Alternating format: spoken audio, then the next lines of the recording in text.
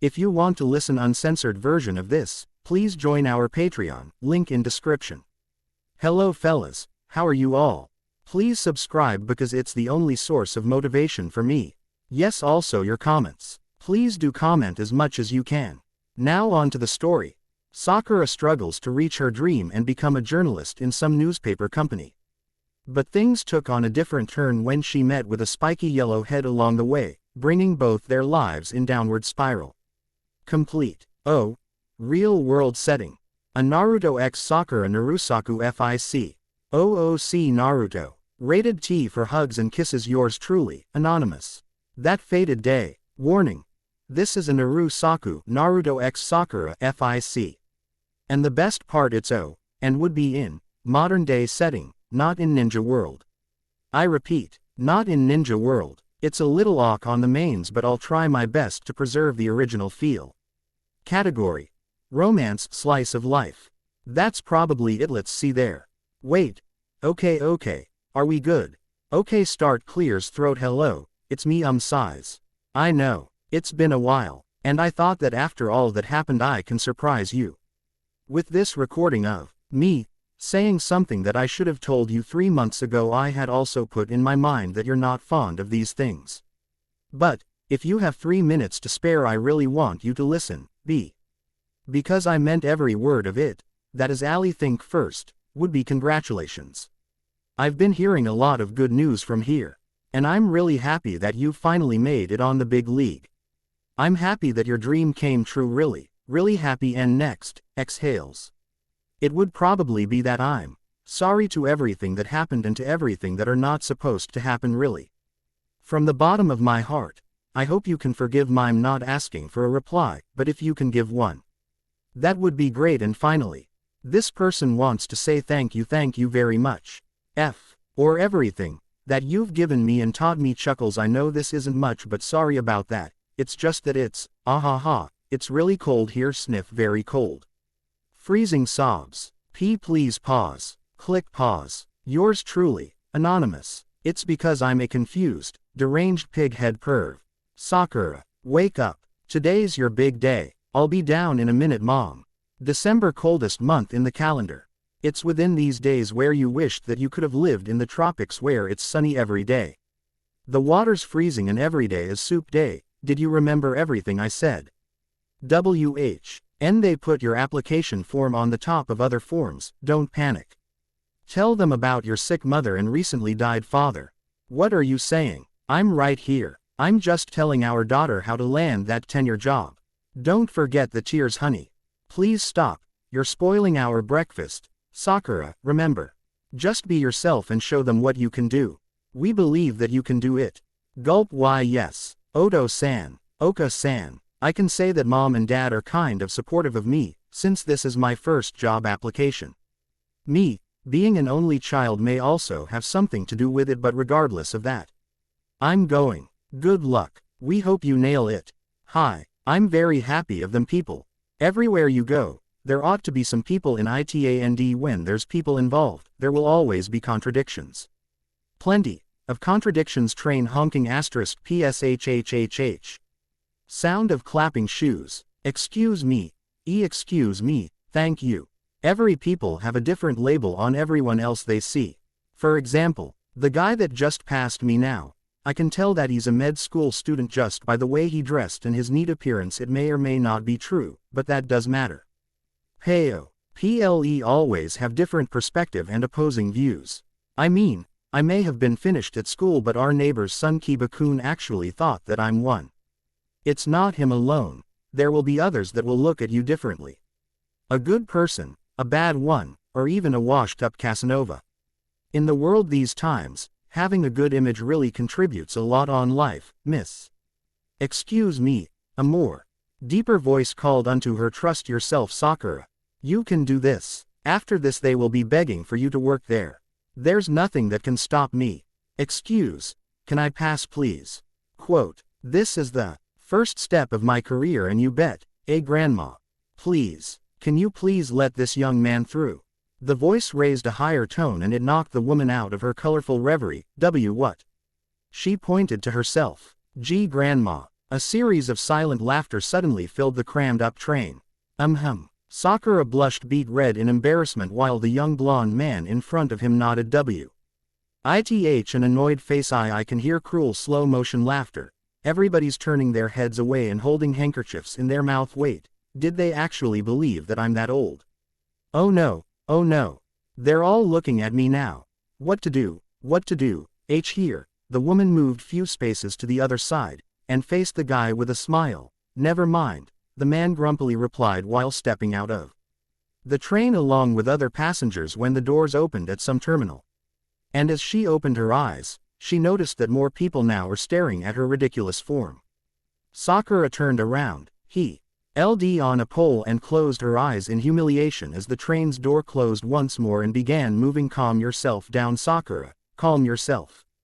There is simply no reason getting worked up by a rude person like that. Just go with the flow. Exhales. Sakura opened her eyes and leaned back near the window and began gazing on the numerous buildings that popped along the way. She then turned her head in front and glanced at everyone inside. A sigh escaped her lungs as she looked down in anxiousness. Locking her eyes over a particular object that had been rolling over the floor, she slowly bent down and grabbed it by the hand to take a better look. A pen. I guess today's my lucky day, she thought to herself before slipping it in her pockets and sitting at the available space in front of her anyway. That guy. She began to picture the vague silhouette of the young man she met earlier. He has blonde hair even though he barely looks American. I've also noticed that he's in business attire. Maybe he's a mafia syndicate or some loan shark Yakuza overlord. No, he has a suitcase with him. Or maybe he's a drug dealer. Yeah, that's got to be it. A drug dealer. An evil, rude, ill-tempered drug dealer that preys on innocent young women. Chuckles. Even swaz been a while since I have an encounter like that with someone I don't know. I wish this would be a good sign. I hope. PSSSSSH. Shoe clapping sounds. The pink-haired woman snapped back to reality after the train breaks over another terminal. She looked from the window and when she checked the station name. Wait. That doesn't seem right. Excuse me, she uttered to an elderly man beside her who's currently reading a newspaper. Is Tokyo Station after this terminal? With a worried look, the woman still maintained her poise. Oh. Sorry there, miss. You might be referring to another terminal line because we've already passed Tokyo Station.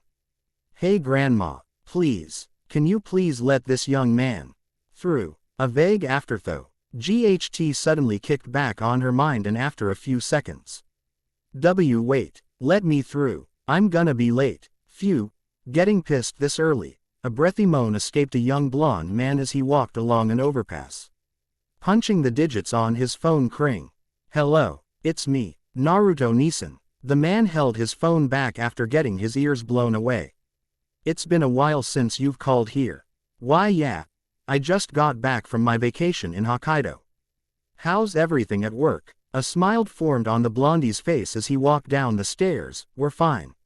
It's lonely though without you, Naruto ni. Ahahaha. That's so. He paused by the trash can and threw the gum he had been chewing. Anyway, I'll be returning tomorrow. That's great. Where are you today? I'm gonna let others know. And then let's have a homecoming party. And, as exciting as that sounds, that old fart gave me some penalty. Work here in the office, he said, turning his head left to right not long before spotting a bench a couple of steps away. Sitting afar from the other guy that was already there, he opened his arms and stretched his back before going back on his phone. Is there something else I should know? Oh yeah, here's your new code, Naruto ni. 034. Wait. He heightened his tone before going through his briefcase and grabbing a piece of paper. The young man then looked for a pen in his pockets, breast pocket, and even coat pocket, but there's no pen inside. Where is it? I know I have one here. Never mind. You still there? And it seems that I didn't bring any pen with me at the moment. He scratched his head in embarrassment before gazing at his watch, slouched in the bench with a nonchalant look on his face. Anyway, I have to go. Just text me the code later, K. Ahahaha. Sure, no problem. Beep. Yawn. The man took a deep breath and exhaled, looking at the bright blue sky as the wind rustled through his blonde hair. A day. Like this is just too damned for working and no. This is implied laziness. With his arms arched in his back, he began closing his eyes and let the boredom sink into his mind. So this is what is like, huh? Being alone even after my vacation from work. Things are pretty much the same. Naruto stared at the clouds with his half-lit blue eyes, watching the shadows of people pass along his sight. His body slightly disheveled and his mind in constant turbulence. It's not that it's cold enough that he's been thinking of dozing off. It's just that today felt like a good day to think. Beep. Beep. Beep. This sure is weird. Beep. Beep. Beep. I'm certain there's something I should be doing by now. Hello. Where the hell are you? You're 30 minutes late now. You. Beep. Ah. Now I remember. Ha ha ha. A figure of a young woman rose from the corner. Running along the snow-covered street steps in her high heels, sweat drops are forming on her temples as she began to run more earnestly. Ha. This is all that guy's fault. Ha.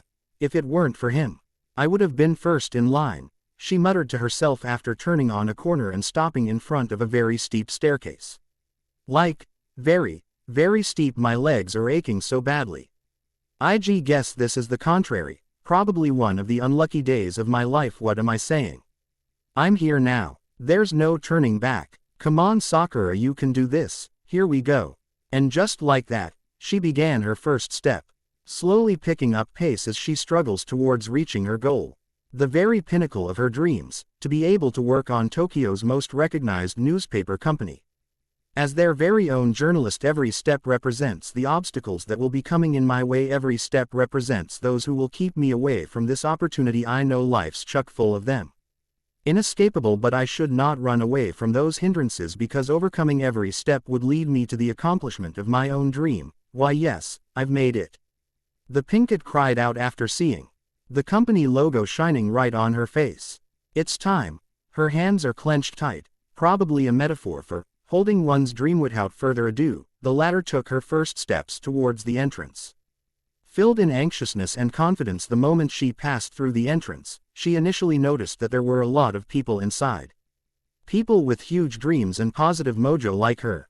The company's hiring more than one position actually, since keeping a position is tough and everyone is deemed replaceable.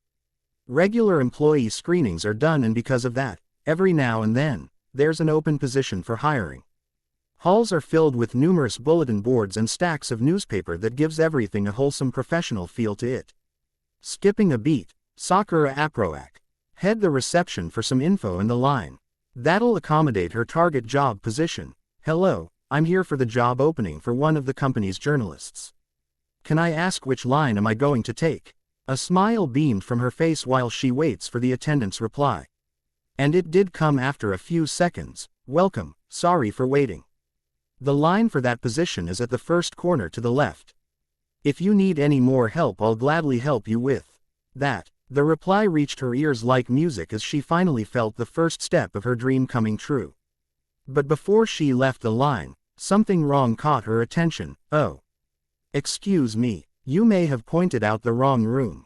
The guide catalog said that the room for the position would be on the halls on the right. She opened her catalog, and pointed out her reason, but her receiver smiled back at her, which is weird. I'm sorry for the misconception. The waiting area I pointed out earlier is actually the right one. We had so many people trying out for the position that we can't accommodate them all at one room, less alone at one line. The line starts from here. Sakura looked to where she is pointing and followed her fingers with her eye as she moved them across the halls and into the room at the far end of the room. 2. There, she finishes, leaving the Pinkett frozen in shock as she gaped in awe at the longest line she had seen. Impossible. After bowing her head in apology, she quickly headed towards the end of the line and waited. Just like the other applicants, she waited, for minutes, 2 hours, a couple of hours last. Before an usher put the lunch break sign on the door. No, this would take forever. If only I could jump over this people just like I stepped on those steps. Who am I fooling? I could be the first one if that. Calm down. Time flies fast. It'll be my turn before I know it. Sighs. A hopeless exhale escaped her lungs. This only proves that even waiting on a line is depressing. She learned that the hard way. An open seat was vacant near her, so she decided to take a break, because if she doesn't, her legs will. I think I should call my mom first. I could need some last-minute advices, she thought. And without much deliberation, dialed her mom's number on her phone. Beep. Beep. Sakura, I've been waiting for your call. Well, how was it? Mom, the truth is, I'm still on the waiting line. What? You've left home 2 hours earlier than usual. Something happened on the way. Well, yeah, thanks to this jerk I've met at the train, I went 1 terminal ahead than planned. Chuckles on the phone. Maybe that'll turn into something great. I do met your father on the try. Stop, you're grossing me out, Mom. Ho ho ho. I do hope you do well on your interview. We'll be waiting here for the news, good luck. Beep. HMF. And I thought Mom would be of any help. Feeling terrible, she bowed her head and rested it over the bag on her lap. A total mess, and I thought this will be easy, young woman smiled nervously while watching the other applicants that are not even moving out of the line. All of them are here for one purpose, and that doesn't mean that they're not willing to kill for that open spot. Just like her, they got their forms bursting with credentials and stuff they know will give them an edge. And the worst part is that most of them have work experience. Unlike F. or her who just finished studying. Grumble.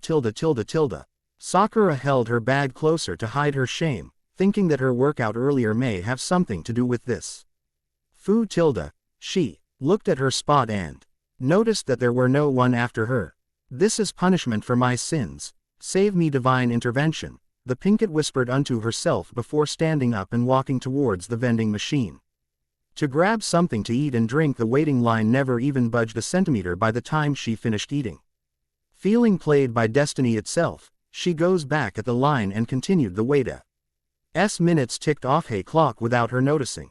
Her once refreshed look turned for the worse as time withered her spirit and enthusiasm. Yet, even after the sudden relapse of events, she never gave up the goal as she continued the pep talk to herself. Don't look at it as some horrible prank played by the fates. Look at this as an opportunity. Now that I'm last on the line, I'm gonna be the freshest on the conductor's mind. Yeah, and it doesn't matter if or not I have experience, I'm gonna be something that they want. I can do this. This would be the luckiest day of my life. No. Are you okay, miss? A subtle voice opened her eyes to reality. She blinked a couple of times more before noticing that the line before her is completely gone. Why yes, I'm here for the tenure spot of the company's journalist, she said with glee while the usher pointed her towards the room and told her to wait. Hey. The usher was called inside the room while Sakura waited outside nervously. Can I go now? Quote, but sir, there's one more applicant on the waiting list. Then tell her to go back tomorrow. That'll be great, for me that is. But sir, okay, fine, let her in and let's wrap this already. Haruno. Sakura. The woman felt her heart skipped a beat after hearing her name getting called by a cold voice from inside the room. Hands clenched on her side, she walked towards the door as the USH opened her eyes towards the much-awaited moment that she wanted. Her dream, just an interview away. Why you? The Pinkett opened her eyes after hearing a man's voice called unto her. And the meant she opened her eyes, and no way, I am possible. The world turned black and shattered into a million pieces. Her dreams, into million pieces. Oh gosh. I'm dead. Well, clears throat. Sakura-chan. Why don't we have a seat? Absolutely, without a doubt. This is worst day of my life. Note. Don't let the prologue confuse you, it would be important on the later part of the story how destiny works. Is this the end? After all the dreaming, scheming and waiting for this moment to arrive, it's gonna end. And there's nothing I can do. There was complete and utter silence. The atmosphere is as cold as the temperature outside the squeaky white room. Tension slowly builds up as the young blonde glanced through every nook and cranny of her resume. Focused, intense blue eyes roamed the paper from left to right, looking past her form with scrutiny. Sakura, on the other hand, remains glued onto her seat and behaves like some goody two-shoes toddler. Unable to speak and see or him because of fear and embarrassment, she now sulks in silence while watching him from afar do his job. His body is slouched back on the comfy office chair, crossed-legged in a gentleman-like manner. The man's face showed no emotion. Still, cold and plain like snow. He has light brown skin all over, but it seems that none of these physical appearances are helping him from getting mistaken for a foreigner. Beautiful. Sakura slowly paced back to consciousness, only to find the young man staring at her with an indifferent look. Clears throat. She immediately looked down and pretended doing something else, while her conductor ignored the action and goes back on business. That was close. I'm glad he didn't notice that I'm looking at him. That should have pissed him more. And that would totally kill me chances on actually nailing this thingy. Sakura, why did you leave your house so early? If you waited for the second train, then everything would be going as planned. And I don't have to deal with this ill-tempered coughs. Naruto covered his mouth with a handkerchief, sending a chilling touch on her spine. His eyes, not even leaving the folder while doing so. Did he hear my thoughts? Who am I fooling? Of course not. That's impossible. Duh. Anyway, why does it feel so heavy whenever I'm near this guy?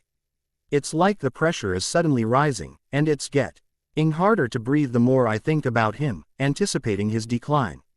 The more I feel bad at myself. And yes, I know that's not the right thing to do. I should stay on the positive side. Yeah, be optimistic, Sakura. I should believe that my pain and hard work on school will pay off. The blonde sat up straight and gave her a dispassionate look. Wait a minute. Why did he stop reading? Is there something wrong with my form? No, I've put everything inside my resume. I think this is more than enough. Flip. This is certainly not enough, he uttered in a cold voice as he laid down the folder. ND used his hand to slide it towards the other end of the desk. The pinkett leaned forward with a surprised look. Pardon, she said, taking it as a joke. I'm saying that your credentials are good, but they're not enough for this tenure position. Naruto replied back monotonously, stretching his back and closing his eyes while the woman in front of him panicked. But I graduated at the top of my class. I've received many awards and accomplishments in the writing field. Now you're telling me it's not enough? She answered back in a fiery and heightened tone, catching the man's attention as he opened his eyes and faced her once more. The guy before you won a Kawabata Yasunari Prize for Literature award. He paused, clasping both of his hands in between. Twice. The final word echoed in her ears, leaving her speechless and much of her self-confidence stripped off. A minute passed by with neither of them talking until the clock struck 5 and Naruto finally decided to break the ice. I guess. The blonde stood up and grabbed his coat from the rack. That answers that. A yawn escaped his lips while fixing his suitcase in front of her dumbfounded form. Excuse me, he said to her in the same non-caring tone before setting his eyes on the door, the moment he's been waiting for. Naruto reminisced in his thoughts and relished the things he's gonna do back home finally. After 10 agonizing hours, I can do what I want now. A job like this probably has the highest suicidal rate here in Japan. I mean seriously. I can't shake off the feeling that the old man gave me this job because no one would dare take it. Or worse, wasting a whole day, sitting on a chair and giving guidance, counseling, to people who are just not what this company needs. I could have been joining Kono-kun in the tea homecoming party. Damn, I want to drink a lot of sake, and a big bowl of ramen would certainly hit the SP. Wait. A woman's voice called upon his attention. What are you doing? He raised an eyebrow. Veer, the pinkett applicant who was now grabbing him by the wrist, still resisting about the result. I've already told you, we need more experienced candy. Is this about the commotion earlier? She pouted while staring at him, leaving the man so helplessly annoyed. What are you saying? This has nothing to do with that. Because it's not fair if you're turning me down this offer because of that. Sakura bowed her head in order to pity-talk the blonde. The same blonde who's now more aggravated than ever. Come on, miss, I really wanna leave this place. Yes, I've got him where I'd want him. A little more and he'll have no choice but to give me this job. Please reconsider. This is my one chance to reach my dreams. Those 85 applicants have their own dreams too, but I turned them down. Now be a sport and let go. This is bad. My chances of employment is down to 5%, and my mom's sick. And my dad recently died. Sobs. That's depressing. Let me bring you a gift after I visit those applicants. Houses for their sick moms and dead spouses as well. 4%. I said let go. No. Come on. People are starting to suspect what we are doing here. A blush formed on Sakura's face. You pervert. 3%. Let go of my arm. What's with your brute strength anyway? Accept my resume. My dad's gonna kill me if I don't come home with a job. But you just told me that your dad was dead. He will die at some point. 2%. Ah, you're so frustrating. Just accept my application form and I'll let you go. You can pry hands. Quote ellipsis ellipsis ellipsis quote. Wait, you're not serious are you? 1%. This has to end. Let go or I'm calling security. Please, I'm begging you. Just take a chance with me, I can show you what I can do. I'm very sorry, but if this job meant so much for you, what do you think it was? For the other applicants I turned down earlier. And as simple as that statement, she lets go off his wrist and slowly tilted her head down. Because it is true, it's not fair for her to claim the job. It's not fair for those other 85 applicants that had their hopes and dreams shattered before her. And it's not right for a woman like her to act like this in front of a gentleman like him, so she lets go off his wrist. Even though, by letting go off his wrists, she lets go off her dreams. It's time to face the fact that she wasn't good enough for the job position and there are some people who are better than her. Naruto, on the other hand, just finished catching his breath when he saw her broken figure sitting restless on the chair. No matter how much he wanted to hire those applicants and not break their dreams. This is how it was supposed to be. Life's just too hard to be taken by easily. And only those who deserve it can achieve their dreams. Simple as that. The blonde man fixes his tie and put on his coat before leaving. Without saying another word, it's kinda mixed emotions right now, feeling sorry but getting awfully annoyed, which is by far not a good combination. With no more words to say, he shut down the lights and said goodbye to the ushers outside before silently slamming the door closed. Permanently putting the halt on the young woman's dreams, putting things back to where they're supposed to be and letting them know where they stand. It just killed her. Why? This is not happening. I'm so close from reaching my dreams and I totally blew it. Train honking *PSSSSH. Sound of clapping shoes. Excuse me, coming through. I guess I should tell my parents when I go back home. I owe them the truth at least, although all the things he said earlier was true, I never imagined. Coming home without accomplishing anything, and to think, chuckles, that I'm very certain on grabbing that spot so easily. Who am I fooling? It'll be a miracle for someone like me to be able to work their PSSSSH. Door open. People sure do a lot of contradictions. They want to step up, and they want to back down. They'll make you feel good. Then they make you feel bad.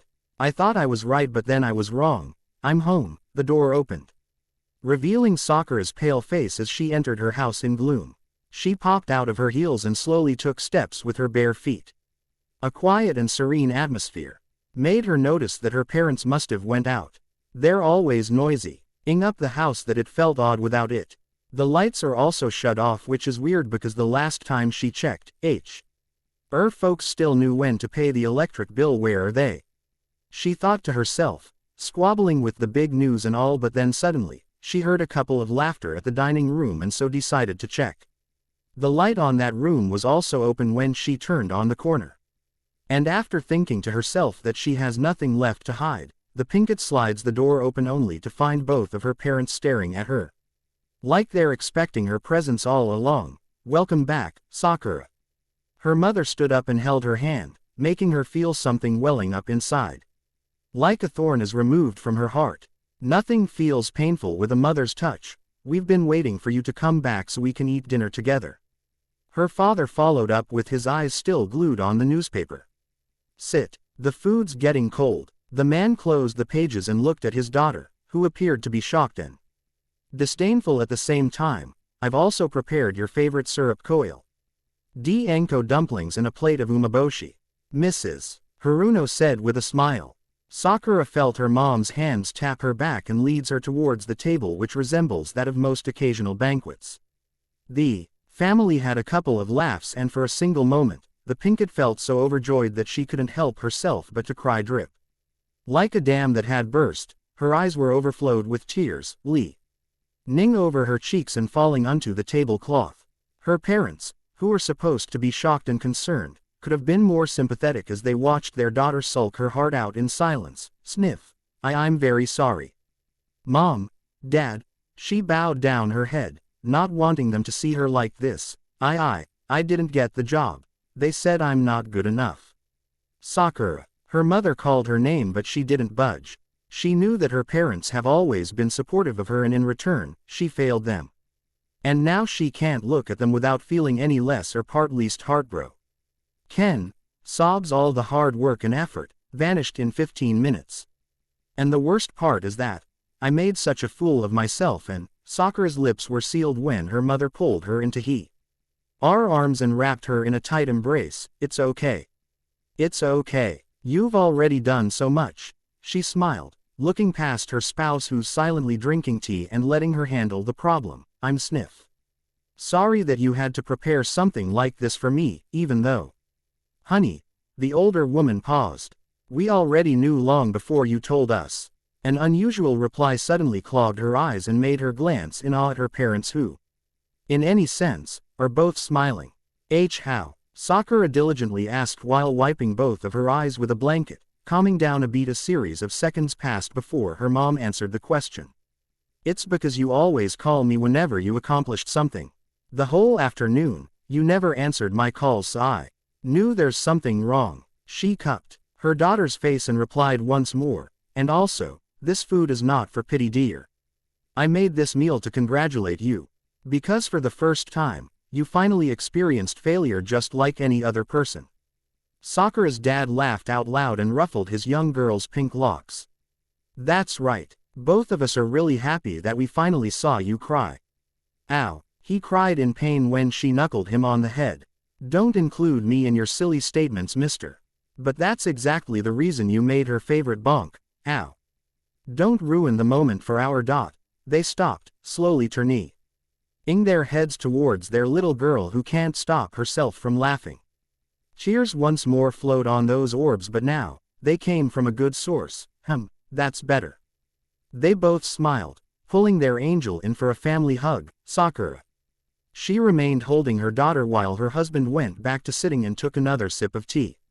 You will always be perfect to our eyes. Her voice lingered on the pinket's ears, resonating like it sounded like music. To make a long story short, we just want you to know that making a mistake is a part of life. Her dad added up to the discussion, sting a frown on his wife when she glared at him for ruining their moment. And those mistakes are the one that'll make you better. My, the food's getting cold. The three looked at the delicious meal in front of them and grinned all together. Itadakimasu. Mom, Dad, thank you. The night sky turned dark blue by the time the noise from Haruno household finally stopped. And one by one, the lights at very house began flickering off till the whole neighborhood gets covered by the blanket of the evening haze. The day is over and it's about time for the night to take over the worn-out souls of people scorned by it. Upon the midst of twilight is a new day born out of mystery. Another day filled with uncharted seas and winds that blow in different directions. And another day that'll write another chapter in everyone's lives. Brr. A young blonde man suddenly woke up in bed under shivers. Still dressed in his half-open long-sleeved shirt and slept with his socks on. From the looks of it, he had a rough but gracious night. On tea there are stacks of ravaged ramen cups and 3 empty bottles of sake. The pillows are all on the floor, the TV's been open overnight and so are the windows, which explains the freezing temperature. He softly muttered, palming his forehead and rubbing his eyes off the morning glory. After lying on the bed for a few minutes, he rose up and sat lazily looking at the clock which says 9 o'clock. 9 o'clock, He tried thinking about something with sleepy eyes before those orbs forcefully opened up in shock. Crap. I'm late for work. The sun be gone rising from the east like any other day. And just like any other day, the same old boring routine of life began into play. People walking along sidewalks, cars moving in different directions. It's like a broken album reverting back to the same song over and over again. But what fun would life be if there are no surprises? 4. Every day is a day filled with tons of detours and U-turns that comes along every revelation. Good morning.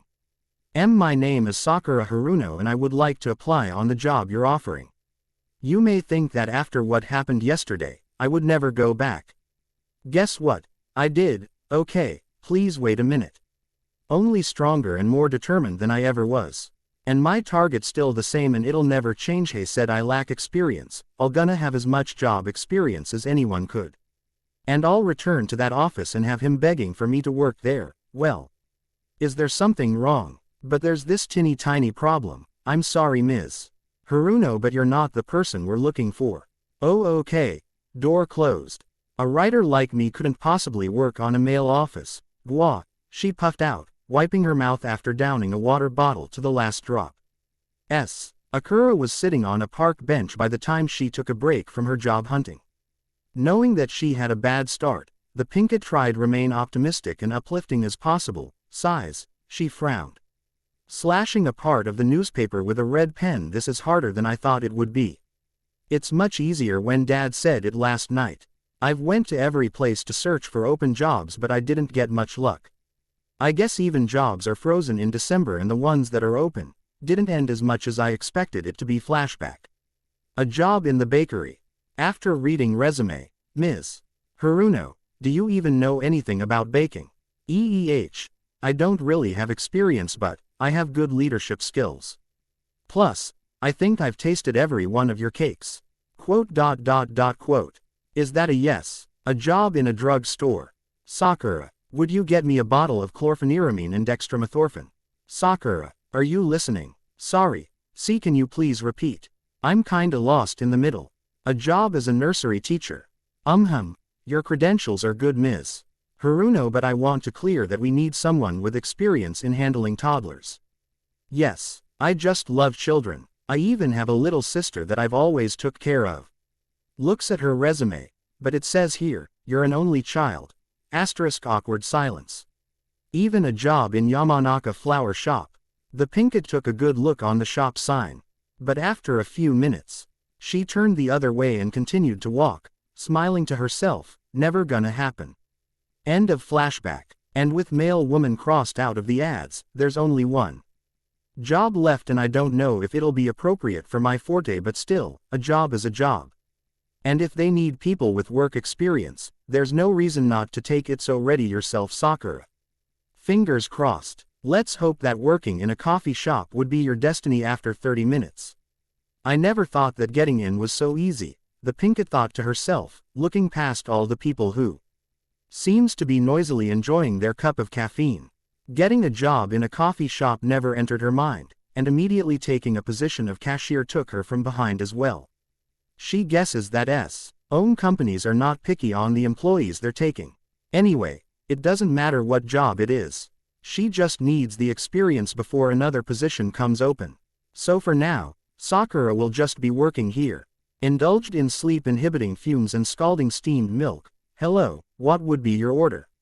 Wait, let me guess, is it coffee? Why yes, can I have a cup of that brown thing? A customer pointed at the list and Sakura followed with her eyes. She smiled back and makes her a cup of medium drip, otherwise known as that brown thing. Cling. The sound of door chimes twinkled, another sleep induced customer comes to the store. Thank you. Enjoy your coffee. Sakura bowed down as the pleased customer walks away to her respective table. And when she tilted her head up to recover, another one appears in front of the line. She took a deep breath and readied herself for yet another conversation, and hoped it'll not be one of her classmates. The woman gave a beaming smile and greeted the customer with heartwarming discourse. She then took a look through her half-lit eyes. A man, light brown skin, coat and tie, blonde hair. Good afternoon, sir. Welcome to Cough. A series of flashbacks teared her mind, and before the Pinkett could notice his heart-stopping identity, she was already talking to him. Sakura paused and looked at the blonde with shocked eyes, feeling a twitching pain on her chest. I'll be having a medium-size mocha froth. The man's smile disappeared in an instant. You! He exclaimed in a mad sense of déjà vu. Sakura remained motionless, standing in front of him like a statue while he tottered in confusion. Okay, where's the camera? I know I'm in those half-assed reality shows. Is this some kind of lame prank? Naruto turned around and tried to regain back his composure. pacing back his sight towards the cashier ledge. Huh, he mumbled, staring at the empty stall with the Pinkett suddenly gone. Where did she go? The blonde turned his head towards the door before catching a split-second glimpse of her closing the door and running away in fear and embarrassment. Why? Why now? Why, when I finally thought I could do it, he will then appear and topple my hop. Down the floor sobbed Sakura ran outside, wiping her tears as she continued to go as far as she can away from him. I don't know the reason why I'm doing this. All I know is that it's painful and humiliating. My heart feels that every time I see his face. Ha, ha, ha, wait. Miss, what's the problem? Is there something wrong? He said, breath after shallow breath, trying to catch up with her. Sakura noticed his presence and tried to run faster. Wait, why are you running away from me? His words eventually reached her ears, and that's when she decided to stop, halting in front of the park with him hot on her trail. Hey, why did you run away from him? What's your problem? Why are you always appearing to me, trying to make me feel bad? She retaliated back in anger, glaring at him with teary eyes while he stood there dumbfounded. How the hell is this my fault? Are you still thinking about what happened yesterday? Are you angry at me because I didn't? Yes, I am, and I know it's wrong, but I can't help myself but to feel devastated, the Pinkett told him with a straight face, holding back her tears as much as possible. The man didn't reply. He looked at her with apathy, though deep inside, he's concerned. He knew that he's partly responsible, and no matter how hard he tried, there's nothing much he can do. I'm sorry, Naruto uttered in a subtle tone, head turned down and hands held back on his side. And no, she immediately replied back, wiping her eyes and facing him once more. I was out of line. I apologize for the trouble. A smile formed on her face, before bowing down and began walking away. But before she could even do a single step, the young man held her wrists, causing a blush fluster on her cheeks. Let me make it up to you. Sakura looked back and noticed his deep blue eyes locking against hers. I'll treat you to lunch, my treat, okay? The man finishes with a smile, softly dragging her along with him as they went teeth deep inside. Sakura never thought that of all times, of all place and of all people, it was him. The Pinkett was so lost for words that she never even thought of refusing and just went with the flow. Eating for free with the one who destroyed your dreams. How awkward and lucky can she get? And come to think of it, it's been a long time since she ate lunch with somebody else than her parents. All the anger and frustration that welled up inside her heart suddenly diminished. And it felt light, rather than his pressuring aura before. The man did have more sides than a box would have, she thought, looking at him from the back before they entered an open-spaced Italian restaurant near the park. You've got to admit the wine here's great, he said to the Pinkett, who was watching him all along. She didn't try talking back, and so Naruto tried to be formal. The blonde smiled, putting the glass of red wine down. I haven't formally introduced myself. My name is Naruto Uzumaki, 21 years old. I've been working in Japan times for almost 2 years now. Pleased to meet you. A chill traveled on Sakura's spine when she noticed him looking at her eyes.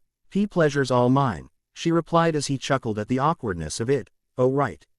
Your name is Sakura. Right, Sakura Haruno, he asked and noticed her shyly nodding at him. Is there something wrong with my face? And no, she replied back.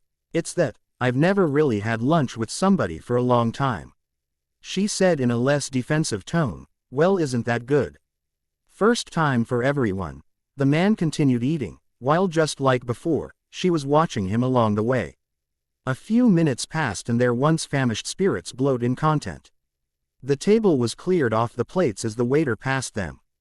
And a more awkward atmosphere came into scene. Thanks for the meal, Naruto-san. Sakura gave thanks and bowed her head. You don't have to be that polite, he answered back while watching the woman, as she opened her bag and grabbing out a notebook and a folded newspaper. Getting the urge to ask. The blonde opened his lips. What are you doing? Crossing out. Coffee shop employee, from the ads section, she said without restraint, streaking a red line through it. And when she turned her head, the man was looking. Wait, you're gonna be late for work, lunch break is almost over. Sakura had a confused look when the man started laughing in front of Her, let's just say I woke up in the other side of the bed this morning. An hour earlier.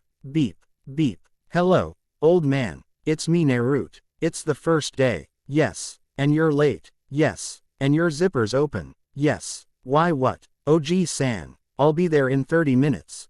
Give me more time. Don't bother. I'll kick your ass when I see you here today. Take a day off. This will be deducted in your paycheck. Wait, beep. Back to reality. Sakura was writing on her notebook by the time Naruto finished reminiscing his thoughts. By sheer curiosity perhaps, he was compelled to the pen. K notebook adorned with stickers. Lemme, take a look. He grabbed it from her, looking past the pages with blinding speed. Her penmanship's good. Every letter seems feasible. Wait, this writing style seems very familiar, thought to himself, a second before a fist flew to his arm. Ah, the man dropped the notebook and looked at her pissed-off face. You pighead. She slipped her notepad inside her bag and walked away towards the exit. Ahahaha.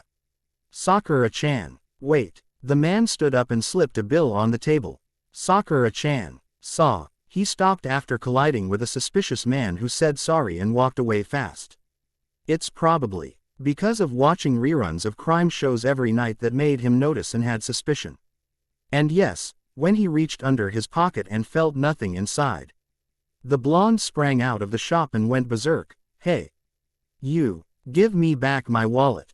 Naruto yelled on the top of his lungs, catching some attention. The other man notices and panicked, running faster than the blonde. And when it seems like all hope is lost, he saw the picket a few meters in front of the man. Sakura.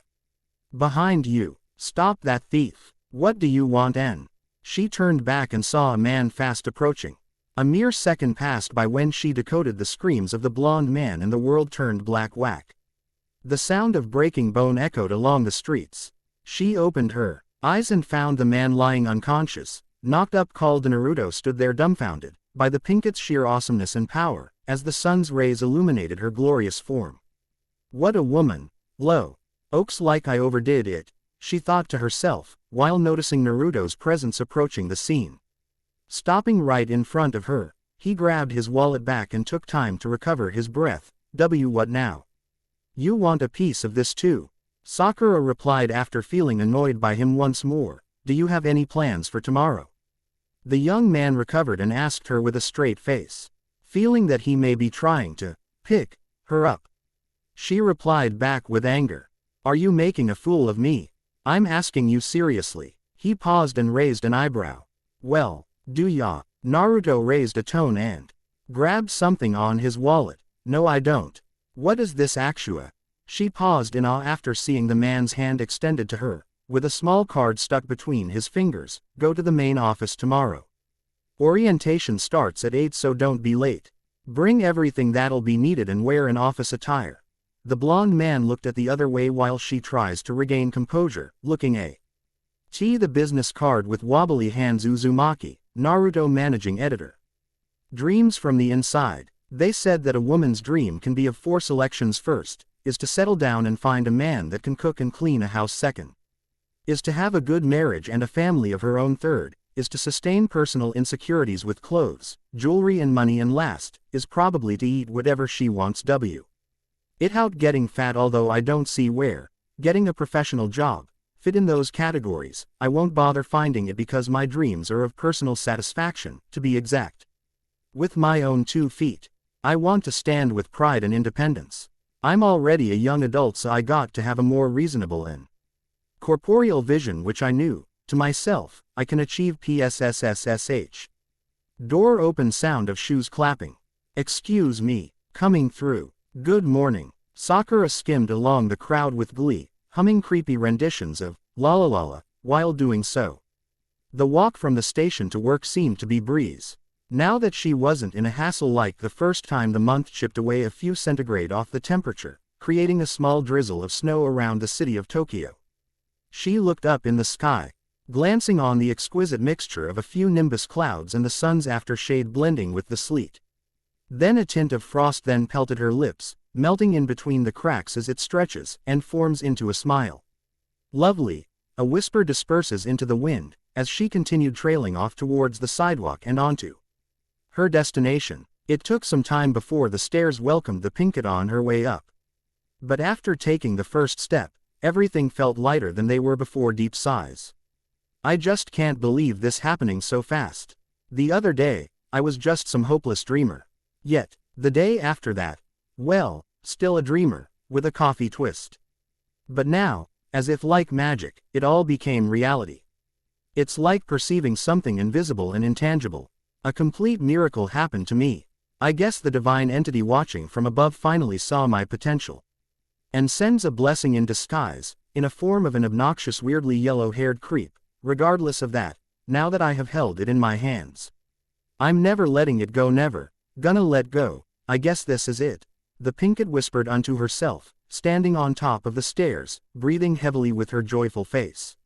She's wearing an office suit, just like Naruto prescribed, and got every need inside a brown box which she carries on her arms.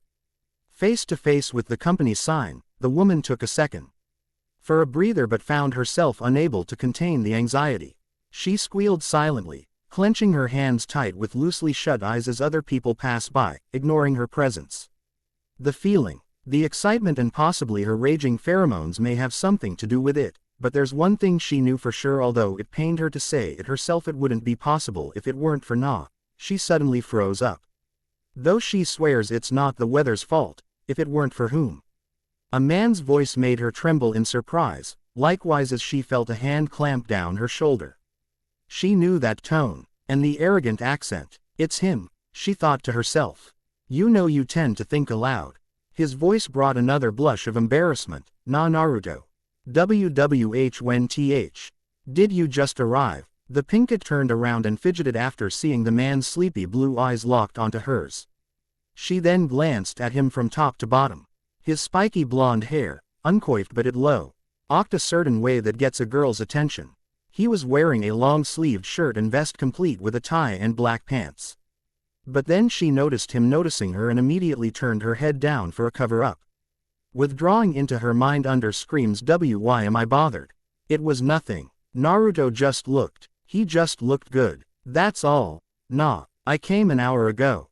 He replied back lazily, looking at the other way, but then noticed the box she had been carrying around her arms.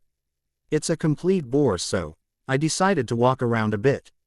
The blonde finishes, grabbing it from her grasp and roaning back on her dazed form. Though the reason I came early, 'cause the old man would have killed me if I missed another day. The awkwardness wore off after several minutes, just like the snow as it gradually stopped falling. Sakura turned her head towards the man, wanting to ask something, but found him looking at the sky with soulless eyes. Are you okay? She moved back a little step while Naruto looks back with a rather peeved manner. Considering how much life you squeezed out of me with that hug yesterday, yeah, I guess so. A brief flashback entered the Pinkett's mind. She remembered herself, crushing him with an embrace right after belting out the big news. A flicker of white and yellow flashed before her eyes, snapping her back to reality. So, he paused and looked at his watch. Are you ready? The man finishes, raising an eyebrow at the young woman who just felt her blood boiled with anticipation. Yes. I'm very ready. In fact, I've been anxious about this moment the whole night that Sakura stopped talking when she noticed his presence gone. She looked from left to right but can't find him around the area. Are you going to stand there all day? Let's go. A husky voice caught her attention. Naruto's already on the entrance when it got to her senses, looking back at her from a distance as she ran towards him with utter displeasure. I just can't believe this man. He can be sweet but with a bitter aftertaste. He can be rough but can also be as smooth as velvet. He's someone whose personalities I can't decode. Faster. Wait, I'm coming. If only I could care, I would certainly like to know. The two entered the office with a sort of cat and dog relationship. Naruto was walking fast, ignoring any hindrances while the woman tries to catch up with him. The blonde put down the box atop a glass table, walking towards the reception hall while Sakura sat on a couch to rest her aching bumps.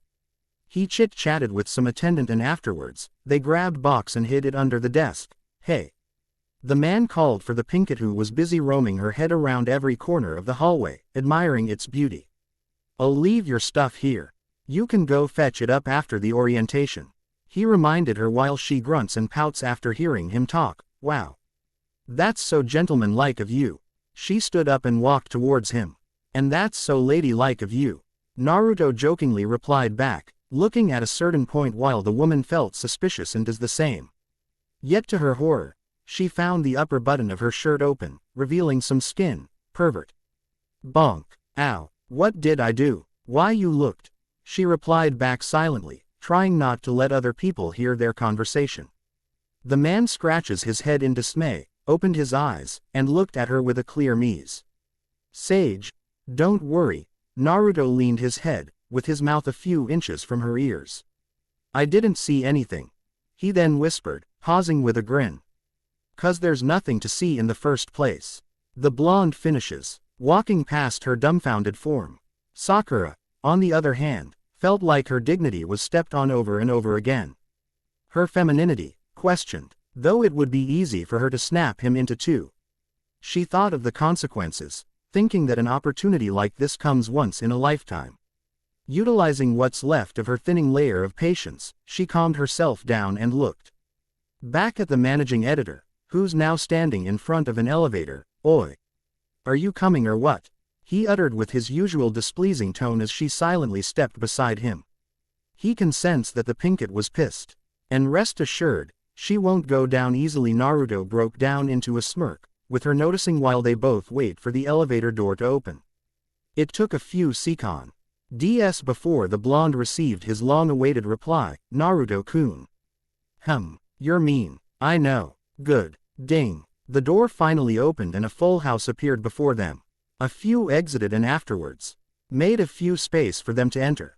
Good morning, sir. An employee bowed his head down to greet the blonde, who on the other hand was smiling back as he entered inside with haste. The young Oman also followed, but when her foot touched the floor, a red button flashes on the side. It says, over maximum weight capacity, and she knew it'll not be long before her precious companion would do something to blow her top off.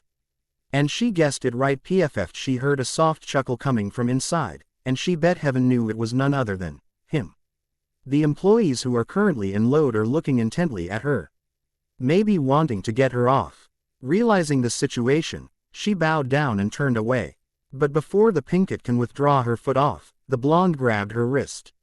And Naruto. She muffled down a tone as he looked at her and moved his head left to right. The young man scratches his head, looking at the other tenants and employees taking the elevator with utmost discomfort. Can someone let this young woman in? I'm really sorry for the trouble, but we're kinda in a hurry. He stopped. Not long before one goes out, then another, a couple of more. All of them saying, of course, sir. No problem, sir. And the ever more disturbing, I hope you two won't be late, sir. Naruto tried hard to hide his dismay. What's that supposed to mean? They're thinking we're gonna do something else. Thank you. He happily waved back at them, still holding her wrist as he pulled her inside the now empty elevator. The doors closed shut in between and the elevator music came into play.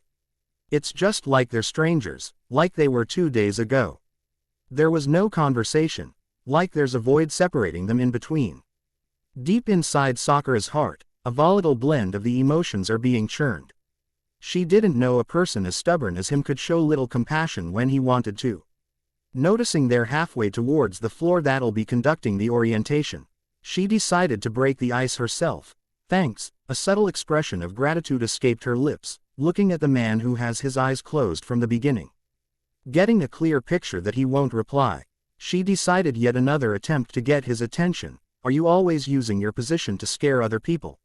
She looked down, playing with her fingers and waiting for his answer. And opened one eye and rolling his pupil over her, not moving his head. Yeah, I guess so. She earned his well-awaited reply. You know you could be good if you try. Sakura smirked when he faced her and opened the other eye, showing his usual grumpy look. Is that so?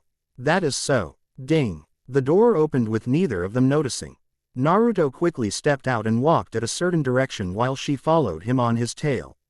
The woman marveled around the beautiful hallway that encompassed the whole building. She just adored the feeling of professionalism that lingers in the air of these very halls she's walking through. The rooms are great, the people seemed nice, and the view from above is inspiring. It's what she's always been dreaming of, and it all happens today, here. The blonde stopped at a certain room before turning back and facing her pacified look. He lets out a deep sigh before sharing her a cup of this. Is how it is. The old man would be conducting your orientation as well as the interview. She nods with curiosity, carefully listening to every one of his words. Oh, old man, she asked right after, not wanting another guy like him to be his proctor. A picture of a jolly and happy-go-lucky grandpa entered her thoughts, and she felt like she got this in the bag. The editor-in-chief, Jiraiya Ojiazan, he said with a nonchalant demeanor. Editor-in-chief.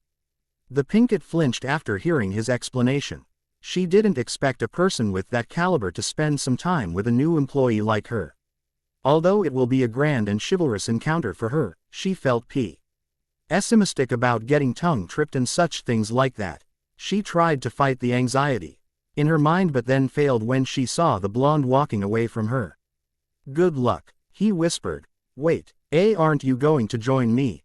A hopeless sigh was heard from the man when she called him for help. Isn't it your interview? He said in an annoyed tone. Why yeah, but you want me to bottle feed you too? The man sneered, popping a vein on Sakura's head. You can do this by yourself. I'm sorry, but I'm gonna do something else. Naruto turned around and started walking away from her. But just when everything seems to be in motion, a familiar voice stopped him on his tracks, petrified to his very core. Why in such a hurry, you brat? The worst-case scenario happened. His face became white as snow, as if he saw a ghost.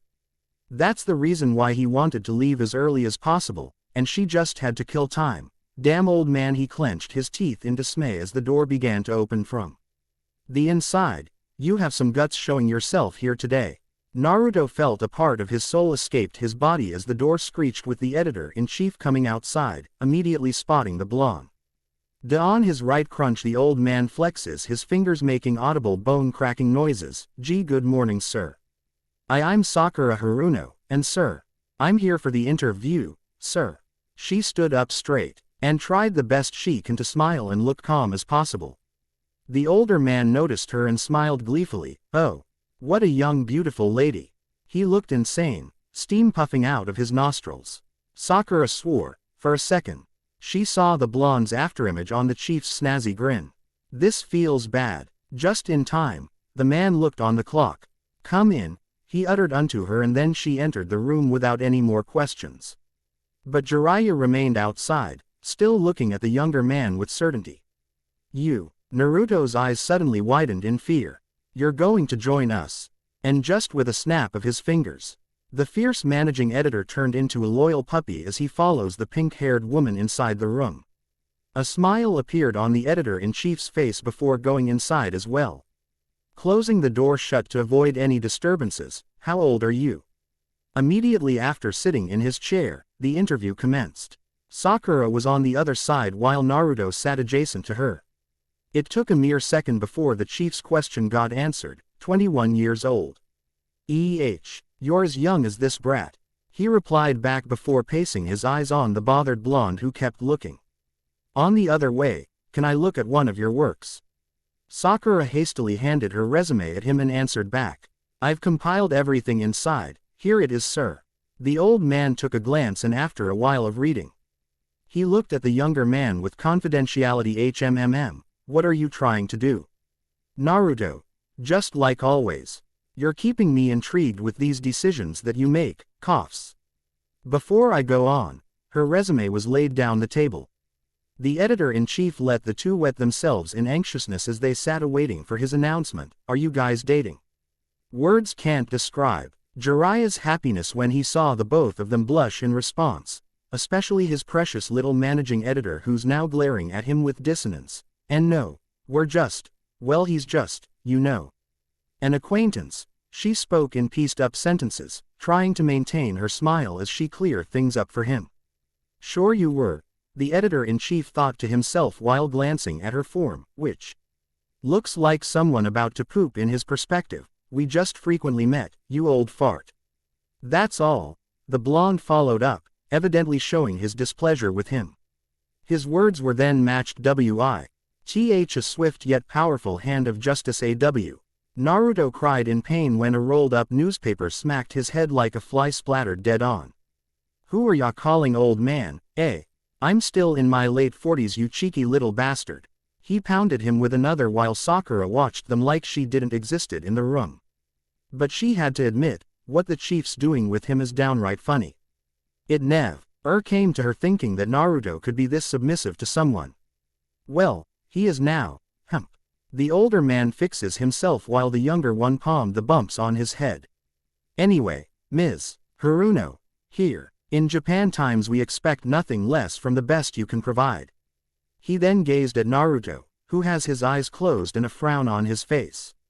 It's very rare and unusual for Naruto to recommend someone, and considering that he did, I'll surely have high hopes in your abilities. Sakura's face turned pale white as she was drowned in pressure and expectations. Can we count on your professional and loyal services? Yes, sir, she answered without hesitation and with complete sincerity to herself. Jiraiya felt a similar essence from her spirit with a certain someone as he smiled back at her with content. Good. Although we have plenty of time left, I would want to end this interview for some reasons considering work. The company policies and rules are all written in the catalog I gave you earlier. Your work will start tomorrow. We hope for your cooperation, Ms.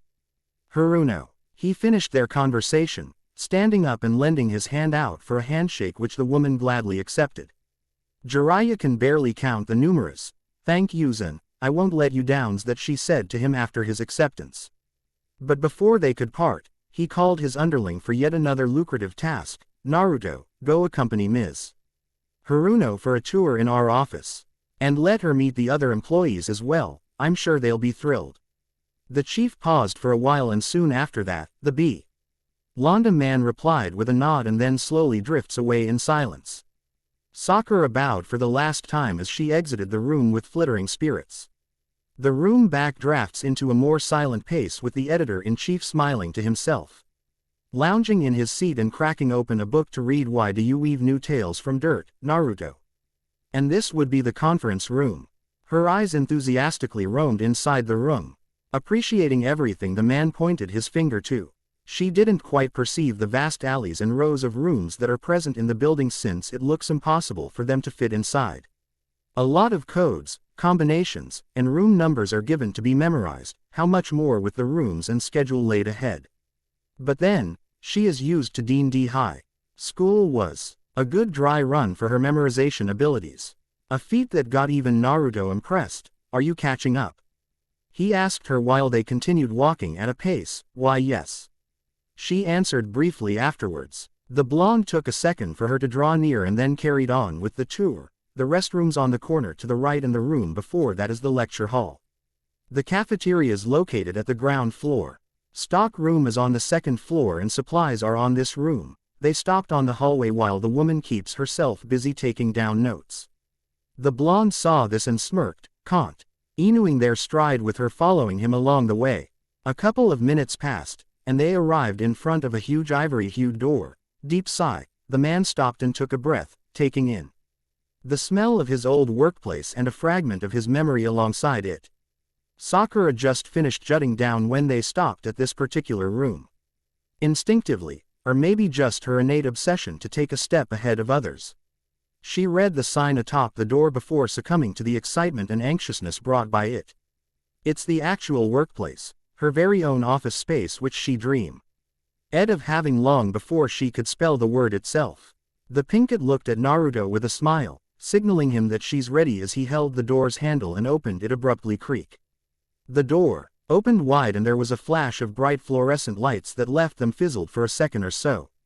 She closed her eyes from the blinding light and the last thing she could remember seeing after that was a group of people swarming the blonde in front of her. What's happening?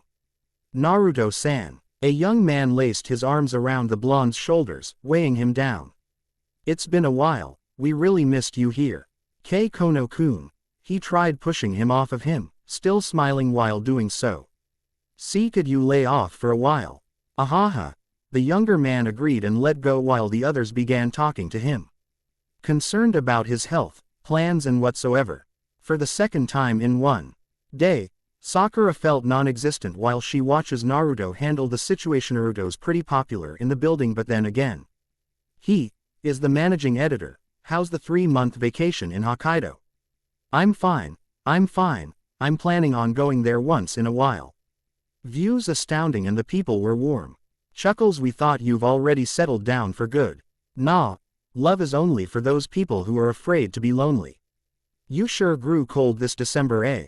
Ahahaha. They had a couple of laughs before Naruto decided to branch another topic. How's work here? You guys should have been surviving well. Barely. Henshucho, editor-in-chief, had been pushing us to our limits. He took your leave seriously. Yeah, got that message 30 minutes ago. He answered back, looking past their eyes with apology. My oh my, what a beautiful lady you do got there. Another employee then uttered. Ed, while the blonde suddenly remembered what he was supposed to do. Oh right, he told himself. Listen guys, she's the latest addition to our department. Please welcome Ms. Sakura Haruno, our new company journalist. He stood aside, letting his fellow officemates take a good look at the pinkett. The moment they started looking at her, she blacked out, not knowing what to say. Maybe it's from the pressure or the shyness. Regardless of it though, she knew getting tongue-tripped as first impressions would mean a lot. Taking what's left of her inner will, she manages to conjure up words to greet them properly. I'm Sakura Haruno. She bowed down and got back up. I wish for a prosperous time working with you. A smile then formed on her face not long before she was showered with praises and applause. The woman was overpowered with happiness, coursing through her veins. The heartwarming welcome she received almost brought her to tears if it weren't for Naruto, who kept his composure, arms crossed on his chest and with his usual blasé appearance. That moment on, she knew this is definitely where I wanted to be. I don't know how. I don't know why. I don't care, I just knew. Sakura Nichan. Is that okay? A much younger voice caught her attention. It came from a dark brown-haired fella who's currently smiling at her. The blonde noticed and decided to introduce her to the old employees. Sakura, this guy's Kono-kun. He's our proofreader, cleaner and possibly the youngest member here. My full name is Konohamaru Sarutobi. Pleasure to meet you, Oni-chan.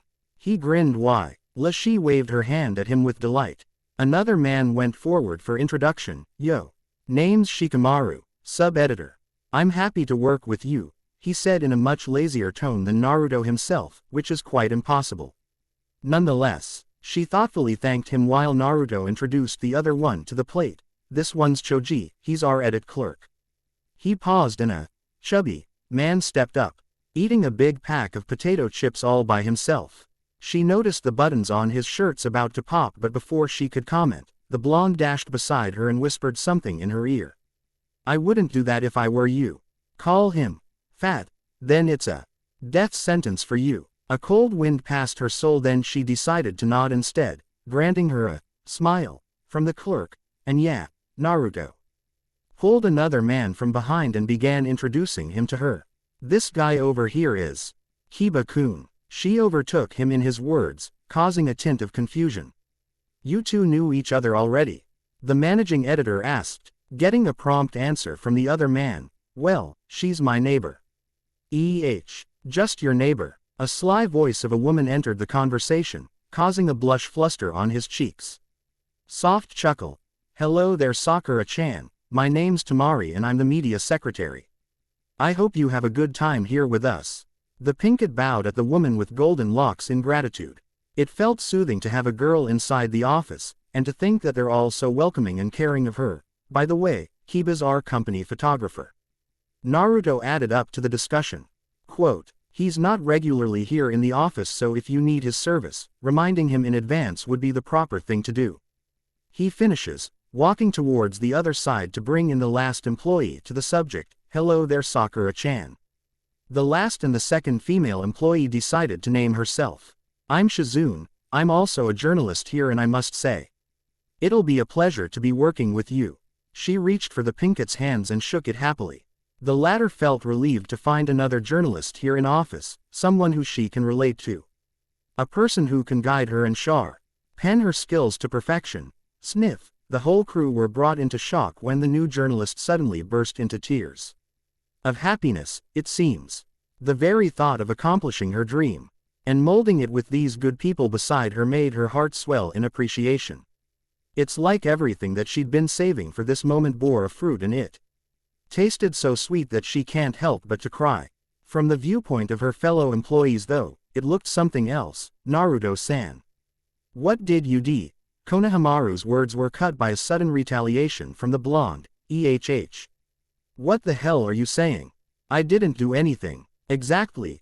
Tamari added up, teasing their precious managing editor even more. You let her cry and you didn't do anything about it. TCH. He turned Aru. ND while the two girls chuckled at his hateful disposition. It took over a couple of minutes for her to recover and clear things up. The moment she wiped off the tears of her eyes, the room went silent. Pants. I'm sorry. It's just that I'm so happy. She casts a beaming smile, while the Naruto and Shikamaru turned their backs in contrast. I'm very much honored to be working here, and I promise to do my best. Thank you all for welcoming me. The whole room bursts into laughter while the YRPHs into a chuckle. It was a good moment for the group's interaction with the newbie. They were never this happy whenever a new employee enters the department, but it's quite the opposite this time. Shikamaru remained drifting off elsewhere but then noticed the door twitched and moved without Anion. Noticing. Just like always, the sub-editor closed the door, drowning all over their laughs from outside. You prefer going off somewhere and being alone, he uttered in a low tone while the blonde remained rested on his back against a wall. What do you think of her? Naruto narrowed his eyes into slits, deepening his breath and lending an ear for the latter's response. Familiar. Very familiar, he replied after a while, just as the other man stood up straight and faced him with a resolute expression that broke into comedic laughter. I thought so myself. Because you are just like her. Do I put it this way or this way? Turn the card upright, Ms. Haruno. Then slide it from the left. Flick. So that's how. Thanks. Arigato gozaimasu. Monday, the 7th of December, an ordinary day filled with extraordinary happening sights, a day that will forever leave a mark on my calendar, just like it did in my life. My first day of work, here in the main office as one of the company's official journalists. Excuse me. Sir. I think I left. I mean an acquaintance of mine left a box here yesterday and I forgot to retrieve it. Ah. The young man pulled a brown box from under the reception desk. You mean this one? Yes, that one. Thank you very much for keeping it there. The pinkett bowed her head as she glanced at her office stuffs receptacle. No problem, he smiled. Botchki couldn't ask for more, just think of it. The people are friendly. Work's just a train ride over and the pay is good. This day, though it seemed spectacular, made me revert back to those moments in life that I've missed out on. I learned to wake up at 6 in the morning. I learned to shop for clothes and be conscious on what I wear. I even got to use a time card, which by the way, was an awesome experience. It's pretty good to know that I'm still able to get a hold on these things. And know that there's something new, something that I could still absorb. And having much said that, these flaws and imperfections are what rends and crafts me into something better and stronger. A breath of fresh air, a cup of new ideas, and sliver of inspiration, to help me on my first step aboard a stairway tethered to my dreams. Ding. Elevator door opens. Pants. Rough grunts and exhales were heard as the Pinky's figure passed the hallowed halls in the early morning. Many people passed her by, busy people, who crammed a LK of their time figuring ways to submit some article before the deadline, or something like that. She couldn't blame them for not helping out. At least they greeted her, good morning, as they went their own ways. It's about a quarter of a minute since she strode along the floor. And she didn't saw one bit of her officemates inside the building. Thus, giving her an initial picture of what they LDB doing at the moment. Or so she thought. Sakura. The young woman turned around after a voice called her name, and to her surprise, oh. It's you, Ohio, Shizune-san. A smile curved apart her well-defined dimples. Watching the woman as she approached her with flittering spirits. Wait, it's embarrassing. Her words were halted, as the fellow journalist took the box from her arms and chuckled at her. It's okay. She replied, carrying her load with ease. A little help wouldn't hurt. It's just that I'm really happy to work with a fellow journalist. The black-haired woman paused and looked at the newbie's reaction, causing her to withdraw to yet another feeling of self-unworthiness. Shizune pouted at her. Don't down yourself, cheer up. The pinkett raised her head, only to see her senpai's concerned poise. The fact that you are now working here only proves that you are good. Sakura's heart twitched when she felt the latter's hands on top of hers. Thank you. Her frown gradually dissipated, only to be replaced with a soft smile. By any means, you got my back. Strong words passed through her ears yet stayed on her heart. She could only talk on her thoughts after catching a glimpse of her walking away. Having nothing else to say and do but to follow her. Let's go, Sakura. I'm gonna escort you on your first day, and with that, both women's figures were by consum. Ed with the bright sun's rays as they gaped towards the office doors, together. Closing the door yet opening another one. To Sakura's life, thank you, Shizune-san, for being my first office friend. Man, this is troubling. I know what would be that old man's reaction right after he found out that I chose Sakura for the spot. He must have been sprawling in confusion on the thought that I turned down his handp. Journalist from the States just to let her work here. Knowing him by far, I bet he noticed that I had my own intentions, and it's what's keeping my system on the move. And now that I think about it, I do wonder. For the second time, why did I do it? As far as I'm concerned, I didn't reconsider just because of her deed the other day. That's not the way I roll. Bribery and getting indebted isn't something that I could easily pass. Time and time again, I've been receiving edible gift baskets from those people, only with my trash can finding them delicious. But then why? Why did I give her another chance? Is it because of pity? Of gratitude? Sigh. Who the hell am I kidding? They should have known. Everyone should have known. Heaven itself should have known. The reason I'm doing this, and try as I might, I can't help but to falter to my own desires to sustain the part of me that yearns for the impossible. Am I just that reserved? Or is it weird that I'm fond of holding on to things in the past? Which is it? An answer I wanted somebody than myself to answer, because they would have knew me more than I didclack. The sounds of leather shoes slowly resonate against the ivory inlaid floor. A crude reflection from below shows a man with blonde hair, standing in front of a half-closed door, seemingly listening to the faint noises that were feasible from outside. The man belted out a sigh, for he felt like he wasn't himself today. That, the latter always have the same thing over and over again. Waking up, going to work, going back home, taking a rest, nothing seems changed. Is making money the only thing good in life? He asked himself, bound by cold feet as he glances upon the line of light coming from the slit in between the doors a few minutes before, inside the office.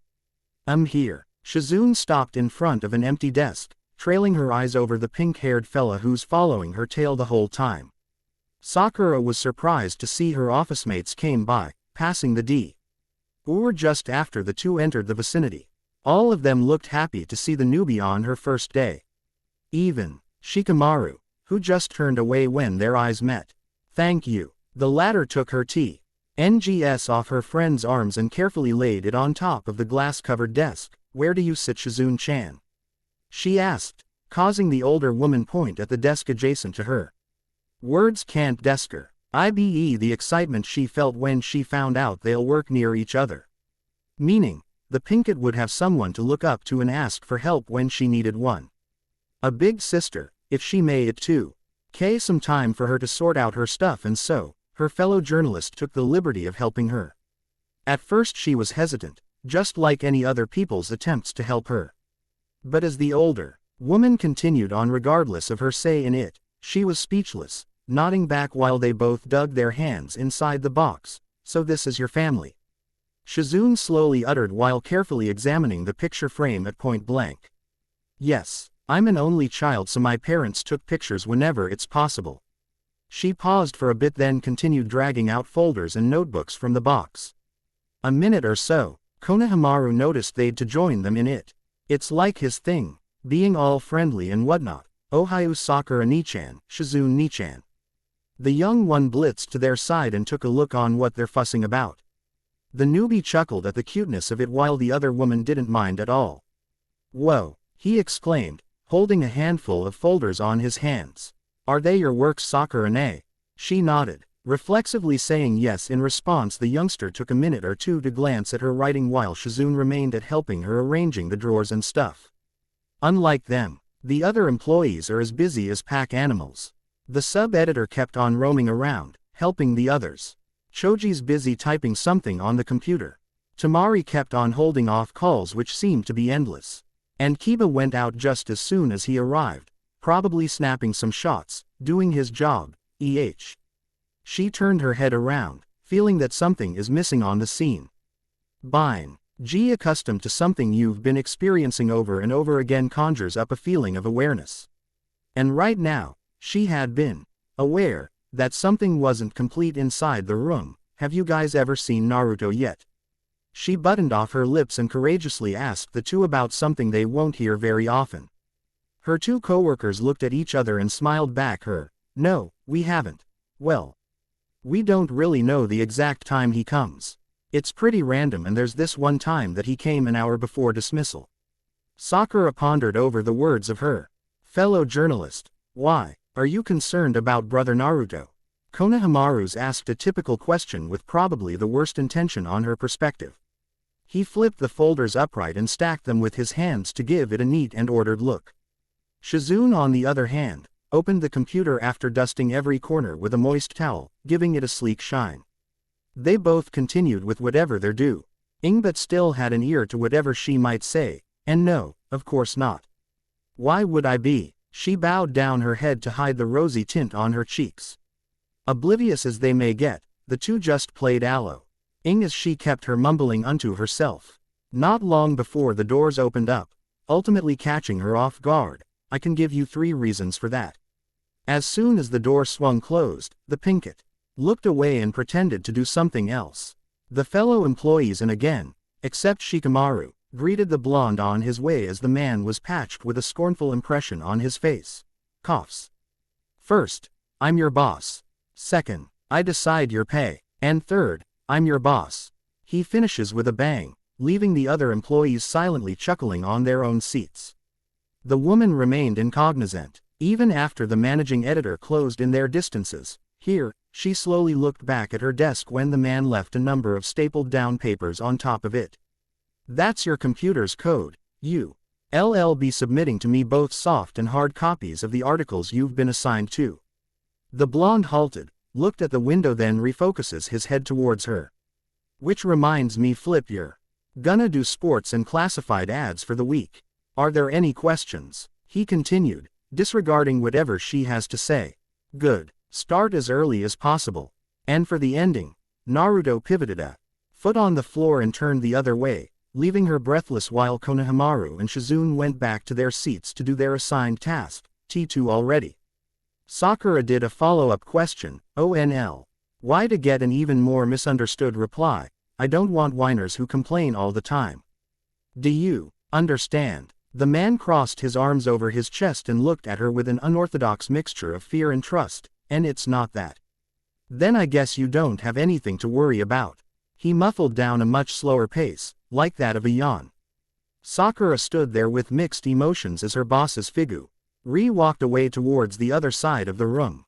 Inside the office, there's another door which leads to the managing editor's room. And after 3 whole months of vacancy, it's now time for Naruto to clean his own litter box. And probably whisk off the nostalgia that hangs heavily inside. Don't worry. She heard his faint voice from afar. I chose ads, because I know you're pretty good with them. A stream of thoughts from somehow yesterday entered her thoughts. The scene while they eat lunch. With her, as she slashes on the newspaper class ads, and him taking a quick glance at her notes prior to that. It pieced up together, and for a moment, she knew that he's not just an ordinary managing editor. He knows what he's doing, and maybe it's time for her to do the Samahe's good, slam the door on his room shut closed from the inside. Even though it may not look like it, he's really good. Ding ding ding ding ding ding. The whole building was bombarded by high-pitched tone that echoed aloud every corridors and rooms. Sakura, being new and hearing it the first time, didn't know what's happening. She was in the middle of her draft when the strange noise occurred. And the only time she could Ember hearing that is at some fire awareness convention at her school. Silently pacing back on her seat, she observed her fellow employees who seemed to be standing one by one and chit-chatting with themselves. Shizune-san, her fellow writer looked back at her with optimism. What is with the sound just now? She asked her with moved eyes, and wondered as to see her grinning in reply. It's just lunch break. The word seemed past her ears between the ends. And just by total randomness, she remembered experiences with lunch break, deep dark experiences. My, Sakura. You're eating again. What do you want, Ino? I don't want some, you go eat it yourself. Just be careful. 'Cause you may go fat and that'll make your billboard brow a little bit bigger. Kyahahaha. Slam. Why you little pig. Sakura. The final one knocked her out of that painful flashback. Are you okay? The woman asked and she answered with a troubled nod. I'll be having lunch with Tamari-chan. You wanna join? She invited her to come. The pinkett stares at the drafts she'd been doing and faced her again for an answer. I think I want to be more acquainted with my work today. Thank you for the offer. I hope you two have a great meal. A grin ended their conversation with Shizune understanding what she fully meant by that. Waving at her from a distance, the two women smiled back before closing the door, leaving the newbie all alone inside the room. It took her a minute to let the feeling of self-satisfaction to sink in before going back on her forgotten draft. It's cold. The sun was on the peak of the day but barely anyone notices. It's cold, it's damp, and the sky looks like it was about to cry. The roof of the world stirs, grays and crackle with mixtures of white and ray that blends with the taiga alongside the city. Snowfall brought upon never-endless winter cold, keeping the whole prefecture frozen solid. With the temperature currently below zero, people may have to endure and wait for spring to arrive. MNGHH. A soft moan came from Sakura's mouth as she tries to keep herself as warm as possible. It's been an hour since her co-workers left for the lunch break and she'd been doing the same routine over and over again. Exhaling on her palms, rubbing both hands, then pressing them on her cheeks, but nothing seems to happen. Guess some things from movies are only meant for movies. A wenshu shuposhed to be one wunchwake. A sentence chuck filled with bilingual confusion entered her ears. Instinctively, she turned her head to find the source, eyes eaming with eagerness. Then she felt something warm lingering on her back, like that of a breath. And by the sheer power of her will, Sakura tried the best as she can not to freak out, not even when the voice spoke to her once more. Nice dwaft. The journalist looked back, only to find Naruto leaning behind her. His hands were clamped on the edge of the office chair to support his body and was a PPER of an unopened biscuit which was drooping over his mouth.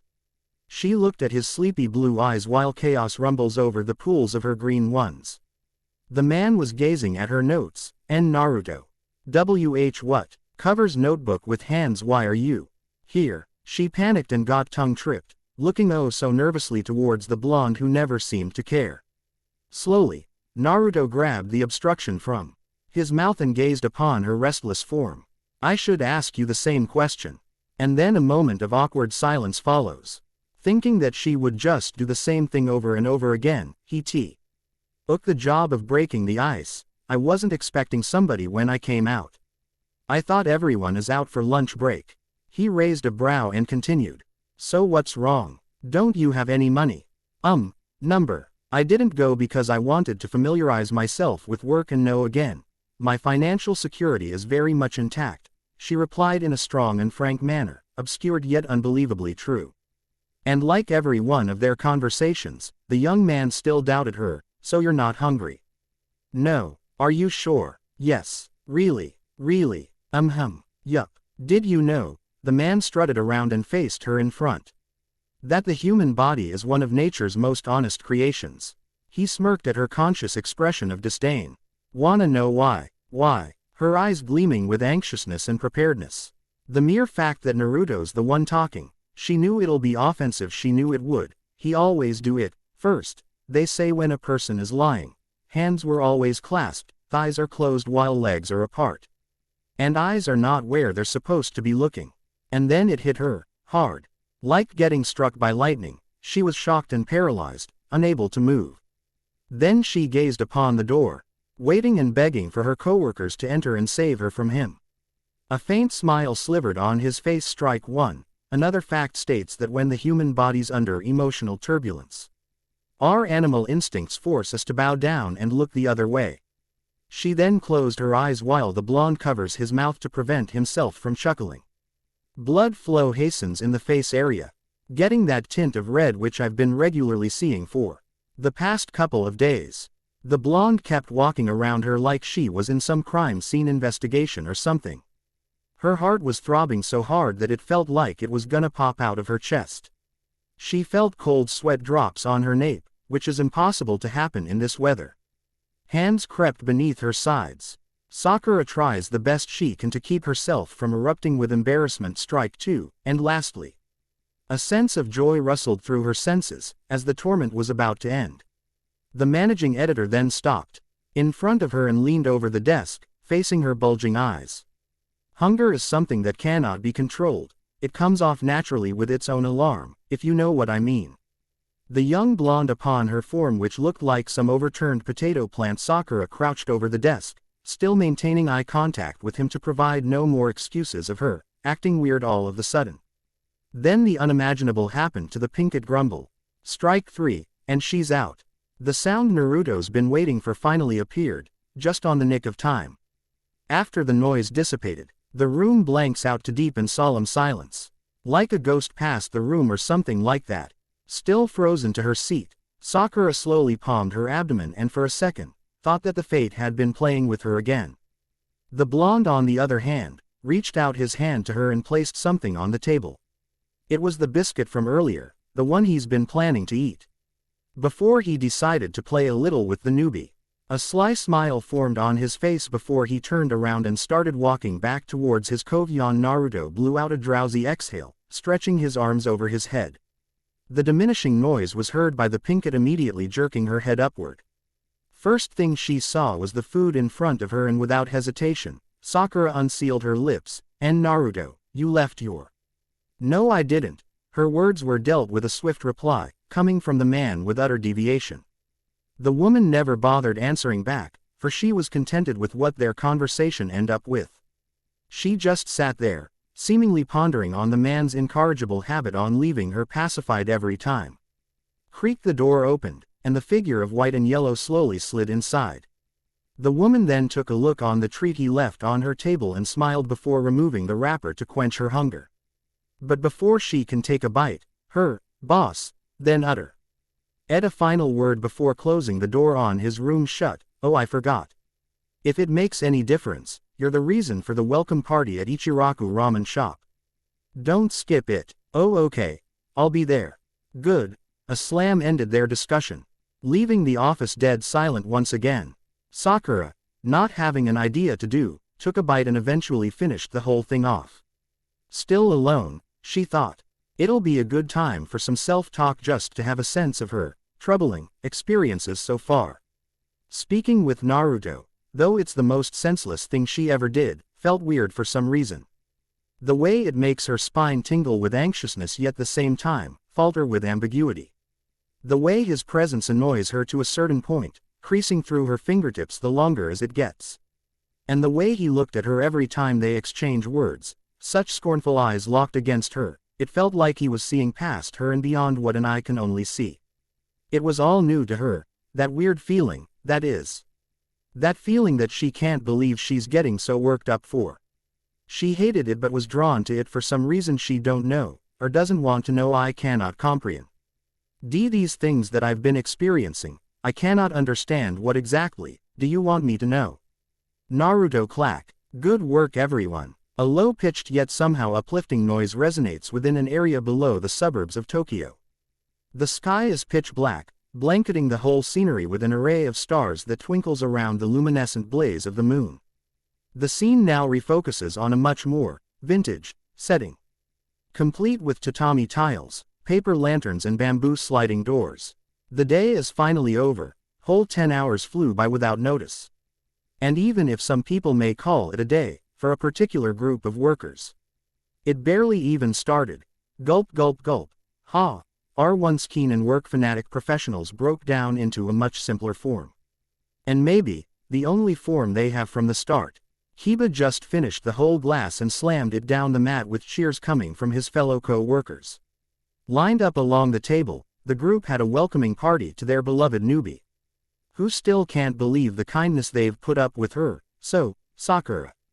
Shikamaru turned his seat and gazed at her with his signature, "I'm bored, can't you see, look."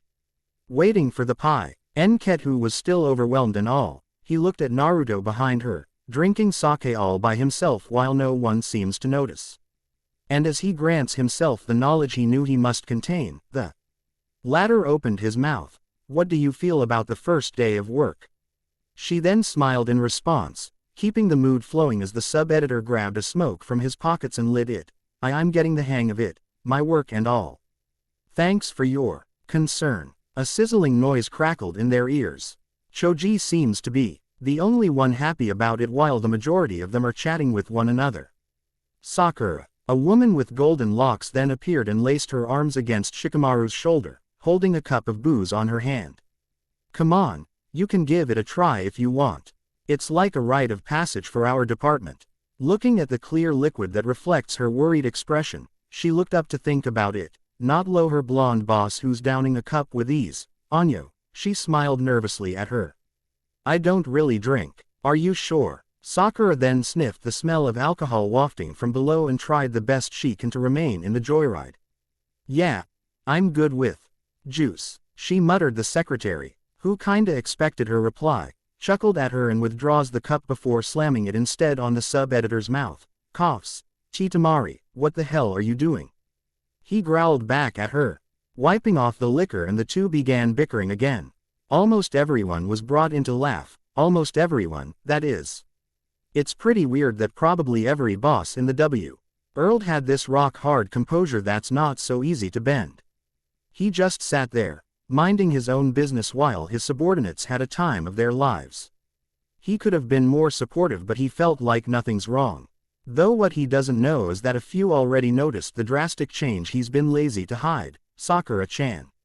The newbie then looked back and saw her fellow journalist currently nailed beside her. Although it wasn't that evident, she knew there's something stirring on the Pinket's cup. And it's not hard to figure out who. She swiftly answered back, with her high looking at her all weirdly and such. "You look pale." "Normally I look that way when I get stressed about something." Shizune closes their gap and listened to the latter's response like her own big sister. Sakura, after getting the message that she can fully trust her, decided to relay her problems to the older woman. Hoping to find answers from a more mature and decent source. "It's nothing really." "Sakura."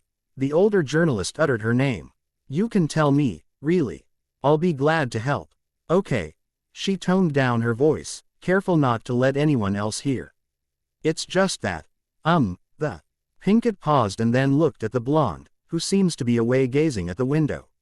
"It's just that Naruto." "No, it's not. I mean yes. It is him."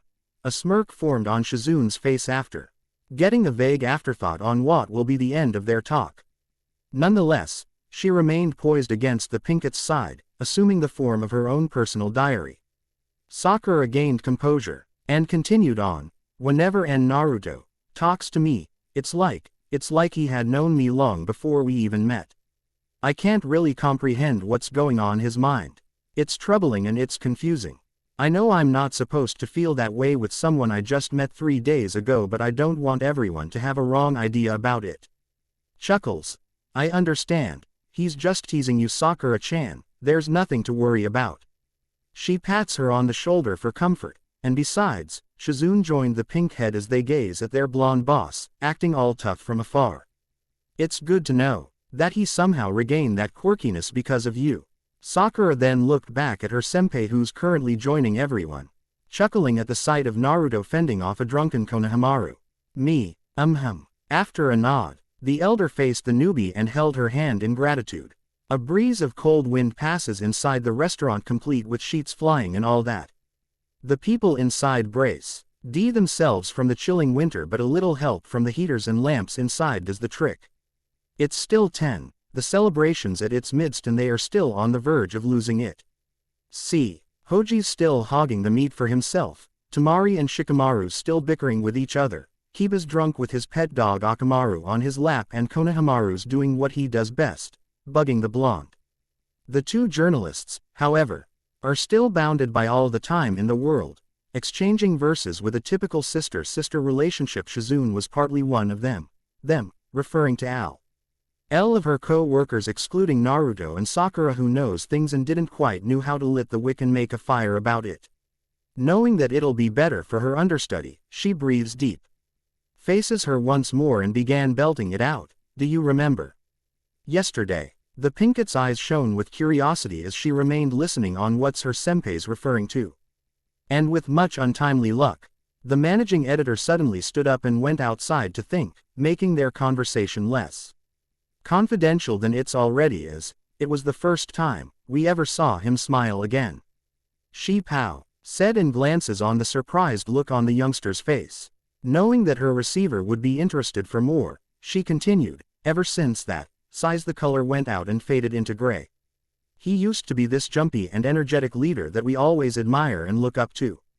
But now, he'd become the shell of his former self. He no longer gave us the inspiration to push through. And even if Konohamaru manages, somehow, to talk to him, he speaks like he's dead. And as his subordinates, we want to do something about it. The room changes into a much more conveyed atmosphere. The others are still doing the usual but got their ears wide open for the two. It's like the fire just went out. You know, Shizune bowed down. We really missed his gutsy spirit, his dadbao expressions. We'll be thankful if you could bring it back. The older one stopped and looked at her with pleading intent. Sakura, on the other hand, just went from confused to even more confused. Me. But why? She pointed to herself, still wondering, even after the latter broke down to laughter. Because you're just like her. Words slipped out without hesitation, with mysterious smirks appeared on everyone's faces. Like walking on early morning. You know the route but the fog keeps you thinking twice. That's what she felt, like there's this invisible curtain that hides the truth from her. Not long after breaking out of evocation, Sakura parted her lips to reply, who? A simple one-word, three-lettered, question-marked statement sent their bloods boiling with anticipation. But before Shizune could give back an answer, Naruto went back inside and totally killed the mood for everyone. Okay, let's wrap up, it's getting late. He uttered with less persuasion, yet just enough to keep his members on the watch. One by one, they stood up and began fixing their lashed-out flair. But as they were about to leave, wait. Konohamaru grabbed a glass and raised it up for all of them to see.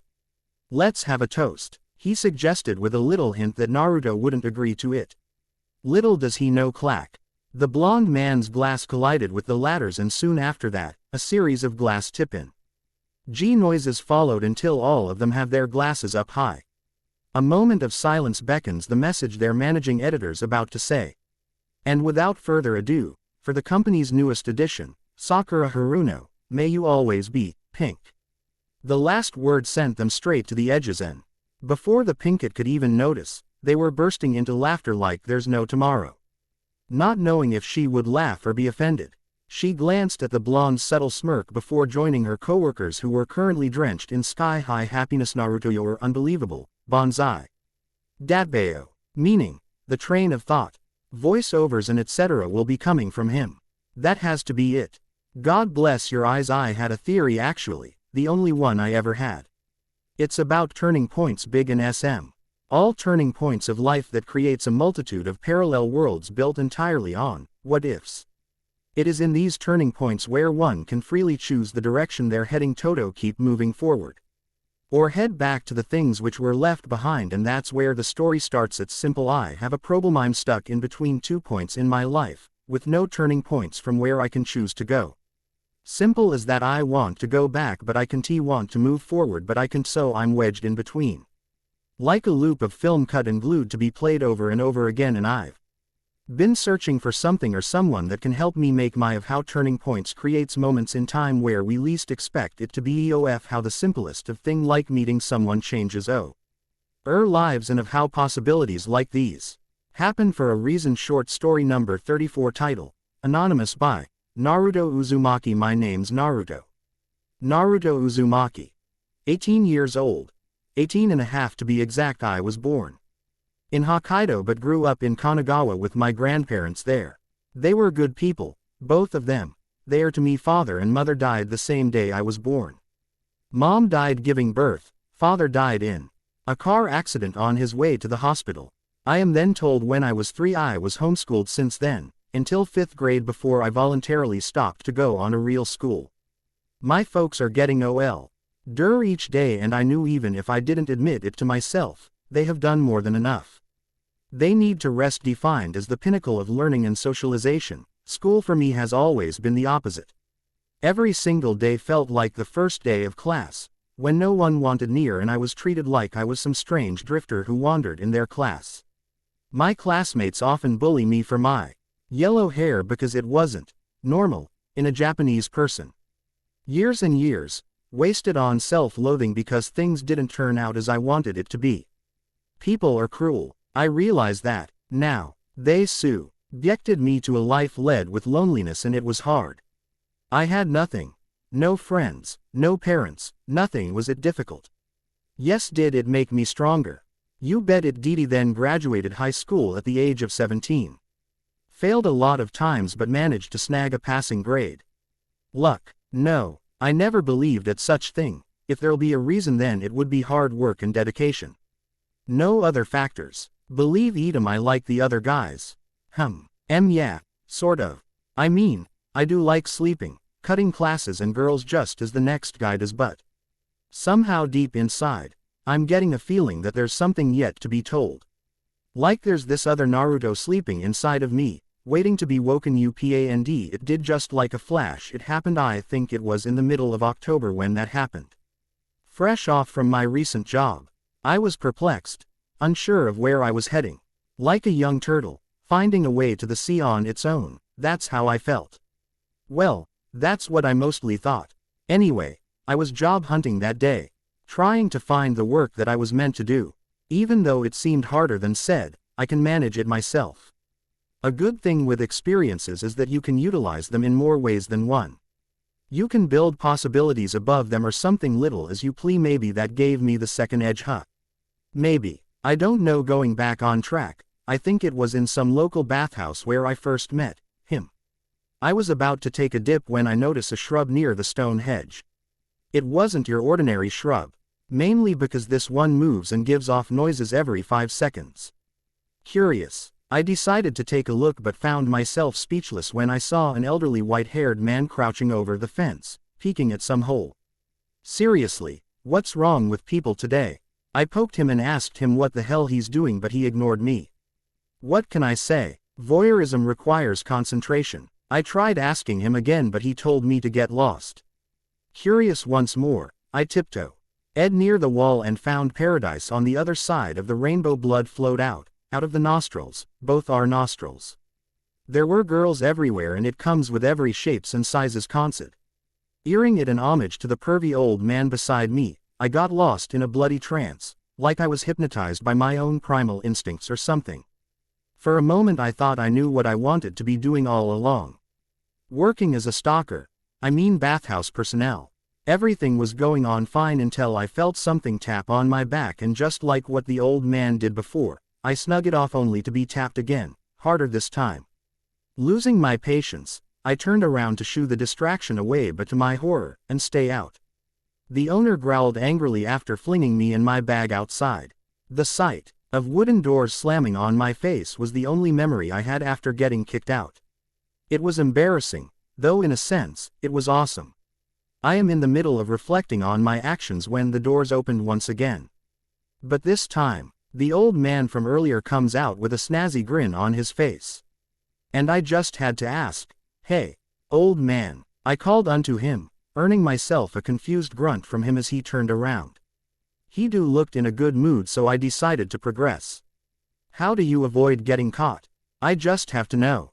If it's okay." Then, as if he knew me before, the old man patted me on my shoulder. "Years and years of practice, son.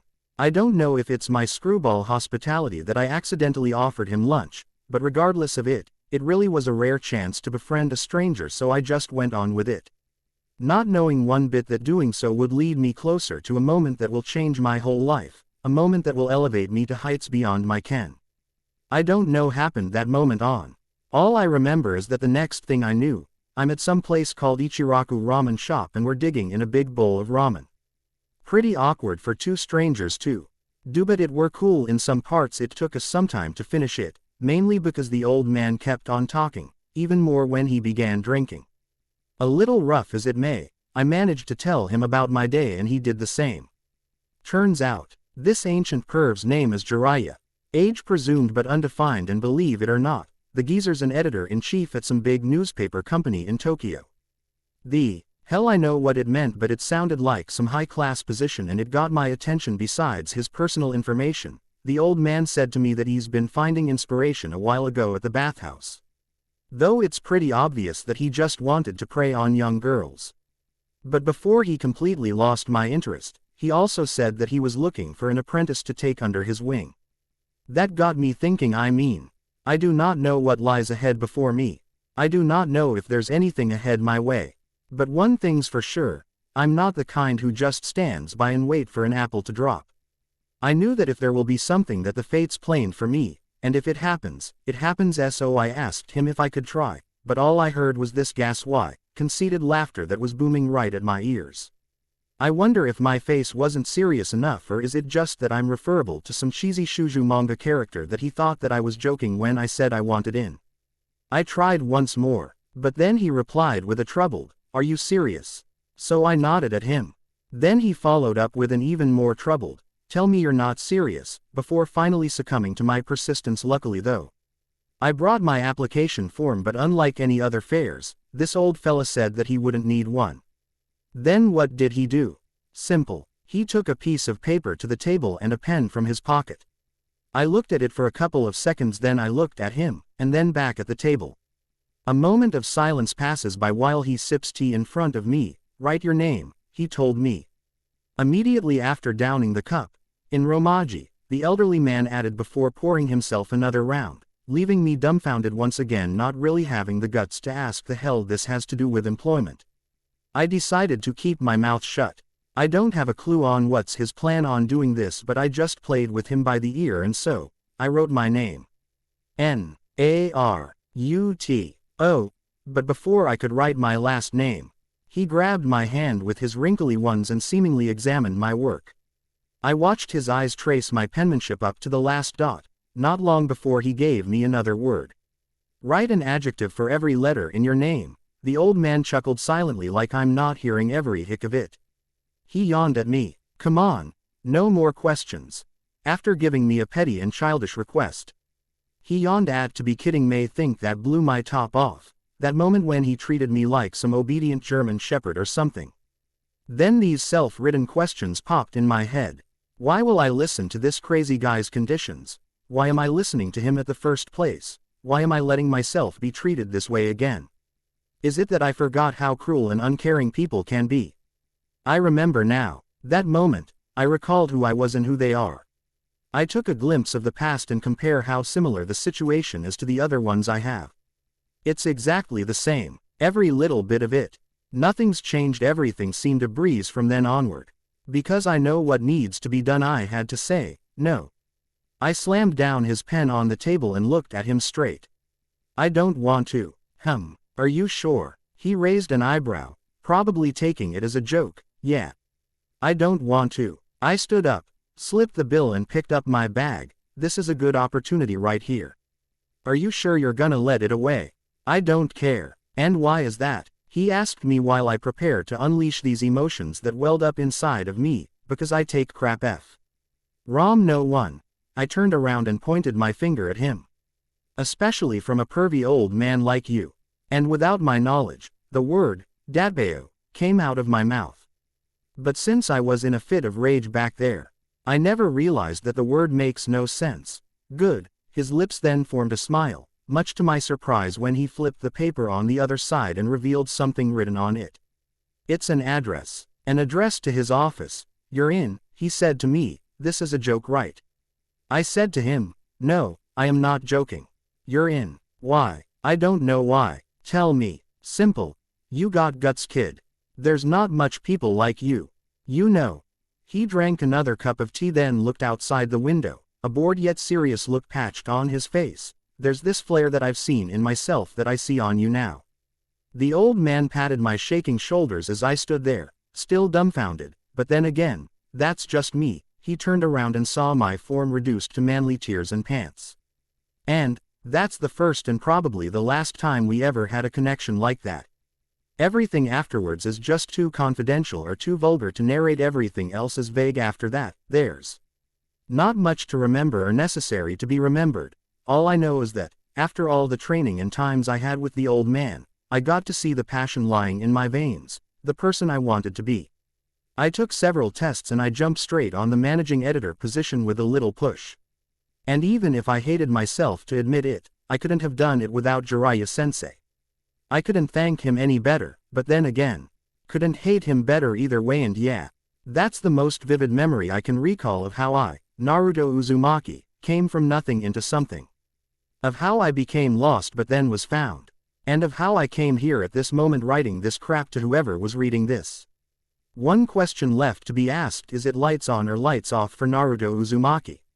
I think it's STILL flickering, so I think it's still lights on. I mean, I'm doing great now with my life. Everything seems to be falling in their rightful place, and yes, passion hasn't yet driven out of me something. I'm very proud to say. I couldn't ask for more though. There's this one thing: a new employee came by these past few days. And I don't know if it's just me, but I'm feeling something fuzzy inside whenever we talk in Subway. We hang out at work and hang out at lunch together, something that only intensifies every day I see her warm face smiling back at me from a distance. Is it what they called love?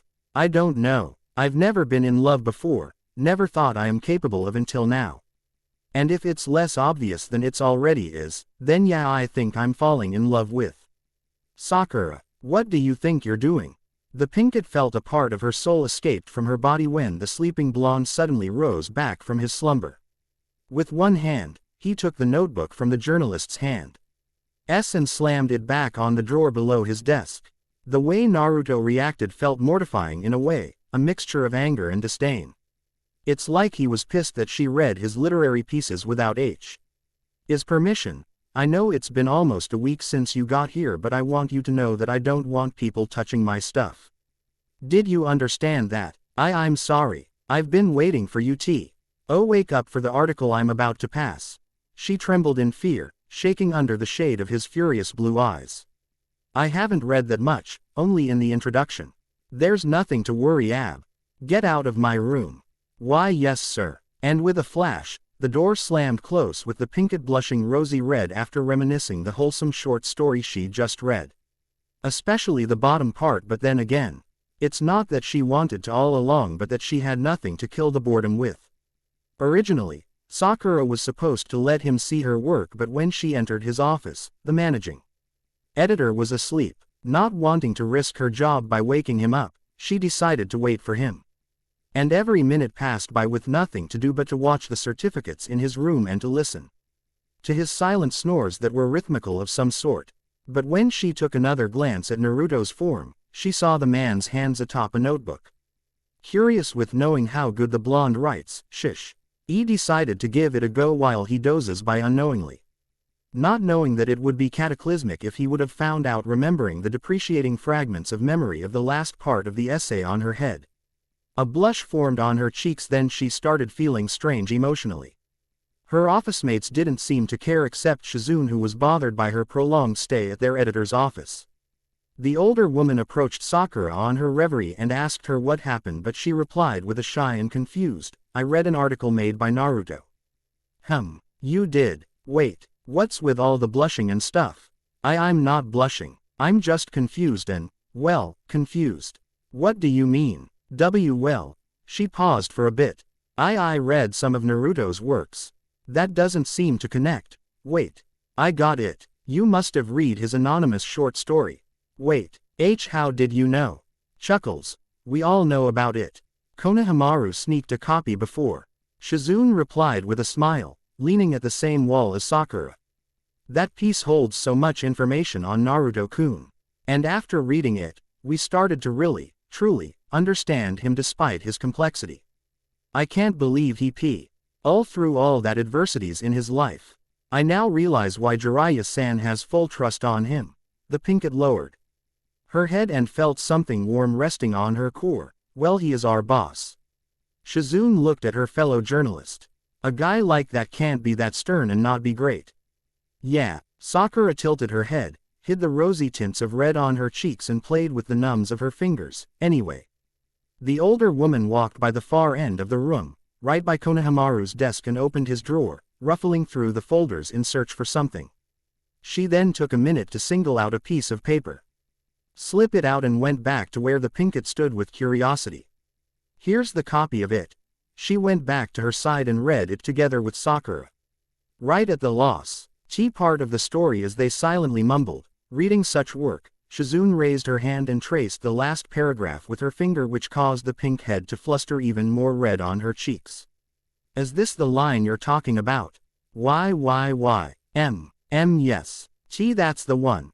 With both hands on her mouth, Sakura fidgeted, only to be drowned by Shizune's laughter, chuckles, Ch reaction caught the Pinkett's attention. Sakura-chan. Shizune leant her hand atop the youngster's shoulder and continued. Just so you know, she smiled at the Pinketender. Look at the upper right corner. She paused for a second and looked at the old and empty desk space near the blondie's room. The rays of the afternoon blaze shone upon the dusty glass cover. An old and withered photo was consumed by the bright light. Naruto wrote that 2 years ago. Try my best to give it on time despite schoolwork. Many thanks to subscribers and reviews. You have my word, my boss and I are. Good day, Nig. HT everyone. Bright luminescent light beams from the spaces between the blinds, sending vertical shadow stripes branding inside the room. It was morning, 7 o'clock in the office, and there was nobody inside. Well, that's hypothetically speaking, that including a man who's treating himself as nobody would ruin the picture. Would it? Why wouldn't it? It has been a week and a half since he came back and he doesn't any different. Maybe it's the air, or the room, or the routine itself. It was never different. It is and always has been the same. Even if looked at every angle and perspective, the picture never moved. It never moved. Flip. The young blonde man flicks the page to the left and continued reading with his head leaning sidewards. He was bored, and it doesn't take a second to notice that. He was bored that his life continued going by, every second, every minute, every hour of it without meaning. Like a night without something to protect, a total and utter waste. Flip. He began reading the next page, and somewhere in the middle of the lines, he paused. Naruto then grabbed the tumbler on his right and took a sip on the edge. But just like before, somewhere in the middle, he paused. Shit. A burgeoning whisper slipped from his mouth while he facepalmed himself in displeasure. He forgot to put in the coffee powder. Yes, he did, for the 5th time now. And hell no, it's not perfectly normal basically. If that sort of thing happened, any normal person wouldn't be flipping out. Then that makes sense, since he's neither thinking nor acting like a normal person ever since he came back. An adjective the blonde made for himself. Sighs Naruto. Naruto, what happened to you? The young man uttered to himself after leaning his back on the comfy office chair, stretching his back with his eyes narrowing to slits. But instead of darkness enveloping his sight, a colorful blend of imagery clouded his mind. The mixture of colors began forming pictures and is moving all according to his imagination's whim. Then a certain picture coalesced inside his thoughts, but he didn't quite understand nor recall himself ever coming across such scenery. It was dark, it was different, it seems to be an upside down. Small crystalline fragments are everywhere, like that of a broken glass. Then suddenly, a trail of red coursed through the side, and when he finally recalled the moment of it all, everything shattered into pieces. Everything, no. An abrupt yet equally long burst of loud noise and anger reverberated along all 4 corners of his room. Naruto was hyperventilating, his hands shaking, and cold sweat drops were forming on his temples like that of having a bad dream. Not long before he could reflect the qualms of this eerie flashback, somewhere on the other side of the door, a terrified tone resonated. And no. Oh, okay. I understand. I'll come by some other time. This familiar voice caught him by surprise. Wait. Sakura, is that you? The man lowered his tone, fixing his ruffled high-R sleeves. Are you going to get angry if I said yes? Take a guess. Naruto. Never mind that. Come in. And by the power vested by the universe upon the blonde, the Pinkett was allowed to enter his personal shack. She was carrying a lot of things when she came in, but just like before, Naruto never seemed to care. Gee, good morning. What do you want? The man immediately replied as he crossed his arms behind his head and relaxed himself while Sakura stumbled on giving an answer. His eyes then rolled upon her gracious form. I want to give you this. She then put on a basket of bread on his table. Naruto took a glance at it, then looked back at her. Do I look like a duck to you? And no. That's a simple apology gift. The Pinkett took a seat then continued. It's for yesterday. I know what I did was wrong. Reading your notes without permission and all that. She asserted to him without any regards of the outcome of their conversation. But I wanted to clear out that I only got to read the introduction. I never progressed from that. Believe me. Please believe me. She bowed her head to exemplify her apology. Still tilted on his back, the editor closed his eyes then, like after a minute or so, gave his reply. How about this? You'll give me your resignation letter tomorrow morning.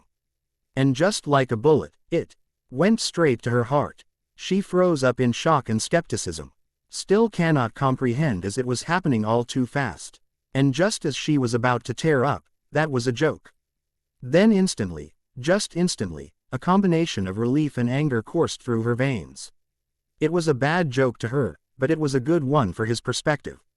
I think. The feeling of anxiousness and fear came back again but was immediately quelled by the blondie's cold uter. Anyway, the man then brought his chair closer then sat properly afterwards. Are you free this lunch break? He asked her while she still tries to regain back her composure. Yes, I guess so. Why do you ask? Same to you. I'm the one who asked first. Naruto moved the bread basket on the side then curled up both his hands in between the glass cover. How about you join me for lunch? Lunch. With you? She asked with a surprised look while the young man nodded back at her. Now caught between the risks of unemployment and her personal reasons, Sakura inadvertently said yes with Naruto SMI. King slightly after hearing her affirmation. An awkward moment of silence then passed by. Well, Naruto clasped his hands together. That's settled then. I'll be waiting outside. Oh okay. Wait, does Hat mean you forgive M? She covered her mouth after realizing that she unconsciously brought the dreadful topic once more. Looking at Naruto's eyes which were redirecting at hers, she received his reply. I don't think I would care that much if someone read my works. After all, the introduction was the only part of that article. He paused after seeing something wedged between the Pinkett's hands. As for the apology. Is that coffee you're holding? Sakura looked at her cup of caffeine and noticed the way her boss looked at it, knowing his intent even though he doesn't say it. She then placed it on his desk. Only to be taken by the blonde with both hands. This will do. He told her with a smile while the scene withdraws back to a more subtle atmosphere.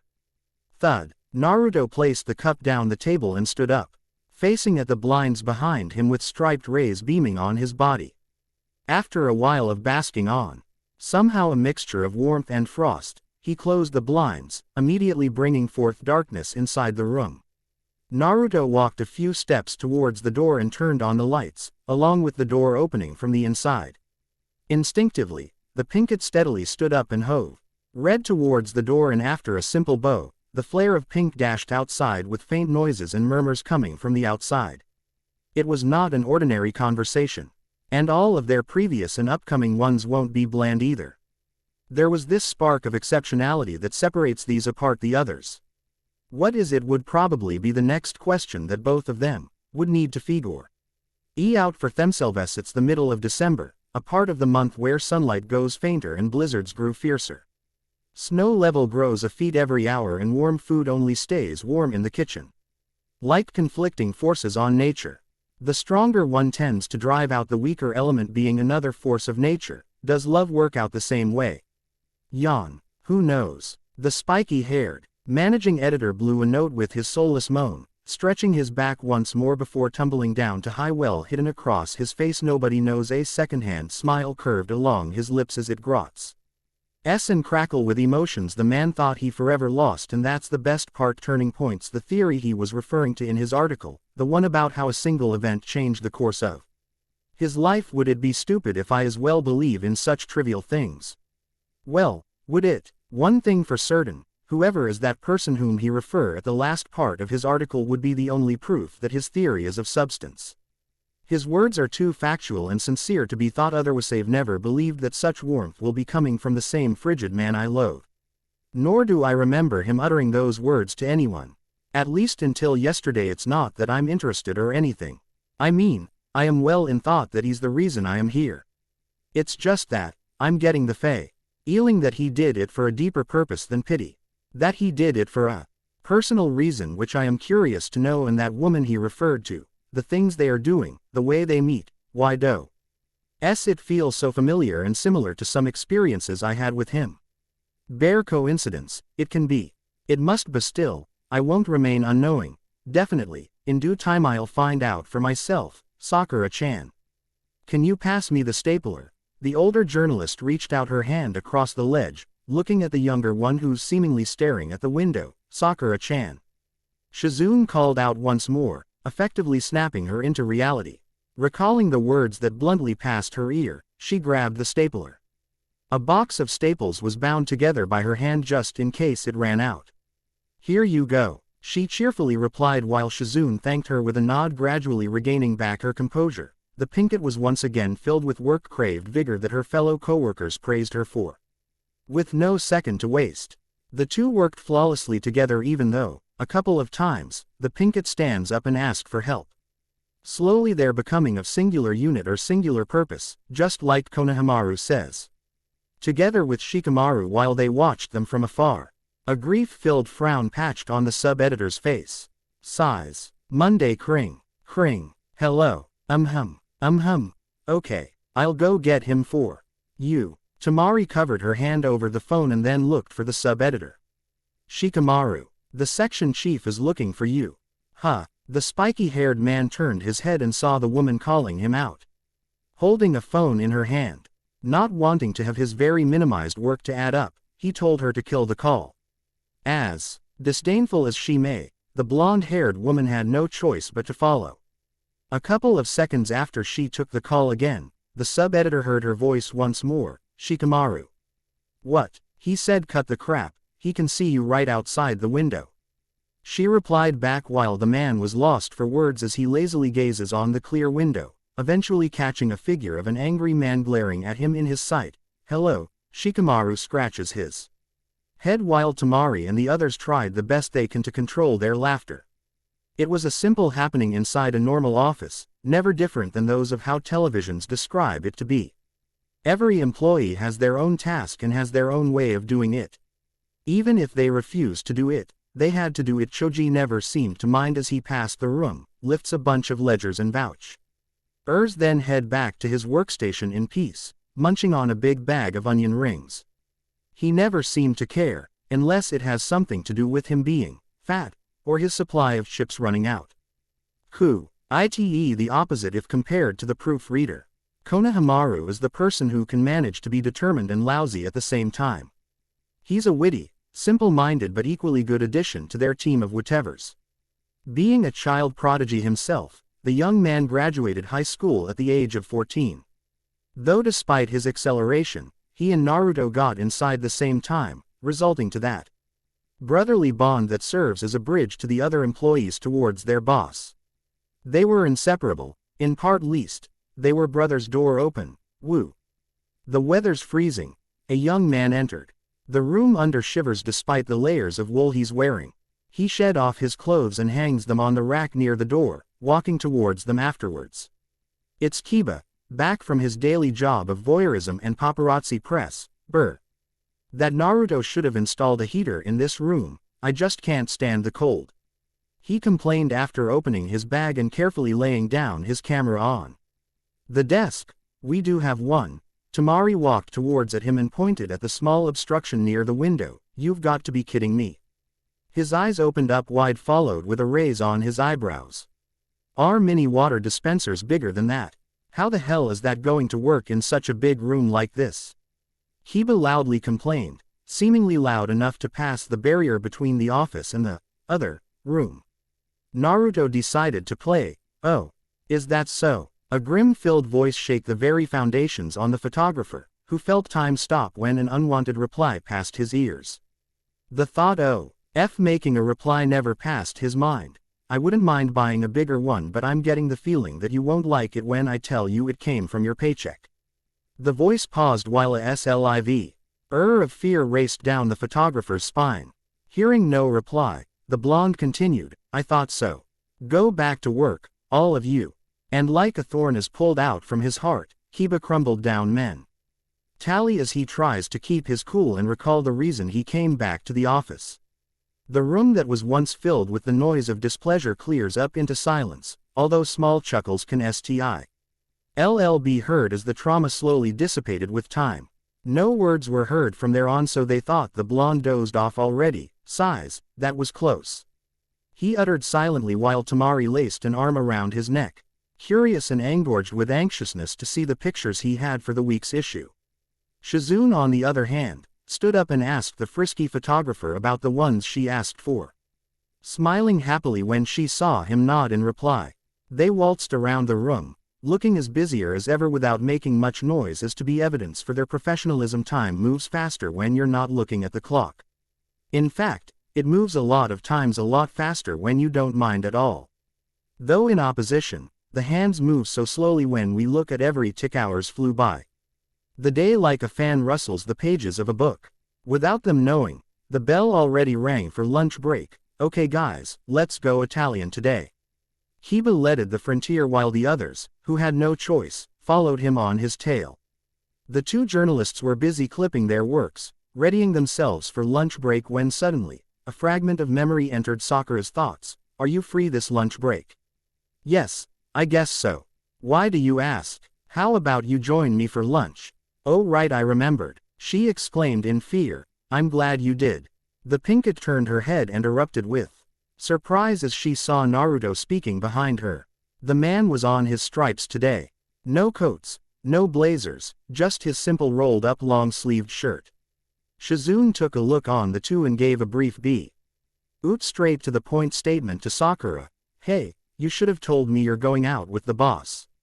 And like wildflowers on May, red flushed on her cheeks as she tries to hide the embarrassment to the blonde, who quite chuckled on the declaration. Wait, Shizune-chan, what do you mean? You know, going out, for lunch. The final part sparked relief to her. Oh, yeah, we're gonna have lunch together. By the way, she gave a sharp look on Naruto, who has his eyes closed in boredom. You want to join us? And immediately, the elder journalist saw a pretty pleased with cherries on top look on her younger counterpart. Knowing that I think I'll pass, she replied, grabbing her bag and started walking towards the door while completely ignoring the unheard pleas of the Pinkett. I'm sorry Sakura, I would be better if you stay and keep the boss company. She manages to whisper those final words before silently closing the door and leaving the two all alone. Naruto then opened his eyes and stared at her, intently gazing upon her form before redirecting his sight at the window. Shall we go then? Sakura then opened hers, only to see his hand extended towards her. She took a deep breath, distanced her hands and looked at him. He looked back and paused while their eyes locked for a fragment of a moment. Not wanting her to misunderstand, he drowns it with ungentlemanly facade. The bag. I meant the bag. And just like that, the thought of a young and handsome prince deforms into a wicked self-conceited troll. Compliantly, she threw her bag at his arm and rushed toward the door with him looking quite perplexed on her reaction. The man soon followed and the two went off to have yet another awkward and a battlefield of a lunch. Whoosh. Chilly breezes of frost blew away the snow all around the city. Cars turned into humps of ice on the streets and the road was frozen solid. It took a matter of minutes for both Naruto and Sakura to arrive inside a steamy and warm barbecue restaurant from which they already casted a vote to. The managing editor wanted a beer house while the young journalist wanted a tea house. It was quite vague how beer and tea became barbecue. But the reason they chose it because it was the only place where they don't argue on. And yeah, the place serves both beer and TTHUD. Ha, he yawned after taking a sit, stretching his body both of his hands supported his back. The woman remained silent and sat in front of him, still docile to every action the man makes. A waitress came by and asked for order, leaving the two to stare at each other and break up after giving their order. What's the problem? The blonde asked after seeing the grimace reaction on her face after seeing him down a bottle of beer. Sorry, I just can't stand the smell of alcohol. She covered up her nose while he raised a brow at her. You never seem to have the same problem with sake. My father had always been drinking sake since I was a child, so I kinda lived up through it. But the stench of beer, her hand covered up her nose, openly showing her disgust with it. Naruto stared weirdly at her for a second before moving away the bottle off the table, pissed. Great. Can I know more about the things you hate? Naruto clasped both of his hands and looked at her eyes before she turned away to hide the awkwardness of it. Well, it's not hate to be exact. It's like cigarettes. An example was given. What about them? He curiously answered back. Cigarettes, I don't hate them. But I want to get away far from them because I don't feel good around it. That's how I feel about alcohol. The Pinkett poured herself a cup of tea and took a sip while the managing editor pondered over her words of wisdom. By the way, Naruto, are you smoking? And immediately after hearing those words, the man's blue orbs looked back at her. No, I don't smoke. Why? Nothing. I just hate smokers. Then does that mean you like me? A quick but instinctive reply came out from Naruto's mouth, leaving him surprised and embarrassed to say something like it, and worse, in front of a person. On the other hand, Sakura was also surprised that those words would come from the same man who constantly aggravates her every day. She just couldn't find the right words that'll fit the right term on what just happened. The two never got the courage to clear that up and tragically ends up with both of them pretending that they heard nothing at all. Awkward. Hell yeah, coughs. Anyway, how's work? The man quickly changed subject. The woman agreed to do the same. It's pretty good.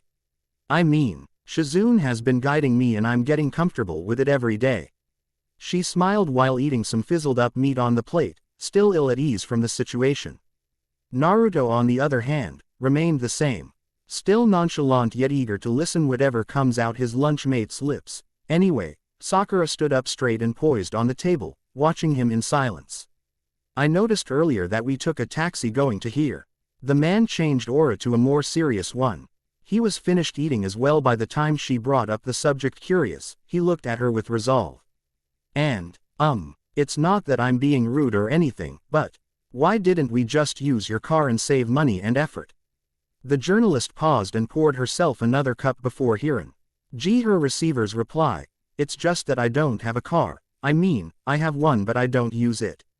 He said with serenity, closing his eyes at the same time. You don't want to use it? Or you don't know how? Neither. A colder answer escaped his mouth. Why? What do you mean? She looked at him while he prepares to clear off the air from discrepancies. Naruto then opened back his eyes and unsealed his lips. I just don't drive. Simple as that. He gave her his word. Now, new ideas popped inside the Pinkett's head pertaining on his revelation. Her attention so deviated that she didn't see the look on the blonde's face. His sleepy blue eyes were covered by a hash of yellow hair as he bows his head, looking down the table while the shot glass creates a reflection of his gloominess.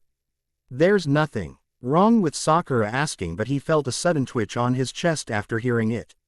Careful not to let her notice, the blonde gulped down, together with the tension and foreseen memories as it slid red down his throat. He wetted his lips and soon after that, casted a glance on the Pinkett who was staring at him with concern. Are you okay?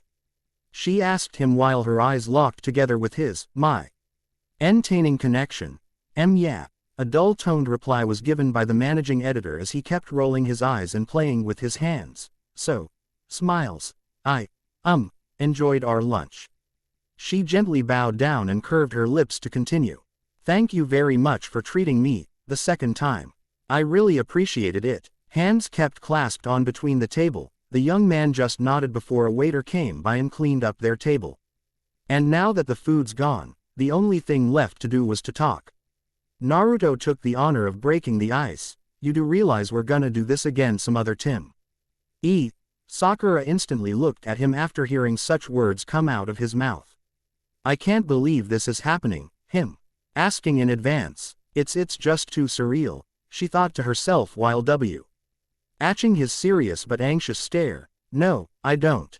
But now that you've said it, I'm not quite sure what to say, she said with shyness while watching him smirk in her reply. Naruto pinned the bill on the table and refocuses his gaze once more. Good, this Friday night, my house. The young woman's eyes widened in surprise. Wait. This Friday? Wait, your house? Serious? She fidgeted after seeing him already standing up, ready to leave the restaurant.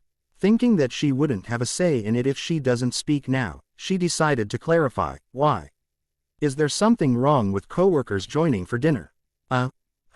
Expression appeared on Sakura's face as she slowly looked up to Naruto, who was oddly gazing at her form as he extends his hand forward, taking a little time to recuperate. The journalist grabbed the hand as her boss pulled her up with ease. The man noticed her reaction, reflected upon it, and thought twice. Knowing where their conversation will end, he decided lay off. I understand, a cold but contained voice echoed on her ears. How about we invite the others? That'll be great. He smiled at her afterwards, leaving the woman the job to differ sarcasm or truth after hearing his reply. She was relieved that they would be accompanied by their fellow office mates. It'll be blast, she thought to herself. But out of the snitty, deep inside her rational thinking, her mind was thinking the opposite. We better get going. Work starts in 15 minutes. The blond man uttered as he stopped near the door, his figure faced towards it like a sentinel rooted on the ground. He's a man who cannot be moved, a man with steely conviction, and that's the point, he's just a man. A man who, just like any other man, wishes to the skies for things he can never grasp. Wishes to say what he wanted to say he couldn't. I just couldn't dare. Okay, dinner for two, your house. Out of the blue, he heard something unexpected. Sakura. Naruto froze up after such words passed his ears.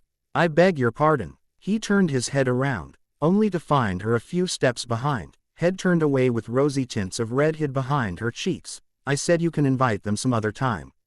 Let's have that dinner on Friday, she finishes, clearing up her face before looking up to him with a cheek-to-cheek smile. Sakura tried the best she can to hide the self-loathing and astonies meant after unconsciously telling those words to him. She was supposed to say no, but her mind expressed the opposite. For a moment there, it felt like her whole body betrayed her. Are you sure? The managing editor uttered in a low tone, walking a couple of steps towards her with his eyebrows raised. Why yeah. Cornered without any loophole to escape, the journalist had no choice but to agree with it. Lob dob, lob dob, lob dob. Her heart felt like it's gonna beat out of her chest, especially when the blonde looked at her a certain way. A tired yet somehow scorned look penetrated deep to her soul. He looked pained and sincere, yet after knowing Naruto for more than a week now, she knows that what she was thinking can never happen. It can never happen. Good. The young man bit his lips and breaks down into a smirk. So, Friday. Yes, Friday. She smiled back, now feeling that it won't be such a bad idea after all. The two remained smiling at each other for like 5 seconds before they decided to break it up, easing the tension between them both. We're gonna order pizza or... She was interrupted by a swift reply. I'll cook, he said with much confidence. Sakura can't prevent herself from feeling such anxiousness, especially that she learned that her boss can cook. More and more question popped on her head, only to be drowned by the sound of the store owner coughing on purpose. They suddenly went back to reality and both initially noticed that everyone was staring at them. But who wouldn't? They were in the middle of the room, laughing and fidgeting shyly, pretending like they were the only people around. With nothing much to say or do, the editor and the journalist hopped out the bistro, looked up to each other, and laughed out loud after thinking of the embarrassment the both of them went through. The only thing which seemed to break such moment was the sound of the town clock as the shorthand points to 1 o'clock. Noticing that lunch break was already over and they're gonna be late, The two quickly jumped in a patrolling taxi cab as they hurried themselves back to work. Shizune and Konohamaru was side by side resting on the wall, looking at them at a distance. They awfully smiled after garnering such thought of their boss softening up while Tamari teases them.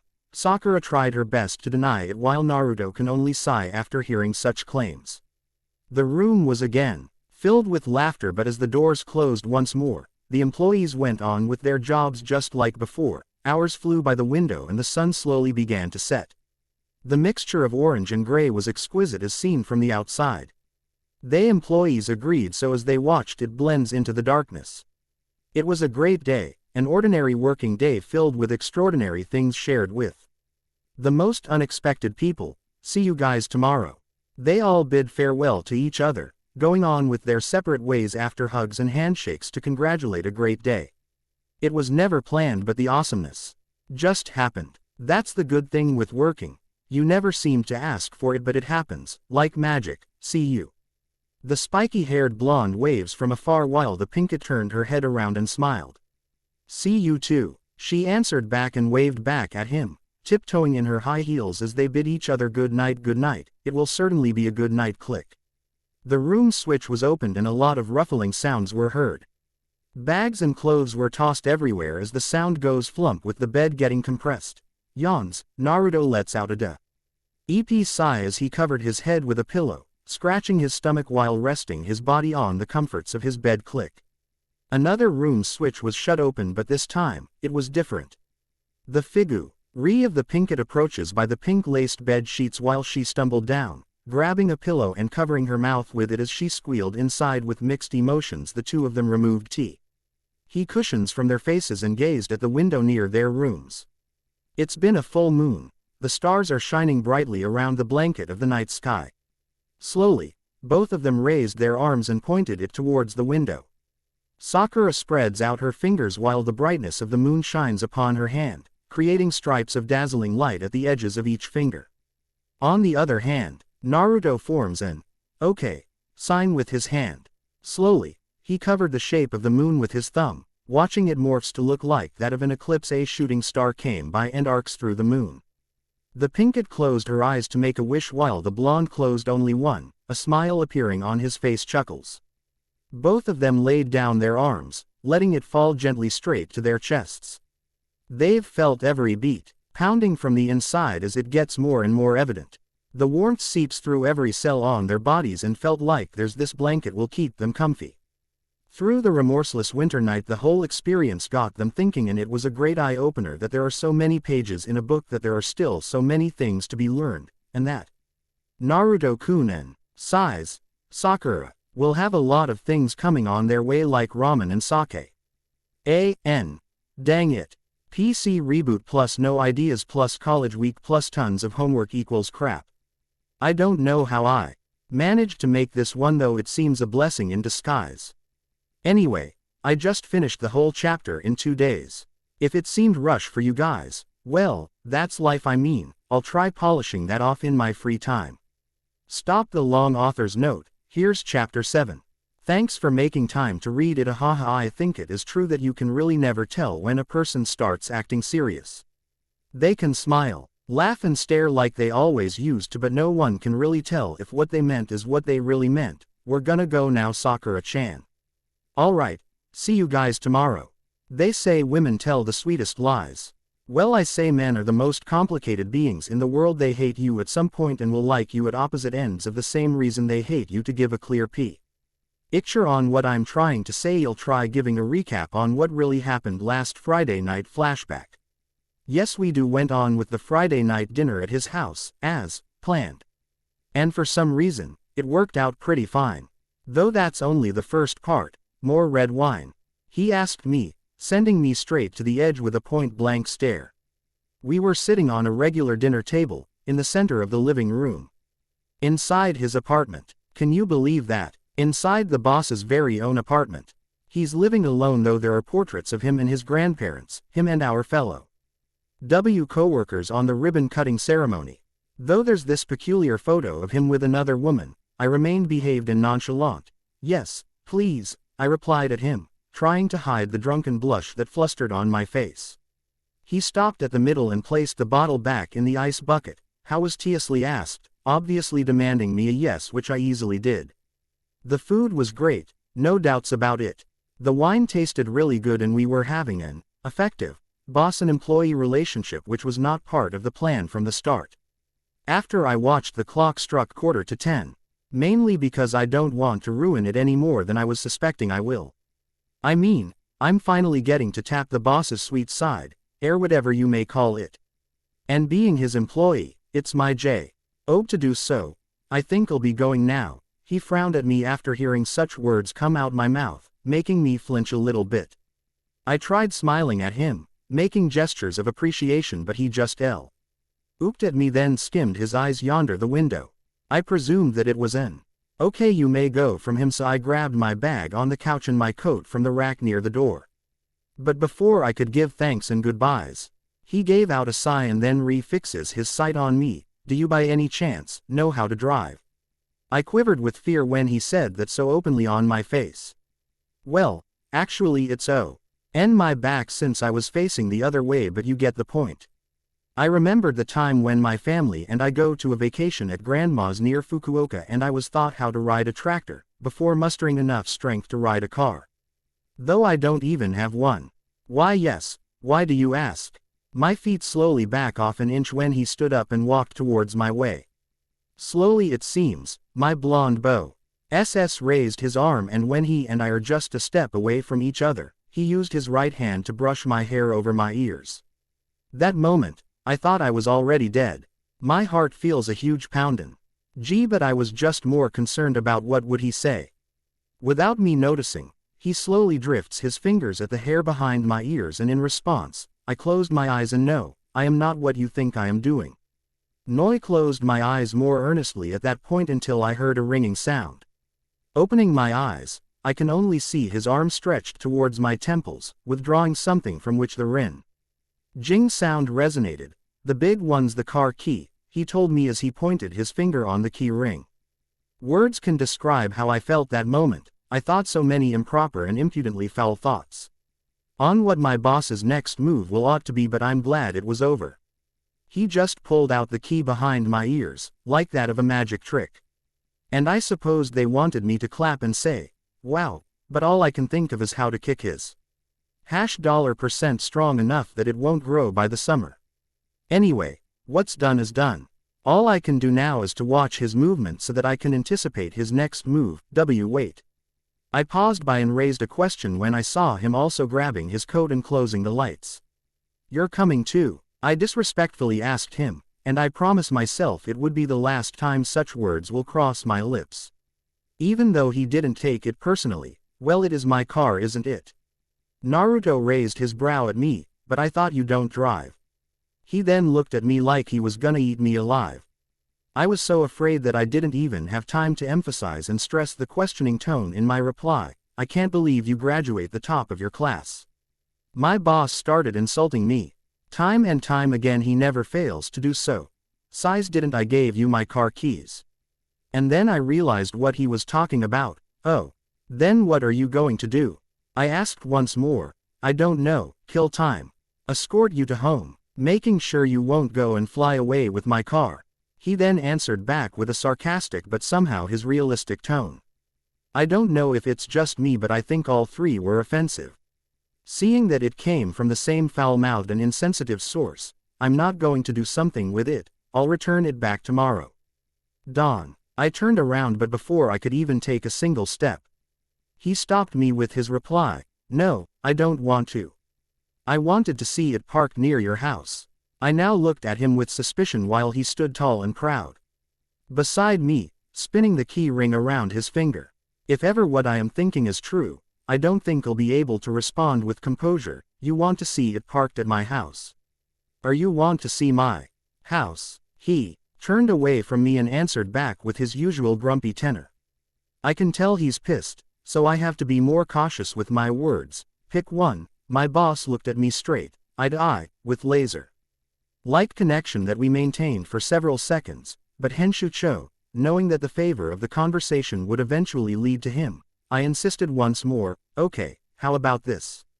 I'll just walk you to your house. Sounds Good. And just like that, because of my latent idiocy, an alternative option branches out even though we barely had the same thought on what to do with the first argument. Walk. You're gonna walk me in the middle of the night. I worriedly look at his expression. I love walking, he said with a smirk, narrowing his eyes and focusing them all on me. Not knowing any more what to say or reply, I remained silent, ultimately conceding in defeat as he remained waiting for an answer. Walk it as then. Those final words were the last ones that I can remember he said, and before I knew it, I was walking alongside my boss, quickly approaching the figure of black and brown. My home that is knock knock knock. I said I don't want to subscribe, were the unexpected words that came out of my father's mouth when he went out and saw me together with Naruto, with both our faces looking at him weirdly. Back then I swear I was on the verge of breaking down between humiliati and pity that all I could do was to wait as my boss stares at him.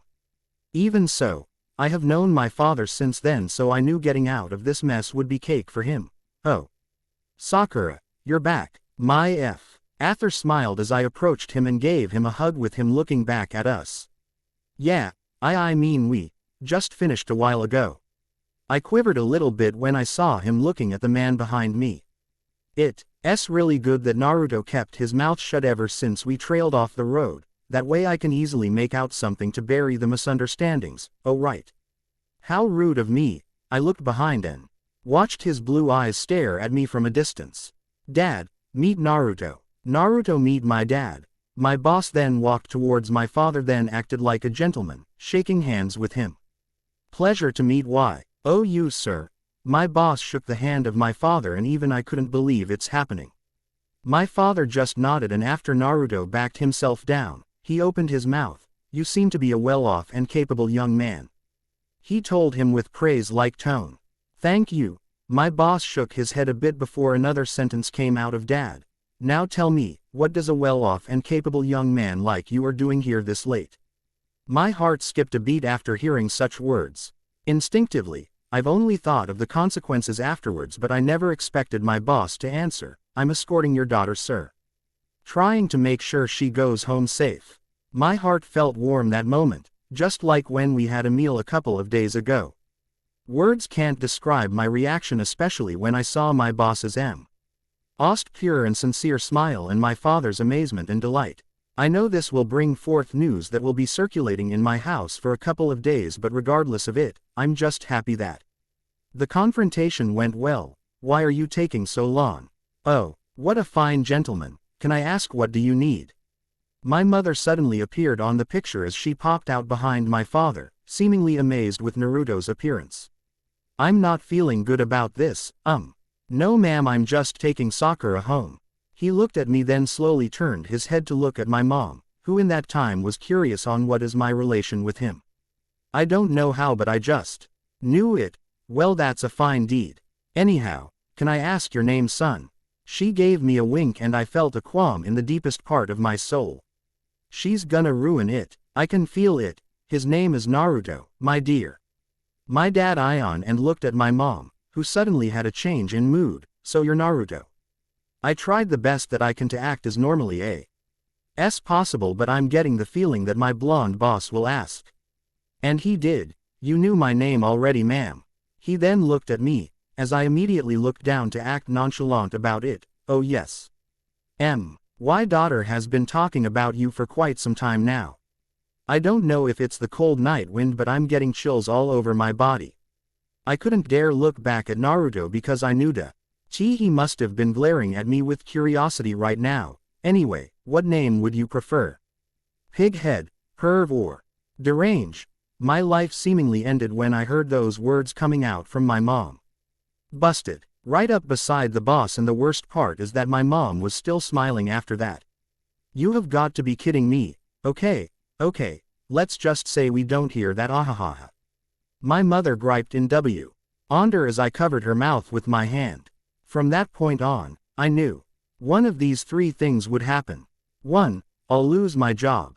2. He wouldn't give me my pay. And the third, I'll lose my job and he wouldn't give me my pay. If I'm lucky though, it would be none of the above. Things went awkward after that. We just went our separate ways without even saying goodbye. I feel that I'm responsible that it ended that way. In part least. Silently, while his figure dissipates under the moonlight shadow, I bid him good night, and that's not something you can't be serious about. End of flashback. Now that's pretty long, for a flashback. For I don't want to miss a single detail, I wanted to relay it as vivid as possible. As true and collective as I possibly can as for what happened afterwards, if you're still curious to know. I received a text message from him later that night. I only got to see the subject, which was overtime, before I deleted it and closed my phone, not wanting a thought laid on it.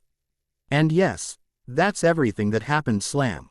The door closed down hard as the Pinkett bid her farewell to her seniors and coworkers. The time was 5:30, the closing time. But because of what happened, the blonde decided to, graciously, extend her to overtime. Moody, you ask? You bet it was Open's door. Clap. The sound of piles and piles on folders was thrown down the journalist's desk, causing her to flinch in response. And when she looked up to see his face, the man was crossed arms and was facing the window with his usual grumpy appearance. I'll start this quick, I don't want whiners.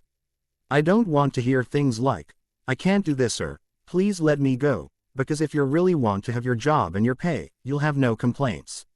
Naruto uttered in an ill-mannered tone before facing his subordinate, who in response, looked away. But wait, Sakura tried looking at the folders and raised a response.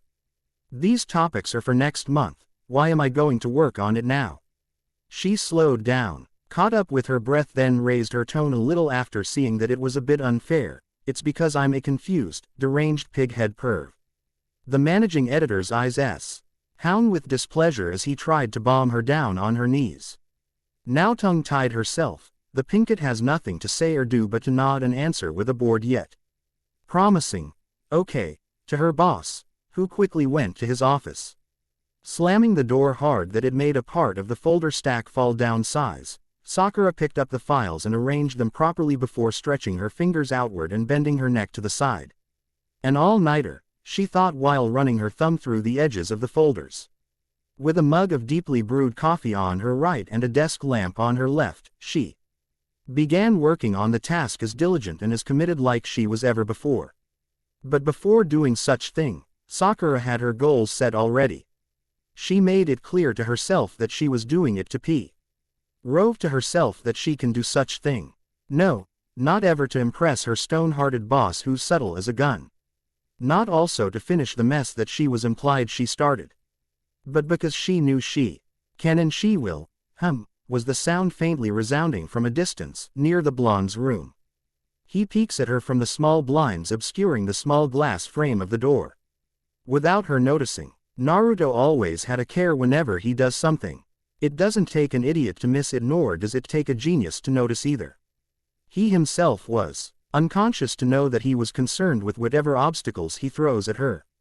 You may call it a milder form of sadistic streak, but he feels something welling up inside every time she conquers the tasks that had been given to her. It's a feeling of accomplishment and excitement, as if he was happy that she jumped over every hurdle on the track. It reminds him of a special someone who used to do the same. For just like he and Shizune said, he really was just like her. Nighttime passed by so fast.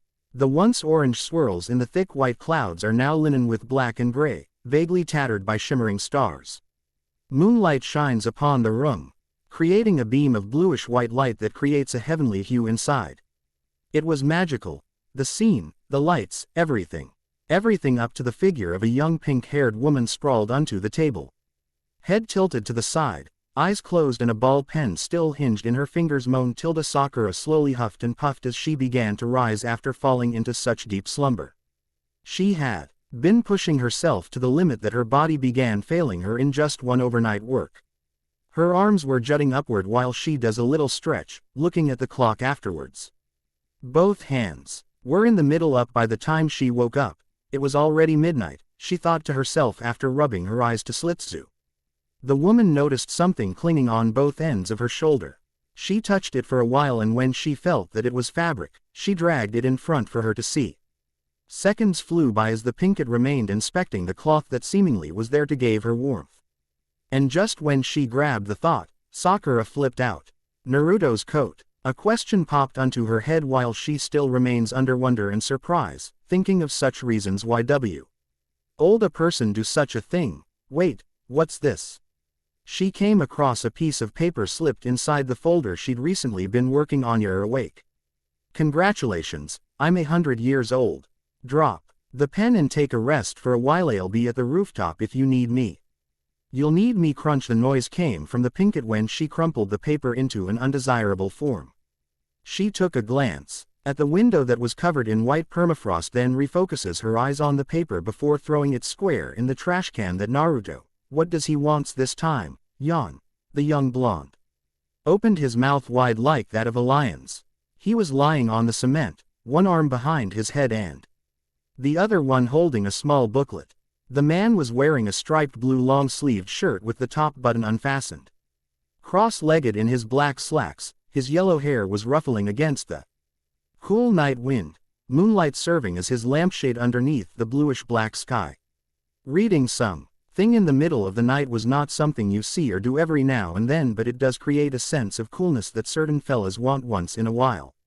Or so he thought, knowing that after this, he won't repeat doing such a thing again as his eyes began to twitch in exhaustion.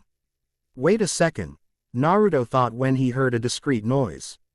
5, 4, 3, 2, here, a woman's voice loosely followed after the opening and slamming of the door. Thanks for the coat. She closed her lips and turned around, without even acknowledging his presence below. The editor decided to answer back. You're done already? He asked, which was immediately dealt with a no from the latter. Having the instincts to look around the area a bit, she then noticed the book the man was reading, manga. Why? Ower fond of reading meant her knees to take a peek, but was halted when he abruptly closed both halves of the book. Yes, like any other Japanese guy, I am too as fond on reading manga. They both felt a sliver of cold running down their spine when both of their eyes met. Just before he began to recover and stand curious, she took the liberty of asking the anime her bosses into reading, and her question was answered right after Naruto finished dusting his back off the dust. The blonde raised the handbook at mid-level where she can read it. Sasuke, isn't that manga about a ninja? Isn't that plain obvious to see? He sarcastically replied while Sakura, feeling embarrassed, decided to shut up from then on. Whoosh! The cold breeze screeched, rustling their clothes and bringing goosebumps on their skin.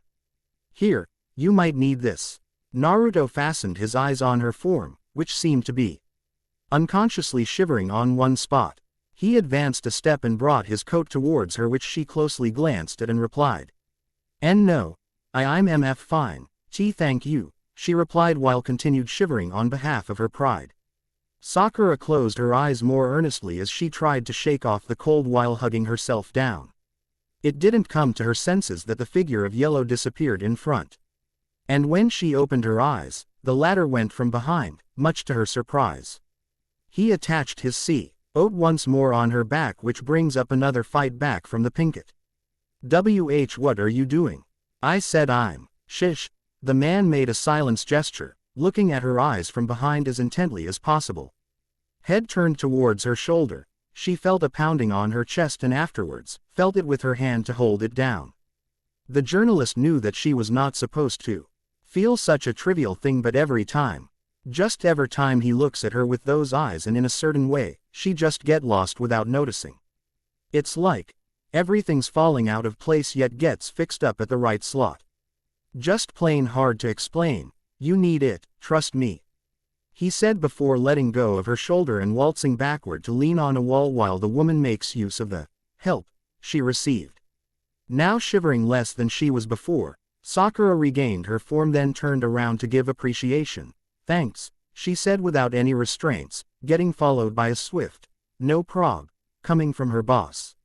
A moment of silence passed away with both fellas looking at opposed directions, then locking eyes for a second before breaking apart. The cold night wind began turning on a new direction and heavy downpour of sleet stopped falling. It was the peak of the night, the point in time where normal people are fast asleep and they had to be meddling around at this point of the night. Naruto, shish. Gathered up enough pride to break the tension underlying in between. The Pinkett noticed no reply and so turned her head to the side to look only to find him gazing at the stars above. Why exactly did you made me come here? A raise in the eyebrow closed her question, but it doesn't seem to be ringing the bell on the blonde's perspective. After hearing such query, Naruto lets out a deep sigh. ND looked back at her. I don't know the reason myself. He put his hands on his jaw and does the thinker pose, one eye closed and the other, looking up the stars that shone prettily above. Anyway, you want to have a bite? It's all on me tonight. The managing editor suggested before standing up straight and glances at the wristwatch for the time, and no. I'm good, I mean, I have so many things left to do and. Quiet burp. Ha! I can't take another bite. A gassy noise came out from the most unexpected source. The blonde marveled in amazement after seeing her down a couple of slices in no time at all. They were both sitting with their legs stretched up in front, backs leaned over the wall. There's a carton of pizza, bottle of sake and a bowl of ramen separating them, like that of a picnic, though it was midnight. So, it was a midnight picnic. Hurrah! Anyhow, I think it's been a while since I did this. Naruto had one thigh flexed upward and another laying straight on the floor. Sakura was beside him, watching the ruffles of his yellow hair play with the breeze as it casts a reflection on his crystal blue orbs. I think I'm with Konohamaru and the other guys back then. The blonde F.A. Early noticed and so looked back, but she was able to redirect her sight before he can turn his head to see. Her heart skipped a beat. Why yeah, I can pretty tell where they got their quirkiness. Her lips broke into a pretty smile that caught his attention. Naruto looked at it for a couple of seconds before hissing away in awkwardness, what does that mean? He raised a brow, thought in a comical sense, making her chuckle a little bit. Ahaha, nothing boss. The rooftop echoes with the combination of his whining and her laughter, creating a symphony of noise that, well, like any other noise, was loud. Sakura just made a big leap today. For the both of them actually. She made her boss laugh, which can be a little hard considering the fact that he was extremely hard to work with. Her adventures with the boss, like this one, bridge their boss-employee relationship into better understanding. And if there's one person to praise, it was definitely her. Hey, she opened her eyes, halting her soft chuckles. You got something on your lips. Naruto gazes at her from point blank and moves down his sight on her mouth. Sakura watched him, froze for a moment and wondered. But even before she can think, blonde unconsciously moves his body forward, which in turn troubled the pink at weight. WWH, what is he doing? Oh no. I've seen this in the movies. And no, it couldn't be that. Yes, it has to be. You, the blonde whispered as he slowly leaned forward, looking like he was under some trance. You have something. The journalist tightened his eyelids while his silhouette came nearer and nearer. Her heart was beating like crazy and her body froze in shock, paralyzed. Anticipating what may and will have been her boss's action, she then heard another phrase and flinched. On your mouth, he s'd after raising his hand to her mouth level and wiping the substance of her lips, giving it a sleek shine. There, Sakura almost blew into pieces and skyrocketed into oblivion when she opened her eyes. The first thing she saw after feeling the man's thumb slid off her upper lip was the blurred image of him leaning over her. She closed it again, then reopened the pair, and a clearer picture formed on her mind. A picture of his boss. His mesmerizing blue eyes half closed and was looking intently at hers, with moonlight pouring down and giving it a sparkle. The boss's appearance isn't what you call everyday image. Having to see him like that makes you wonder in your thoughts why he never does it frequently, since it made him look a hell lot better than frowning from morning to sundown. Apart from his eyes, Naruto was also smiling. A cross between a smile and a smirk. It's a little bit mischievous, but it was able to bring his character out to life. Everything was for her to reflect on. And even though she was still in turbulence, because for a moment, just for a moment, she felt like she has fallen for him. And that's not something she can fake. From the young man's perspective, it was different, though in a sense. It was familiar. He felt like a part of him was slowly getting healed, though the cause of such wounds is yet to be revealed. He knows that he wasn't supposed to be in such a way in front of his employee, but there's this something which compels him and drives him crazy. Is it the familiarity? Like everybody, including he himself said, it's what kept him grounded around her. Her similarity with a certain someone who has the same effect on him. Anyway, just like the pinkett, the blonde also felt something when he looked at her, a twitching sensation on his chest just right after he smiled and stared at her. It was happiness, and even though he didn't know where such frivolous things came from, he knew why he was happy. The silence lingered on their skins when the atmosphere suddenly went from freezing to warm.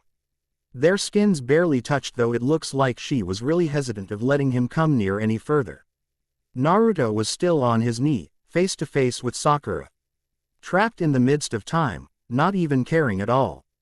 And even though they both admit to each other that they are same charges that repel, right this moment in time, there were no resistance. There was no sound, no noise, no complaints and swears. And that got both of them thinking. The chaos that keeps on building up until it explodes into a supernova of emotions they both can't convey.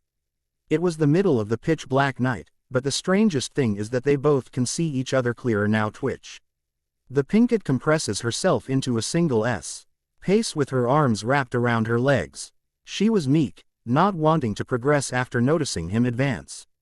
Then she remembered what Konohamaru said if ever Naruto and she were ever in a private conversation. And realistically, now was the perfect time to do it. Sakura, the man thought to himself when he saw both of her eyes close just as they are starting to stare at each other.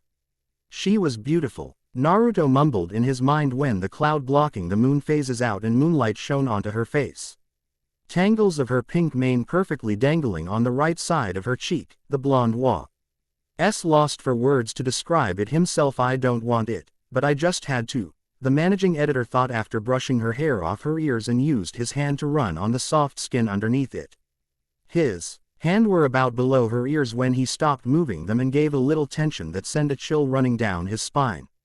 Eye half closed, the young man started to lean forward, head slanted and as slowly as you can ever imagine. Part of his subconscious was telling him to stop, but the other half said otherwise. All that he can see are the blurred image of her lips that was obscured by the ensemble of night winds playing with his blonde hair. It was magical, having the question of where she might see the light on the far end of the tunnel. Sakura slowly opened her eyes and instantaneously, her body frozen shut. Shocked in awe as she gazes on his eyes, a distance of an inch in between. His pair didn't even twitch when he saw her ones opened, yet he stopped a mere millisecond away before their lips collided at each other. Though it was just enough for her to sit down, paralyzed as she can feel his short warm breaths puffing on her skin.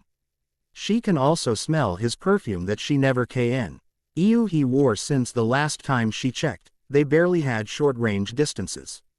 It was sweet and enticing, though from the man's viewpoint, it's not that different either. Naruto felt that the whole world just stopped spinning and the illusions that clouded up his mind dissipates. The only thing he can hear that point was the loud repetitive beating of his heart that was banging on his chest. The only thing he can smell was the odd mixture of her fragrant aroma and tomato sauce. It was legendary. Feeling that he had the balls to do so, the blonde decided to break the ice. Or rather, quench their overheating hearts out. "I'm sorry," were the words that came out of his mouth. He didn't know why or how, but one thing's for sure, he never regretted saying such things. Naruto knows it wasn't what he or she planned to happen, but well, that's life. The editor was on the verge of turning around when the unexpected cliché breaker happened. Prove it. Her lips clamped down after opening to say such words. She felt the moment was just so surreal, as if everything was just a dream. As if everything was just too unimaginable to be true. Or as if it was just too special to be any less than perfect. And they kissed. His lips then just fell on hers and they kissed. Atop the chirping nightingale that witnessed the magic that happened, she opened her eyes and found his still closed ones before hutting back hers to have a holy grasp of it. Deep down her half-conscious thoughts, she told herself, tastes like ramen and sake. Yo ho ho. Good thing our house was built on higher ground, or I don't know when would all be able to give the next chapter. Anyway, the power shortage lasted for a couple of days also, hence the long update. Followed by that, it's our finals week. This week is written in the bottom part of chapter 7. I don't know what to do, so I decided to fuse the two chapters of conceptualized long beforehand into this. I don't want to make you guys wait any further. Here's chapter 8. Okay, Where do I start? Sakura. I know what happened last night was very difficult to explain, but no. That's what they usually hear in movies. I need to be different. Yeah, ho. W about smile yo Sakura-chan, nice dress. UGHHHH. What the hell's wrong with me? Why am I troubled by such things? Is it because I care? Because I knew what I did was wrong? Or because I'm afraid to admit it to myself? That Sakura is beautiful, that she's full of enthusiasm, she has a good heart, she's a respectable young woman, and that she deserves to be treated like one. She deserves to know what I really wanted to say. Creak. The door slowly flung from the inside and a figure of brazen yellow approached the scene, which consisted of office desks and some surprised faces. Ohayu Oni-san. A.L. Ood yet equally calming voice of a young man entered his ears. Why yo, Konohamaru. He smiled back at him while the others said good morning and went to their works as soon as possible. In opposition, Iba waved a goodbye as he went out to freelance at some other photography studios on the town. Naruto can only give a nod, seeing his shadow pass the door, immediately turning his head to see what he has first in priority. His blue eyes skimmed left to right, but he didn't see what he wanted to see. Instead of asking the whole cluster and raising another rumor mill, he silently approached Shizune. Who was busy working on her seat. Shizune-san, can I ask? The woman immediately replied at him, are you gonna ask where Sakura is? He was fizzled, taking notice that the latter may have already knew It happened, and considering the fact that she was close to the pinkhead. Having prior caution on what she might say, the blonde answered back in a lowered tone, no, why would I?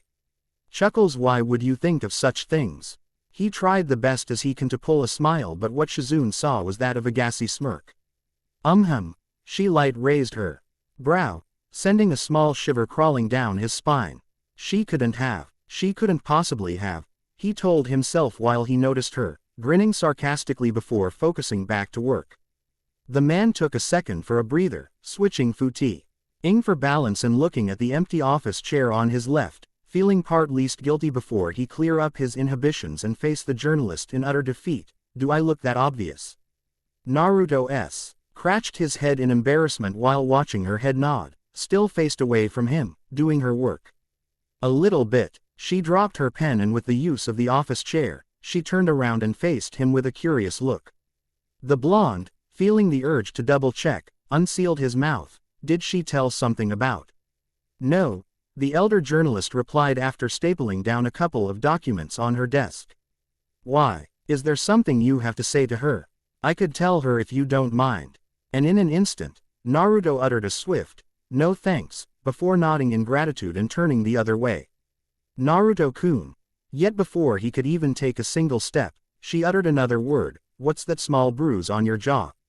He froze up after hearing such words. He never thought that she would notice, but then again, that's that. There are fragments of last night's memory flowing on his mind, but he chose not to visit such events. For he knew it wouldn't help him give a decent excuse to Shizune. It's nothing. Just a scratch. The man muttered a few words, his face with his wrist. The journalist gave a doubted, if you say so, staring at the man, who has one eye closed after succumbing to the sting of the bruise. It's quite evident for her too. No, but Naruto still has his hopes up. I'll be going. He fixed his form and grabbed the suitcase he laid on top of the printer. Shizune notices and gave a small wave. And, the blonde followed up in a much lesser tone. If you see her, can you tell her to go to my office? Naruto looked greatly bothered, yet the woman still listened to his whim. After such words they part, with the editor walking straight directly to his room, closing the door shut, not wanting to be disturbed by anyone else but her. Immediately after that, the once busy, nonchalant and uncaring coworkers became rabid dogs to the gossip. And yes, that includes the lazy Shikamaru, who was oddly first in line. Shizune just smiled at them, not saying anything but mentally telling them straight in the face. Like bees to honey, they trailed off back to their works just in time when the blonde opened the door to check, after noticing such commotion and hearing a mention in his name. Seeing that everybody was doing their job, he grumpily groaned and slammed back the door. Just after that, the whole room was under silent sighs of relief, which was drowned by the Silence as they continued to progress with their workdays passed, and every time the man looked at the room from his door, she wasn't there. There's just this empty seat from which she always sat on whenever he gave her things to do. There's this ledge from which he drooped from above to look on her progress. But now, there's only this feeling of emptiness he just couldn't bear to live with. She ain't come to work for 3 days now, and there's 3 days left till Christmas. Prior to that, there are a couple of things that's been bugging him. Maybe he's the reason that she's been absent ever since. That can be true, since what he did was without a doubt inappropriate. In fact, it was disrespectful, though he can't help thinking that moment, the same moment that has been troubling him till now, didn't happen without a reason. Just looking back on what they both felt afterwards can give a brief explanation. Both of them have no regrets. At least, that's what his intuition was telling him. Because he knew, when their lips touched, there were no restraints. No signs of resistance, of struggle and disdain. Naruto knew both of them was conscious about it, since the whole time, they were staring at each other's eyes. Sinking into a spiral, both of them, breaking out of their boxes of self-conceit and showing raw emotions which conveyed what they really felt, because both of them knew they are attracted to each other. Coughs. And with such things present on his mind, knock. Naruto decided to pay a little visit. Who's there? The door suddenly opened right after he withdrew his hand from its rough indents. A man rose from the inside, dressed in a messed up bathrobe with a rolled up newspaper in his hand, scratching his balding head. The man dropped the toothpick that he was chewing right over his lip. It's you. You're the guy from before. He crossed his arms on his chest and casted a stare on him. Naruto, having the guts to reply, tilted his head upward and answered back with a grin, "Gee, good afternoon, Mr. Haruno." The blonde bowed down, then shook his head back up. I just wanted to see if Sakura's home today." He shifted his foot backward and folded his hands on his back. Looking all respectable and such. The Pinket's father took a couple of seconds before clicking his glasses upward and stepping down the stairs to get a clearer picture of the young man. "Why, is there something you want from her?" Quote, No. Naruto turned his head, trying to hide his tensed-up expression. "Well, not exactly." He paused for a second, then continued, greatly intriguing the journalist's father, "Not exactly." The older man advanced, making the latter back off in response. He didn't know what's more intimidating, her father walking towards him or the man's eyebrows rising in confusion nonetheless. Both are just obstacles that he knew he needs to face. "Sir, it's just that." The blonde skimmed his eyes upward, then after charging enough courage and self-esteem, he finally faced her father in the eye. "It's just that she hasn't been going to work this previous days, and I thought it would be rightful as her superior to take prior notice." Naruto coughed out nervously, silently waiting for the elder's reply. "Which kinda happened afterwards? Are you really that concerned?" Then Naruto felt a thud inside his heart, the same one he had 3 nights before.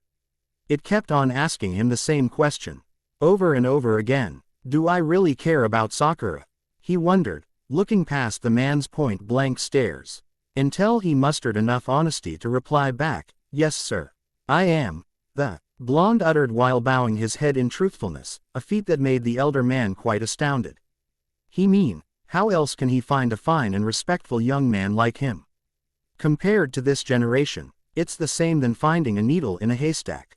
Cross that, it's more like doing it in the dark. Good thing Sakura's dad didn't know him on the office, or he'll flip out. Are you sure? The Edito R turned his head to look past the elder man's eyes. "Affirmative," he replied. "Ahem."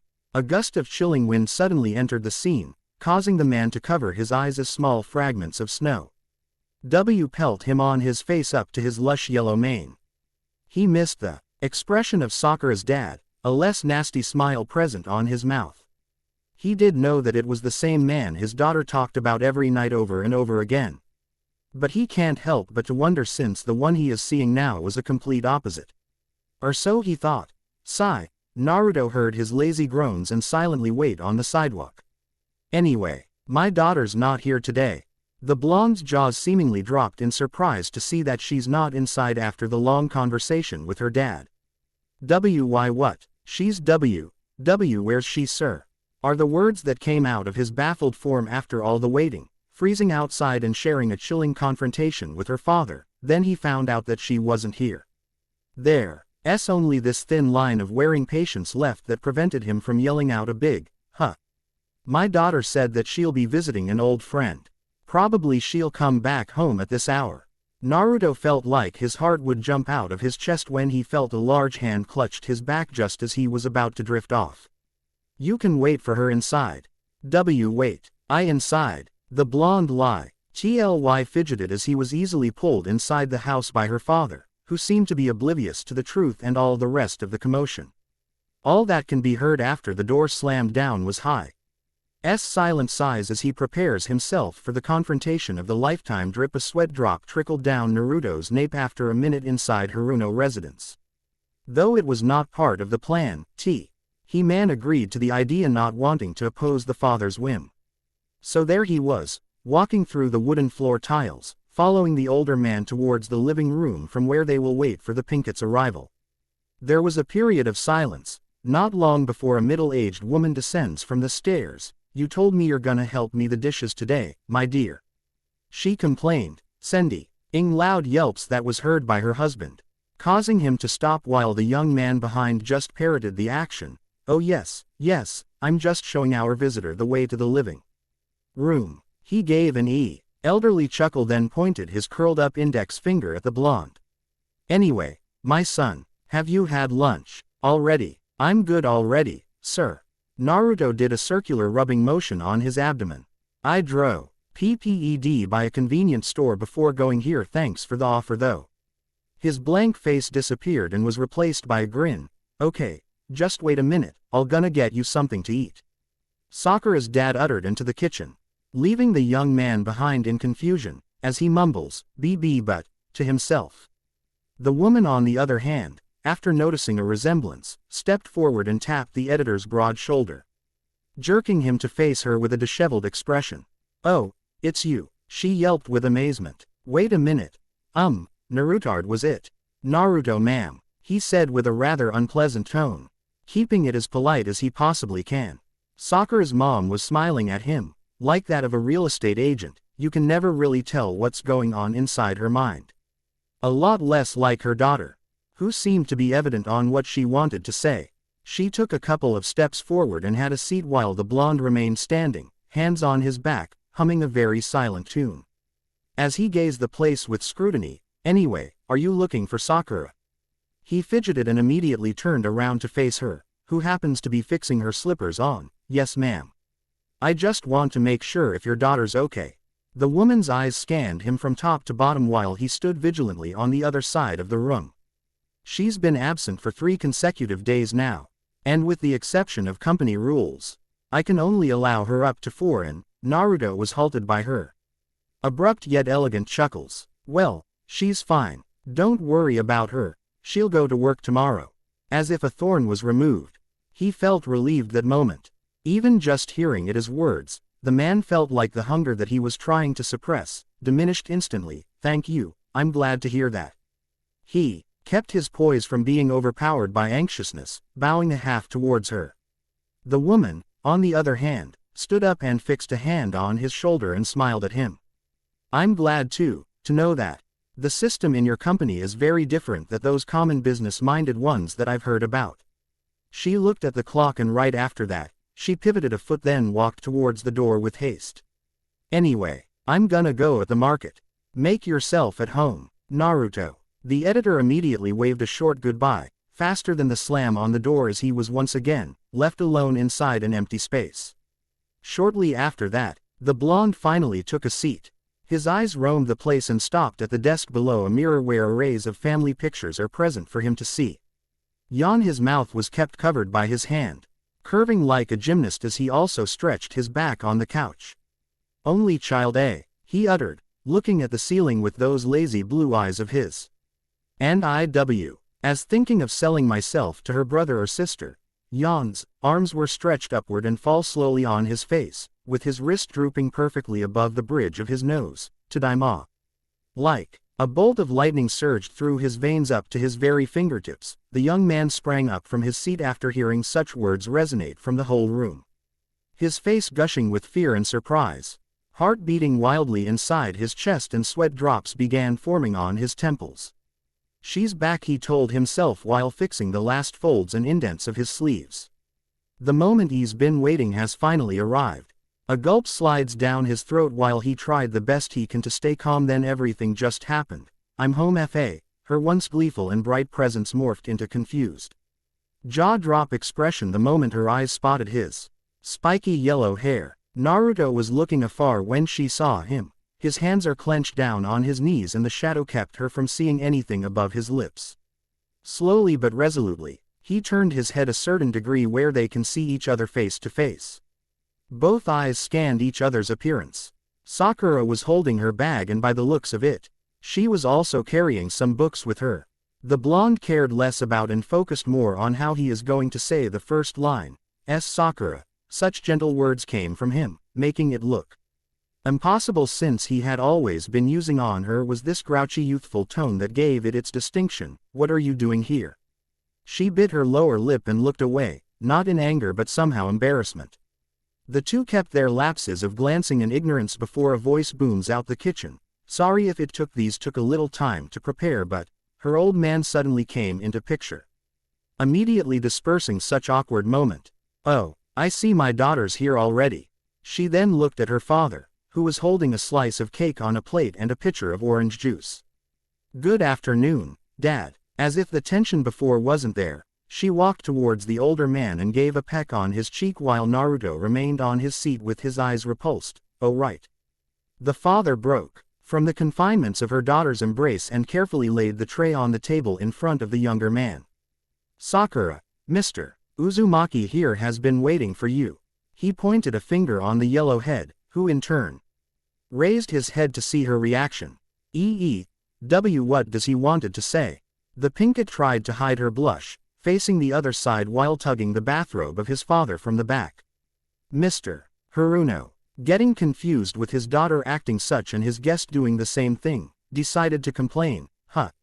Why ask me? He's right here. Tell him yourself. He told his daughter with aggravation. Wait. You wanted to say something, Sakura. She immediately fixed her sight on him the moment she heard those words. But as she glanced softly against his form, the journalist fidgeted and got tongue-tripped herself. What? No. I mean coughs no. Hands crept under her pockets. She uttered the words quietly, with the father getting dizzier by the minute just by listening to their conversation.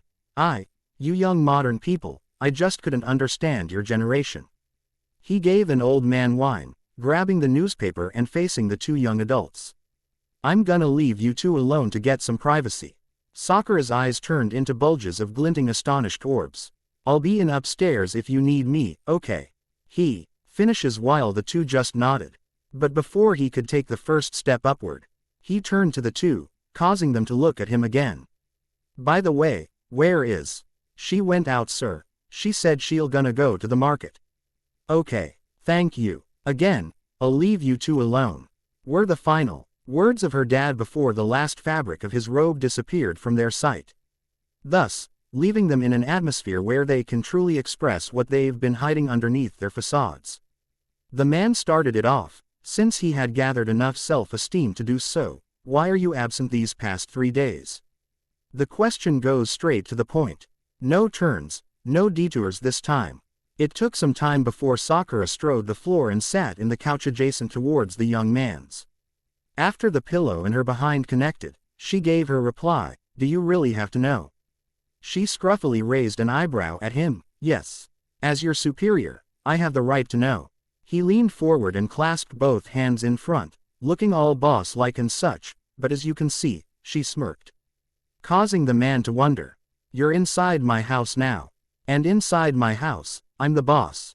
Understand? Ha. And that means, she pointed a finger at his rather peeved appearance. I'm your superior now. An indent of a blood vessel folds on his forehead as he looked at her with dissonance. She couldn't be serious. Come on, Sakura, I mean it. And just like that, the playful smile of her suddenly disappeared and was replaced by a less evident frown. The two continued talking. Okay. Chuckles. The pinkett looked at the annoyed expression of her boss before she broke into laughter. Naruto kept the best he can to stay calm amidst the ridiculous situation. The woman noticed the air getting serious and decided to do so herself. A couple of seconds, trying to find the momentum to reply. She finally did. The truth is, she scratched the fair skin on her nape in embarrassment. The blonde just kept his ears open for WH. Sooner after that, she did continue, I was sick these past days. His eyes looked shocked but the poise was still there. The doctor said indigestion or something. The pinkett then gave him a grin, causing him to almost stutter as he was to answer back. Indigestion? You serious? Yes, I guess eating heavy at midnight was a bad idea after all. Then she gave out soft chuckles, covering her mouth with a hand while the editor watched her silently. Feeling partly responsible over the predicament, Sakura saw his disappointed look, guilty after knowing that he's the reason after all. Though it would kill her to say it herself, she doesn't fay. Quite right whenever he's doing this to himself. A drop of water from the moisture outside ran down the glass, and exactly when it pelted the table, the young lad opened his mouth. I'm sorry then, the second word caught her attention. For that night, everything, he said submissively, head tilted downward, watching the ebbs of liquid inside the glass, ahahaha. A series of loud yet uplifting laughter suddenly railed down his ears. Is that really you, Naruto? She chuckled some more but still, there's no response from the man. Although, there is, after a few seconds of straightening out the lines. He finally opened his mouth, yeah. The blonde rose from his crouching form and gave a huge exhale. It's just I thought that you were absent because he stopped when the pinkett grabbed the plate in front and responded hastily. Here, would you have some cake? And without any signal from him, she shoved a spoonful inside his mouth, causing him to choke lightly and jerk his head upward. The scene was unimaginable. Naruto's eyes widened up with tears forming on the side, his hand was on his neck while he used the other to pound his chest. Those now watery blue eyes glared at the pinkett, who in turn panicked and grabbed a glassful of juice and gave it to the blonde. Gulp gulp gulp. Gwa, what the hell are you doing? He angrily replied, wiping his glistening eyes. Latter took several coughs while Sakura watched him on the other side of the table, under a mixture of comedy and fear. He took a second to wipe the edge of his lips with his finger before continue dealing with his subordinate. I was trying to explain something. The man said with a fierce tenor. Well, I was trying to cheer you up, boss. She replied with subtlety, looking past his anger-filled orbs like she was used to it already. The journalist just grinned when she saw him turning his head the other way. A couple of minutes passed and the two remained idle towards each other. Looking at the clock, she took a sip from the glass before starting off where they ended. Anyway, Naruto was listening but had his eyes closed. Is that the only reason you came here? I mean just to ask me if I'm okay. He then opened up his eyelids and the first thing he saw was her, looking at him intricately. No. As a matter of fact, I have some other things to say. The blonde paused for a bit then continued. I'm gonna change your workplace from now on. You'll work on the desk nearest to my door. Her eyes twitched in wonder by the sudden revelation. Wait, are you serious? But, that's final. I've already told Konohamaru to transfer your things. Naruto said while the pinkett desperately tried to convince him otherwise. The man caught a glimpse of her, making faces and such. But that only made him smile at the quirkiness of it, and also. He fidgeted after seeing her stare viciously at him. Not wanting to cliffhang her anymore. It's about the Christmas party. The once angry pinkhead turned into a curious pinkhead. Naruto leaned over and looked at her in the eye. See, Christmas party. Is this for real? A smile then formed on her face. Absolutely. Naruto turned to his side and grabbed his suitcase. He dragged out a piece of paper from inside and gave it to her. That's for the exchange gift. She looked at the blank paper and brought it near to give a look on the text below. I know it's a little bit childish but hey. We were young once. I mean I am. Though I don't know about you. She silently mumbled, head bowed down and a part of her bangs covering her eyes. His sneer disappeared after hearing such words. You've got to be kidding me. The journalist then gave him a puzzled look, with the paper slipping from her fingers. It swayed left to right, finally falling down on the table where a word, Naruto, was shown written on it. Well, if you look at that, you're... No way, Sakura said without hesitation. Huh, you've cheated, she demanded and crossed her arms across her chest. The blonde just smiled at her. You have no evidence for that. He rolled his eyes above before chuckling a bit on his own. Naruto. She continued to whine. I'll be expecting your return tomorrow. His hand jutted down and grabbed the suitcase below. Noticing that he was about to leave, the pinkett began to panic. Wait, Naruto. You can't be serious. She uttered some more after he finished fixing his coat on. The editor began to walk towards the far end of the hallway where the door is located. Behind him was his subordinate who's begging him to explain, Sakura-chan. A rush of cold air entered the room as he opened the door and faced her, looking all happy and relieved. The young woman stopped on her tracks and carefully glanced at him. His eyes, his smirk and his distinctive yellow hair that kept on rustling against the cold December air, everything else was blurred. Sakura swore it wasn't the freezing temperature but a chill ran down her skin when she saw her boss's hands reaching towards her. Pale as snow but warm on the ends, she thought in reverie after it intertwined with hers, looking at each other at the same time. Chuckles, he broke into show. RT comedic laughs while maintaining eye contact.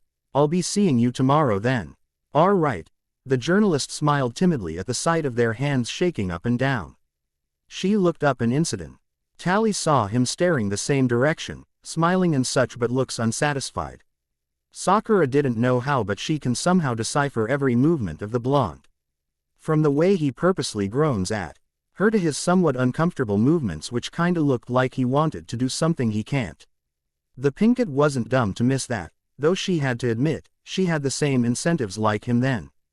There's this period of awkwardness that began to proliferate around them. They'll both stare to each other and then look the other way. He'll advance a step then back down while she repeatedly does the same thing. It's like they're waiting for each other's advances though they back down whenever it seemed to look like they're gonna do the first move. That continued for like 2 minutes. Before a sharp whistling of icy wind breaks them apart. Goodbye. He leaned forward but after seeing the woman close her eyes, the latter backed down and rather waved a peeved farewell right after that. Just to end it without any hint of embarrassment, the connection split into two and she said her respective goodbyes exhales now having one foot thrusted outside the residence. The blonde took a fin-al glimpse of her as she also raised an arm and waved back at him. He gave her a mischievous smirk and winked at her before turning around and striding past the entrance. The last thing she saw was the slowly disappearing silhouette of his coat as they parted ways, there, right by the doorway, obscured by dazzling rays of white light. Squeal, an outburst of emotions came from behind the door. There, the pinkett was sitting on the floor, back leaned on the wall while she claws her hair in frustration. Feeling the need to do so, she lends her arm atop her chest and feels the wild pumping of her heart. Finally, after confining herself in such a space, the journalist stood up and fixes herself before walking away with a confused smile present on her face. Erg. He roared after taking a few steps away from her house. The moment's there but he lets it go. He lets go of an opportunity that misunderstanding. Hands clenched tight on his sides and head tilted upward, Naruto looked at the falling snow. Closing his gaping mouth before one came by and pelted his skin. Sakura, he whispered above, glancing at the flittering flakes of white that dances in the sky. December 24 a day BEF. Or Christmas a day where the whole town shines brightly with spectacles of red, blue, green and white a day where the townsfolk gets less intimidating that everyone can look at each other's eyes and saw. Why, Merry Christmas, without discomfort and a day miracles becomes an ordinary event. Merry Christmas everyone. A group of young adults roared jollily after the clacks of their shot glasses colliding with each other. There they were, seated around a huge round table where a fixed beacon of colored lights hangs from above. A huge karaoke was standing in front, connected by a line that follows near their tables. Good thing the doors are tightly sealed or else everyone could have heard their wild yells mixing with the booming of speakers. Their souls are burning with alcohol and festivity as hot as tea. He radiating fireplace that kept their food from turning into frozen goods. There were laughs, lots and lots of contagious laughs that keep the party alive and going. Also present there are of course, the employees. who were like firecrackers, loud and constantly moving like their spirits were set on fire. The room was so alive that not even the freezing cold of December can slow it down, although such things are said. There are still exceptions. Exceptions in form of a young blonde man, rooted to his seat, ignoring the joyous beat that kept the world on move. He was just there. He doesn't care. Not even if someone gets knocked down or vomits on his back, he wouldn't care. Ha! Such slanted eyes looked over a crude reflection on the glass. It was him, firmly seated while stretching his arms over his back and giving a loosely held exhale. He then thrusted down an elbow and supported his face with his knuckles. The blonde then looked yonder, where flashing lights touches the brown-rimmed tatami. Then a couple of feet appeared on the floor, right at the area where he was looking, and so, he gazes the other way. Looking past every one of his employees, he then stopped after catching something familiar in his sight like that of a sentinel. He watched over her meticulously. The way strands of pink cover her eyes as she joins her coworkers in the fun. Feeling like doing so, Naruto decided to wash his throat with another shot of sake, but was stopped by his assistant editor. Looking good, isn't she? The blonde immediately gave sharp stares above him while Shikamaru just yawned at him, his breath reeking of alcohol. Chuckles. What do you mean by that? He dropped the glass while remaining fixed at her form. What are you still waiting for? Shikamaru took a sit near him. What do you mean? The blonde slouched his back on the wall, looking impossibly, not annoyed. Come on, don't try to blur it out. He gave him a smile. You like her? Well, what makes you say that? Naruto rose up, head tilted and with a smirk curving on his lips. I don't know, but I just knew. White smoke was blown out of his mouth like a flamethrower. What? He turned towards his assistant, who was looking at he dazzling figure of pink on the other side of the room. What the hell did you mean by that? Ahaha. The latter stood up and looked at the yellow head. Anyway, I think I'm not the one you should be talking to right now. Naruto snapped back and looked at his right, where he saw the pinkett, also looking back at him. They had a momentary connection which they maintained amidst the loud music and blood-rising atmosphere. Shikamaru, on the other hand, just phased out the scene and left the two to have alone time together. Lob dob. Such sounds caged inside his chest kept pounding, over and over, like it was begging to come out. He silently glances at her from afar, hands crawling upward where it stopped and clenched to feel every momentous beat. Creak goes the door after the blonde swung it open and left the scene. Left the party and left her alone to ponder. The pinkett was holding her hand towards him by the time he closed the door. Deep inside, seeping under the confinements of her heart, she felt a twitch. And no matter how much he tried to shake it off, it just remained there. I wished I just remained there. Naruto uttered a fidgeting and shivering tone while he raced himself from the freezing cold outside. His jaws trembling and every breath he puffed out turned into white smoke. The man used his arms to brace himself, thinking on how he left things inside. Things like that are not like dough, where he can just leave it there and it'll still rise. No, it's not. And just as he was in the middle of thinking over that matter, his arrived door shut. Why did you left? She started off with a cliched question. I'm still here, aren't I? The editor tried the best he can to give a straight reply despite shaking and shivering down to his fingertip. Naruto. He paused after seeing her face tinted with a little anger. See, come on. You know I'm just kidding. His voice suddenly paused when Sakura dashed in front of him, looking serious and such. That's the worst part. I don't know if you're kidding or not. Blue eyes caught a glimpse of the pinkett ranting in place. You're always joking, you're never serious. He remained silent, looking past her anger-filled expression. He knew it was not the time to make a fuss about it, but he has no choice. He himself was getting pressured of such explosive emotions which words itself cannot express.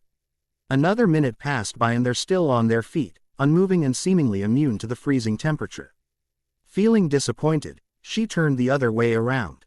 But before he could even take a single step, yeah, you're right, a husky tremor called upon her attention, dragging her back the way she was before. You're probably right. He pulled her with a little force and successfully rked her into looking into his blue eyes of his. Right there, on the spot, she knew, He was already serious, but you know what? Naruto tilted his head down. There's this one thing that I know I can't joke about. The young man stepped forward and looked at her with all sincerity he could possibly give, and that's you. Like a flash of bright colorful lights, flowery emotions streamed down her heart. She felt his hands holding dearly on both of her arms. She could see his rapid breaths up close, right below his eyes. Everything felt so in sync that it looked like a puzzle piece fitting oh so perfectly. Thanks. She grinned at him. I'm glad to know. The young woman maintained their laser-like connection, both with fluttering smiles on their faces. I'm glad you did. A sparkle appeared on the Pinket's orbs after his presence washed over her like a surge of happiness. It was the dawn of a new beginning, a beginning of a less bickering and more conversing relationship. After descending from their emotional sky high, the two began talking to each other like any ordinary day. Anyway, I thought we're gonna have exchange gifts. She uttered, now feeling the cold seeping deep to her bones. Yeah, we are. He smirked as her eyes bulged in the revelation. What are you trying to pull this time, Naruto? She pouted once more, pulling herself closer to him, still shivering of course. Ahaha. The blonde smirk finally booms into a laugh. I have given you my gift, didn't I? The truth that is, and now I'm asking for mine. What are you talking about? Sakura raised a brow but was shrugged off by his continuous chuckles. Your gift. I want to have it. She backed off a little but the editor pulled himself closer. At that distance, he can hear the teeth-clattering sounds of the young woman. Regardless of it though, she was still able to reply feasibly, gift. I thought you're just kidding. The journalist faltered but tried to constrain her poise. I am not. You are going to give me a gift. She then walked. She waits of him, head leaned over and lips stretched evenly. Can I? A deep tint of red appeared on her cheeks as she backs herself on a wall, looking all tough and such. Oh, only if you want to lose your lips. Sakura replied back strongly, causing a part of him feel challenged. And that part made him more stubborn as possible. Still faced with one another, Naruto uttered another set of words. Then how about a hug? He wetted his lips and still smiled at her offended expression. I said no, she replied in broken off sentences after succumbing to the chills of the sigh air of night. Shish. Her heart nearly stopped when she felt something warm enveloped her entire body. It was gripping around her, holding her tight and preventing her any movement. She smelled a S3x enticing scent of male perfume combined with the sharp aroma of sake. Finally having the strength to look up, she then gave a loud reply. What are you doing? Sakura tried shaking him off but it why made his hug a little bit tighter. Nothing. What nothing? What's with the hug? She still tried and insisted to break free though deep inside, the toasty warmth of her boss was surely divine. It's not a hug. I'm just sharing body heat with you. A cold voice answered back, making her pique more interest in whatever plan he has in the scenario, but that sounds more disg. The Pinket got pulled closer and so was halted on whatever she has to say. Their bodies gave off so much warmth that unconsciously, she was holding him tighter. Minutes passed and out of curiosity, she looked up again and saw him looking far away but still wearing the same smile before. Naruto noticed and looked at her deeply. Hey. She heard him call out for her attention once more. Slowly, they both glanced at each other's eyes with irises widening in focus. The yellow head brushed her hair off her ears and parted lips to whisper silently, I told you we're sharing body heat, didn't I? Yes, we are, she answered, looking past his stunning blue orbs before hugging. I mean, sharing body heat with him once more. Merry Christmas. Naruto-kun, fiancé. Wait. A hassled-up tone wailed loudly across the halls as his figure of pink came burgeoning towards the elevator. The two iron folds are about to close when an employee saw her approaching fast by and generously pressed the LL button, gasps exhales. Pants. By the time the elevator doors closed, all that can be heard were the grunts of the Pinket as she tried to catch up with her breath. When she finished doing so, her heart had a mini pause. After she noticed that everyone's eyes were on hers, Sakura pretended to cough and the rest just fell back into their original places. It took 10 seconds for the whole thing to go up and after those 10 seconds, the pinkhead wasn't there anymore. Good thing mom told me to bring the umbrella. or else I would have come here looking like the pink. It broke out of her thought bubble when an employee slowly passed by, teeth shivering wildly, with melting snow dripping on his head. That. She smiled in relief, then continued thinking in her thoughts. Anyway, it's been 2 days since Christmas, 2 days since last saw him. Waving from afar as I took the bus ride home. I never had the chance to call him right after, since my parents were too caring enough to scold when I came home around 2 in the morning. Aspect. I ally when they smelled the scandalous scent of sake and male perfume proliferating in every fiber of my clothes size. That was some mess. The young woman stopped at the middle of the corridor. She saw a vague image of the door in front of her. Strange, she thought, glancing at it on the other end. She always hears the sharp noises whenever she was this close in distance. But now, what low owns before her was this gloomy aura of a room which used to be so alive. I could have stayed some more that night. I really wanted to know him more, his likes and dislikes, though I think I would skip that part. Long story short, she stopped when she felt the cold tinge of the doorknob encircling on her palm. Her lips swayed to the sides, revealing an expression of anxiousness. Click. I wanted more of him. Good morning, everyone. A loud and exhilarating voice rang aloud the room, ringing to every one of its corners. The door was already open by that time, and what looms in front was the gleeful figure of the pink-head journalist. But there was no reply. No yawns, no sighs, no rants, nothing. What adds more is the Z sound of the heater machine that stood at the far end of the room. Surprisingly, though only in a sense, in every morning that she passes those doors, there's a couple good mornings that gives a heart-warming feeling inside. Now, in any chances that she could, Sakura wanted to know what's different. She scans the room, and yes, there they are, sitting on their own seats, pretending not to mind. At Alice, there's something I did before, she thought quickly while glancing at them with curiosity, head turning over the desk place near the blonde's room door. If she could still remember, Naruto told her a couple of days ago that it would be her new seating arrangement, and yes, a box of her stuffs lying atop the glass cover proves that he wasn't kidding about that. Sakura raised her hand and called out for Shizune in a cheerful yet frantic tone. The elder journal East looks up to her and gave a sad smile before standing up to answer her call. The pinkette silently whispered to herself while she spotted Shikamaru's eyes gazing intently towards her. Eyes which were once filled with wit and obscurity are now staring at her, completely blank and in the opposite of what she would expect them to be. She then looked at Temari, who immediately looked away and pretended to take a call. Turning her head, she gazed at Choji and Konohamaru, who were talking about something private. And Kiba was gazing on the window sill, reminiscing on his own. As much as she wanted to yell, "What the hell's wrong, guys?" Sakura decided to ask her senpai first, just in case the cause was something she wouldn't expect. You wanted something, Sakura-chan? The elder woman faced her, jerking her to immediately bow down and ask, "Shizune-chan?" She paused, taking a couple of seconds to look back at everyone and then refixes her attention towards back at her senpai. Is there something wrong? But then, there was no reply. Is there something I would have to know? Shizune just looked at her with disappointment before placing her arms against the latter's elbows, pulling her up. As she dragged the pinkette in front. No, Sakura felt reassured when she heard that single word. There's nothing wrong with any of us, and there's nothing you specifically have to know. The two had a seat while the youngest of the team walked in front of them and sat on a vacant chair, seating inversely, specifically.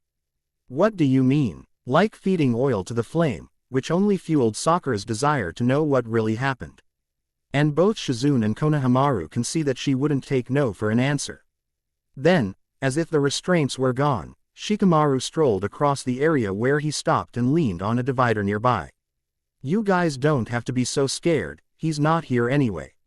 The assistant editor uttered moderately, and after hearing such words, the rest of the team just found themselves near the pinkette. Who's not here?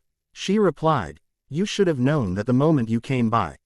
He answered back in a swift manner, prompting her to recall her steps. Naruto. Right, I didn't see him yet this morning. A buzz of sighs followed by before she continued. Where's he anyway? Probably Drin. Shish. Shikamaru was halted by number of silence gestures and sounds that he saw and heard. The secrecy of it all just made the Pinkett as curious as she was ever before. And just like hearing mind-boggling news, the urge to ask just came running out. What? What do you mean? Please tell me what happened. She heightened her tone but calmed down after she felt both of her female co-workers' hands on her back. The silence wasn't really helping. It just kept adding on up a hole that keeps on opening up. Knowing that it would be best for her to know, Konohamaru took the liberty of bridging her the truth, since he's the closest one to the blonde and the rest wouldn't dare doing such thing. Coughs. Well, you see, Oni-chan. Sakura looked at him and listened to everything that he would and probably will be saying. This really has nothing to do with you, with us or anything. A moment of deep yet intriguing silence was casted upon them. The group looked at each other's eyes, then looked at Konohamaru's, causing him to nod his head and gaze sadly towards Sakura. The young fellow, needing nothing but to wait, finally spat it out in one go. Naruto Oni-san. He started with a dim undertone. Once had a fiancé. It then branches off to new information. Hands clenched atop her glued-together legs. She remained poised even after hearing the second part. Short-off glances caught each other's anticipations before the youngster decided to continue. She also used to work here. The Pinkett felt a soft twitch on her chest after hearing such information. As the company journalist, her eyes widened in surprise, knowing it was no coincidence after all. The co-workers didn't budge as they already knew of her existence. What they wanted now is for Sakura to know a couple of things that she should have known if ever she will be serious with the boss. Her partner was Oni-san himself. Both of them are new recruits that time. The only difference was that she got hired a couple of days after Naruto-san started his apprenticeship with the editor-in-chief. Konohamaru was then looked upon by Sakura's curious and interested eyes. She didn't know where this was going, but that's what keeps her wanting to know. Not minding at all, the latter unsealed his lips. Anyway, they were I mid at first, but the two became inseparable at some point. And yes, like I said, Oni-san proposed to her at some point and she became his fiancé. The Pinkett looked around and saw everyone's grim faces, not sure of what it connotes. And she focuses on the story again.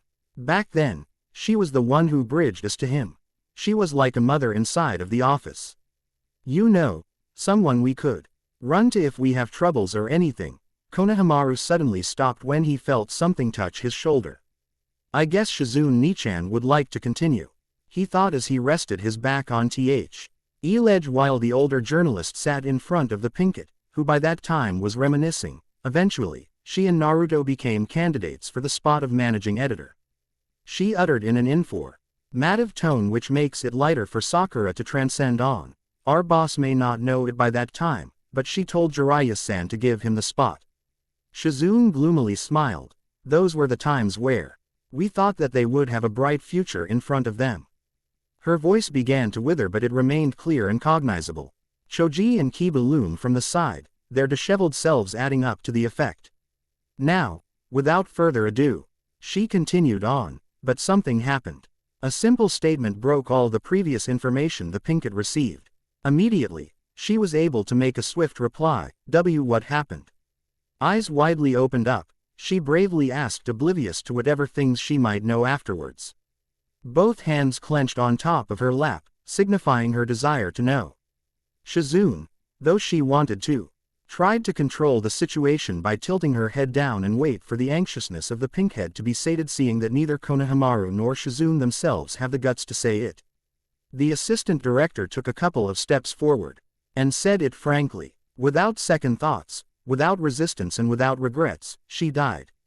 He said to her. The room seemingly got colder and darker, as a cloud passes by and dims out the light from outside. Those two words left Sakura's mouth open in shock, while the other coworkers, who known what happened, couldn't care less but to feel bad about it.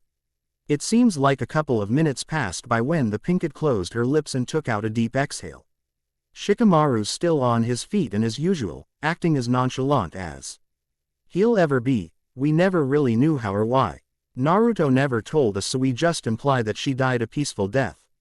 He grabbed a cigarette and plays it with his fingers, while she watched it appear and disappear on the spaces in between each one. All that we can surely say is that the assistant editor flips it high in the air and let it fall on the floor. It happened on December 27.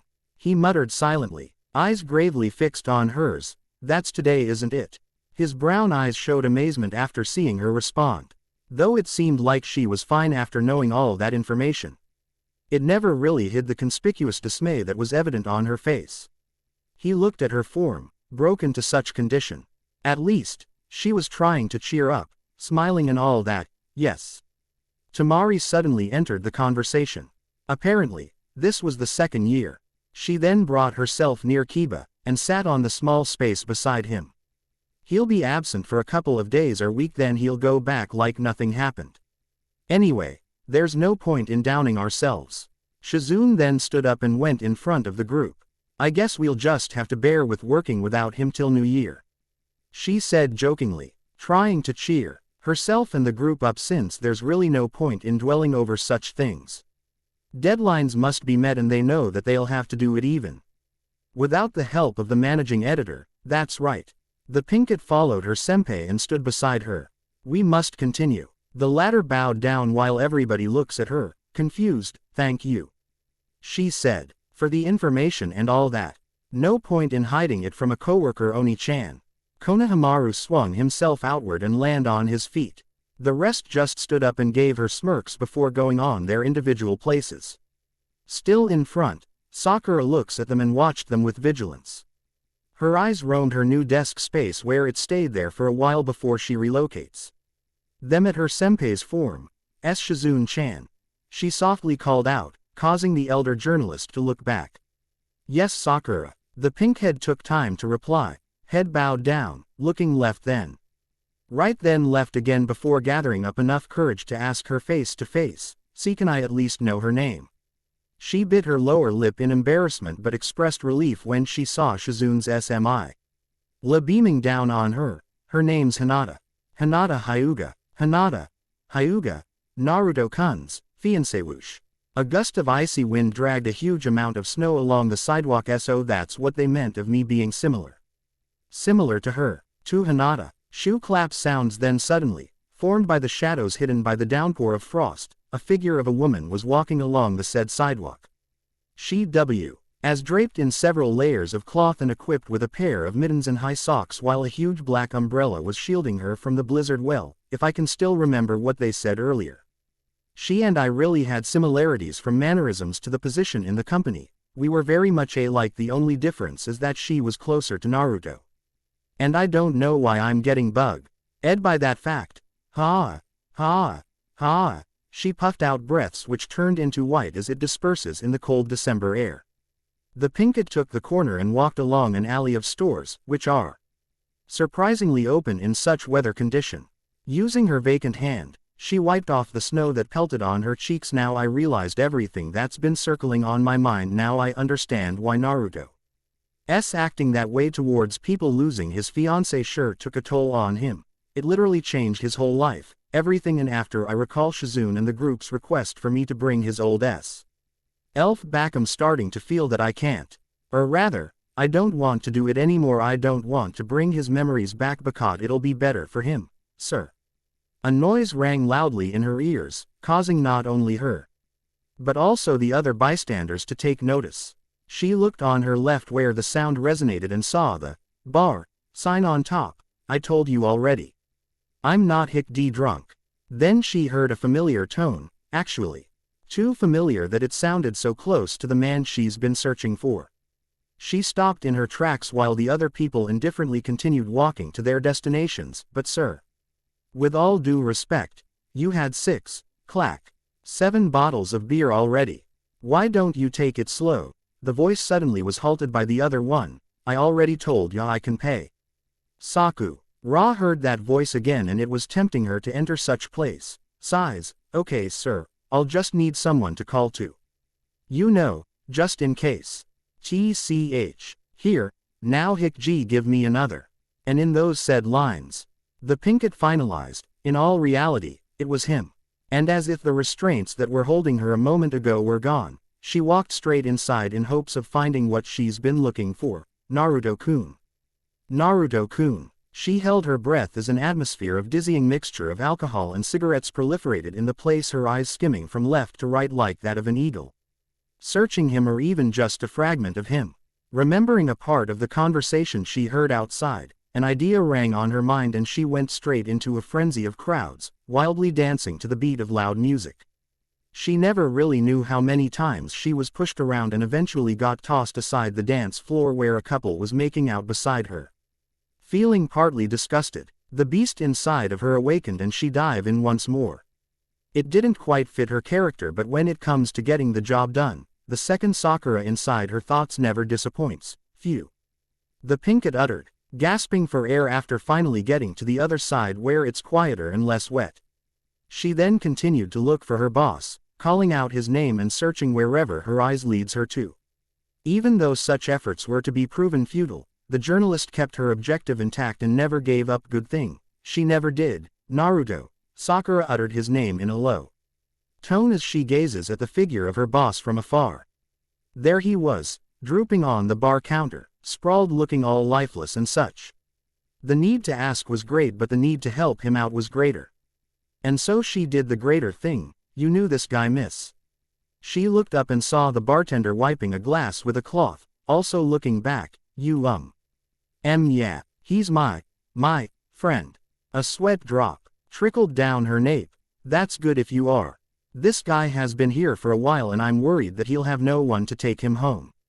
Oh, she gazed at the guy beside him, knocked up with his vibrant yellow hair sticking out of his head. Don't worry. Sakura took another look at him. I'll take him to his home. I'm glad to hear that. He crouches down and got back up, having both paper and pen in hand. Ma'am, I'll just have to verify. Sure. She nodded and took the pen.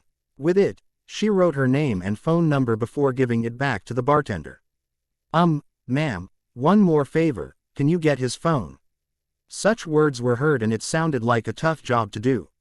I mean, how the heck she would know where he keeps his phone? Her eyes narrowed as she glances at his form with scrutiny. A couple of seconds passed and she started to dig her hands on his coat. Feeling nothing but a couple of paper, she then moved to his breast pocket, moving so discreet that she looked like a ninja at some point. Finding nothing inside, the pinkhead took on his greatest challenge. Taking a deep breath, she slowly slipped her hands inside his waist pocket and made sure that he NT noticed grumbles. Her heart seemingly stopped when her boss's body moved a little bit.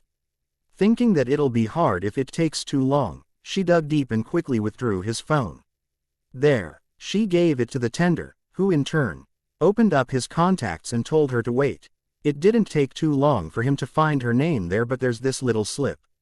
He looked at her, then looked at the phone, then looked at her again. Okay. He gave the phone back just as she was finished paying for the expenses. With a little help of a maintenance crew, they got Naruto's limp body up. Thank you, she said, and he just nodded at her. That's odd. The bartender raised his brow in confusion. Her number was under the name. Girlfriend. Thud was the sound of the Naruto's head bumping in the bedpost. Oops. Sorry. She apologizes after she finished dropping his heavy body on the bed. The pinkett then took a seat on a chair and tried catching her breath, watching her boss's chest rise and fall in a deep sleep. Why are you doing this to yourself, Naruto? Words filled with concern escaped her lips before looking down on his pitiful appearance. After recuperating, she looked at the clock where it says 6 o'clock in the afternoon. It was the time where she usually gets home. Thinking that her parents would go wild again, she felt the urge to leave him be. Standing up, the journalist took a last mpse of him before pivoting a foot to walk towards the apartment door. But then, Sakura. She felt chills running up and down in her body after hearing such cold voice call out on her name. He's awake, she thought after dwelling with the idea of leaving him or talking to him. The second one seems a fair option. Why? You're awake. Sakura turned around and walked towards the small chair from earlier. Her heart pounded some more as the blonde's body rose from slumber, rubbing his eyes and yawning viciously. Isn't that obvious? He looked at her, rather disenchanted. The pinkett tried the best she can to hold her temper while Naruto continues to glance over his surroundings. What am I doing here? Or rather, why did you take me here? I saw you in the bar. You're drunk, she faltered after seeing his intimidating glare. Yeah. I am. But who gave you the authority to bring me home? You don't need authorities when helping out someone in need. Who are you to speak? Her body shivered. Under his anger-filled expression. Who am I? She paused a couple of times. I am your friend. Isn't that what friends do? Help each other out. Well, you're damn acting like you're more than that. He yelled, and Sakura felt the urge to tear up, but she held it. She held it in along with her anger, her frustrations, her pity, and all other things she's desperately trying to control. What happened to you? She bowed her head down. Nothing happened to me. That's the point. You're making it look like something did. Yes, because I know something really did. A finger pointed out to the blonde, who sat closer, about a meter away from her. The journalist faced him head on, with courage that can bend steel. What the hell are you saying? He lowered his tone, unfathomable scowls showing on his face. I know what happened this day. I know what happened on December TW. Shut up, her boss exclaimed at her, causing her to stop. Who told you? Who gave you the right to know? He demanded for an answer, but she didn't give one. I'm asking you a question. A fierce roar shook every part of her body in fear, and fear alone. It doesn't matter who told me. What matters is that how are you gonna get through this? That's the problem. He smirked at her, making her more mortified than ever. I don't want to get through this. You get it. I don't want to. So just go away and leave me alone. And turned away, but she suddenly answered back. Do you think if she sees you like tea? Her eyes widened into gaps after looking into the blonde's bloodshot eyes. His teeth showing, grunting and growling like that of a fox. She couldn't feel anything that point on, anything but the dread that took over her body. Strong and powerful hands are clenched on her shirt, pulling her up against the chair. Their bodies, face to face after the editor rushed T-Dog. Don't you dare include her to this. Tears suddenly fell on her cheeks after looking at his scornful gaze. As much as she wanted to cry, she knew that she must be strong to face this. But her body's just any normal human being's body, feeble and fragile. She was on the verge of answering back when Naruto intercepted her. Who are you to say those things? To say what I can or cannot do? Why do you keep on butting in my life? What, you think I'll reciprocate whatever feelings you have? Slap. Yes, I did. A drop of clear liquid fell down and pelted the carpet, and I'm happy to find out I was wrong. Like a stream of waterfall, the anger, the frustration, the pity, and everything bursts open. The blonde, who was still numb on his cheeks after getting her reply, started to diminish the rage that welled up inside of him. Slowly, he rubbed his hand on his face, feeling the stingy sensation with his palm. He turned his head, but there was nothing. No figure, no silhouette.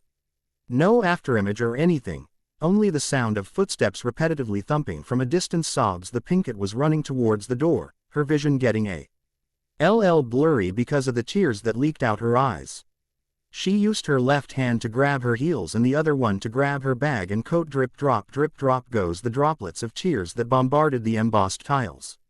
After turning a corner, she then noticed the door on the far end and began running towards it like a child who desperately needs comfort. Ha! Ha! Ha! Rough exhales were made as she nears herself on the exit. The world turned black and she can see the faint light at the end of the tunnel, a passageway where she can escape such virulent comments. She won't take it anymore. His words were like daggers and it rained down on her. It hit her where it most hurts. Every word, phrase, sentence, every utterance of disdain and abhorrence struck her down like lightning. And what it makes it more painful and embarrassing is that a part of her was likely to believe that he was right. She felt awful clutch. The image on her vision shifts back in reverse as she was suddenly pulled backward. There were these two limbs that wrapped itself around her waist, preventing her any movement. Crying out, head looking up, the woman squirmed as she tries to break free, stomping her bare feet on the floor. Then something warm brushed off her back, like that of a breath, prompting her enough strength to push herself away. The restraints were strong, but she proves to be stronger. Claws ripping tight around the flesh that binds her in one place. Amidst the dreadful commotion, she knelt down in defeat, broken, with face that glistened with washed-up tears. The words that came out of her mouth weren't that feasible. It just kept on saying two words alternately, let and go. Head now bowed down. The Pinkett shivered when she felt something tightened up around her waist and something wet and warm fell down her back. A moment of silence passed before a couple of words rang loudly in her ears. "I'm sorry," it said. "I'm very sorry," it said afterwards. He lets go of her and she nudged herself out his grasp with a little ease. Taking short breaths, Sakura turned around and saw something she never thought of seeing her whole life. The man's blue eyes are leaking, a drop trailed down. Still visible even though his yellow hair covers a part of his face. She looked at him at close point and felt something throbbing on her heart, like it was trying to say something. I'm really sorry. Sakura, he finishes after a droplet fell down and sprawled over the floor. It didn't quite bring her to understanding, but she knew he was sincere. She knew such words came from the deepest parts of his tongue. Because it didn't occur to her that the blonde can shed tears, she didn't know what else to say but to watch him apologize in such humiliated form. "Naruto-kun," her voice calmed him down, reducing him to pants and exhales. He looks unbelievably penitent that time, something that would stay in Sakura's memories for the rest of her life. Eyes that once showed mortifying fur, why became ultimately submissive and remorseful. Fists that were filled with brawn and angst limped up as he brought them onto the ground before doing the ultimate feat of submission. He bowed down. "I never meant to say such things. I'm really sorry." His pleading stopped the instant he felt her arms coiled around his temples. The pinkett pulled her boss's head for a tight embrace and uttered soft words unto his ear. It's okay, she said, bringing herself closer to him, leaning atop his lush yellow hair. "It's okay. I'm fine. It's okay. So, how are you feeling now?" The pinkett uttered a couple of words after gazing on the moon, who took the form of a full circle. There they were, sitting on the small balcony, back to back. "Fine. I'm fine now," the editor replied back, and they both had a couple of grins. A gush of cool winter air paid a visit, and their chuckles were replaced by shivers. Thinking that it was the right time to do so, Sakura spoke once more. "Anyway, I want to apologize to you." Naruto turned his head a little bit but remained silent. She took it as an acceptance and continued on. "I've been clingy these past few days." The blonde heard a sigh. "I've been selfish, thinking that you wouldn't mind bringing the issue back." She took a deep breath before finishing her apology. "But I see my mistakes now, and I won't bug you anym." Her words were suddenly cut when she felt her boss's head leaned backward and rested on her nape.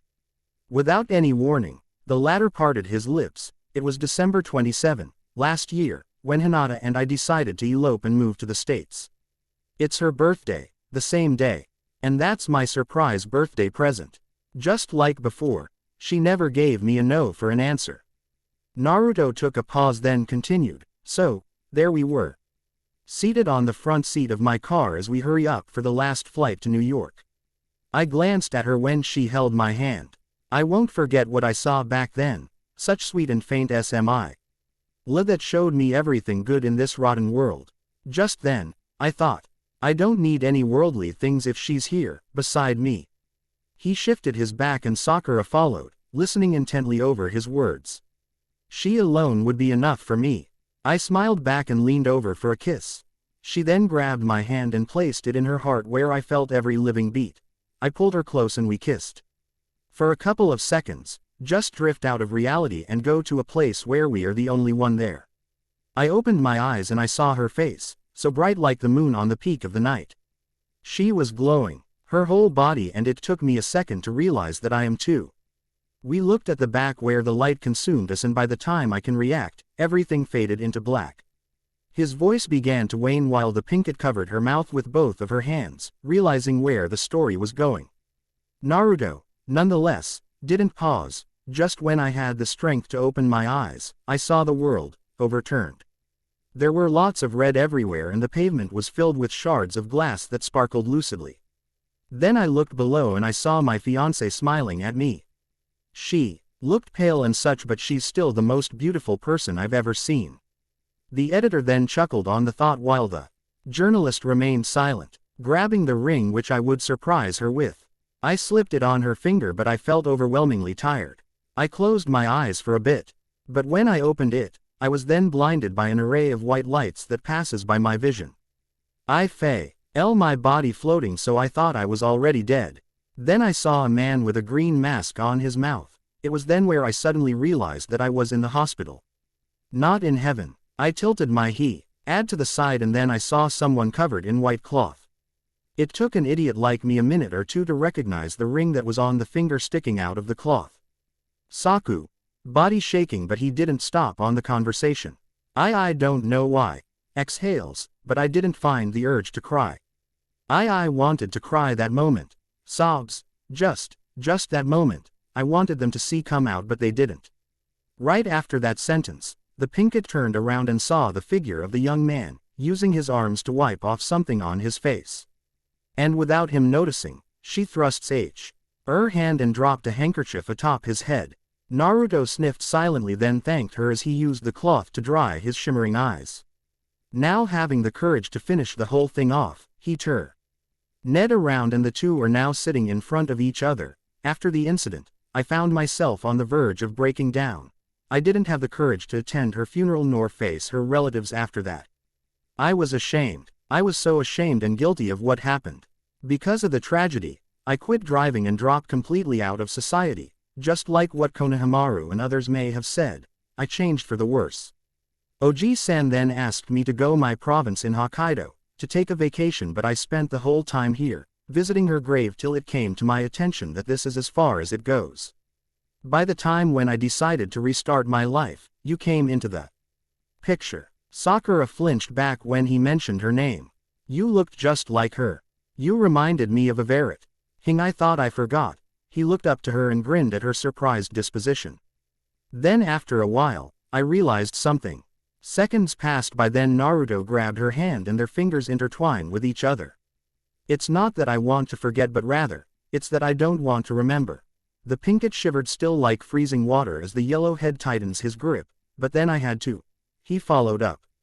Eyes narrowed into sharp angles. I had to remember what we had, even just parts of it. Those glistening blue orbs then shut close as the man raises his head up towards the sky. That's the least thing I could do for her. A smile then appeared on his face as he opened his eyes and tilted his head back to where Sakura could see him up close. And I'm sure that's what she also wanted. Naruto finishes his words, leaving the journalist pondering on such sight. That moment on, the person in front of her didn't look like her boss. But rather, he looked just like a normal person.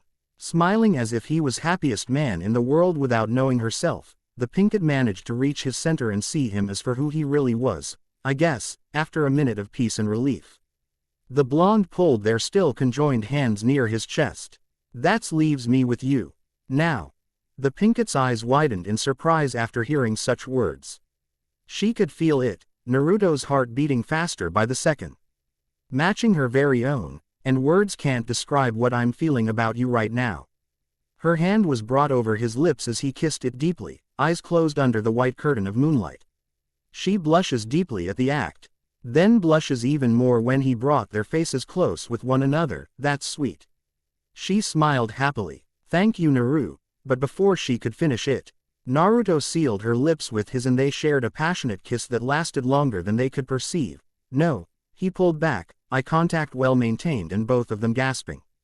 Thank you. The blonde pulled her slowly as they had another, drifting on the blissful oblivion together on each other's arms. By the way, for the suggestion of a reviewer, I've changed the rating to teen since, well. You saw the ending right. Pretty teen right. Bah. Anyway, thanks for the generous reviews. Thanks for reading the chapter. Stay beautiful guys. Bonds. February. After dwelling under the chilling nights and dreary winter cold of December, we now came to this special month of romance, of affections, off-courting and coercing. The month of February is truly a spectacle to be awaited, though try as we might. We never had a chance to thank the 12th month, to thank all the things that graciously happened and to all things that we have known and now understand. Thank you again. Last year's December. You will stay in our minds forever. Now what's new? Except for the fact that the snow is gone and the months changed, there were a lot of things that happened, and as always, I'll be the saying each one. The first one would be that my article, How to Tame a Grumpy Japanese Blondie, received critical reviews, ratings and acclaims, and I've been recognized in the entire company for my work. The second one is that I received a week of continuous overtime. Prior to that, the third, I might say, is when Jiraiya-sensei tactlessly gave me this free calendar filled with provocative pictures of blossomy schoolgirls to which my boss had gained interest too. He keeps on bugging me about it, but I'll refuse to hand it one way or another. Well, let me see, I guess that's the last on. Oh right. The last one, and clearly the most controversial and irrelevant. Sakura Haruno, with all the misconception that you'll ever have and will continue to have, now have a boy a b bo bo. Why? Well, you get it anyway. By God's grace, I've been blessed with one, though sometimes I'm really bugged by the fact that this all happened in just a couple of months. I mean, I did fantasize of him getting stuck in a roller coaster, except now I'm picturing myself there beside him, because there's just this feeling which follows around every time he looks at me, every time he calls my name, and every time he's near me. This feeling. I understand that it signifies everything that pushed me into falling for him and all the things that made me realize the purpose of me working here today. It is not because I looked like her. It's not because I worked like her, nor certainly not because I love like her. But because he sees me, apart from those shadows. He sees me simply as Sakura, nothing more, nothing less. A completely new person. He sees me that way, and I see him beyond what I perceive him to be. A really great guy, that he is to me. Is and always will be. To meshes. I don't believe this is happening. That's exactly the same thing we said afterwards, Shizune-chan. SHK. Yeah, take a little time and let it sink in. SHZ. But Tamari-chan, Shikamaru-kun. This is SHK. Yep. We know, couldn't believe it ourselves. SHZ. Wait. For how long? A couple of months now, I think. SHZ. You've got to be kidding me. SHK. We are not to be kidding you. SHZ. Hey Konohamaru. This. Look at this. Con. I have two good ears, Shizune-san. I am certain I heard you the first time. SHZ. Then what can you say about this? Con. I don't know what to say. Am I supposed to know everything that's happening here? Quote. Keiba. Don't blame Shizune for that. You're like our secret spy. With that short frame you could easily fit into vents. Con. Watch your mouth, dog breath. Keiba. Huh, who told you to call me that, you twerp? Come here. Rumbling and hustling sounds. SHK. Sighs. Now what are we going to do? I don't think we should do anything, Shikamaru. The view here's perfect. SHK. Well, here's not so perfect. My neck's gonna break, and when is it my turn to see? You told me that after Shizune-san, I'll be the next one. So shut up and let me. Con. Ah, that's my arm. Keiba. He. Serves you right, Bakunohamaru. Con. I'm gonna tell brother Naruto about this. He'll kick your ass again. Keiba. Ha, like he's gonna have a time to. Will both of you just shut up? Con. Yes, Tamari-san. Noises disappeared. Phew, glad you two stopped talking, or I'll come down here and deal with you myself. Murmuring sounds. What are you two whispering about? Keiba. Nothing, haha. Don't play with me. Con. Keiba said he can see your smack asterisk my head. Keiba. You snotty little troll. You're the one who told me it was white. Con. Did not. Keiba. Did too. Con. Did not. Keiba. Did too. SHK. Groans Tamari. Let's just focus on Tamari. Tay Tamari. You little sons of devils. I'm gonna kill you both. WRAHH. Crashing sounds. Ripping noises. Boyish screams. SHZ. Oh my god. Are they okay? SHK. Exhales. Yeah, I think so, Shizune-san. Con. Why, you monster? Smack. Con. OWWW. Why with a fan? Because it's blunt. It'll hurt more. Con. Anyway, Shizune-chan, can you hand me Keiba's camera over there? Keiba. Wait. Not my camera. Smack. SHZ. Sure, Tamari-chan. SHK. Wait a minute. Are you going to take a picture? If they found out, we'll be. Don't be such a scaredy cat, Shikamaru. They won't. SHK. Are you sure? Pray that they won't. Now, lift me up again. SHK. Grunts. Tem. There, now all we have to do is take a picture and. SHK. Dang it, you're so heavy. Tem. SHK. Why, what happened? Is there something wrong there? Tem. Why, yeah, sort of. They're not there anymore. Wait. I'll find them. SHK. Just hurry up, my back can only take so much. Tem. Shoes clapping sounds from behind. Cho. Oh, swallow. Guys. I think there's. Tem.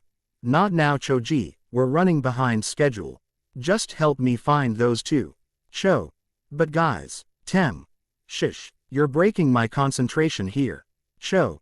But, Tem. What now, Choji-kun? What, do you want to? Gulps. SSS say. SHK. Oh crap. Don't tell me Naruto and Sakura's behind us. Naru. Well, I'm just curious to see my employees screwing around at this time of the day. Peeking clumsily at us. Tem. We can explain, Boss-kun.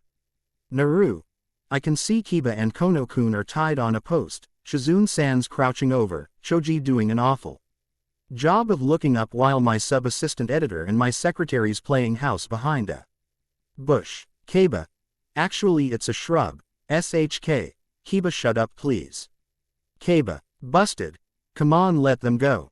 It's already dark. The scene now relocates inside the managing editor's room, under the murky remnants of a 7 o'clock evening. Faint white light brightly shines upon the two figures below who seems to be in conversation, TCH. The blonde editor came across the scene, seated upon a chair where shadows meet his feet. Beside her was the pinkett journalist who was faced at him, knees up the cushion. Don't. TCH. Me. She turned the other way and pouted while he remained glanced over the door with scrutiny. It's already 2 hours past closing. I don't care. I would teach them a lesson about eavesdropping on other people's business. His voice showed steely resolve which somehow caused her to reason out more. Please. Sakura faced him once more and held his hand, which jerked him to face her with admiration. I think they just wanted to clarify things out. Her lips curved into a sad smile which looked like a tilted crescent moon. Naruto grunted and pulled the collar away from his neck and squeezed her hand. Clarify. Aren't we obvious already? And no. What I mean is, we don't really show openly that you know, you and I, so I think they have a point on finding out. Her cheeks began showing off hints of red and the young man noticed. Wait. So you want us to kiss publicly? To let them know and stuff? The pinkhead withdrew her hand quickly and turned her head left and right. He smirked at her form and chuckled a little bit. I don't know to know the things inside your head. She moped at his response as she sat properly and hugged her shoulder bag tight. The latter took notice of the chaos, churning in her thoughts, and blatantly replied, believe me, you don't want to know the things I think about when I'm with you. His words were cut by a glimpse of an arm fast approaching his face. He assily grabbed her limb and constrained her effectively, laughing his ass off while she tries to break free. And she did when he slowly released her from the grip. You pighead pervert, you. Sakura roar. Ed in annoyance while her boss remained scoffing at her huffed up expression. Ahahaha.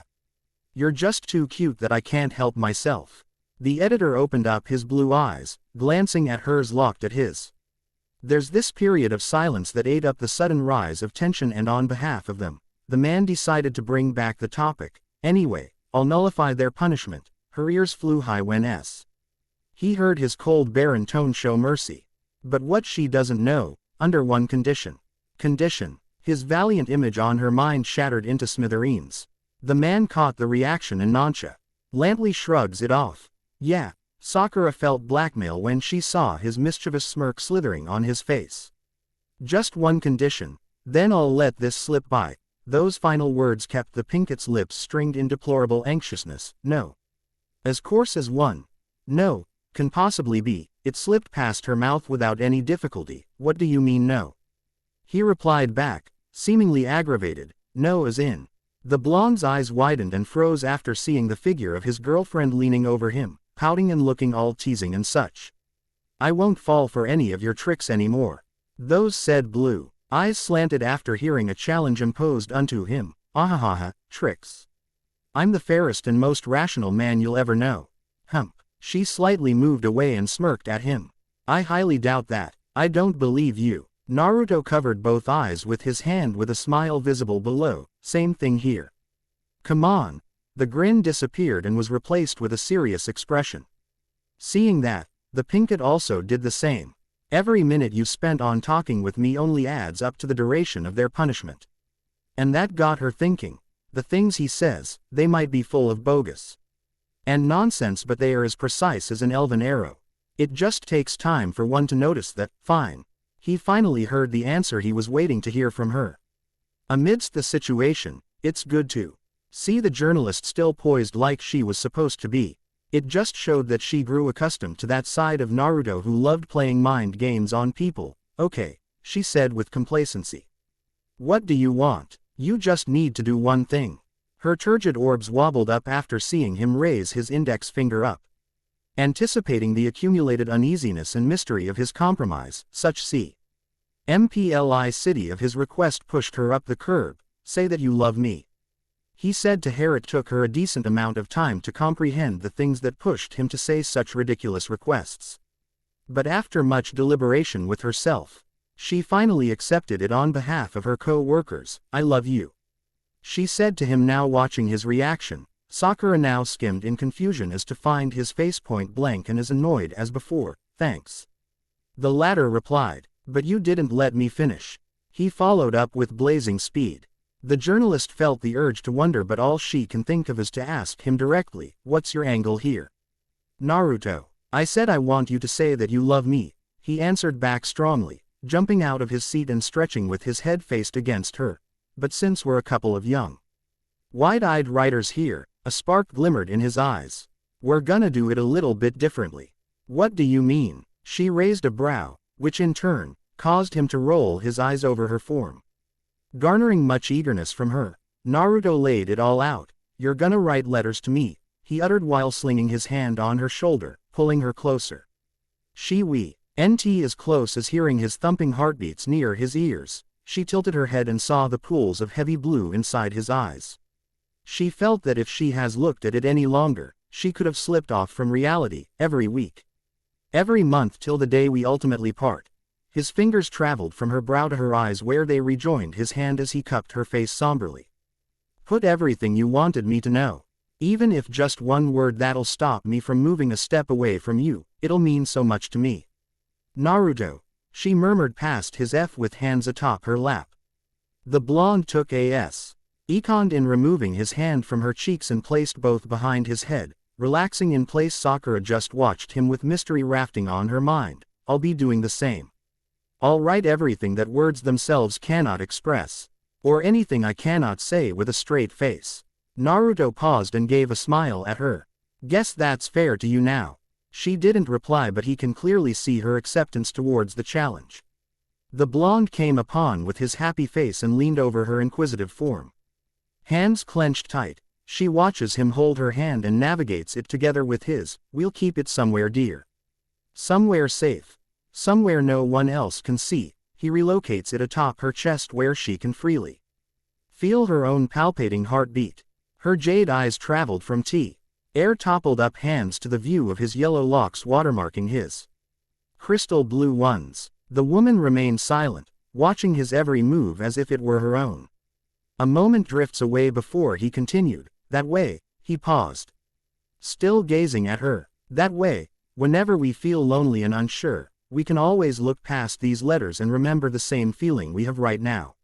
Remember everything that happened to us, and maybe an overpowering sense of seriousness came into the scene. Though in much sense, he still kept that snazzy smile of his after raising his head to get a good look at her. Just maybe.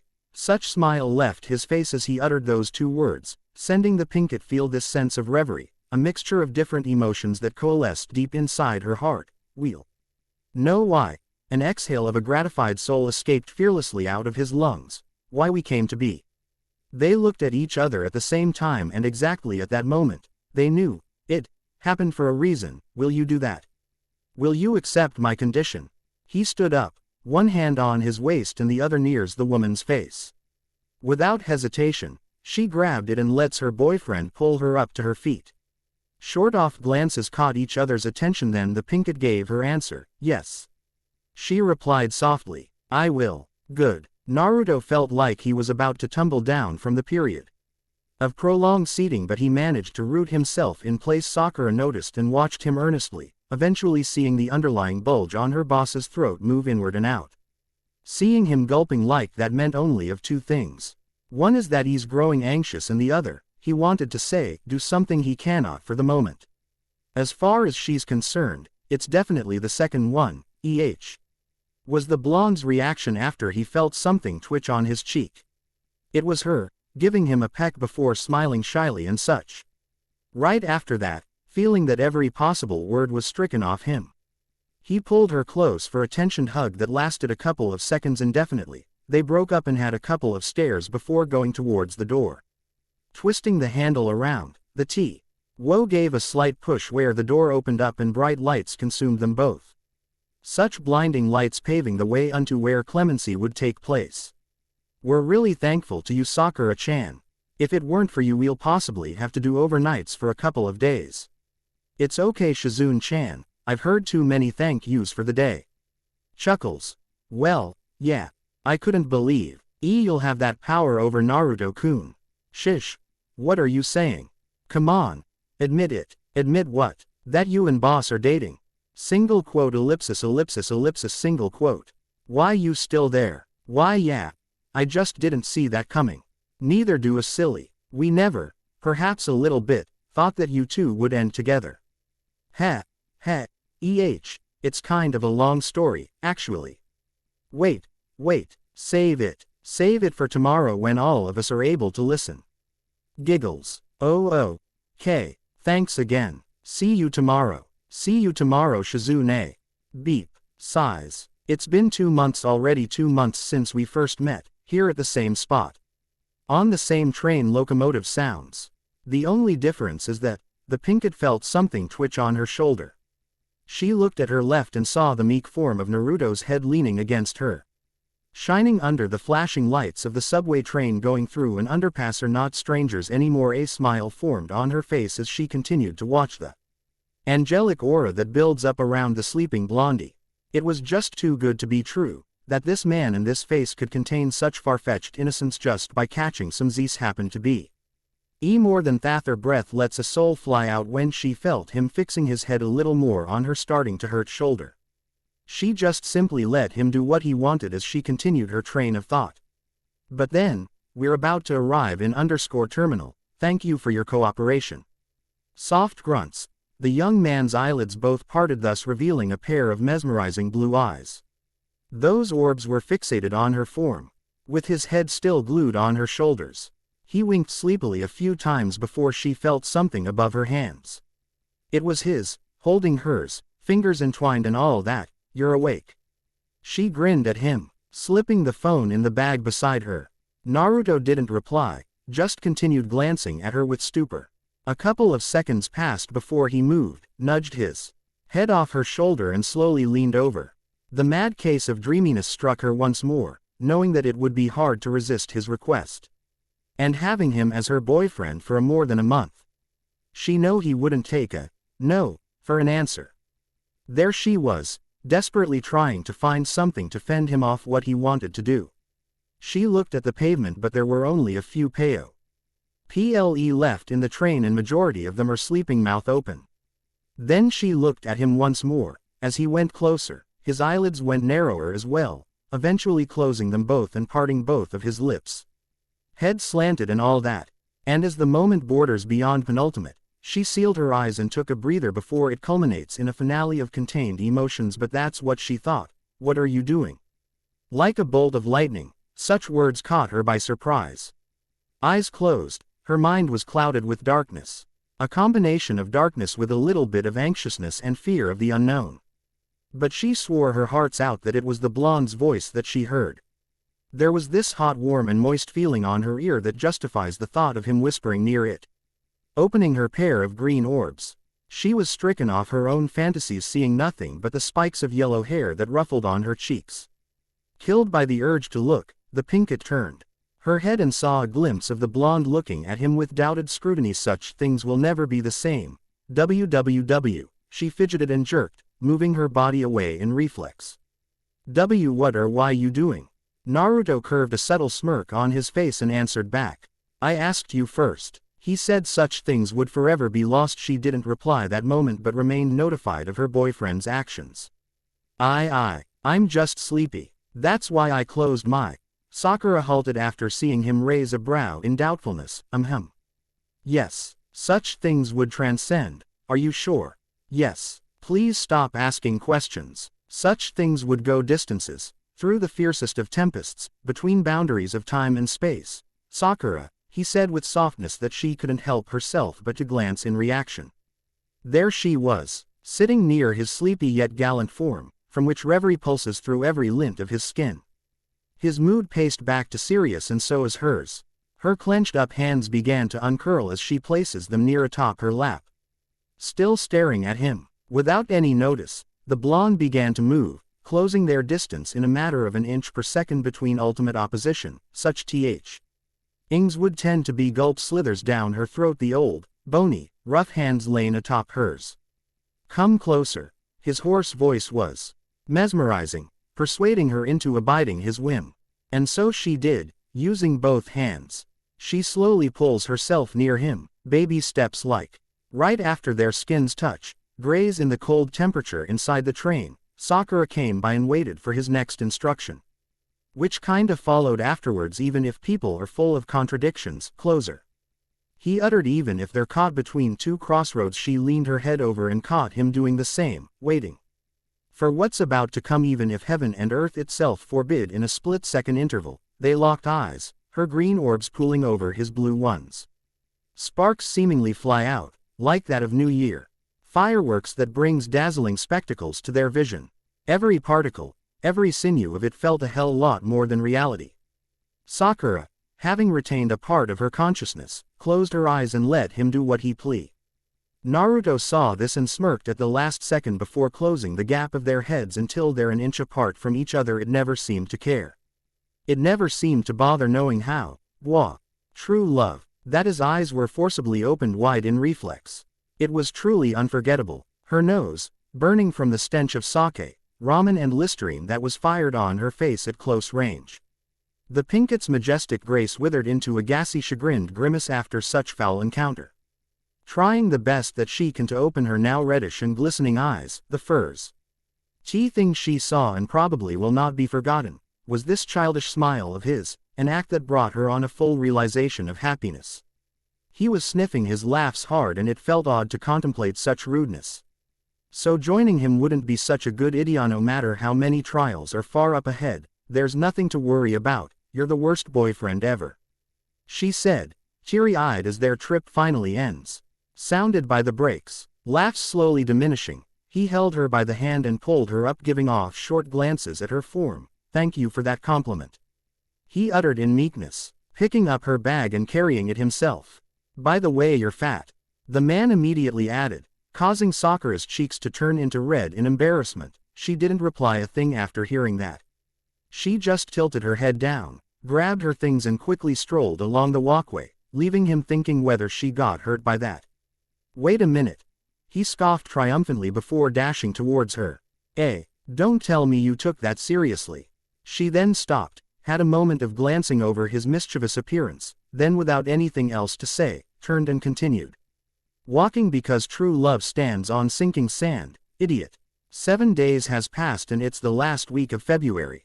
It was a beautiful Sunday morning, one that has beaming sunlight and droplets of dew forming on the grass. Across the bubbles of red and blue that engulfs the rising sun. Hush goes the wind, creating a symphony of sound from the blades of grass ruffling with each other and trees swaying in the beat. The empty road crackled with dissipating shadows while the light began to pass by and illuminate the pavement. Another not so ordinary day then. As if out of nowhere, Naruto strutted by, talking to someone on the phone. Busy as always. Are you sure you're gonna be alright? I mean, I can go there if you want to. No, I'm fine, it's just one day. You don't have to worry about me. I'm just checking if you're okay. Chuckles. What? That's very sweet of you. Glad to hear that. Clears throat anyway. You have something to do today, aren't you? I don't know. I think so. I mean beeping sounds. Wait, hold on a bit, someone's calling. Hello. How's my dim-witted editor doing? What do you want, old fart?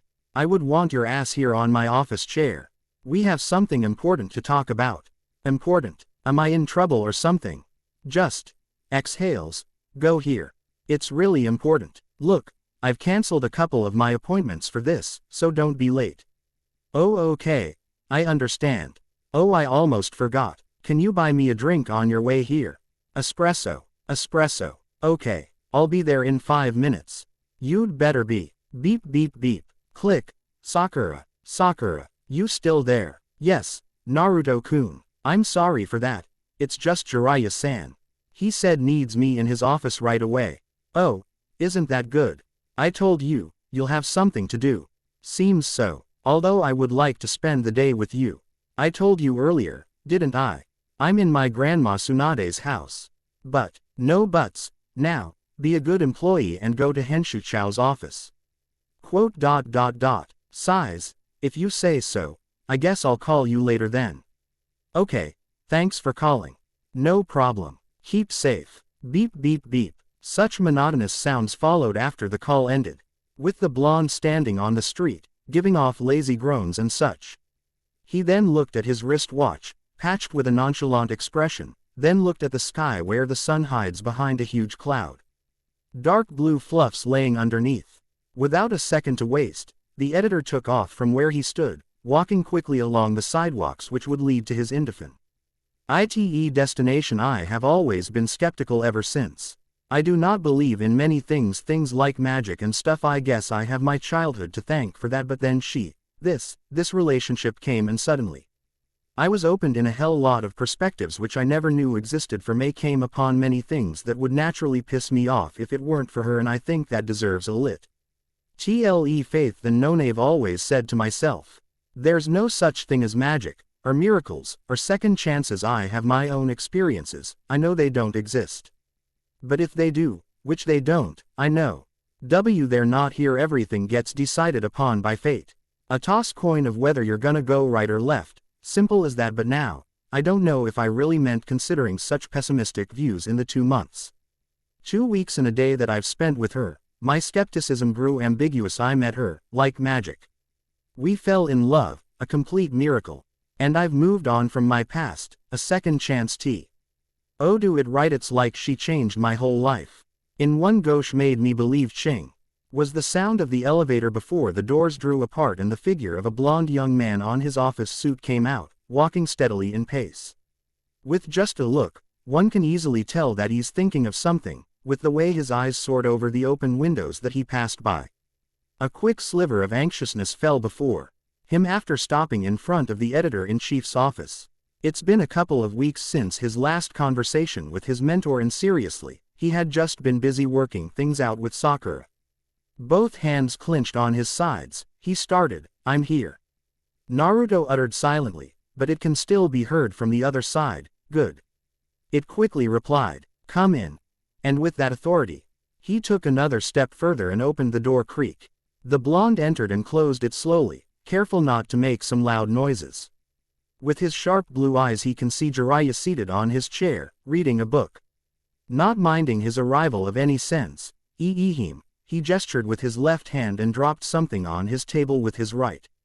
Here, a cold can of coffee stood atop his desk and the older man took notice of it. Fixing himself up, Naruto took a sit, hands clamped together, and remained waiting for the time when his guru's ready to speak. This is espresso, right? Yeah, okay. The snapping sound of the book getting closed followed afterwards. Now take a seat. His mentor's reply got him confused, and so he answered back, I'm already seating. And right after that, Jiraiya groaned loudly, but did I tell you to sit? Naruto stands. Can I have a seat now? The blonde replied with annoyance while the editor-in-chief just nodded at him. It's like a couple of minutes had already passed before their real conversation started, just after Jiraiya finished downing the caffeine, crushing the can and throwing it square in the garbage bin. Want a smoke? The elder asked, grabbing a box of cigarettes and handing it over his student. I don't smoke. A bored look was associated with the youngster's reply. Oh yeah. He raised a brow in response. Neither do I. Have I done something wrong? The blonde went straight to the point but kept notice of his place on their conversation. Not exactly Naruto. It's quite the opposite. What? A promotion? Am I going to replace your sorry ass now? A nasty grin appeared on his face. Jiraiya saw this and smirked as well. First of all, as I've told to you before, never gonna happen, and second, you won't take my spot even if I retired or died, not you.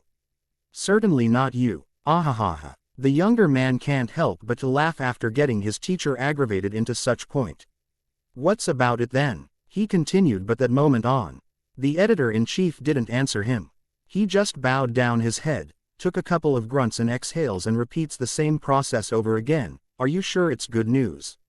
Naruto said with concern, wanting to know the truth of why he was told to come in the first place. Yes, it is.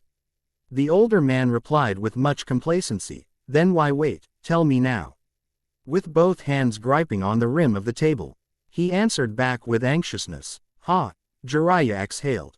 There you go, so short-fused as ever. I'm just curious of the reason why you wanted to see me Hirao or the one who keeps on blurring the subject. Naruto reasoned out while his boss listened to his complaints. Knowing that it wouldn't help stalling the facts, he decided to speak out. Well, fine. Jiraiya said in a cold tone. I'm just trying to stick with you since. He clears his throat then continued. We won't be working together much longer. Wait, are you sick? He immediately replied on his mentor, trying to be of much help. No, the editor-in-chief muttered with a serious tone that made it all confusing for the blonde. Naruto. He looked into his student's blue eyes and finally, what do you think about New York? The time you said no. Monday. About 6 in the morning, silently laying on the couch on some coffee shop was a figure of a young blonde man. His body was disheveled, hands supporting the lazy head and the other hand stirring the mixture of brownish black and white swirls around. Another languid yet silent groan came past his cracked lips, eyelids slanting at the same time. Seemingly immune to the cold air coming out of the air conditioner, he just sat there and remained unmoving while watching the clouds pass by. In his mind, he can still remember Jiraiya's words clearly. I've been sending your resume and couple of your works to the main branch abroad. For quite some time now it seems they've been keeping track of your performance and I've been getting a few calls lately. Last night I've been contacted by the department manager himself. He said he definitely wants you in his office on the main branch in New York. The editor-in-chief there retired already and there will be an open tenure position. I recommended you. Naruto, I know you've only been working here for a couple of years but the results are quite outstanding and the records speak for themselves, and I don't mean to brag but out of the 15 professionals that the other branches suggested, you're an absolute shoe-in for the spot since it'll mean a promotion for you. I didn't have the reason to question the offer. I took the liberty of printing out the form and other things you'll need. What do you think? I think I'll need some time to think this through. How long have you been waiting? He broke out of reverie as everything shatters and returned to the normal world. He winks his eyes a little bit before tilting his head up, catching a glimpse of a young woman smiling at him. Oh. Coughs, good morning Sakura-chan. A grin came out of his face. Teeth not showing. Naruto dropped the spoon near the cup and took a sip. You didn't answer my question. She pouted but after a while, smiled back at him. You didn't answer my calls last night either. Is there something wrong? His blue eyes then widened up, slightly unprepared hearing such deliberate comments from her. He then put the receptacle down and decides to answer back. Let's just say I'm not well yesterday. I'm sorry if that troubled you. The blonde shook his head and pretended to laugh, trying to mask out everything from her. He never wanted anyone to know. Not her, especially not her. At least not yet, he thought while giving short glances at her pretty face. Soft chuckles. Silly, you don't have to apologize. Sakura looked at him differently but remained oblivious of his intent. Hands crept near her bag. She continued with another question. Why are you so polite today? This time, he didn't reply, just remained staring at her in such conspicuous manner. The latter waited for his answer but it sort of happens after a couple of minutes passed. Well, I guess it's your lucky day. He casts of a sneer while she shrugs off his arrogant reaction.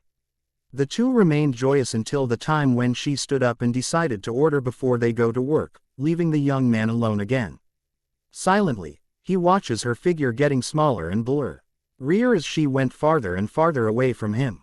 Pondering that's right, long-distance relationships are nearly impossible to maintain. Because both people aren't really getting what they need. Because it's different. The moment where they're there and the moment they're not.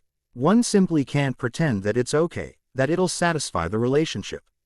There would be temptations everywhere, for both of us. And I think that'll be hard if we would be forcing ourselves to feel something 1,000 miles away, Naruto-kun. The blonde turned his head and saw her with 6 takeout latte cups on hand.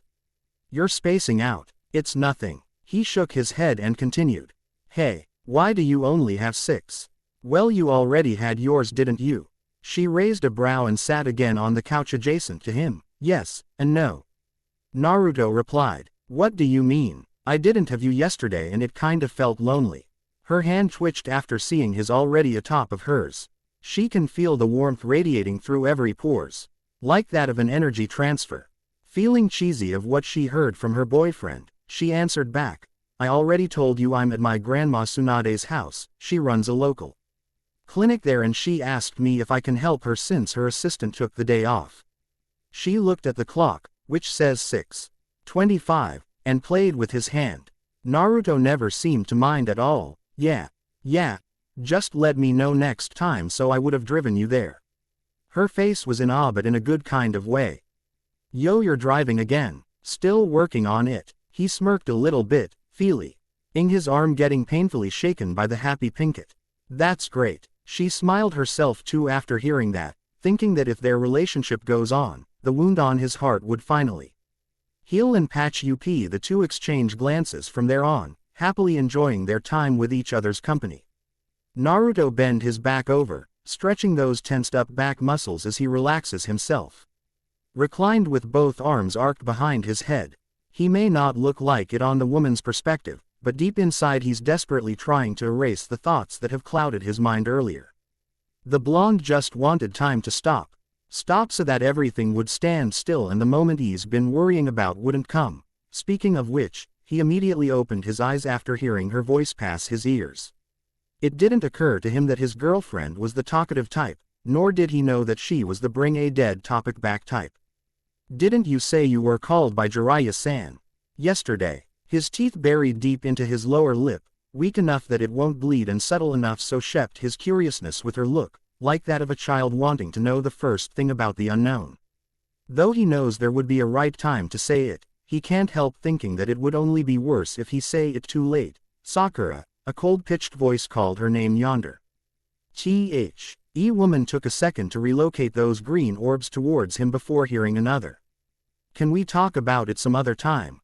Then a sad smile was seen on his face and just like before, she felt the urge to ask, is there something wrong?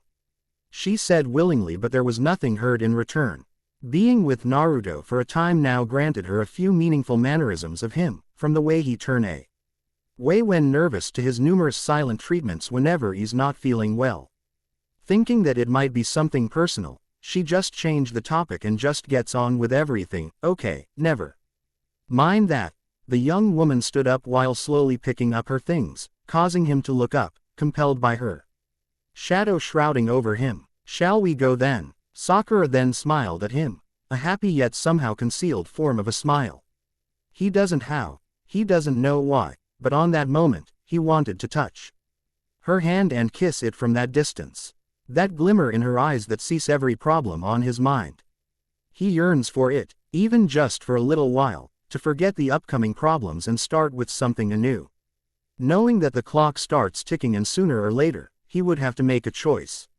Actually, they would have all be both of them finished contemplating. The Pinkett can only watch his form from afar, perfectly perched against the cushion, lips twitchy and all that. Yeah.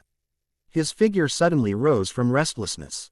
Sakura can only stand behind his shadow while he does his last few stretches afterwards. Both of his arms return to their respective sides with him standing stalwartly, facing her with a prim grin on his face.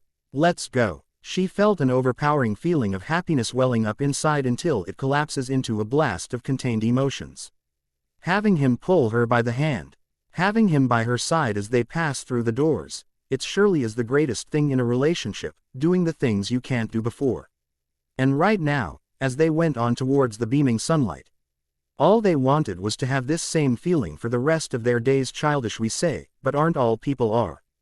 Aren't we all? You're right. See, I told you wearing green would match your eyes. A friendly conversation between a senpai and a kahai was lingering in the air as they passed the hallway, each carrying a stack of folders that they received from the higher department. Consequently, though burdened, that doesn't stop them from having their usual talks that extends from topics about boys, jobs, hair, clothes. Boys meanwhile, as they stroll past the freshly painted pearly white doors, right after they entered their old office, "Good morning Oni-chans," a passerby usurped their conversation and overtook them in front. Seeing that childish grin on the person's face, they immediately recognized him, Konohamaru. They both said in sync, causing the former to just grin at their expressions. "Just in time, eh?"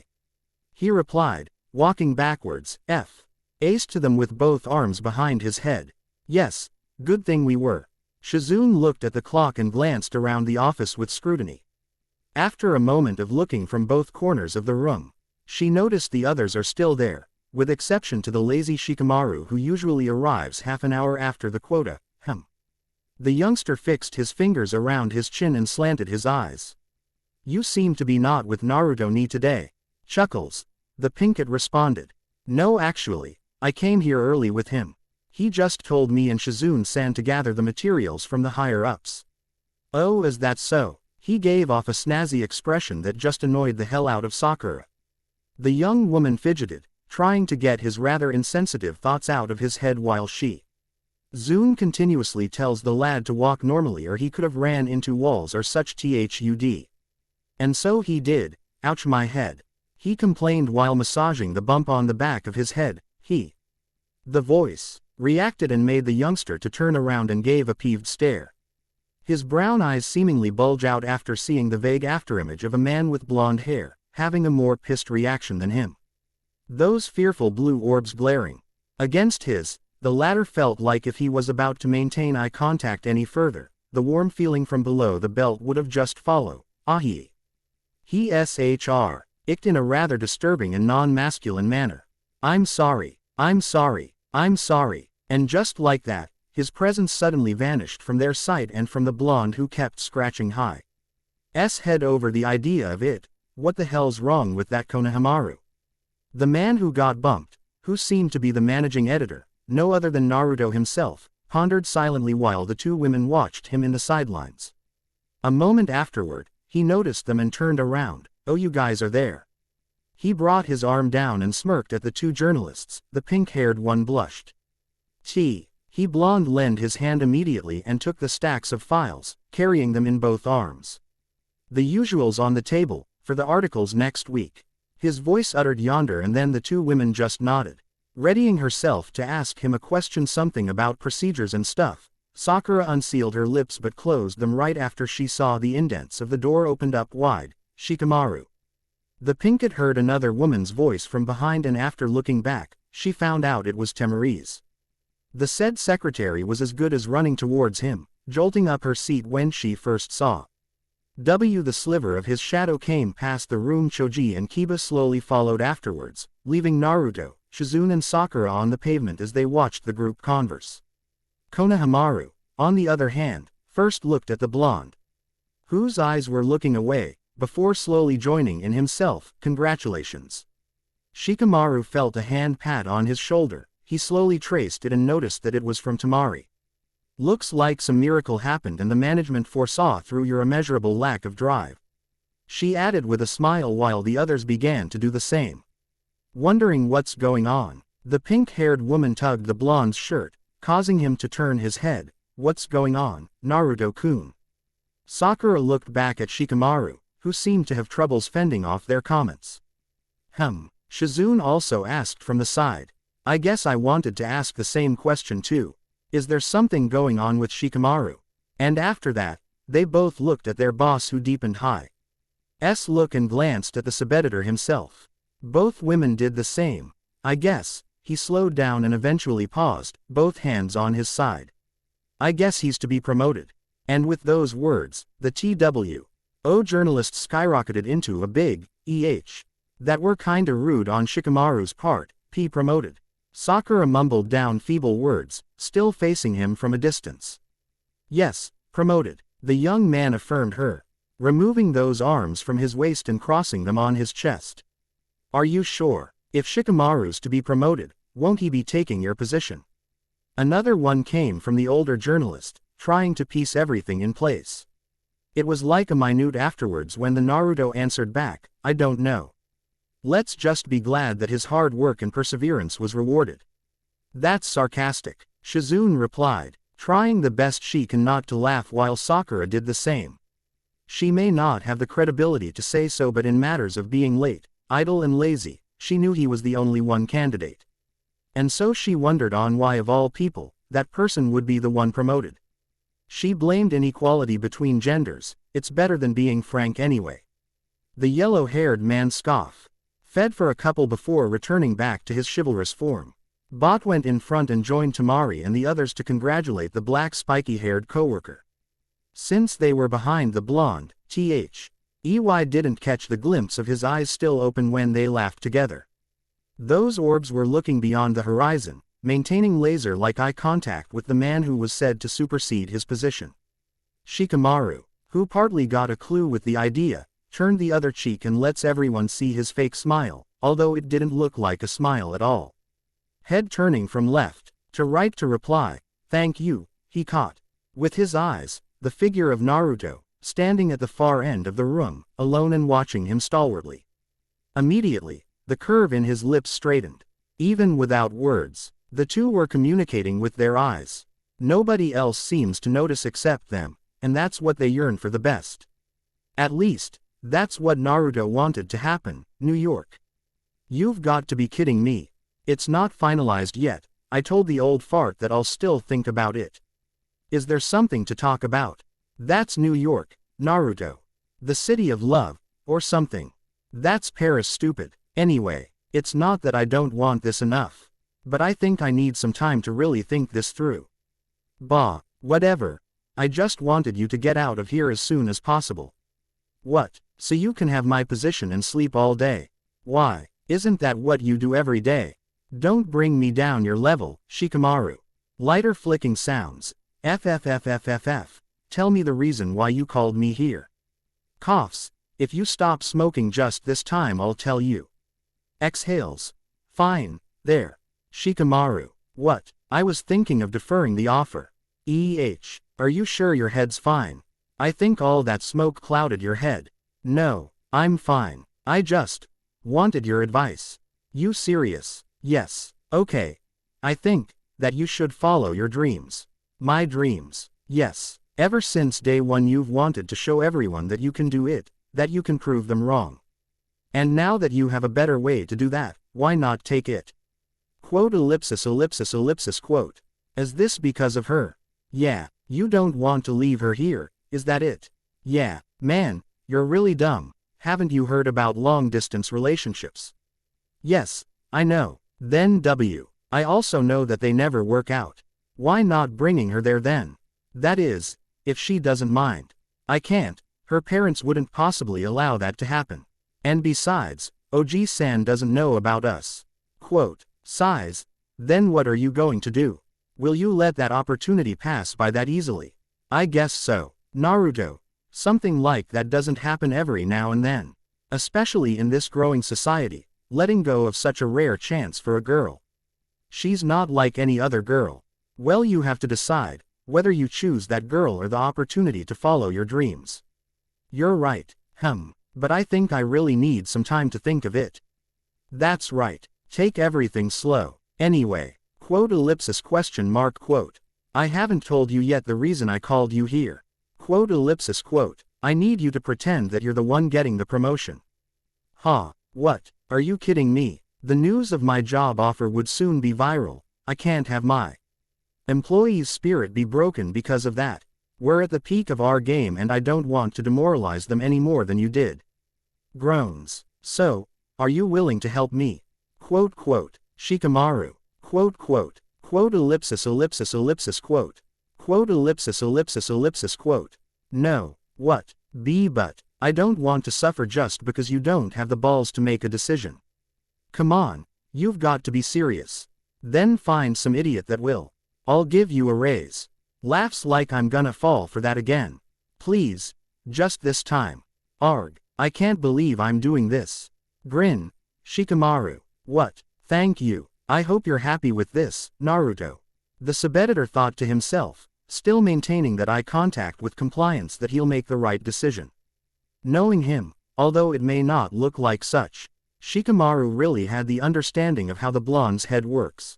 He's the kind of person who's always constant, whose mind just keeps on changing every time he sees an opportunity to do so, and by the looks of it, a decision of this caliber should be thought more clearly brandished by the lights beaming from the blinds. The spiky-haired genius watched the figure of his boss disappear, turning the other way and phasing out like a wraith.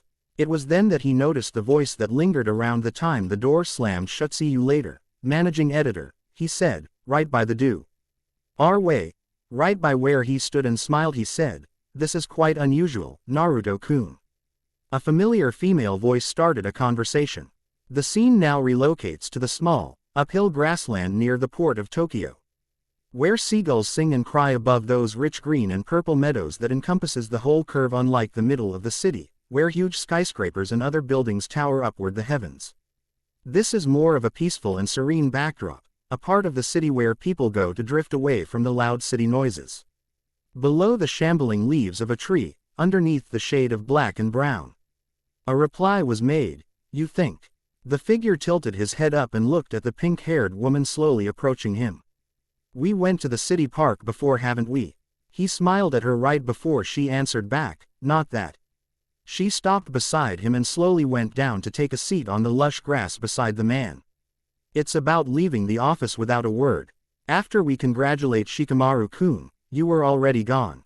Quote, I went to the bathroom. The two continued sharing thoughts while neither looking at each other's faces.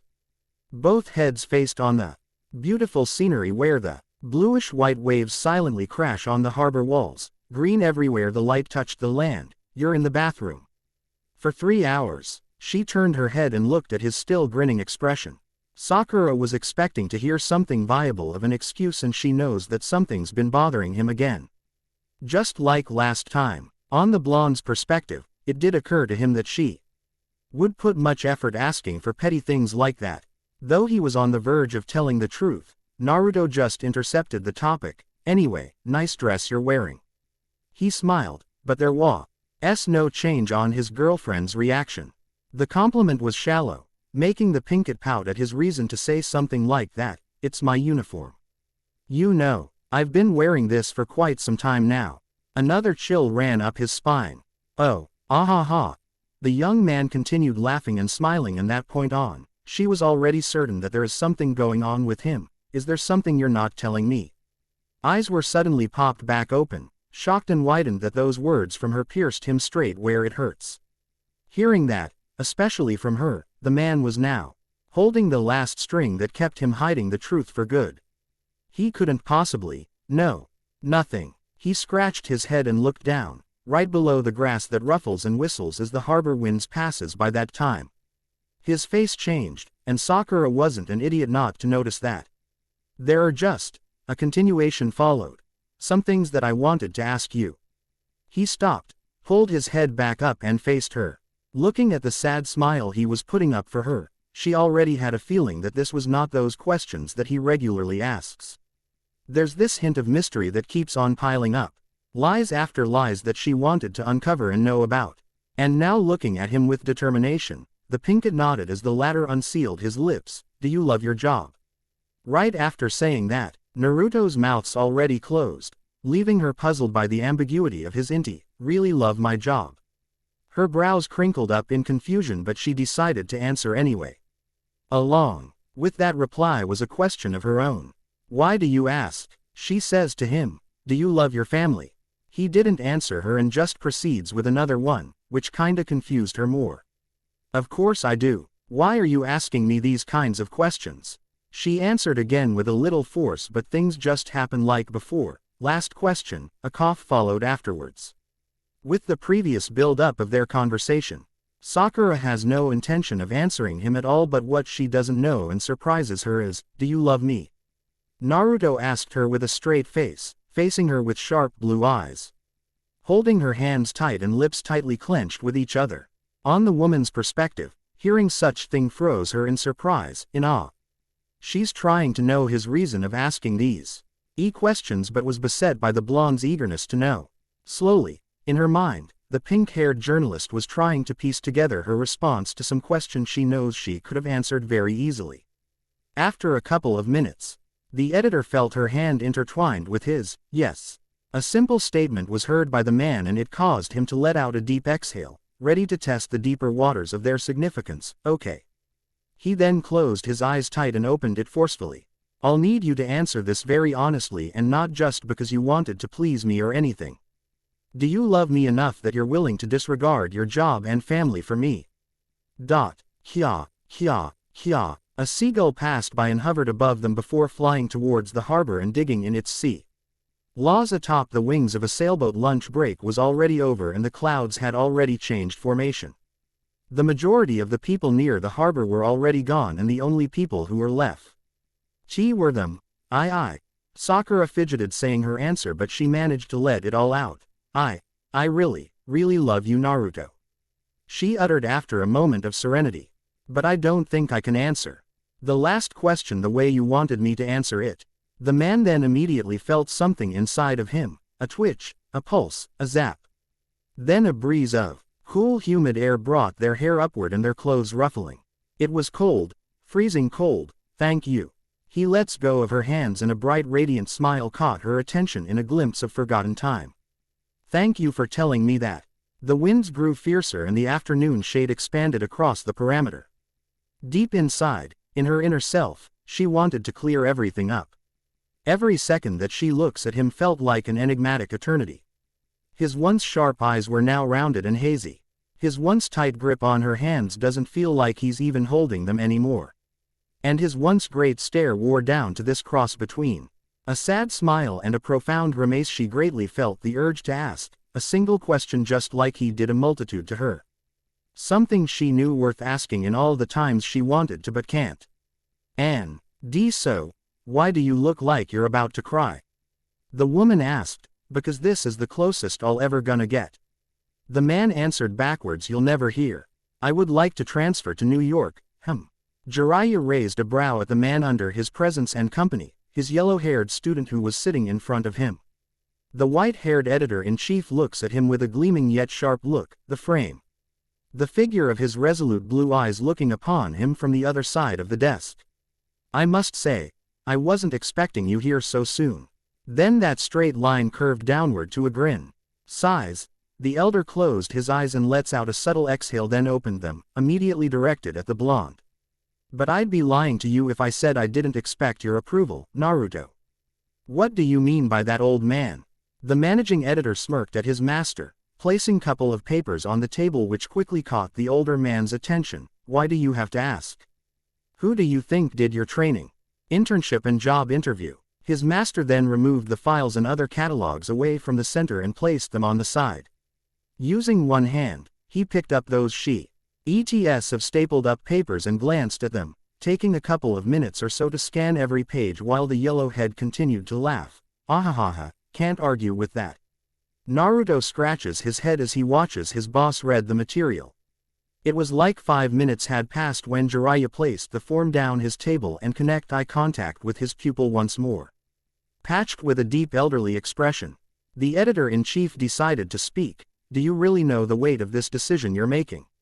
Now crossed-armed, he raised up a question with Naruto, hoping to give things their proper clarification. Those words passed his ears and right afterwards, the reply was made. Haven't you said earlier that you've already expected that all? The blonde's words were cut short. It's not like that, you brat.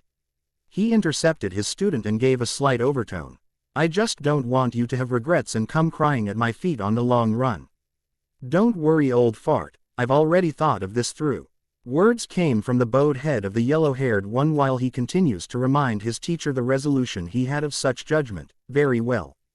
Jiraiya then placed the man's application form and other records inside a brown envelope and opened the drawer under his desk, placing it inside before slamming it back to continue the discussion. It's been like, he put his hand on his chin and assumes a thinker pose. Only a week since I've given you the news. I do wonder, why make the decision now when you have 2 months to think about it?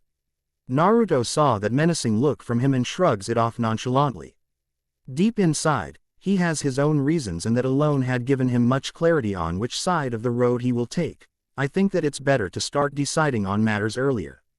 I have told you before when I came here, I have my goals. Yes, I know. I do hope you achieve every one of your goals and have a successful career on the near future. Such heart-warming words came out of the older man, and Naruto can't deny the fact that he's partly touched by those messages he received from his teacher. He tried to deny it, but he purely just can't. He just nodded and looked down on his lap, playing with his hands as he waits for Jiraiya to open another topic on his own. And yes, he did. Speaking of which, the elder stretched his back outward, making a popping noise that grossed the hell out of the blonde. Afterwards, he also stretched his fingers backward before sitting comfy on his luxurious office chair. You do know that once you're to New York, everything will be different. Your office mates, your lifestyle, even your relationships would be different. A concerned look then shoots past his notice as he was left pondering by the man with such demoralizing facts. Naruto slowly removes his back from the cushion and started to crouch, hands clenched together near his mouth while his index finger wobbles up and down. You must also know that, when you started working on the main branch, you could never go back here unless you're in vacation or the management permits it, which I know isn't an easy thing to wish for.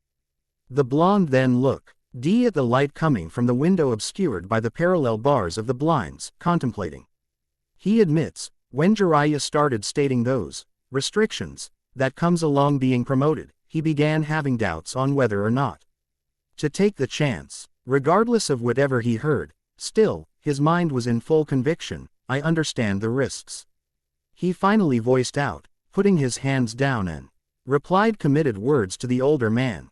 Now, then, without notice, Naruto stood up straight, looked at his teacher's eyes and, please allow me to transfer. Jiraiya's face showed shock and remorse. After seeing the yellow-haired Maplace with hands behind his back, slowly, the blonde recovered and rose, looking at the other guy's eyes, so full of determination and resolution, was the only thing he heard afterwards. The dead silence was proliferating inside the dim and frigid room as the lights slowly fade away under the cloudy weather. Neither one of them was talking then. Perhaps, why wanted to but they can't, or they're just waiting for either one of them to break the silence. There were moments where their eyes will clash, steely resolve overflowing on both blue and brown orbs. Like regular master and student relationship, the two remained stern about their beliefs. And finally, just when the sunlight began shining through the blinds once more, the older man closed his eyes for a bit, gave a deep exhale and opened them, already directed on the blonde's blue ones. Okay, he uttered with much anticipation from the other guy. Naruto then felt like a needle has been picked off his heart and his breathing became lighter. I accept. Sharp words granted the yellowhead a feeling of independence and short-lived gratification. Everything was clouded up then, his vision of his teacher and everything. All he can see is the mist that hangs heavily in front of him, giving mystery of what lies ahead as he took on the first step out of the nutshell. On the other hand, while he was spacing out, Jiraiya looked at him with happiness, but not the cuddly type of happiness. He's glad that all that time he spent molding him and empowering him with guidance and knowledge paid through in such a short period of time. The kid has talent, no doubt about that. But what interests him more is his uncanny ability to do best of whatever is dished out in front of him that alone makes him believe that his brat would do far much greater things in the long run. Thank you, Jiraiya-san. A proper and well-said sentence entered his ears, causing him ultimately to take notice. The aging editor finally sat down and assumes his previous position with a grin patched on his face. Don't ruin it. Words can't describe Naruto's face when he saw Jiraiya turned his head away and hide his expression of heartwarmness. He tried the best that he can not to laugh, or his request might be rebuked if he teased his teacher a little bit out of line. Another moment of silence passed by, and right afterwards, The editor-in-chief grabbed his student's application form from the folder and signed on the part adjacent on his student's signature. You have done this company well, Naruto. Jiraiya formed a sad smile after finishing his mark on the paper, dropping the pen and using his left hand to slide the form towards the man in front of him. Now do the same thing on the main branch and make us proud. No more expressions can be furthermore described by words alone. I won't let you and the other guys down, I promise it. Naruto immediately replied, though with such short words, the older man can still sense his determination, perseverance and resolution to do such tasks which he never seems to fail. Strong arms moved upward and grabbed the stapled-up bunch of papers. Thank you for your approval, sensei. He bowed down and looked at the bright tint of his teacher's signature on the bottom of the note, filled with surreal contentment. Just don't forget, when you do something stupid, I'll personally fly there and kick your ass.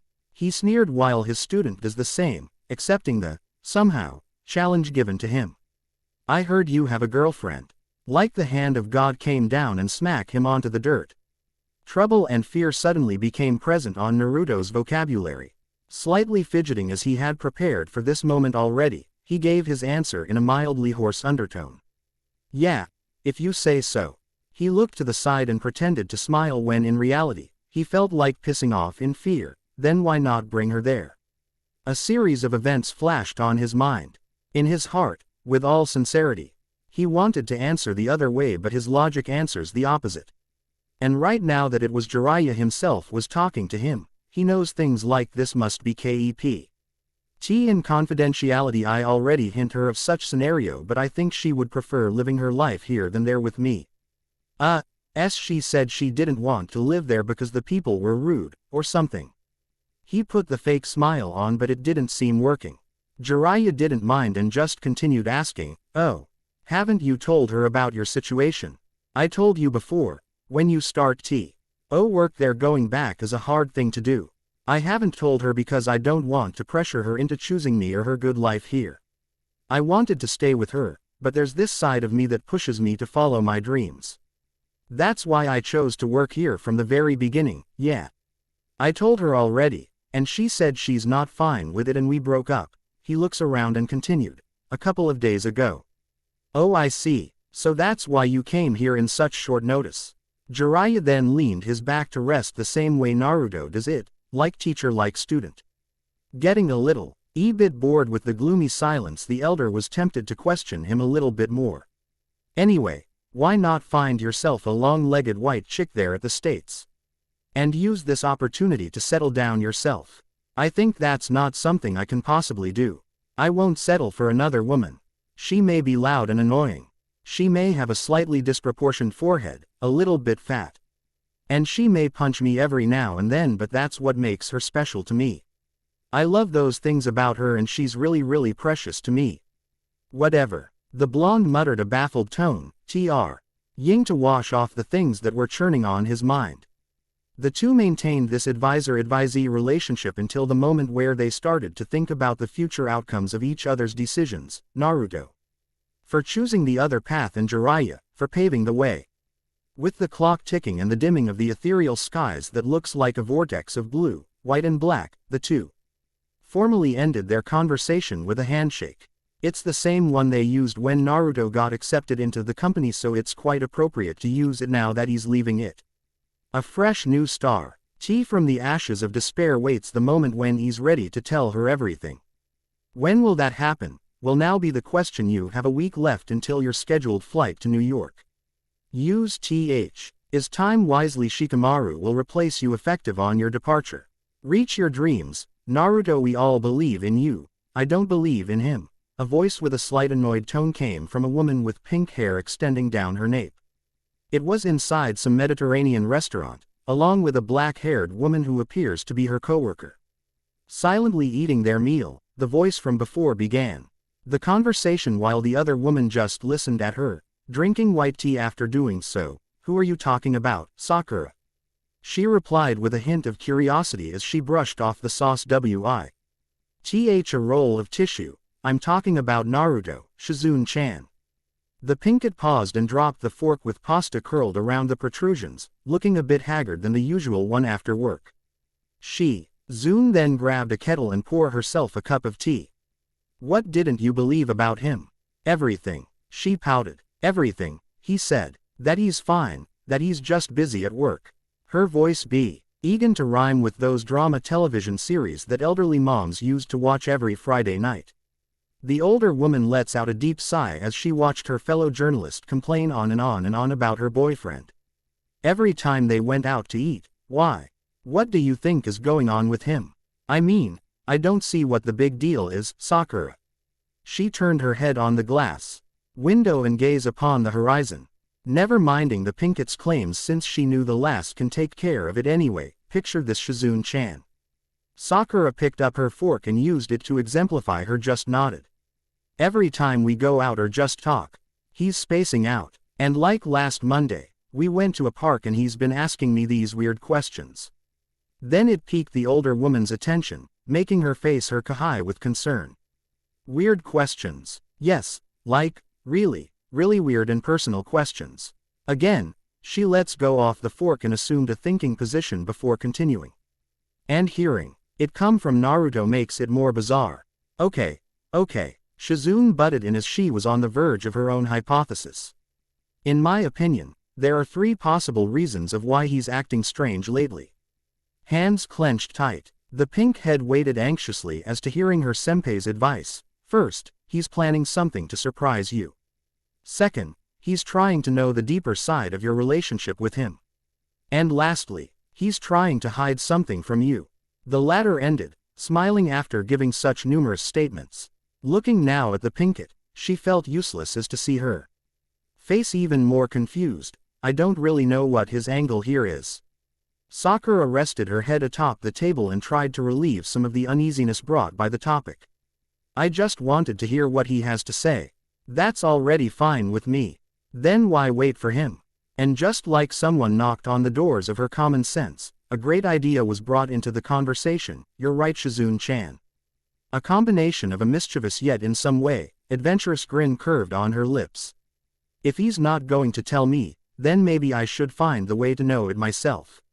Her hands formed a SM Ash sign as a burst of infinite ways entered her imagination. That's right, now one more favor. The older woman caught her attention once more. What? She asked, wanting to know if it's important, to take notice of. Can we have a takeout?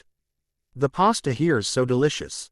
And without warning, both women felt the urge to laugh, and they did. A productive meal, in part least, that's what it was. It always was. Whenever they're together, the 2 journalists, the 2 sisters in work, nothing seems impossible for them. Yes, we can. She smiled back, the 2 women giggled, the whole restaurant went Ludowick. Naruto reflected on what his teacher told him while he walks along the sideway with absolution. Looking down the dusty road, kicking a small rock over and over again, he began to think. Deeper of many things that have to be done. Sakura, first things first, finding a way on how to tell her girlfriend without hurting her. The moment her father knew about them, he was called and forced into making a pact that he, of all people, would do his best not to make her cry, not to hurt her. That also means that if he delivered the bad news on wrong timing, he can pretty much expect a shotgun visit from her father. Everyone second on the list is how to let the whole team know, except Shikamaru, who already was playing by the ear to settle their minds on the work, not on the issue. As the group leader, he knows he must be responsible on whatever happens to his team's output, and that alone burns his time a lot than a couple of weeks. How? And lastly, on how he could leave things as it is here on Japan. Although it was not cowardice, the blonde can't help thinking of the fact that what he's about to do is partly the same thing. The problems, the deadlines, the team, leaving them like a project stopped in the middle of construction. He still doesn't know how, but he promises to himself that he'll be able to solve all those things in the few weeks he still has here in Tokyo. Naruto-kun. A voice surprised him and caused his head to jerk outward, losing sight of the rock as it flings away far to the side. Standing before him was his co-workers, Shizune and her. From the looks of it, and the bags that hangs around their hands, they just came from a restaurant, and lucky them, they met the person they've been talking about a while ago. Good afternoon. He smiled at the 2 beauties. To the both of you. They also did the same after hearing his greeting. why are you going this way? Isn't the way to the office this way? Shizune pointed to the other way and the blonde followed. Edit before scratching his head and giving a lazy groan. I'm not going back to work this time. Naruto's smile went away and the two immediately had questions on their mind. Well, better hurry on those papers. His feet began to move again and in a matter of seconds, he passed the two women in between, waved his right arm and said, "Goodbye," at them both unable to do anything. Shizune then softly elbowed Sakura and told her non-verbally to do what she says and gave her a "now it's your shot" look. Feeling empowered, the pinkett then turned around and dashed towards the blonde with certainty. The footsteps of the pink head weren't sneaky enough for Naruto not to notice, and as he was about to turn around, the two nearly clashed to each other if it weren't for Sakura who stood her ground at the last second. Sakura. He wondered, looking at her puzzled appearance. "See, can we talk, Naruto-kun?" Then like a bullet from behind, her request totally caught him by surprise. Eyes widened back and shut. Sweat drop ran down behind his ears and a gulp ran down his throat. The man knew it was the right time to say it, granting that it'll only be fair if she knew what all the commotion is about. His heart skipped a beat. "Sure," he uttered as she approached him and wrapped her arms around his. Naruto didn't budge. Sakura looked back after remembering her forgotten friend behind, but Shizune wasn't there anymore. Maybe giving them the privacy so they can talk without discomfort. Silently, she thanked her senpai and let her blonde boyfriend carry her away to where he wanted to talk. Here. He chose a city park bench. Around 3:30 p.m. where everybody's too busy to be around, in exclusion of some bystanders who never seemed to care at all. The journalist was just behind and the two sat down in sync. Took a little breather and readied themselves for the talk. "What?" She moved her eyes fast after hearing him break the silence. "Do you want to talk about?" He finishes, now being looked by the pinkett with scrutiny. "Let's cut to the chase, Naruto. What's happening?" The blondie backed off, hearing such things from her. She was determined this time to know everything she wanted to clear off her mind. And that alone borders the very cornerstone of honesty in a relationship. Happening. "Ahahaha. What do you mean?" He scoffed at her, trying to bring their topic away. "You're only making things worse. Tell me, why you can't say it to me? That you have a problem." Sakura protested with both hands up, clenched in annoyance and anger. "Do you really think that I won't know soon enough?" Quote ellipsis. The managing editor held his subordinate's hand tight and tried to calm her down. There was something different with the way he looks at her. It's still the same ones before, but unlike those times, there was no resistance in this one. Fake smiling for a moment, he then unsealed his lips. "I think you will, but I don't think it's the right time." His words were interrupted by a sudden burst of emotions. "Then when will you tell me?" He was stunned, looking at her fierce eyes, demanding him to do as she pleased. "When it's all late, when everything's about to end." Her tone then rose, like she was about to cry, but it didn't go that far. She was holding it all in, the grief and doubts that only reinforces her conviction that he's hiding something from her. Watching her form with a sentient gait, the blonde felt horrible. Seeping deep inside his heart. "Naruto-kun." He heard her voice once more, but now in a subtler tone. "You've been like this for a week, don't you think it's a little unfair? That you won't tell your girlfriend whatever your problem is?" Her voice completely crashed down into a somewhat submissive underlay. "I can't. I just can't. Are you seeing someone else?" she said courageously, wanting to clear off the first thing she had in mind. When that reached to the blonde's ears, he felt the urge to log made their whole conversation lighter and humor-filled. PFF'd. BW ahahaha. He completely lost it. "Do you believe the words coming in your mouth?" His lips curved upward to a cracked smile, replying jokingly, and making the pinkett a little bit pissed than before. She wanted to smack him on the face that time, but she just can't bear the idea of mutilating such beautiful and handsome figure of his. Maybe next time, she can. Hey. Her pout dissipated and her eyes wide. Ned back after seeing him get close to her in such short notice. When she looked at those carefree blue eyes, the whole world just melts to nothingness. It has always been like that, ever since they've met. Along with how he takes his hand on hers, squeeze it a bit, then utter words in her ear with a calm, mildly and soft-spoken voice. No matter how much she's angry, it always ends that way. I told you before, haven't I? He was closely looking at her submissive green orbs, yet he managed to see a bulge on her throat going down. I'll never cheat on you. Never. He moved slowly, neck crooked and eyes half closed, and pecked her on the cheek before returning back to his position before. Believe it. A sleepy grin then appeared on that blank face, sending Sakura's face into a deep blush. The woman turned away and waited for the red on her cheeks to disappear before uttering a word. Gee then. What seems to be your problem then? A troubled yet concerned question was said by the Joe. Earnest without even looking him in the face. If she'd only knew how many times Naruto didn't sleep and thought of this until the sun rises, how many times he hated himself for lying to her, and how many times he wanted to say it. She was hurt, but he was suffering. And the whole world knows the difference between the two. Then the blonde remembered that he only had 1 week left to do the things he knew he had to do. It may not be now or not at all, but he knows he had to try. And so he did. I'll tell you. She felt a big heartbeat resonated like a pulse throughout her body. Immediately, positioned at him were her bulgy green eyes that were surprised yet happy at the same time.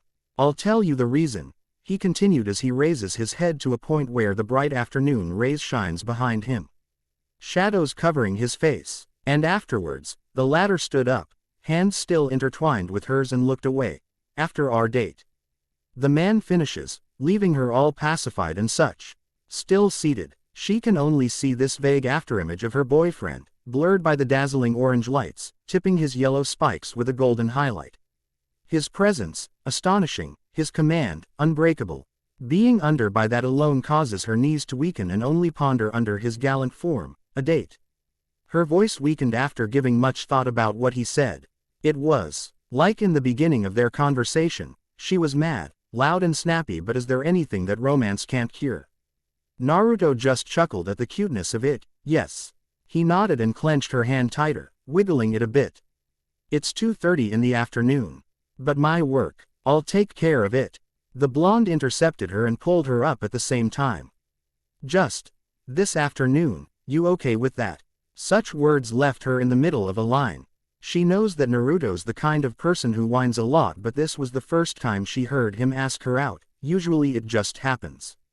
And to top that, she also wanted to hear what he has to say about the long-forgotten issue having a date with him might fix their dangling insecurities. Okay.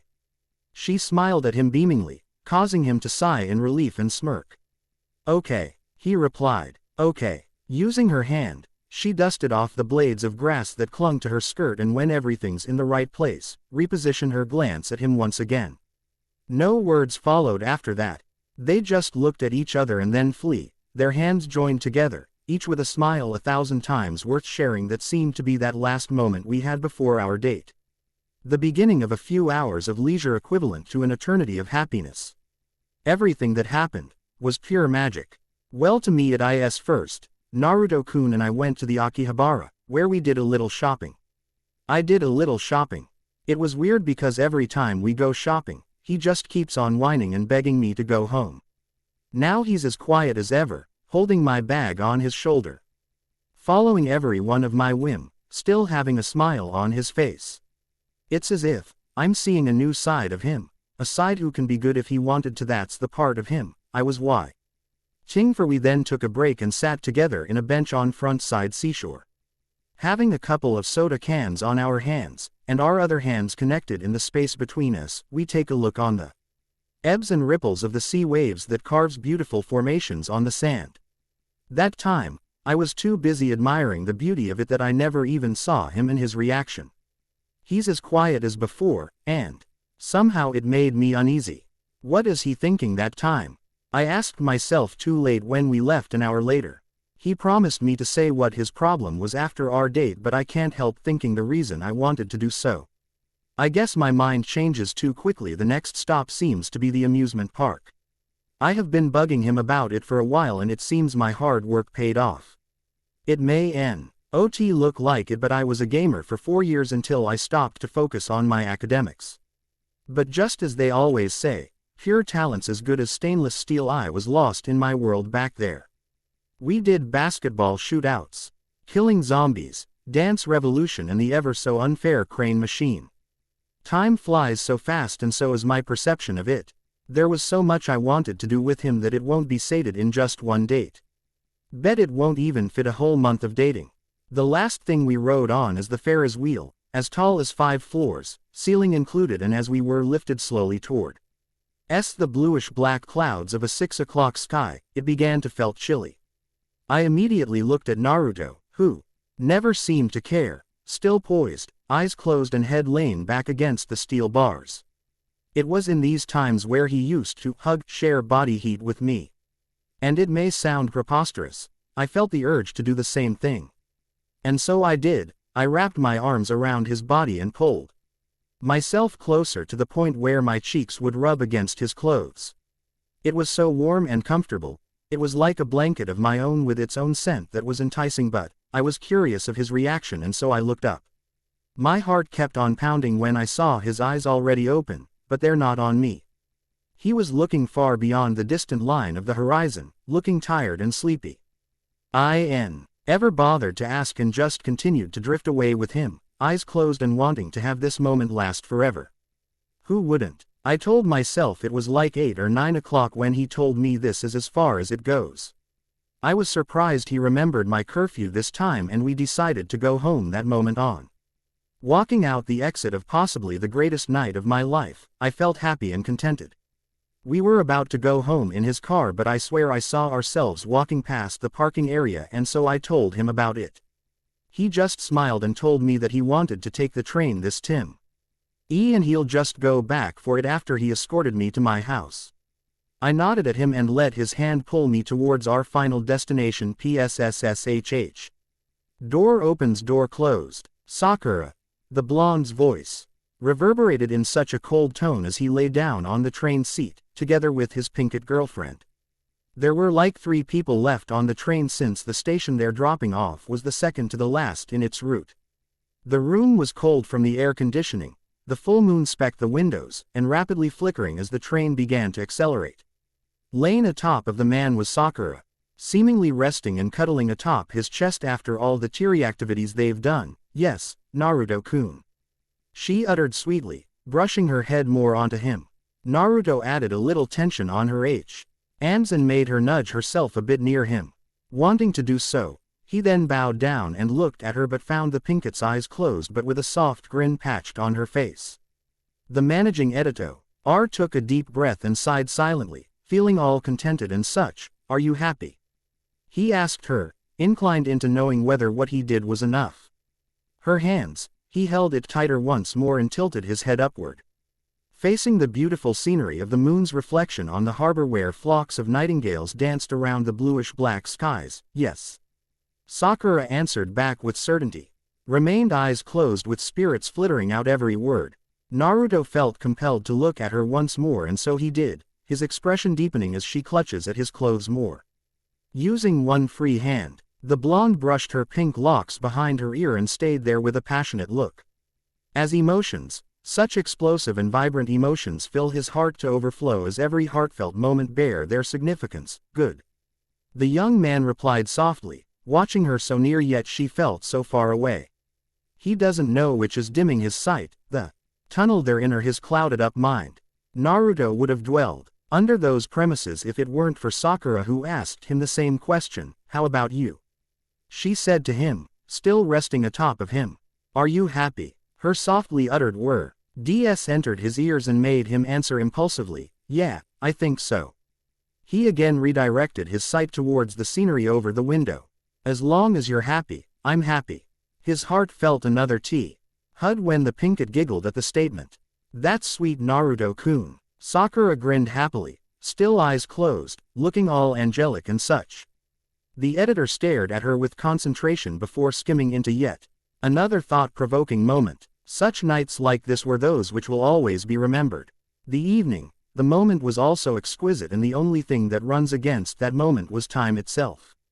And now, as he spends one of his last few moments like this with her, the words that kept everything on hold came spewing in between his dried and cracked lips. I must tell you something. I'll be leaving, Sakura-chan. I'll be there for a very long time, in New York, as the new editor-in-chief there. You don't have to listen if you don't want to. I just wanted to tell you before it's too late. I know it's not customary for a boyfriend to hide things like these to their girlfriend, and words cannot describe how sorry I am not to say this to you a little bit sooner. Because I want to respect whatever choice you make. I don't want to impose this on you, especially you. You are so special to me. I don't want you to get hurt or feel bad about something which is not your fault in the first place. I have a week left before I go. I want to make this the most special week of my life with you. Sakura, are you listening? He turned his head down and saw the Pinket's eyes closed and unmoving, her chest rising and sinking, fast asleep the whole time he was speaking. Then there was this overpowering feeling of being played by the fates that crippled his heart and irritated his eyes. He tried closing his once strong blue orbs but found them leaking without his notice. The first drop pelted on the pink head's cheek but it didn't wake her from her slumber. The second one trickled down the man's face as he tried closing them shut for he didn't want them to come out. His pants and cries were reduced into deafening salank as he used his free arm to rub the slits of his eyes off the shameful liquid. Now clearing up from the blurry afterimage, his mouth tried the best it can to show a grin and stayed there as long as possible. The view was so great. Inside the train was so cold that her warmth that radiated on his lap slowly extinguishes and the lights began dimming out as a huge cloud covered the moon. Everything went black sniffs anyway. Just like always, thank you for having time to read this chapter, fanfic. Review and rate. Have a good day, night. This far, probably because of finals week, tons of school works, Christmas parties and hangouts that kept me from having the luxury to write this one up. To the chapter itself, if you can see the small scroll bar, it's quite lengthy but I'll tell you it was no coincidence. Even in my drafts, I expected this chapter to be the longest of all. Quite a few warnings though. First, I didn't proofread this chapter. Second, I didn't go clean this one up from grammatical errors and such. The main reason is because I wanted to submit this as fast as I can to those who's subscribing or to you, who's reading this AN now. Okay, too long for an AN, here's chapter 13. Merry Christmas and have a Happy New Year. Pants, rough exhales, shoes tapping. These were the sounds echoing from the sidewalks, dusted with dirt that was blown away by the sea wind. The sunset raised the clouds with twisted tendrils of orange and blue as nightfall quietly and silently approaches. Noises began to get louder and faster, monotonously repeated by a fast-moving object running alongside the pavement. A woman, adorned by her once lustrous pink locks that extends just above her nape. There was none who can explain the reason she's sprinting. She's the only one who knows, or perhaps the real issue here is because she's the only one who still doesn't know. Earlier before Saturday, 6:35 in the morning, Tokyo Times building. It was like your any other day, though it never seemed like one. The winds blew in different direction and the once fierce sun stayed hidden behind a column of nimbus clouds.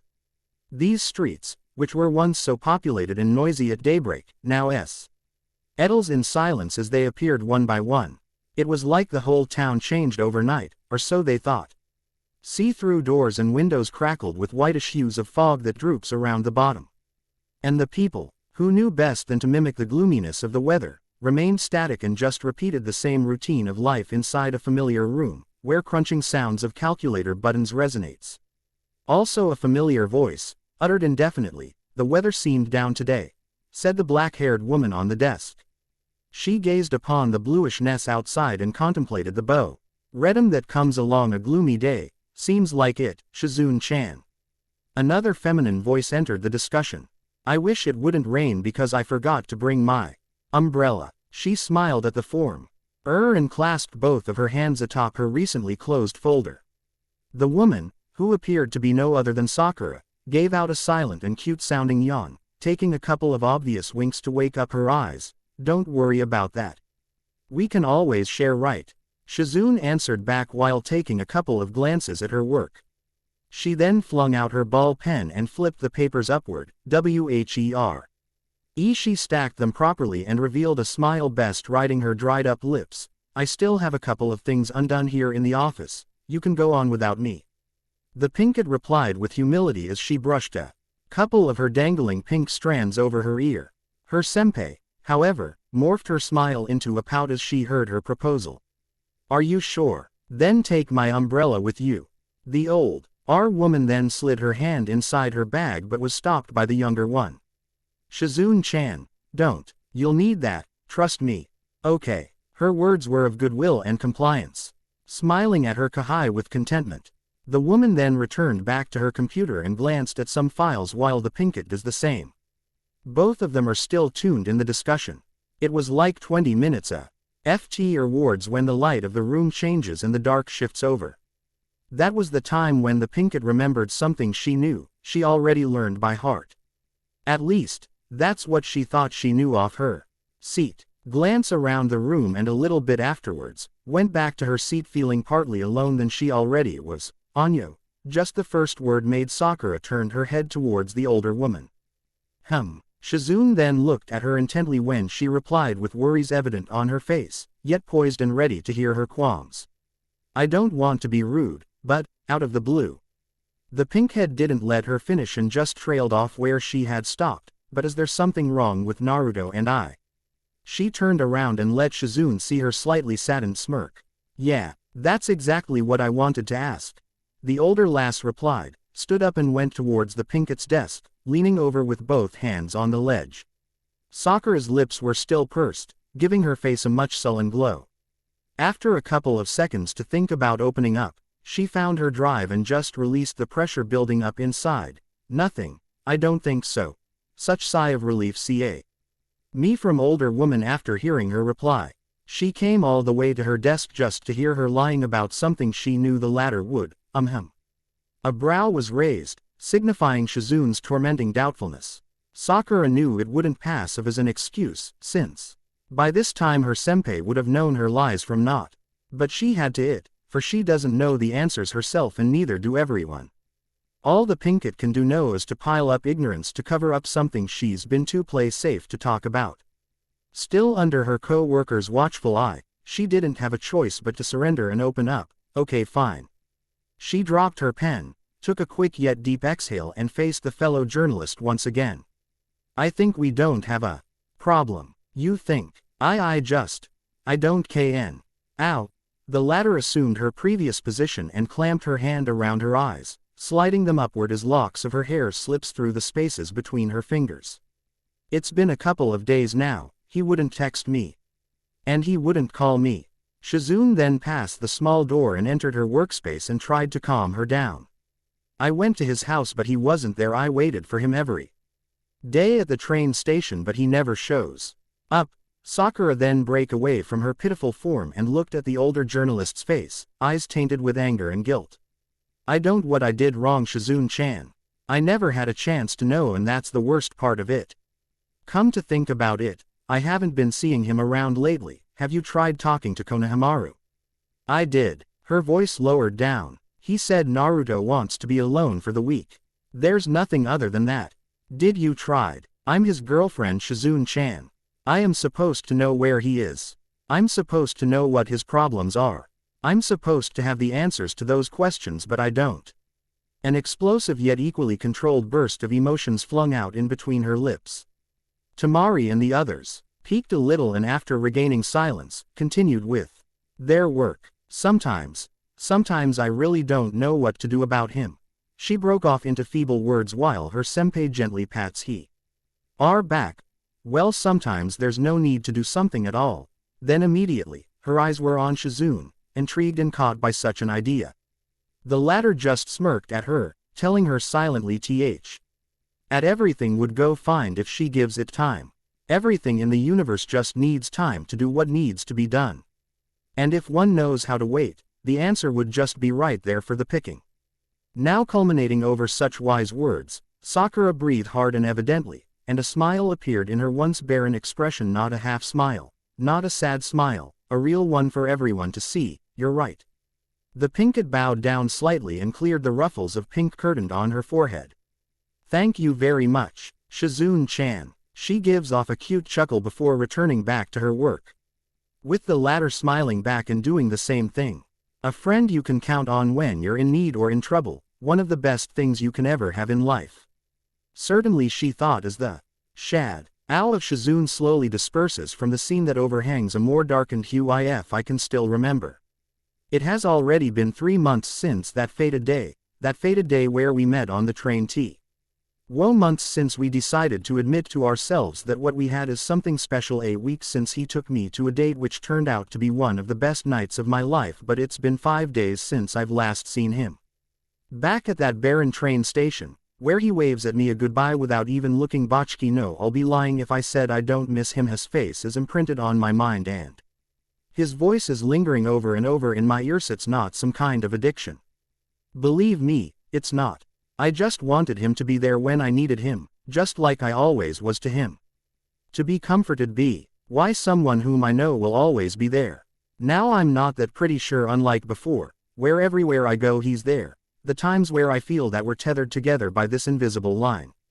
And no matter how far we go apart, whenever I reach for that line, I can always feel his presence right beside me. But now, every time I reach for that line, it gets farther and farther away. It is as if we're slowly drifting apart, and I fear that after some time, there will be no one in the other end. Naruto-kun has been one of the most precious people in my life, along with Shizune-chan and the team. If it weren't for him, I might not be able to work here, to reach my dreams and such. No, that's not it. If it weren't for him, I wouldn't be able to know that such happiness existed for me. And that alone keeps me grounded to where he is in such short amount of time. I've already seen his scars and he have seen mine. We've faced challenges together, and these past 3 months had made me realize the true meaning of why. Me, why, of all people, I was the one who was given that second chance. Coincidence? No, it's not that. It was never a coincidence, because it was fate itself who planned it all along, who brought us along, and I intend to keep it that way one way or another. She's drooling. A faint voice was heard. Yeah, she really is drooling. Sakura felt like she heard it 1,000 miles away, but in fact, it came right in front of her face. Shall we take a picture? All those visions, those words, everything that were upheld inside her mind began to dissipate, and reality slowly took over. Absolutely not. The moment the color of her eyes returned, the Pinkett just woke up, and realized her surroundings and her co-workers' curious stares that flooded her whole body with embarrassment and shock. What's going on? Oh my, right, itadakimasu. Shizune just smiled after hearing her gibberish. At least they understood the last part right, the group thought while they still watched the latter's disorientation. Guys. The Pinkett rolled her lips in and took a swift glance over the group of people surrounding her. There was Shizune, Temari, Kiba and Konohamaru. In front of them are their respective table mats. Clean and empty. Aren't you going to eat? She asked them with bubbly eyes, not knowing that her daydreaming took a longer span than expected. We've already finished eating. Kiba replied, nudging a toothpick in his canine. Konohamaru just laughed at his Aniki's girlfriend and decided to go to the bathroom. It didn't take long for Sakura's cheeks to swell red with embarrassment, and by the time she started eating, everybody went back to normal. The perks of eating together come in different perspectives. For Konohamaru, it helps him save for those extra charges, which he knows his coworkers will shoulder with a little help from lying. For Kiba, it's the time for him to eat with the team and feed Akamaru, since it's strictly no pets allowed on the office. For Temari, it was the heavy petting and teasing sessions with Shikamaru. And for the two journalists, it was because eating together with your friends was an experience. Not mainly because she was the slowest eater amongst the four, but the group managed to deal with many things in that short span of time, like how much it is needed to have an AC running on the office since summer's fast approaching. Like how will the deadlines be met, problems with work, and many things concerning that. And in light of all things they wanted to know about, most especially in Naruto's case, Sakura was sympathetic to give some opinions about that matter, but the group was not satisfied. But who's to blame? The blonde has been absent for almost a week now, and there's no news about him except for the fact that employees have seen him going in between floors, but that's the only thing they could find. Even the Pinkett knew no answers, knew nothing but to wonder consequently at something she knew was happening, and so the meal ended. Everybody went back to work, to their old boring jobs, till the afternoon skies burned with orange and red. But the skies today weren't for a normal sunset, just by looking at it. The group can tell that there'll be a huge downpour a couple of hours in. The afternoon. Umbrellas and raincoats are a must, but then again, nothing you can see is real until it happens. If she can still remember. The moment when all lies were cleared, when the mist finally dispersed and the truth claimed to be found, is when on that particular afternoon, the Pinkett fatedly encountered the rumored to be promoted Shikamaru on her way from the comfort room. The man, though it may not look like it, was said to be one of the closest to Naruto, and right now, the only thing she needed was a couple of answers to ease her heart. And so she walked towards him and he noticed her. Too lazy to run, Shikamaru just stayed there and glanced at the woman's determined and focused orbs and told himself, this is not gonna be easy. The woman smiled and faced him, poised and strong. Tamari and Shizune just came from the bathroom when they saw the two and just went by not to interrupt them. Had a good lunch, I guess. The assistant editor smirked and slipped his hand on his pockets and nudged out a pack of cigarettes. He took one out and pinned it on his mouth just when Sakura's ready to reply. She bowed down and irked a little bit when Shikamaru flicks his lighter, igniting the tobacco rammed inside the roll of paper. We went back as fast as we can. By the way, isn't this a non-smoking area? Really? Face not even making the slightest expression, he answered back with even more ambiguity. That's too bad then. He took a huge inhale and make most of what's left in the stick before compressing it atop the garbage bin, and once the red was gone, flinging it square in the hole. That certainly hits the spot. Like a chimney, smoke shoots out of his mouth. His nose, and the journalist can't take it anymore, so she walked a couple of steps away to breathe. Can you please stop smoking even for one time? Her voice was muffled down with one hand covering both her nose and her mouth. You're such a girl. He looked at her disdainfully and watched her eyes tear up. Sniff. Aren't you afraid of lung cancer? That kills 1 million people a year. With the smoke gone, she slowly approached him again, but a little bit restrained since he's reeking of the same smell. I guess I'm lucky then, Shikamaru replied back and hid away the box and the lighter in his pants before facing her with his usual self. Anyway, what do you want? He asked her nonchalantly. Clears throat. I hope it is okay with you. Yeah, it's fine. The latter immediately replied, okay. She paused to get the momentum to start it off, and when she felt it, she just blew it out. I just wanted to ask if you've seen Naruto this past week. The man deepened his look after hearing her first question. It never makes sense at the first time you hear it from her. The fact that she's his girlfriend yet she doesn't know makes it more bizarre. Feeling that she has received. Aren't you supposed to know that? Replies one too many. Shikamaru didn't answer back and let her open up the topic. I know this is odd because he's my boyfriend and I was supposed to know Here he is, but these past few weeks. She walked towards the wall near the man and leaned over it before continuing. I've never had contact with him and I fear it has something to do with our relationship. Does Sakura even know that Naruto's promoted? Damn, that's right. They all know that I was the one to be promoted.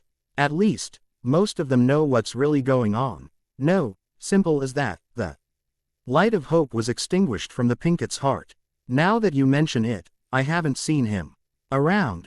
He looked up the window and gazed at the gloomy scenery outside. Hey Sakura, the Jorn. A-list turned her head after being called. Do you know what's happening this past week? Her eyes tensed with concentration as she tries to relocate the events on her head. Do you know about the promotion and everything? Did Naruto tell you anything the week before concerning about the couple of things I told you just now? And like it was the first time, the look of concern was now present on his face. I don't know. A saddened smile bowed her lips. Seriously, I don't really know anything. Then, as if something botched up his afternoon, Shikamaru felt this eerie feeling of concern and pity for the Pinkett, as she was completely oblivious to what's happening. That damn Naruto.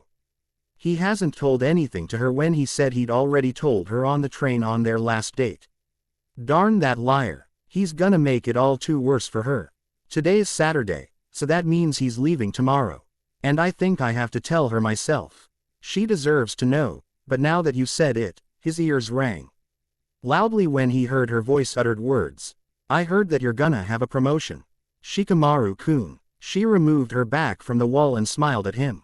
Congratulations, Sakura. A swift EPLY cut off her words as sentient and vigilant eyes stared at her passive ones. For the first time, the latter looked serious, and if she can still remember what Shizune said about him, Shikamaru only becomes serious if there's a huge degree of importance of the subject matter. And practically, this is somewhat a very important encounter. There's a certain point when all the lies had to stop. And that time is now. The assistant editor thought as he readies himself to unveil what is needed to be unveiled. Back at pillars of the building, he saw vague silhouettes hiding behind it. It must be Shizune and Konohamaru. The latter thought while he fixes his eyes to the picket once more. I'm gonna tell you something that you should have known a week ago. He bowed down, and the woman, feeling more intrigued and curious, listened with persistence, and so unfolds the moment when she began to truly see the truth hidden from her. Just like that, by the tip of his tongue, he forced her eyes to open and see the corrupted reality back at the current time. Pants, rough exhales, shoes tapping. It was a dark 5:30 afternoon, and the usual bluish-orange flare of the sunset was now a blanket of dead black. The streets were empty, the trees lifelessly swaying through the cool harbor air, and there are so few stars present that you can count them in your hands. Cricket sounds were also absent, and the only thing that can be heard that time was the repetitive taps of shoes along with the grunt and exhales of a certain pink-haired woman who was running alongside it. Added to the effect was the moon, who didn't bother to show up, giving more of that pitch-black hue that encompasses everything in its wake. Sweat drops were forming on her temples, and she wiped it mindlessly, scouring the whole streets and possibly the neighborhood for something or someone. Deep in her thoughts, a haze of anger, sadness and betrayal rose to overflow and took over her senses. She can no longer differ what's right and what's wrong. All she can think of now is finding that person, eating everything that she can until either one is or both of them are broken. That seems to be everything, a thought came from a young blonde E-man as he stowed the last of his belongings inside a big black suitcase and put it with the rest of his stuff. Only one light bulb was present to keep the darkness away, everything else were either shut off, wrapped with newspaper, or kept in his luggage. A drop of clear liquid trickled down his cheek, and he slid it off with one swipe from his knuckles. Then, using the strength of one arm, he lifted the bag from earlier and went towards the entrance. Before leaving the place that served as his home for a couple of years, he turned around and looked back, admiring its rarely seen neatness. 1L. Asked time yet? Guess that's about everything. He smiled and flicked the switch with his finger, extinguishing the glow from the bulb's receptacle, instantly letting the darkness consume the place. Hen continued dragging the baggage outside, closing the door and slinging the keys round and round his finger as he descended from the stairs. By the time his foot touched the floor, the keeper was already there, ready to take the keys from him. Without any restraint, he did. Just like that, without feeling anything holding him back, he just let go of it like a string freely passing out of his grip. The keeper left with a grin, leaving the blonde with the rest of his move out.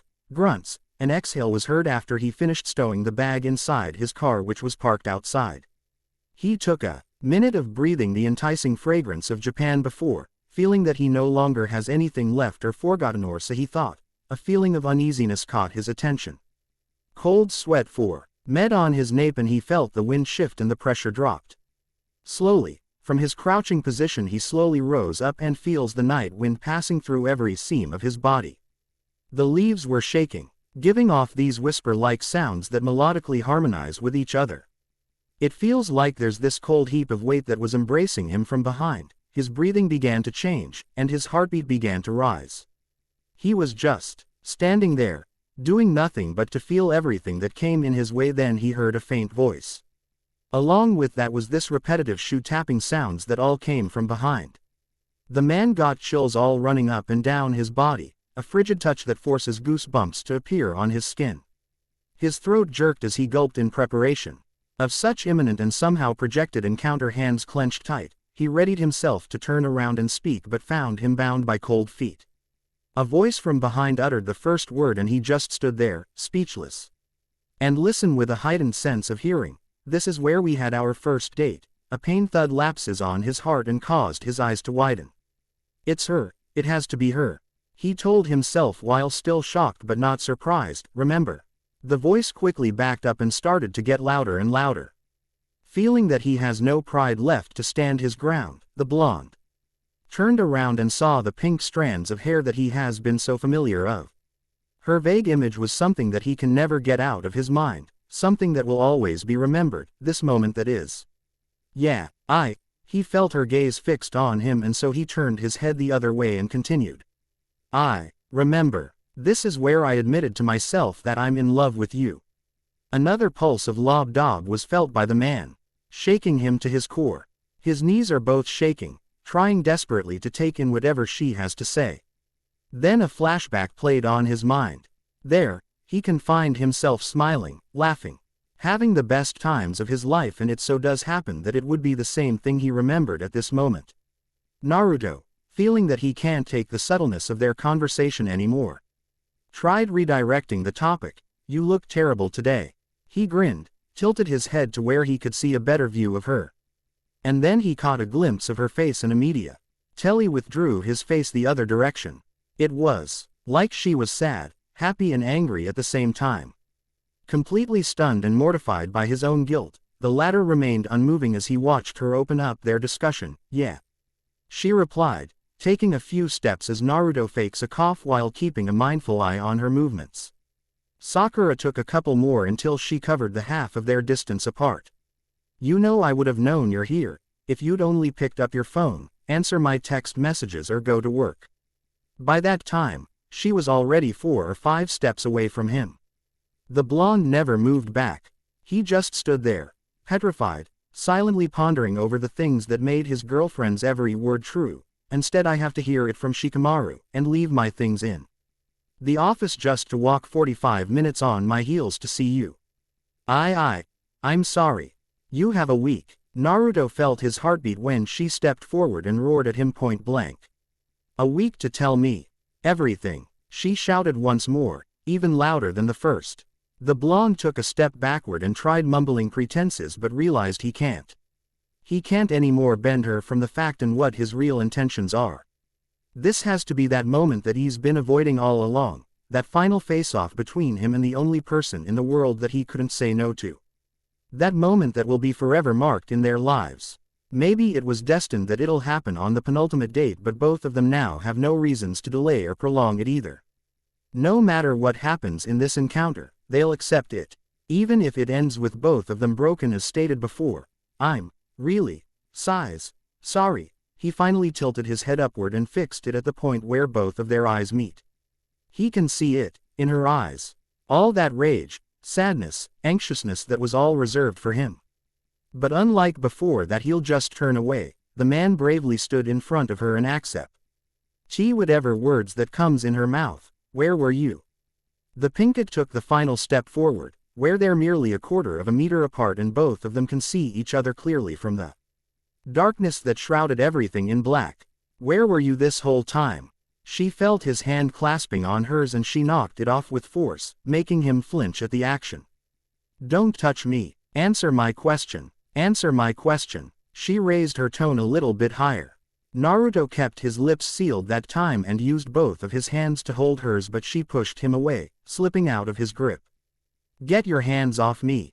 Tears were now forming in her eyes, but she never did little than to let them flow. The blonde looked at her with pity and regret. It's like he had done something so gravely bad that there seemed to be no way out. Taking a step forward after being pushed, he decided to answer back.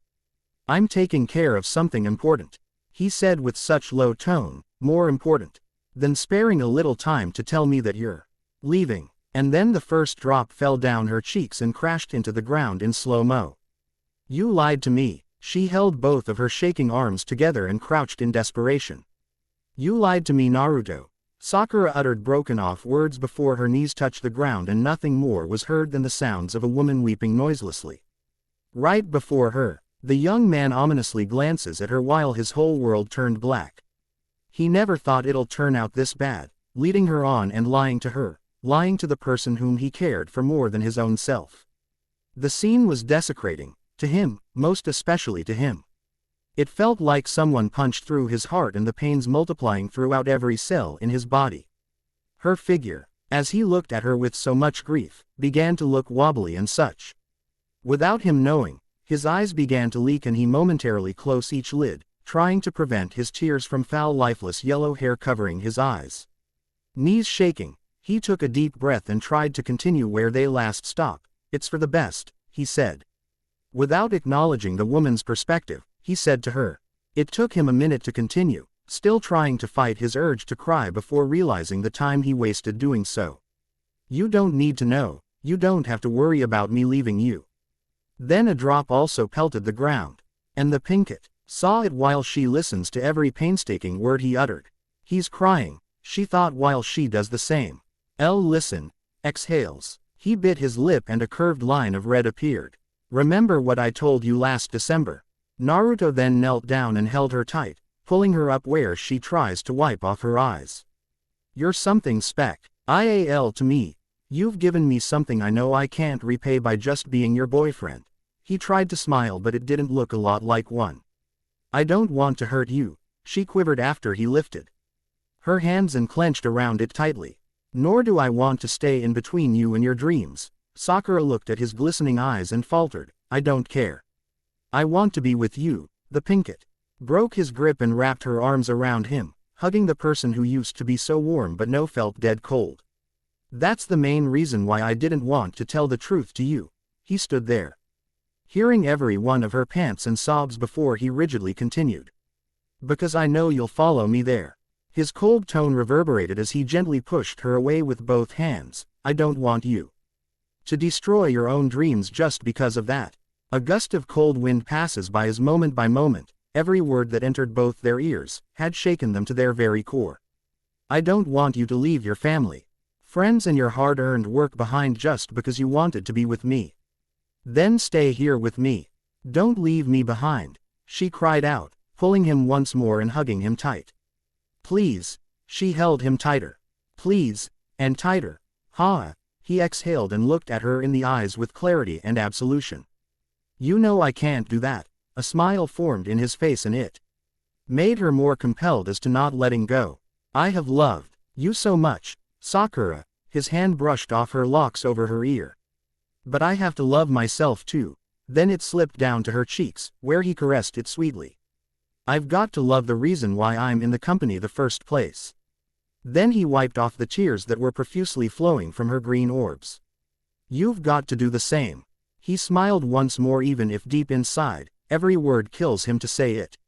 With little ease, he broke away from her tight embrace as he held her down with both hands on her shoulder. "You're not an ordinary woman." Sakura's eyes began to wobble again, but looking at Naruto's eyes, she knew she has to hold it. "You're something special, Sakura. Can't you see it?" He paused, looked up, and had a rough exhale before staring back at her, creasing his lips with one another.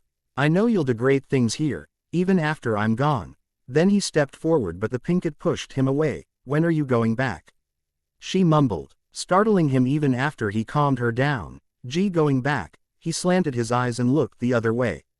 "Is not something easy to do." "Okay," Sakura immediately replied, emotionless, without any hint of feelings in it. "But before you go," she bravely advanced until the blondes only a couple of inches away from each other.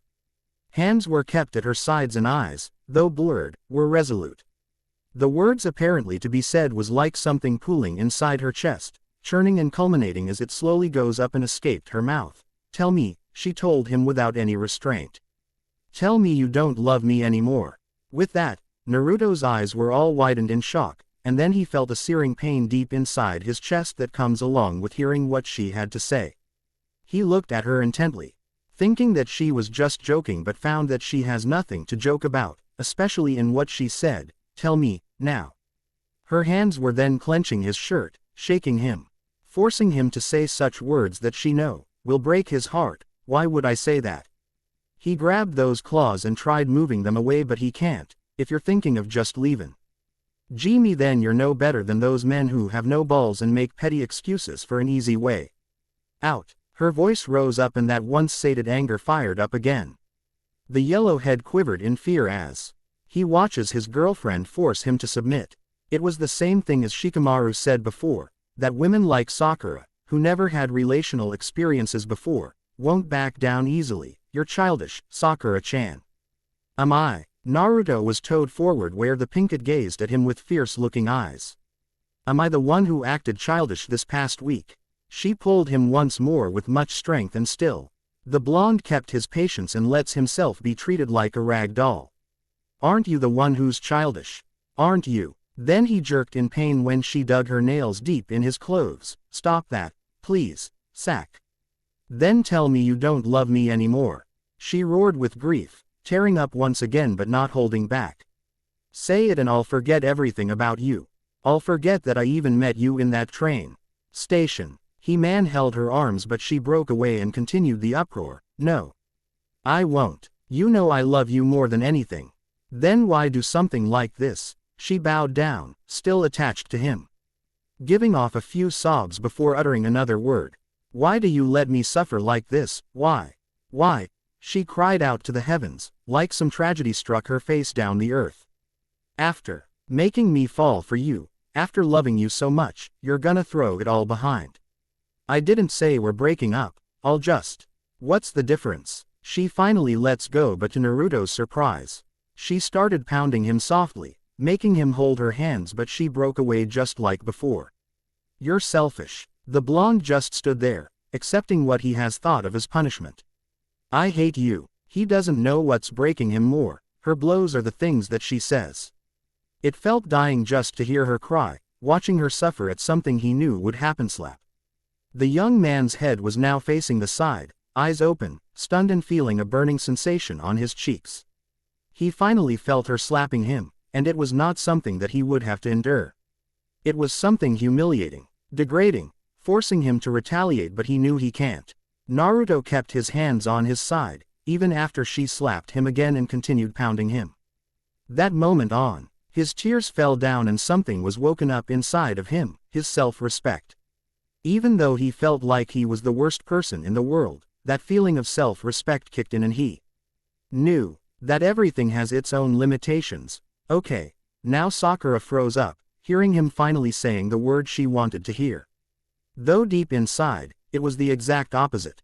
Her hands finally stop. Eden latched off his now ruined and ruffled up clothes. She watches him intently as the last few seconds serves as barriers of the upcoming surrender. But then it happened, like what she wished for.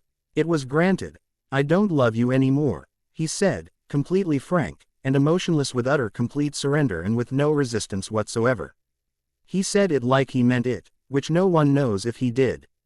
The words just came out of his mouth the same time a trail of red fluid flowed from his lips. His face, looking all too tired, exhausted, fatigued and lifeless. It was like he completely given up on them. Though she asked for it, the woman was hesitant, watching him but he never even budged. It was what she feared the most, it was something she never planned on hearing. But it happened. The worst part of it is that it was her who forced him to do it. What did you say? She answered, still can't believe it has already happened. I said I don't love you anymore, Sakura-chan. His eyes were now flowing like a dam that had burst open. He raised his hand near his chest and uttered feeble words. I think that's enough, to be treated like this. He then clenched it bravely for her to see. You got what you wanted me to say. His teeth began to show and his once barren look broke into a sad grimace. I hope you're happy now. Naruto gave him one last smile before he turned around, picked up the luggage and went straight to his car, jammed it along with the rest of his stuff before he went in himself, locked the door and slammed his head on the wheel, crying unheard sobs while slamming his hand on the seat. The pain, the regrets, the unbarring sadness that crippled his heart, it was all too much to bear and he knows he has to back down. He knows if he had stayed there any longer, he must have hit her with frustration but he became the better person and backed down for the greater good. He then tilted his head up, still crying, slipped in the keys before starting his car's engine. He never bothered looking back through the mirror, because if he saw her reflection, he knows he'll never be able to leave her. Stepping on the gas, the engine burned and black smoke shoots out of the exhaust pipe. And just like that, in a matter of seconds, it was over. It was finally over. Is it finally over? The young woman whispered to the wind as she was left in the middle of the street, alone in the darkness that pools over the land. She made no bother tidying herself up, but just stared at the horizon, where dark clouds come forth. There was no effort made, but her eyes began to leak. Tears suddenly pour out and she didn't bother stopping them. Standing straight, glancing at the twisted meadows amidst the coming of the night, she remained unmoved even after a period of white flash expulsed throughout the place, and a loud booming noise from the heavens was heard in a matter of seconds. The rain fell down for those who thirsts it. Silently, battering everything like small daggers. A requiem that washes away everything in its wake. Thunder booms and lightning crashes. The drizzle becomes a huge downpour that cleanses Tokyo from the dirt of the previous days. There, still standing stalwartly, was the Pinkett. Looking at the dark skies, basking in the cascading drops of water that seeped deep in her body. A drop hits her forehead, then another one on her cheeks, and it fell directly in her eyes, but she didn't close them. She lets it fall down from her lids until it fell down from her face. But the flow was continuous. It never came from the rain anymore. It wasn't rain water anymore. The ones gushing from those eyes were far more precious than that. Then in an instant, the urge to go after the man who left her in that ridiculous form triggered. Then it was an impulse that propels her leg forward and the other leg to the same direction. Before she knew it, she was running towards the same direction where he went. But the fog made it harder for her to see. Her wet clothes made it harder for her to run, and the ground was slippery that after a couple of steps, she slipped on a step and fell on her bottom. Then looking up, she once again glanced at the scene of the rain pelting her face. Those droplets seemingly slowed down and a series of flashbacks entered her mind. Grandma. Please, can you please let this young man through? Go to the main office tomorrow. Orientation starts at 8, so don't be late. Bring everything that'll be needed and wear an office attire. Are you going to stand there all day? Let's go. For the company's newest addition, Sakura Haruno. Thank goodness. I thought you were sick or something. It's not a hug. I'm just sharing body heat with you. You do realize we're gonna do this again some other time. Thank you. Thank you very much. Sakura-chan. Do you love me? I don't love you anymore. And when everything pieced back together on her mind, she took a mighty stand, knees shaking, clothes drenched and her face covered by a slick of wet pink locks. She raised an arm, waved it slowly from left to right and broke into laughter, chuckling like there's no tomorrow. Deep inside her heart, it felt like there was a void she's trying to fill in, and no matter how hard she tried, it just keeps on eating a part of her heart. Like a huge piece of her was stripped away, like everything she did was all in vain. The only thing that she cherished the most apart from her other worldly priorities was now gone, and her life was sinking into nothingness. Her hands, trying to reach for that line B. She knows there's no one in the other end. Then she remembered his playful smile, his handsome face, his lush yellow hair and his calming voice that piled up imminently on her head as she tries to bring back those memories that had already began to fade. It hurts so much. Sakura kept her feet on the ground firmly and uttered a silent eerie whisper that was immediately drowned by the sound of rain. Goodbye, she says. Goodbye, Naruto-kun, she says seriously. I don't. Second is that the next chapter would be on January. That's about it. Thank you for reading. Yours truly, Anonymous. Please R&R and have a good day. Aftermath. Good morning, Shikamaru Henshu-cho, managing editor. I told you not to call me. How many times should I remind you? But Henshu-cho, Konohamaru, sometimes I wonder why does time fly so fast when you're not thinking about it? Well, maybe time wasn't meant to be waited at all. 'Cause time itself waits for no one, and those who are left behind can be forgotten or remembered. Good morning, Choji, Kiba. Good morning, Shikamaru. Yo, Shikamaru. Boss. Shut it, Kiba. Ahahaha. Quote, it's the second week of July, and there are already tons of works on our desks. Deadlines must be met. Everything must be organized and prepared for the articles in summer. I have already undergone my second screening, and thank God nobody was replaced. It may not be the same way it used to be, but still, Shikamaru-kun, Jiraiya-san has been looking for you a couple of minutes ago. He said he wants an update about the upcoming press con at the plaza. Okay.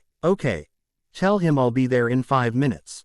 Quote ellipsis quote. What now, Tamari? Here. What's this? I picked it up on my way here. It's really nothing. Sure. Anyway, thanks for the coffee. It has been nearly 3 months.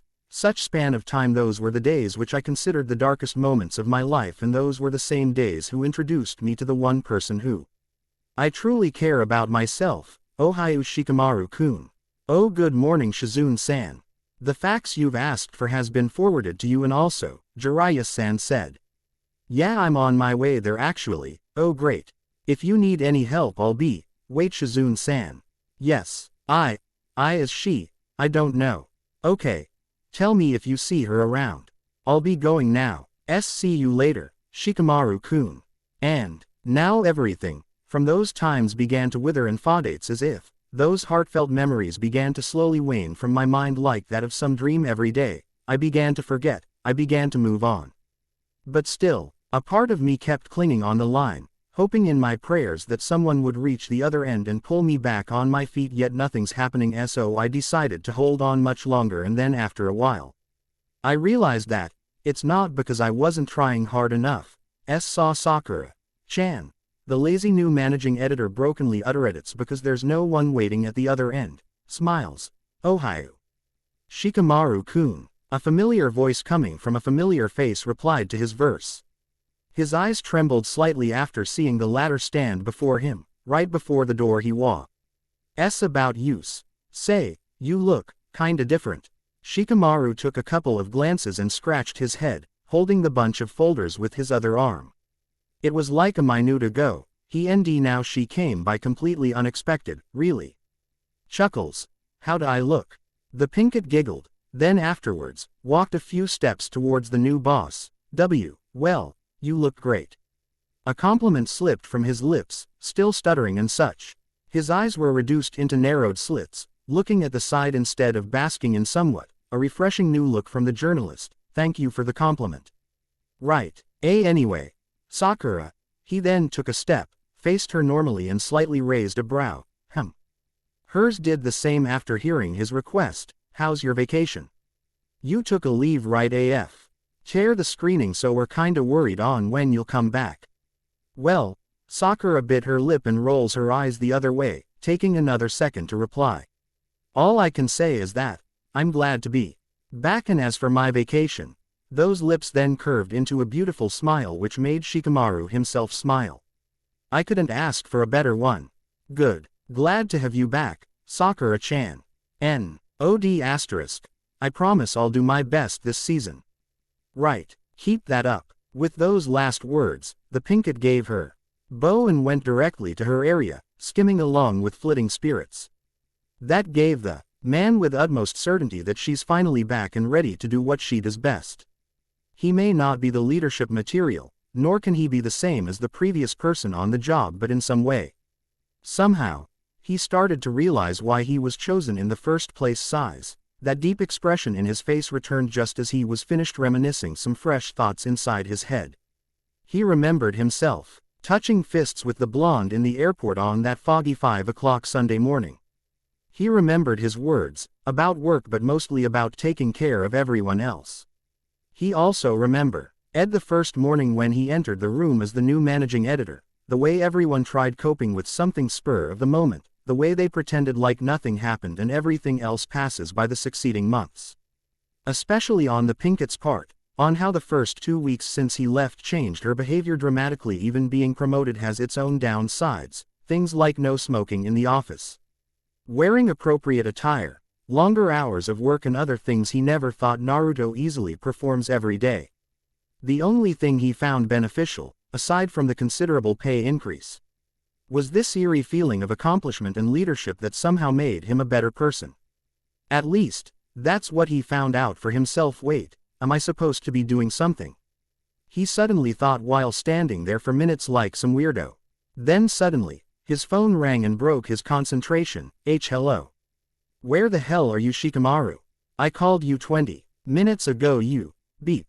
Sighs. Right, Jiraiya-san. He exhaled grouchily, still managing to put a grin on his face as he began his descent towards the lower floor where he'll deal with the pie. SSED editor-in-chief. I wonder what would he do? The man thought as his hand twisted the handle, pushed it forward and looked back at office as he silently closed the door, patched with a contented L. Look on his youthful face a couple of hours afterwards. Hey Sakura, I missed you. A hand clenched itself on her shoulder, making the Pinkett turn around in surprise. And what she saw was a scene of nostalgia. Hands perfectly perched on top of her lap, she turned around the office chair and faced her ever-supportive senpai with a smile. Shizune-chan, I missed you too. She replied back, with much gleam of hope seen in her eyes' reflection. Hey, are you okay now? Shizune grabbed a chair and sat near the ledge on the Pinkett's desk. Yeah, I think I am. Sakura replied with utmost certainty, pausing. After saying such words then went back to organizing her portfolio with a couple of weeks' worth of work.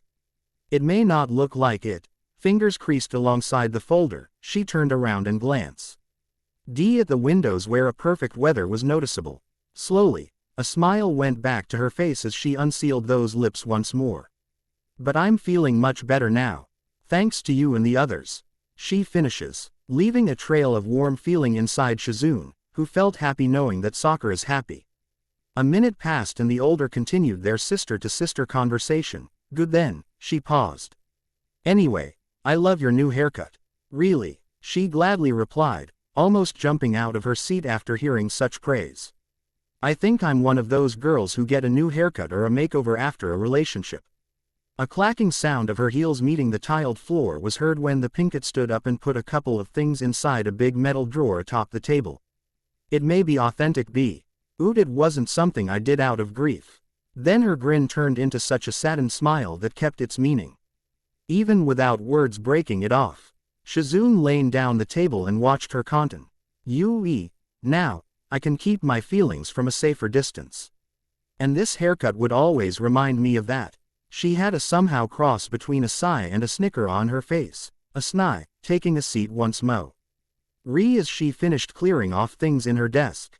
It may not be the way it's supposed to be, but fate has its own way of making things right, just need patience and the rest is explanation. So along that grin which she was giving Shizune now was a pledge that she would never look back and never let the past anchor her down and keep her from a bright future ahead. Being adult means being responsible for the things you did when you were a child, but part of that is being practical. And now, the most practical thing to do is to move on. The warm air from outside seeps inside and bought. Each of them felt its warmth pulsing through their skin. It was a good day. The weather's superb. The people are warm as they'll ever be. And the Pinkett felt her comeback was a great start, a very significant milestone of her life. It may not be the same for the others, but after seeing that refreshing smile on her face, Shizune knew that finally, everything's back the way they're supposed to be. What's the best way to start it then? Lunch break. The Pinkett heard a yelp from her fellow officemates, associated with the usual bell ringing that can be heard throughout the building. One by one, people stood up. Some are stretching and some are yawning. She has just finished noting down whatever she had missed after taking the vacation. Dropping her pen and clenching those numbing fingers, Sakura flexed her back inward for a brief relief, catching only a glimpse of a few shadowy figures in front of her as she closed her eyes for a second. Yet it only took her half a second to notice these figures' faces as they smiled at her from that distance. This is what she was missing, and it made her feel good knowing that she had the chance to relive those moments again, another chance to do it right. Or maybe the reason why some things don't work out is because they just don't. Or perhaps, maybe the reason why they don't is because it wasn't the right time, or it wasn't the right blocks that fit the slot. Yet one thing's for certain, they did work out until that certain time when they did. Can I have the usual? Another day had passed and it was a beautiful morning. The clouds were all puffy with lucid shades of white in the side. The trees were golden emerald and as usual, and the streets are filled with the ever-busy crowd. Sakura went off earlier than her parents expected, but regardless of it, they have no doubts. Even up afar she can feel the sun's energy trickling down on her skin as it illuminates the rest of her pink crown. It was certainly divine, and what calm's best with a great day than a great cup of coffee on the side. Please come again, ma'am. Sakura grinned at the cashier who nodded at her, poised as ever before, turning around and skipping out of the place as the smell of caffeine began to stick to her clothes. She remembered the time Wells' shoes. She laughed the way she pictured an entire future of herself rotting inside such job which she doesn't like. It was far behind in the past. But things like that are certainly worth reminiscing about. The Pinkett then rode the train going to work. It was about 6 o'clock in the morning when she took the first step inside the office. Unlike before that people started coming as early as 7, she had taken notice of the vast number of people that are already present in the building. The young woman took her original route towards her office sector, the trip to the elevator, the long walk in the hallway and all that. With the pearly white doors of the office nearing towards her, a brief flashback entered her mind about the first time she saw the place. It was like yesterday, like everyone who experienced déjà vu will say. She wiggled her head and tried knocking those memories out for her to concentrate on the day's work. Now facing door, the pinkhead pushed through without any resistance and entered hastily, closing the door shut after the last strand of her hair passed through the line. Sakura. A familiar male voice called upon her name just as she was about to take a seat on her chair. Her head roamed from left to right and finally spotted someone up ahead. I never thought you'd come this early.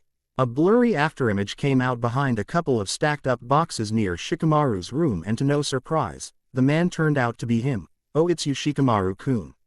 She gasped for really when the feeling of anxiety wore off after finding out it was him. Sakura grabbed her bag and put it atop the corner of her desk. I thought I'll be the first one in here. Then she opened up the computer afterwards. Same here. The spiky-haired man wiped his forehead off the sweat. Anyway, good morning. He then nodded his head at her. Good morning to you too. She did the same and take a couple of seconds to arrange her stuff while Shikamaru watched her doing so. Coughs. He cleared his throat and continued. You seem pretty punctual today. Then he looked towards the window and looked back at her. I figured if I started on my previous tasks early, I can get it all done by the week. She replied after typing the password on the keyboard. How about you? I thought you'll maintain a tardy streak this season. Sakura chuckled jokingly, and it made the new managing editor a little grumpier. Nah. Jiraiya-san told me yesterday to move Naruto's stuff and stow them away here outside of my room. He kept an eagle-like stare but found no weird reactions from her even after he mentioned his name. He's planning on sending the rest of his stuff to him, then gave me this lame request to make that happen.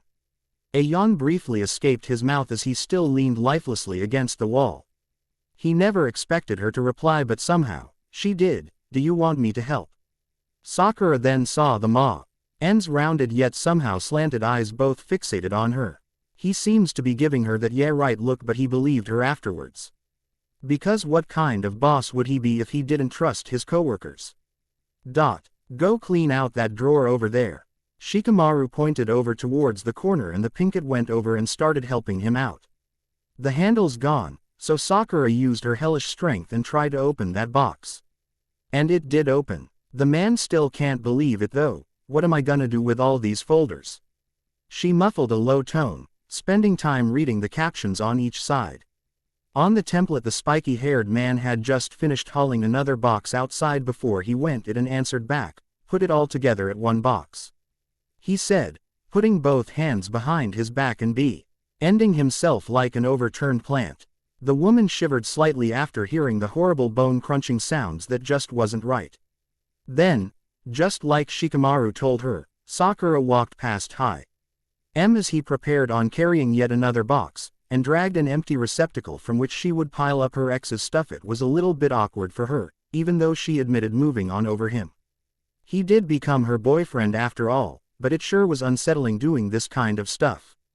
Holding on to your ex's belongings is said to be the #1 indicator that a part of them will always remain in you. Despite being every heartbroken person's nightmare, Sakura did enjoy doing all of this just for the sake of totally clearing everything that reminds her of him. So emotionless and bland, maybe her heart did turn to stone. A hard and cold boulder that juts up right where her heart is supposed to be.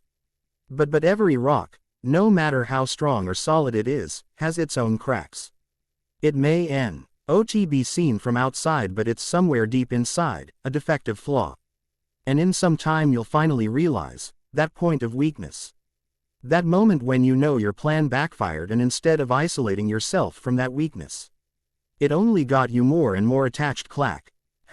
The both of them looked around after hearing such noise inside the room. It took no longer than 10 seconds for them to find something below. A shiny object that caught their eyes' attention. What's this? Shikamaru kneels on the floor and reached for that object with his right arm, and after leaning some more in with the use of his butt, the man finally got hold of it. Curiosity ran high on their hearts but felt something else when the light revealed the item in its true form, a shot glass. She glanced at it, still trying to figure out things for herself. Yeah, it is. The managing editor lowered it down and assumed a thinker pose, using his uncanny ability to think of possibilities a number of times greater than an ordinary human person. Maybe that's why he's so good at making excuses when he's late, the young woman told herself, but returned her concentration back to the topic. Half a minute pause. SSED and the latter already came up to a conclusion. It's from the welcoming party. He uttered, "Your welcoming party." Such deep words made her excavate that painful past and figure out whether it is from where it's supposed to be. Then it got to her faster than a lightning splitting a tree in half. It was undoubtedly true. The shot glass was in fact from her welcoming party. And it just made her wonder, why would he keep such things? Why? She doesn't know herself, but it sure caught her intrigued. So she traced down where the glass could have fell from and saw a small box conspicuously laying with the other packages. And she didn't know if it's her will or just her curious side that dragged her into such things as exploring the contents of it. To her surprise and awe, it was something complete. "Lee momentous, my resume." She gasped silently and noticed that her pulse began to increase. Then with one hand, she grabbed that familiar piece of paper and held it to her face for a quick look. And when it seems clear to her of whatever that were inside the box, she only felt compelled into looking at it again. Shikamaru took a seat and watched her do this by herself. Why? She asked herself, eyes flickering. Looking unto these things like they were bombs or something. Inside the box is where these physical representations of her past manifest. There's that coupon for 2 dinner reservations, that mold-covered bread basket. Those 37 cups of takeout coffee, their couple shirt, that photo album on their winter voyage, his fur winter coat, but that's not all of it, there's more and more. More, and every glimpse of those things sends a flashback, creating this whole motion picture of the past which she hasn't seen for quite a while now. Those times, such magical and wonderful twists of fate, were interconnected into something of a masterpiece. Their masterpiece. But unlike before, the colors just went fading to black and white. Why? Why did you kept all these? Why? The journalist asked herself again and again. The same thing repeated over and over until she finds out that there are no other reasons than because she was someone special to him. And the best way to keep those special and memorable things is to hide there than your heart. That way, even if the heart had completely given up, there will always be a place to remind yourself that you had something really special that no one else has and no one else can ever take away from you. Why can't I make myself forget you? She had her head bowed that moment, gritting her teeth as she tries the best to get rid of his image off her mind. It was like the wound on her heart began opening up, and she's afraid that she'll back just like before, in the same situation, doing the exact same thing. She tried the best she can convince herself that she had moved on, that she made it through, but in all reality, she was never really sure if she took the first step. She just hid herself in a charade and pretended that everything's fine, but they weren't. They certainly weren't. Making yourself believe in a dream, however comforting, is an irrational thing to do, and that's exactly the reason why she's been hesitant to give in. Because the Pinkett knew that the second she remembered that feeling of wanting him back, she wouldn't be able to stop and everything else will fall apart, and she'll never let that happen again. Why, you okay? Shikamaru raised a brow, watching the way she stood there motionless. He knew there was something wrong with letting her touch Naruto's stuff, but it's rude to assume that to happen. So for now, he'll just ask her whether she would still help him do this kind of task. But she replied, yes, turned around and grinned at him, saying, why wouldn't I be? Then slowly lowered the blonde's winter coat inside the box. The one she just held with both hands near her chest. I'm just taking a second reminiscing those times. The Pinkett continued, closing the box and carrying it slowly, putting it down a table near the door. She took a quick breath in, lungs still heaving, and sat beside the managing editor, you know it's never too late, it's only 3 months. He muttered seriously in a cold tone, catching a glimpse of Sakura's bulgy green eyes, and watched those orbs close and hear a flittering chuckle from her, completely unexpected and relatively sane. 3 months won't get back, she said to him, clearing any more misconceptions that will follow up afterwards. Right after that, all that she heard after that was a bored "yeah" from the man before he stood up and left her, continued carrying more boxes outside. Then a contented smile appeared itself on her face, and the journalist, for a moment, felt relieved that everything's falling into the right place. That alone felt a big accomplishment for her, and it probably was and it probably will be. Guess that's about it, Sakura told herself after seeing the once jammed-up room turn neatly empty. The day had just begun, and both of them look like they've just passed their 50th birthday. Seeing those drawers and ledges completely empty somehow gave the room a bigger image than they used to be. But empty wasn't that completely depressing. It just means that there will be new and more things that will fill it up on the later run. Somehow, that's the way she sees it. I'll be out for a smoke, you can stay here if you want, but close the door when you leave. Those were the last words of Shikamaru when he left her completely alone inside his room. The latter then fixed her pink hair up and a couple of tugs on her clothes before deciding to leave the room, and went back to her desk for an abrupt start. But right before she can twist the door handle, her eyes caught something peculiar lying underneath Shikamaru's own desk. Right beneath a stacked number of folders, third from the last, she saw a piece of paper sticking out, with a shiny piece of sticker on the corner and conspicuously torn on the side, like that of a mail. Knowing that it wouldn't bother the man if she would take a quick glance, Sakura checked the page first from where it previously dragged out from and started skimming along the lines of something that looked like a letter. And it really was a letter. But what she had read was completely, without utter, unexpected. To Henshu Cho, Shikamaru, pretty sure you hated the greeting. I am guessing you've started disliking the way they've been calling you right now. I also guess that Kiba and Konohamaru are saying it over and over by this point. Anyway, I know you'll be too lazy to open this by the time this got to you. But I still want you to listen up closely, because this is the last time you'll ever receive a letter from me. You pretty damn know that I hated every cell in my body while writing this to you. Especially to you, so I hope you would pay attention, because I meant everything I said. Okay, here it goes. For almost 2 years now that I've been working at the company, I have to say that despite all the troubles you all gave me, I couldn't ask for better coworkers. I know that I may be a little bit angry, and bossy, and rough, sometimes, so I want to thank you guys for not leaving after all those times you wished you could've.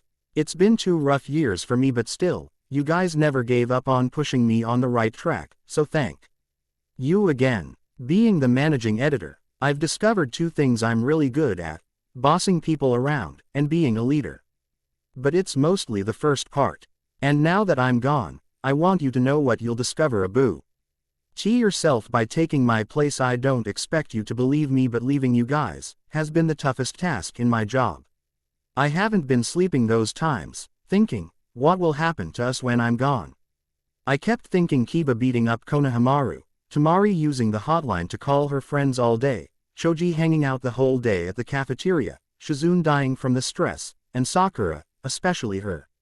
But now I'm happy and relieved that I'll be leaving them in more capable hands. You're kinda thinking the reason that I have for writing you this letter. Well, basically, it's simple. She wanted to give you a couple of things that I'm sure will be helpful in keeping that cabal of ill-misshapen coworkers in control. Think of those as the few last reminders or tips I'll have for you, so that unlike me, you won't waste time figuring it out on yourself. Shikamaru, I know that your laziness is still unparalleled, so it's best to use a planner in knowing the schedule of the meetings and deadlines. Always clear out the garbage bin once it's full. Do not smoke inside the office, especially inside your room. Don't download any pornographic material in the computer. Always wear your uniform. The management is secretly awarding those people who are doing it consistently. Be the first one to come in the office and the last one to come out. Don't mix up the articles, dates and category. Don't invite girls inside your room, unless it's a coworker and it doesn't involve things other than business. Don't use the phone unless you're required to or it's an emergency. Keep a steady track of the performance graph and make sure the rate doesn't go below the margin. Go to work always. Smile at the employees so often that it's literally hurting your face. Create a positive environment between you and your coworkers. Though it may not be followed at some times. Well, maybe most of the times. Be a role model to sorry, I can't really finish that sentence up. Always return after lunch break. Don't wear anything with primary colors. And the most important part is that you won't ever let the flame of their hope and passion die out. Be that bridge between them and their dreams. There's nothing more I can say greater than that. I know that in this part, you probably hate me for writing you a very long letter with a tad full of insults, though most of them are true. But I'll be really quick with the specifics and hopefully, you'll find that same feeling I have right now. So just like before, listen up. I want you to take my place as Konohamaru's big brother. He's probably wayward now and has been causing you a lot of trouble, so that's why I want you to be the one who straightens his path. Remind him always about the general proof reading on Thursday nights because that kid tea time. Let him enjoy what's left of his youth. I can see that he'll be of something great in the future. And that's something I am sure about now. As for Tamari, I can only say 3 things. First, always, I mean always. Remind her to wear appropriate attire that doesn't show too much skin and, well, you know what I'm talking about. Hearing that from you, I doubt she'll ever listen, but do still try. Okay. Second would be to know the real Tamari from the one you've been seeing. The real Tamari is someone who's very serious about her work, but is more passionate when it comes with her relationships. Always keep that on mind. And the last thing would be, well, you've kinda guessed it by now cause it's pretty obvious. That girl is crazy about you and it's so evident that it's not that exciting to know. Anyway, the point here is about finding that right time to answer her please. You two may not be the one but everyone deserves a chance, right? Right, okay. Now would be for Choji. You know I know that your dads were best friends on their times, so I would want to do the same with you too. Guys like him, though he may look indifferent and all that, have low self-esteem and it would really help him if you'll be the one who reminds him that he's special in his own way. I've got nothing else to say to Shizune-san. I know she'll manage everything else by herself. But I do have something to say about Kiba. That guy just doesn't feel right whenever he looks at Sakura and it always sends a chill in my spine. So I want you to keep an eye on him and don't let him get his advances to her. That's a major priority. Also keep his scuffles with Konohamaru at minimum and don't ever let him bring his pet dog inside. Remember all of that, then that's about it. Or so you think. I still haven't told you my last words to her. But that's what the next paragraph is all about. What better way to start this up than to say it in one go, huh? Yep, I knew that it will come to this, the moment I moved my pen. And if I have to be that coward who sends his last words, through a mail, to a friend rather than to her, then let it be. Let it be, because I know I'm not ready to face her after all the pain I've put her through. I also know that it'll come a time that we'll see each other again and everything would somehow be a blurry memory, like nothing happened. And I'm prepared to carry all that guilt and burden for the rest of my life. So for now, I guess I'm just going to miss Haruka. I know this has gone a little bit off topic, but I do know where to start. And everything began when I first saw her at that train station. Up to this point, for me, Sakura was a person with 2 completely different and conflicting personalities. The first one is a strong, competitive and persistent dreamer who will do anything to achieve her goals, and the other one is a passive, kind-hearted and warm side that she rarely shows. And I want you and everyone else to be able to see that side of her. I may not be the to know when that'll happen, but I'll be happy if it did. Also, try giving her tougher works because I know she does her best under pressure. Keep talking to her, even though it may look awkward at some point. She enjoys conversations more than anything and that'll help her open up to you guys more. Always ask her if she's fine because she has this tendency to lie at that question. Try to remove me from your conversations until such time where it wouldn't matter to her anymore. And lastly, if the time comes that she's ready to open her heart once more, make sure that she'll find someone better than me. Someone who can provide her what I cannot provide, someone that won't hurt her like I did. Make sure she'll have someone who can love her sincerely, who can offer her a better life and someone worthy of her. Whom she could bring to her house and proudly say to her parents, "This is my boyfriend and I love him." Even if she has to completely forget me, as long as she's happy, she's smiling and she's safe. I would gladly disappear from her life. Even if I have to live an eternity of sadness, I know that short-lived memory of us will always gonna be that spark of light to wherever darkness I'll be into there. That's about it. And yes, that's everything I wanted to say before I go, but I couldn't. I'm sorry that you have to put up with this drama and read this really long letter, hearing nothing but nonsense from me. But that's simply the journey of everyone's lives, endlessly searching for the light. And now I'm happy that I've shared that light with you. I know there's a lot of rumors and misconceptions these past 3 months since I've left. So I'm very happy that before I start my life here, I could evenly end mine there. No matter what they say, I've been a good friend to everyone. I've been a good boss to all of you, and I have truly loved her. You know that. Everybody knows that. Saying those embarrassing words, I can finally move on and write a new chapter here. With all the gratitude I can give. Thank you for reading this, Shikamaru. Take care of everyone else. Till that day we meet again. Drip. Drop. Drip. 1,000 miles from here. But wait. Also, my aunts. To your reviews Foxexel.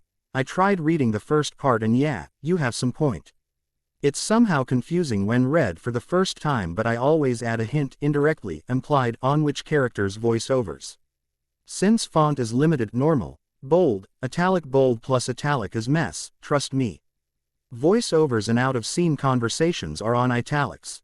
Anyway, thank you for pointing that out. I really appreciated it. Baka-chan Po Bear noted. I'll try to incorporate that idea in the next chapter to those not mentioned. Thank you for the support. Bah, this AN is getting too long. Okay, Beggy. End chapter. I remembered the day when he left, when I was sulking in my room, constantly reminding myself to accept the facts. A question suddenly popped in my head. What are we now? I asked myself, looking at the broken picture frame of us that I've thrown earlier. At first I was hesitant to answer because I know I'm afraid to know the bitter fact. But now, I think I already know. We're just like fireworks in New Year's Eve. An energy rapidly building up until culminating a finale bursting with transient display of happiness. But after that, right after we've reached that highest possible point, we start to disappear. The light dies out twice as fast and everything becomes a hazy memory, dispersing into pure nothingness. I don't know about it, but that's what I think of us, a short-lived spark that went the same path as the others, and probably the worst part is that, at some point, I really thought, we might go the distance. I never thought we'll trip on our first steps. People sure are full of contradictions. I know that already, and the sad truth is that, even though we ought to think that everything's fine, we always have this excuse to undo the things that we've already done. You can't advance, but we can dream. We can't go back, but we can remember, and right now the only thing that I want to remember is how would he smile at me and say that everything's gonna be alright, when in reality it won't be's wish, goes the piece of paper after detaching itself between the pinket's fingers. It stayed afloat in the air, and then swayed left to right before meeting the tiled floor. It soaked up the clear fluid that had fallen and cooled up. Eyes affixed towards the horizon from where she was holding the letter, the woman took a slow bow. Stunned, out of words, reading the letter knocked her off guard.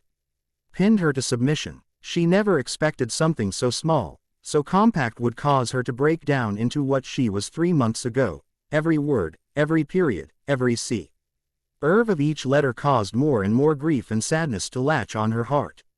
The image of him burned again in her mind. That very image which she thought she had forgotten for the past couple of months. It never occurred to her that such thing would still exist, etched in the deepest level of her heart, still remains a part of him. She just can't erase. Drip, drop, drip goes the tears that ran endlessly from her eyes, pouring from the spaces in between her fingers as she tried wiping each socket off the liquid. And as it continuously poured out, it drenches the letter even more until such point that the ink started diluting. Oh no, sniff. She noticed it and slowly kneeled, grabbing the letter and tried wiping the stain off, but found it only getting worse. Ironically, just like her try to forget him, but found herself wanting more. Damn it. A wanton cry escaped her parted up lips. The frustration, the unwanted feelings that courses through every sinew of her being broke her down. And the only thing she could think of is how to escape such an ordeal. Sakura. Like a surge of current raised her spine, she froze upon hearing such cold voice calling unto her name. Limbs seemingly paralyzed, the Pinkett took a breather and wiped off her glistening eyelids before turning around like nothing happened. Why Shikamaru-kun, I didn't expect you to. Sniff then exhales come back so F.A. Street. I was just about to. Sakura fidgeted, trying not to let him see her in such an embarrassing position. But the moment she saw his dark pupils directed on her, she knew that he knew. I forgot my lighter and went back. The man walked abruptly, hardly ignoring her as he grabbed the lighter under the first drawer on his desk. I thought you want an early start. What are you still doing here? He raised a brow, stopping his feet from moving and probed her head down with a cold gaze. Clears throat. J just reminiscing some memories and got carried away. B but it's okay now. You are crying. I can see that. She felt the air knocked up out of her after hearing his reply. Shikamaru remained standing by the door, watching her intently as she tried fixing herself up faster. Nah. This is nothing. Sakura dried her hands with a hanky, looked at him straight but slightly panicked after noticing that he's not buying it. The man looked below and saw a paper drenched in what seems to be her tears and refocuses his eyes unto her for a reply. You've read the letter I assume. He said. I'm sorry. I was just. You don't have to apologize. Shikamaru stepped inside his room, closing the door slightly and dragged her onto the chair in front of his desk. After all, I'm planning to share it with all of you afterwards. He continued, sitting at the one adjacent to her. The Pinkett was still holding the letter. All drenched, crumpled up and unreadable. Guess I can't show it to the others now. He glanced at it nonchalantly before going back to the topic. The problem with Shikamaru is that he can give a good advice but you have to wait for such time when he's serious. And that moment in time is not something everyone can get on a silver platter. But lucky for her, he just IDED to help her overcome such self-pity issues. And hopefully, make a healthy employee-manager relationship, just like the blonde wanted to. A brief period of time passed by and still, there wasn't any talking going around. Not exactly what he planned. All that he had noticed is the glint of grief present in her eyes, the way her fingers fumble each other as she thinks of more reasons to blame hers. Elf for something that's not mainly her fault. Her expression was tensed and deeply focused. Her poise was disheveled yet stern. It was like her mind is on constant turbulence, and that's not something Naruto would want to happen. And so does he. Now leaning forward rather than back, he uttered. Why are you punishing yourself? Exactly right after hearing that heaved intonation of Shikamaru's question, Sakura opened up her eyes. Completely frozen from the bottom up to her nape. She just sat there, pondering over the words that spoke of the truth until such time she decided to answer back. Bako. Say everything is my. Her raspy reply was cut with a swift no, from him. No, it's not. He followed instantaneously, raising his tone doing so. This is both your fault. A new side of Shikamaru LDED in front of her, and it chilled her down to the endings of her nerves. Nothing good will happen if both of you thought that they're the one to blame. He stopped, taking the crumpled up letter from her hands, straightening it out and slipping it inside a folder near his desk. Kind words, Shikamaru-kun. She smiled sadly, head bowed down and hands intertwined with each other. Still there's nothing you can do, the woman snickered to herself, still keeping that grim look on her face. Oddly though, Shikamaru also had a smile perched in between his cheeks. True. He said, catching her attention with just one word. But there's something you can do. The man then nodded slyly, leaving her in profound bafflement as she tries to decode what he just said. Something I can do. She told herself, giving much thought about it. After such deliberation she answered back with a confused, what do you mean? But found the man already standing, looking the other way at the window pane where the crimson yellow rays of the sun burned through the horizon. I've taken the privilege of sending your stuff down at the ground floor. The man took a deep breath, sighed at the sight of the rising sun and fixed his sight to her once more. So I'm sending you off early. He uttered with resolution. But why? She complained. Not something Shikamaru expected her reaction would turn out. The day had barely begun. And I have so many things to do in. She stopped, having this hesitant look on her face even though part of her wanted to get out of the room. Why did you do that? Because I'm pretty sure you're not gonna perform what you used to do. A straightforward answer dealt her reply. Not like this. Not today, he continued. At least not today. But what about? Let's just say I'll make an exception just this once. Sakura's bulgy green eyes now looked at him with awe. Even though you've used up all your vacation leaves for the whole year, I'll excuse you today. He smirked, raising his arm up and pointing his index finger on the door of his room. Now go. Shikamaru-kun. I don't know what to say, just go. Thank you. The woman stood up, gave a short bow and smiled back at him with gratitude. Feeling unfamiliar with the warm feeling on his chest, Shikamaru just cocked his head sideward and tried shrugging the feeling off. Thank you very much for doing this. Shikamaru-kun. She uttered those last words before turning around and going outside the managing editor's room, straight towards the door of the office where she met Shizune and Konohamaru, just on their way to work. Sakura didn't even say anything, she just nodded at the two and walked out of the room with haste. That left her co-workers confused and speechless as they went their way and saw Ikamaru standing before the door of his room. Shikamaru, what's going on with Sakura? Shizune asked him, with Konohamaru listening to the conversation. Trust me. He gave a bored yawn. I don't know either. Looking at the boxes of Naruto's stuff stacked near his room, he then turned to two with a stiff stagnant gaze which says boss mode on its own. But we'll know, Shikamaru muttered with anticipation, eventually. Tadaima. The halls of the whole Haruno household echoed with the sound of the Pinket's raspy comeback. Her mom immediately went by to check, only to see her daughter standing at the doorway. Seemingly depressed that she didn't even smile at her mom, Sakura faltered after seeing her mother's confused look, freezing a bone or two when she opened her mouth to speak. What are you doing here, Sakura? A lump passed through the Pinket's throat, trying to calm herself without averting much of her mother's attention. Mom. Aren't you supposed to be on work? The older woman had both hands on her waist, trying to get anything from her daughter, but the former wasn't replying. Wait, her mom suddenly added. Did you forget something, Mom? And why is your eyes red? She whisked her fingers near her daughter's face and check NG, aren't you? Then withdrew her hand and gulped nervously. Did they fire you? Mom, Sakura said for the third time, tone rose slightly. And this time, it got her mother's attention. I was sent back home. And before the older woman can reply, she clarified the thought. Don't worry. She paused and gave her a sleepy smile. I was allowed to take the leave for the day. Don't worry about me, Mom. She then finishes, leaving her mom deeply exhaling in relief. Right afterwards, the Pinket turned the other way and walked the way towards her room down the halls. Her mom glanced at her, obviously concerned. But what parent won't be? Creak goes the door before closing with a hard thud. She had her back leaned against it, sliding down until she gently sat on the floor. It has been oddly quiet in her house. She never thought that it'll be this silent when she's not around, and she doesn't have the energy to argue with that thought.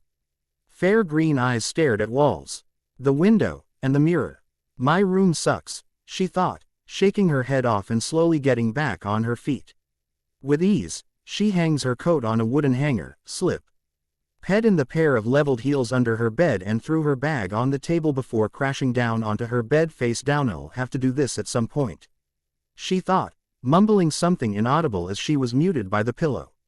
Eyes closed, her mind descended to the inner realm of her psyche where she could think more clearly about things, somewhere where she can be herself without anyone else's influence.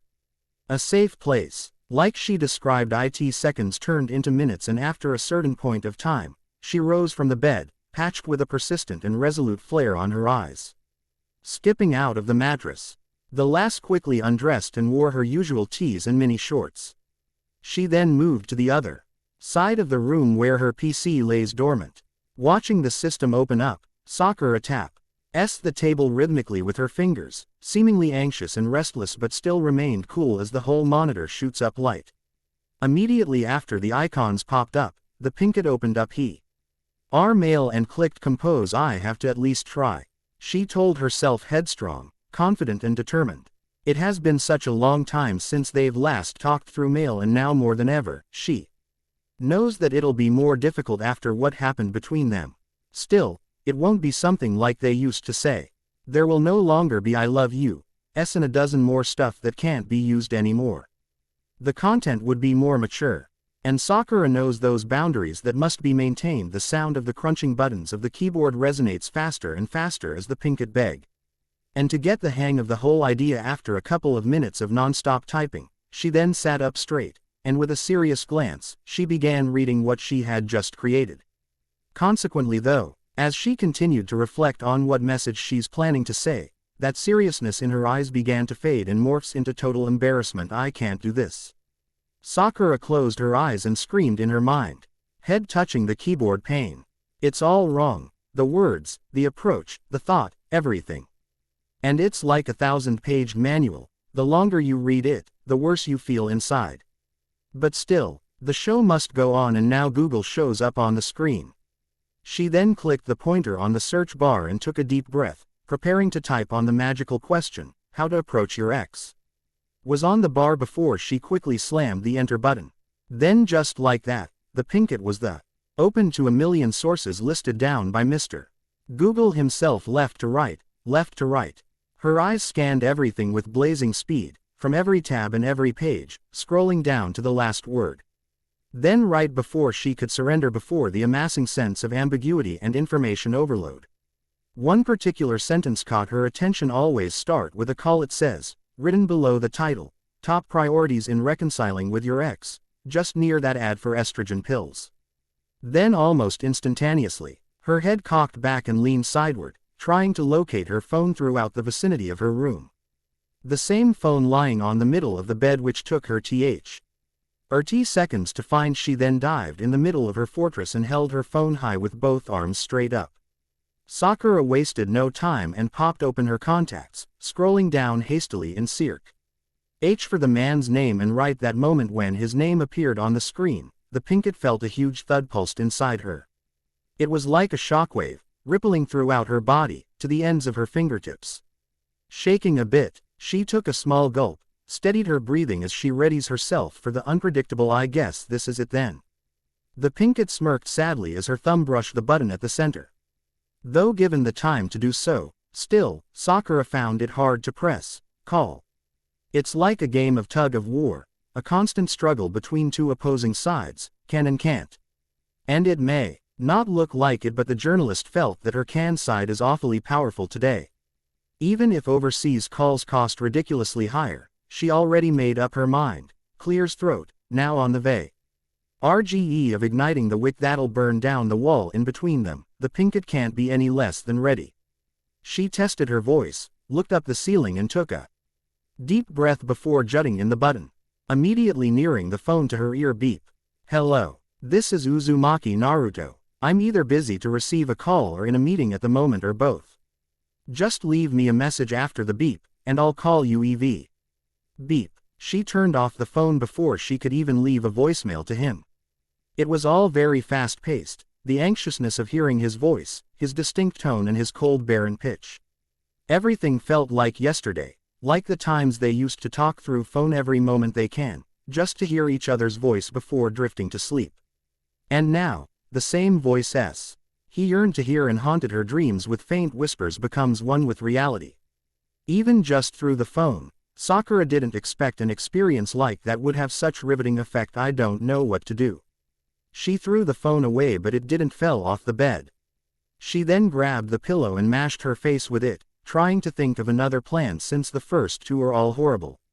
Slowly removing the obstruction after a while, the Pinkett lets out a soft sigh, then lied on her side, facing the window obscured by the lights. "I want to do something, but I don't know how."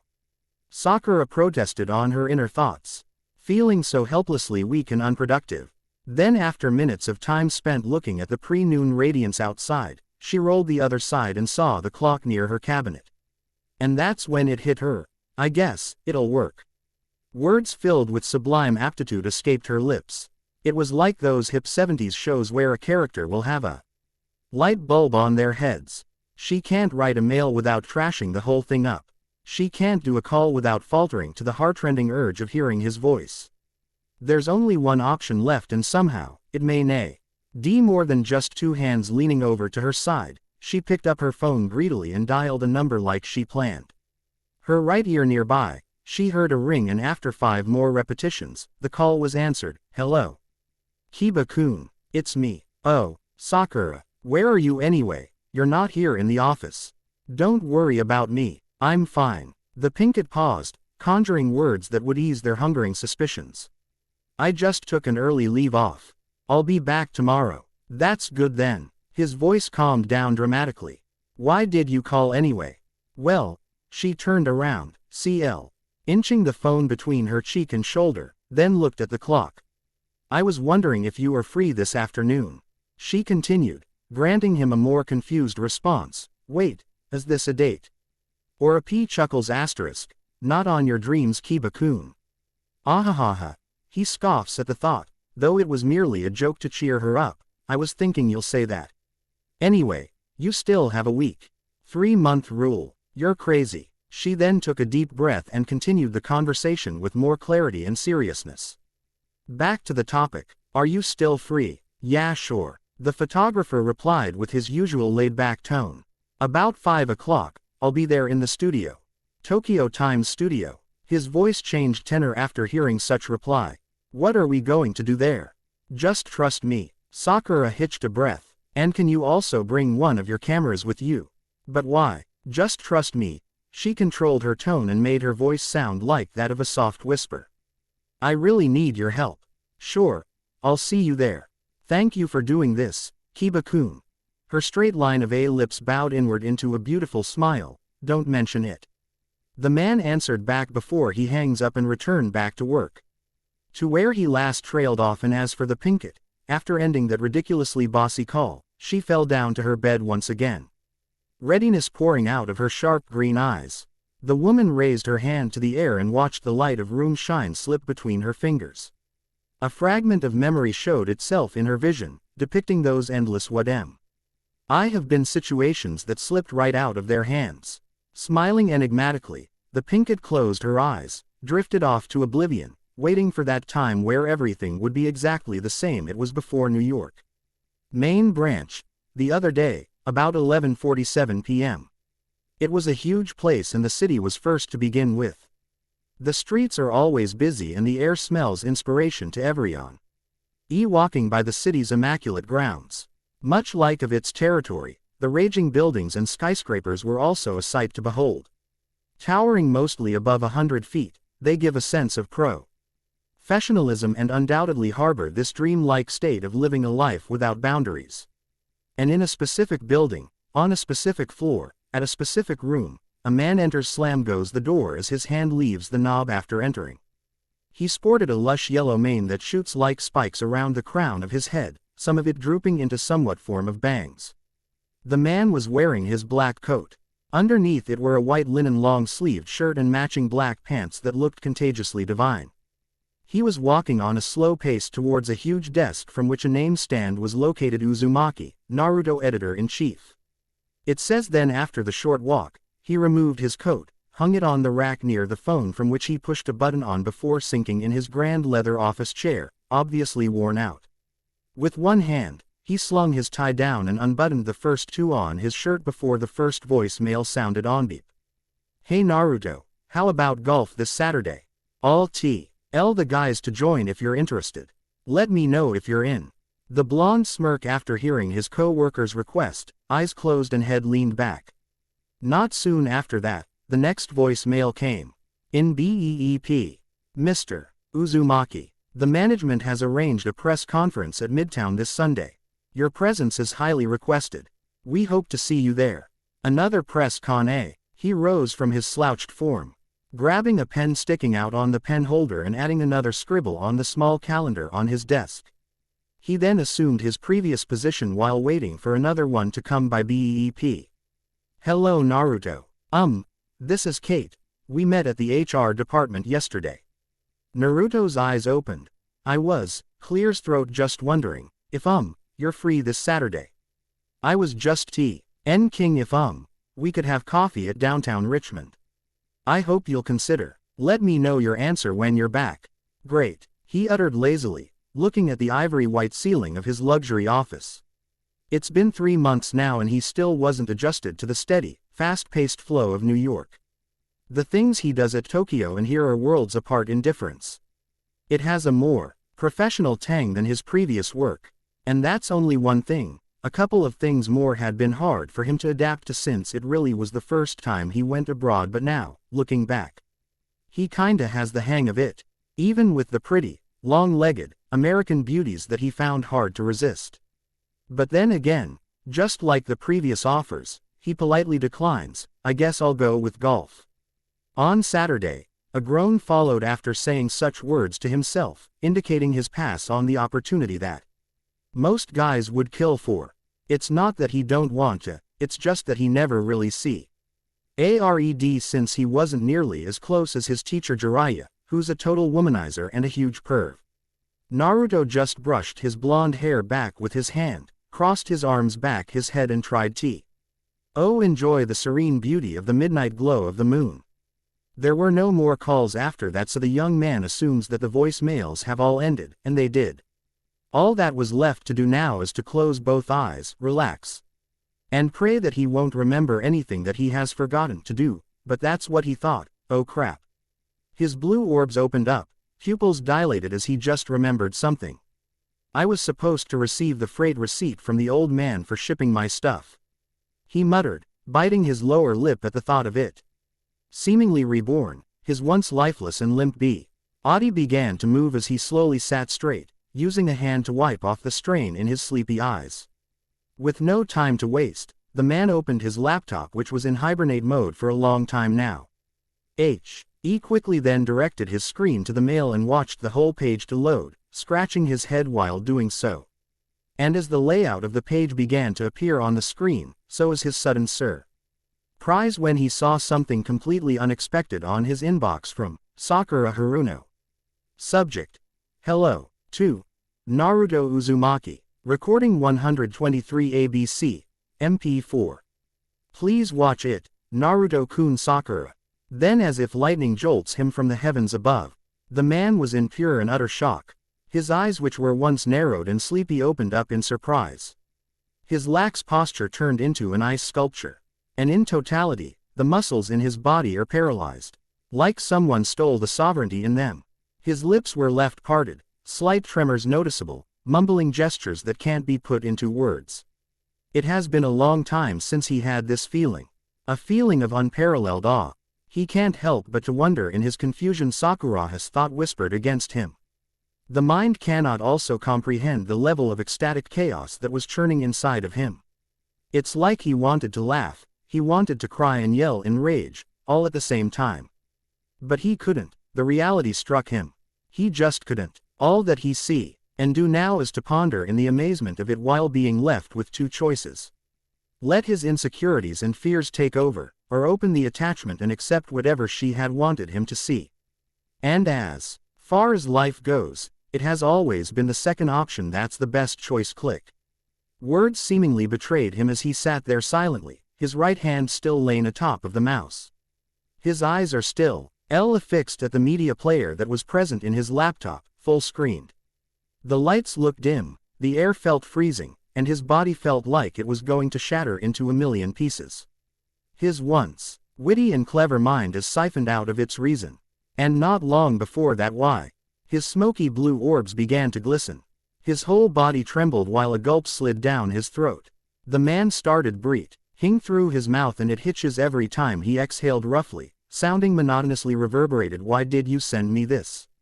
The blonde then bit his lip down, refusing them to part, not wanting energy building up inside of him to come out. It was like a cauldron of mixed emotions was churning continuously until such time that he can't bursts through every seam of his body. Why did you have to cry? Naruto forced his eyes to a close, some of the clear liquid pouring down only up to his cheek until he wiped them off sternly. His face, that was so sympathetic earlier that evening, had been reduced to nothing but a sad grimace. Unable to hold it anymore, his gut wrenched in pain as everything comes spewing out of his control. Why did you cry for me, Sakura? He barely said without breaking down. Head began to droop forward with his bangs that cover up most of his visible expression. Now I'll hate myself more. Trying to stop his eyes from tearing more than it already is, he used his left hand, covering everything above the nose while his right hand is still glued to the mouse. The bitter specter of weakness consumes him, devours him inside out. The loneliness, self-pity, disdain, everything he has hidden underneath began to show up, along with the price of doing so, and after such time of weeping senselessly, it was over. The laptop ran out of battery, the blinds are up and the lights are switched off. The only thing noticeable was the room remote that was carefully laid down by the blonde's hand as he sat down his chair, which was no way near his desk. It was near the window, along with a bottle of beer that was in the bucket on the right side. Slowly, he tipped the bottle up, pouring the contents to his system while watching the beauty of the midnight sun. His yellow spiky mane was all that separates everyone from the expression he has lying underneath, other than his lips which were parallel to each other.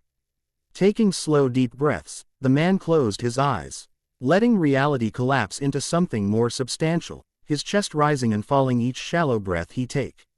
It was the only time when darkness felt too safe and peaceful, that time between staying conscious and falling into sleep.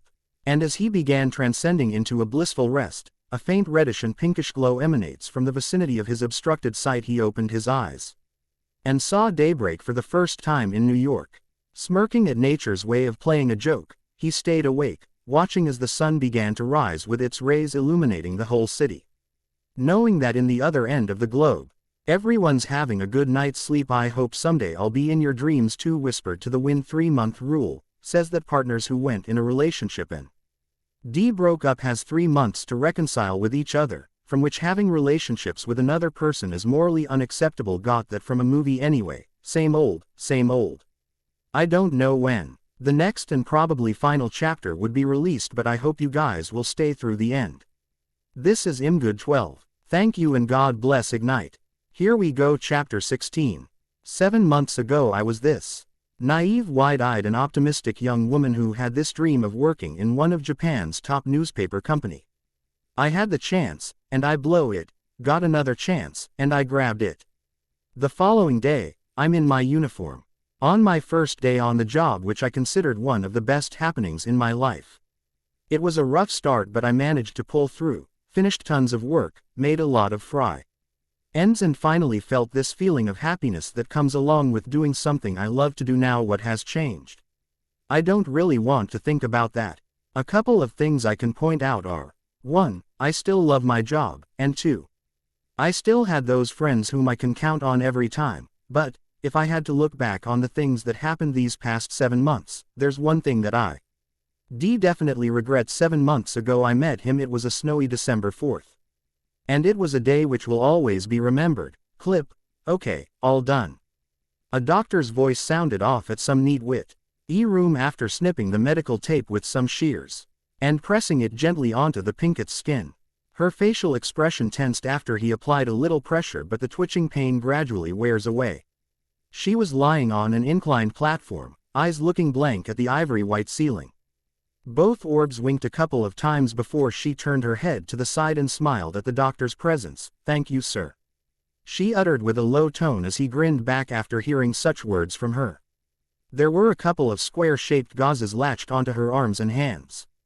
Adding to that, some parts of her skin were evident of bruises, but the only difference is that it doesn't sting like it used to. And now that the medic is finished tending to the last of her small cuts, she popped out of the bed, grabbed her bag, bid her last farewell and thanks before walking out of the run at a constant pace. It was on a jammed-up train, the third trip en route to Tokyo Station. Yeah, that was the exact moment.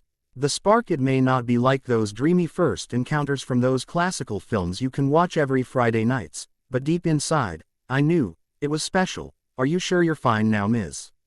Haruno? A nurse sitting in the room counter stood up from her seat after hearing such words from the pinket standing exhaustively in front of her. The doctor said you could use the room if you want to rest. Thank you for your concern, but I think I'm fine now, Sakura replied quickly, not wanting her the wrong impression of her hardiness. The nurse had then no choice as she grabbed her belongings under the desk and took a short bow while the pinket thanked her once more. Shortly after that, she took a turn on the hallway and onto the elevator she went, waiting for the platform to get to her floor. The steel doors soon parted, and as she leapt inside with grace, the woman resumed her thwarted thought. It was special in a sense that it was demeaning, embarrassing, and come to think of it, that was the first time in my life when I felt challenged. I was challenged by that man who calls me mean names, who declined my application, who yelled at me, who made me cry, and the who made my every moment feel like hell on earth. I hated him. My response couldn't be more specific than that. But then, time has passed, and I've been thinking, is this the same man whom I've loathed for so long? Or is this the man who called me by the sweetest of names, who unselfishly helped me achieve my dreams, who took my first kiss and swore he'll be my last, and the one who tried his best every day just to make me feel happy and loved? The doors then opened and welcomed the journalist on the ground floor, where she saw the usual scene inside a hospital. She resumed her walking, patched with a deeper, more saddened look on her face. I don't know the difference, she told herself, forming that pained smile, head tilted down and both hands slid under the pockets of her coat. Her left hand stayed inside while her right came out, holding a parcel of medicine that the doctor told her to take.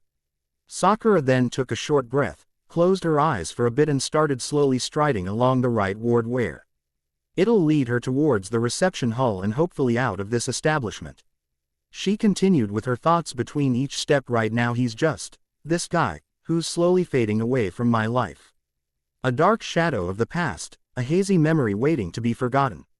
And that's one of the things I greatly regret these past 7 months. It's that I've been a coward, I've been selfish. But on top of all that, I've pushed him away. And somehow I'm getting this feeling that he had already moved on and he's never going back yet. There's this part of me that keeps on holding on, that ever lets go no matter how worse things may seem, no matter how many times I've told myself that it was over, that it was time to give up. He just keeps on getting back. She whimpered in awe, stop. Ping on her tracks with one foot pointed forward, stiff and frozen. Her eyes were bulging, exposing more of those rounded green orbs at such a sight in front of her. Paralyzed was more of an appropriate term. In no time at all, goosebumps raced her skin, and she felt like every muscle on each event was so surreal that she felt she can no longer have a grasp of reality, mind-numbingly losing control over her body. And the last thing she could ever feel was this uncontrollable beating inside her chest, like it's going to implode. The whole world went black. Naruto. He just keeps on getting back. Flashback. A day before, 6:35 a.m. Train station. Yes, Sakura-chan. I know it's weird to call you up this early in the morning. The Pinkett paused, looking at the fluttery blue and white clouds on that wonderful crack of dawn. It's just I wanted to thank you for helping me take that video yesterday, Kiba-kun. She continued on, resting on a subway bench while waiting for the train to come. It was like any other day. The station was not as crowded as it used to, for some reason, and everything was basking under the bright rays of the rising sun. The traffic was smooth at downtown, which never occurred as a problem. Unless the buses were involved. Summing all that up, it sure was, without a doubt, a beautiful morning. Oh, that's nothing. Anyway, I hope you're all better now. Shizune-san said that Shikamaru, Henshu-cho, had been pretty hard on them yesterday. Oh my, I still had my previous works undone. She answered back, obviously surprised. Guess I owe everyone an apology for leaving early. Nah, it's cool, we're fine. Well, at least I am. Still, don't worry about us, 'cause we're likely be worrying about you. Thank you for saying that. Sakura looked far to her left and saw a fast approaching object, rippling through the horizon. You've been saying a lot of thank yous recently. I think one's enough though. Chuckles. I'm sorry, I didn't notice. She then grabbed her bag with her other hand and slowly rose from her seat, head still turned as the figure of the train slowly takes shape. Anyway, the train's here. Thank you, Agai. See you at the office, Kiba-kun. Yeah, sure, no problem. Beep. Exhales. A breath escaped between her lips as she removed the phone away from her ear and slid it inside her mint green purse. Hi. Lee indiscernible expression was present in her face, like no one in the world could tell what she's been thinking or had been thinking up to that moment. She wished that at least someone, in this errant and workaholic bunch of train takers, can relate to what she has been experiencing. At least not to feel so alone in her Calvary-like crusade, since obviously, the road to be taken and the one you're already on aren't, in any sense, connected. Train honking *pshhhh.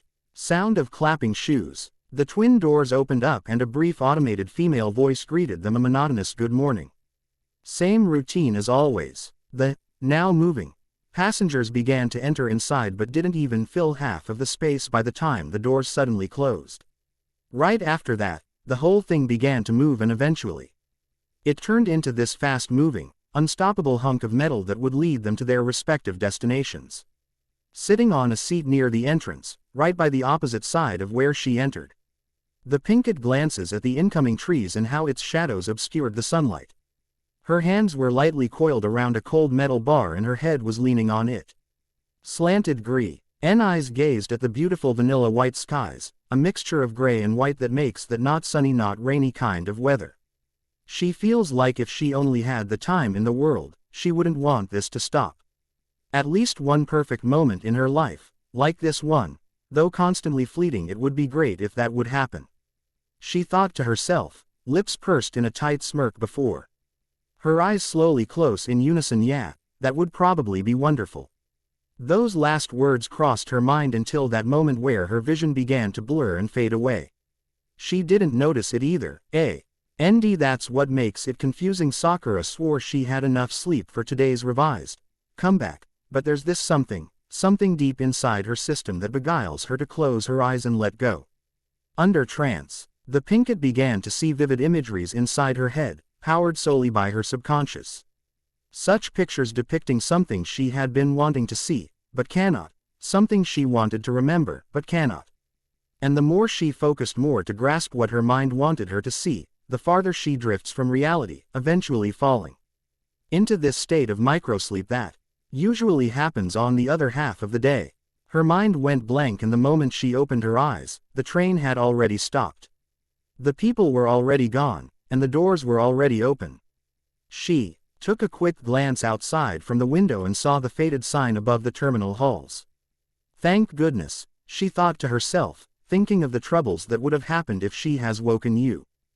A bit later, sighs, Sakura took a deep breath and exhale with comfort, stepping out of the train before the doors clamped in shut and racing the same direction with sleek silence. A gust of wind followed the train's tail, blowing the Pinkett's lush hair over her face as she tried combing it back with her fingers. After finally fixing everything up, a weird feeling raced through her skin. It was a new thing for her to experience, that mixture of contentment and fear that beats deep in her heart. Knowing that it would probably be a bad thing to think of such negative stuff, the Pinkett shrugs the thought out of her head. Christened with unbendable resolution, she then turned around and faced the column of steps leading out of the subway station. I guess this is it then. She had her head bowed down, looking at her reflection on the silken gloss from the pair of heels she's wearing. Her face was plain and white as snow, and her expression was still as pristine waters. The turning point, the moment which will decide which road I'll take. A couple of seconds had passed and brief breeze passed by, leaving her with nothing to do but to let the cool wind embrace her skin. The time after that, she opened up her eyes, revealing those calm green orbs which celebrated something deep inside her. Finally, she thought to herself as she looked back with pride at the train station. A place where it all started, but even after everything that happened, it still remained to be what it was before. It's time to move forward, she said to herself as she took the first step and everything else just followed. Right towards what lies ahead. Right towards the rays of the morning sun and right towards the bright future that awaits her. Closing time, Tokyo Times Building. Nearly 10 hours had passed by the time the Pinkett stood up from her seat. It was 5:25 in the afternoon and everything outside was filled with the bright orange glow of sunset. She never expected it to happen, but she managed to wrap up everything of her unfinished articles. A partly huge celebratory lunch was given to her by her co-workers who were so excited that she's officially back on track. Every little thing was filled with a smile, a laugh. And even if it took a while to get used to the whole thing, it was definitely worth working her butt off, for everyone else was gone by the time she left the building, excluding the new managing editor Shikamaru, who was busy preparing the scheduled releases of each article. She bid a short bye to her office mates, and received a warm hug from Shizune before all of them parted ways. As the burning orange skies turned into dark blue, Konohamaru went with Kiba to party at some gig while Tamari and Shoji just walked since their home wasn't far from work. Shizune took the bus, leaving the Pinkett all alone in her usual subway trip back to her home train honking *PSHHHH. Sound of clapping shoes. Such noises from the station at night never really differ from the noises in the morning.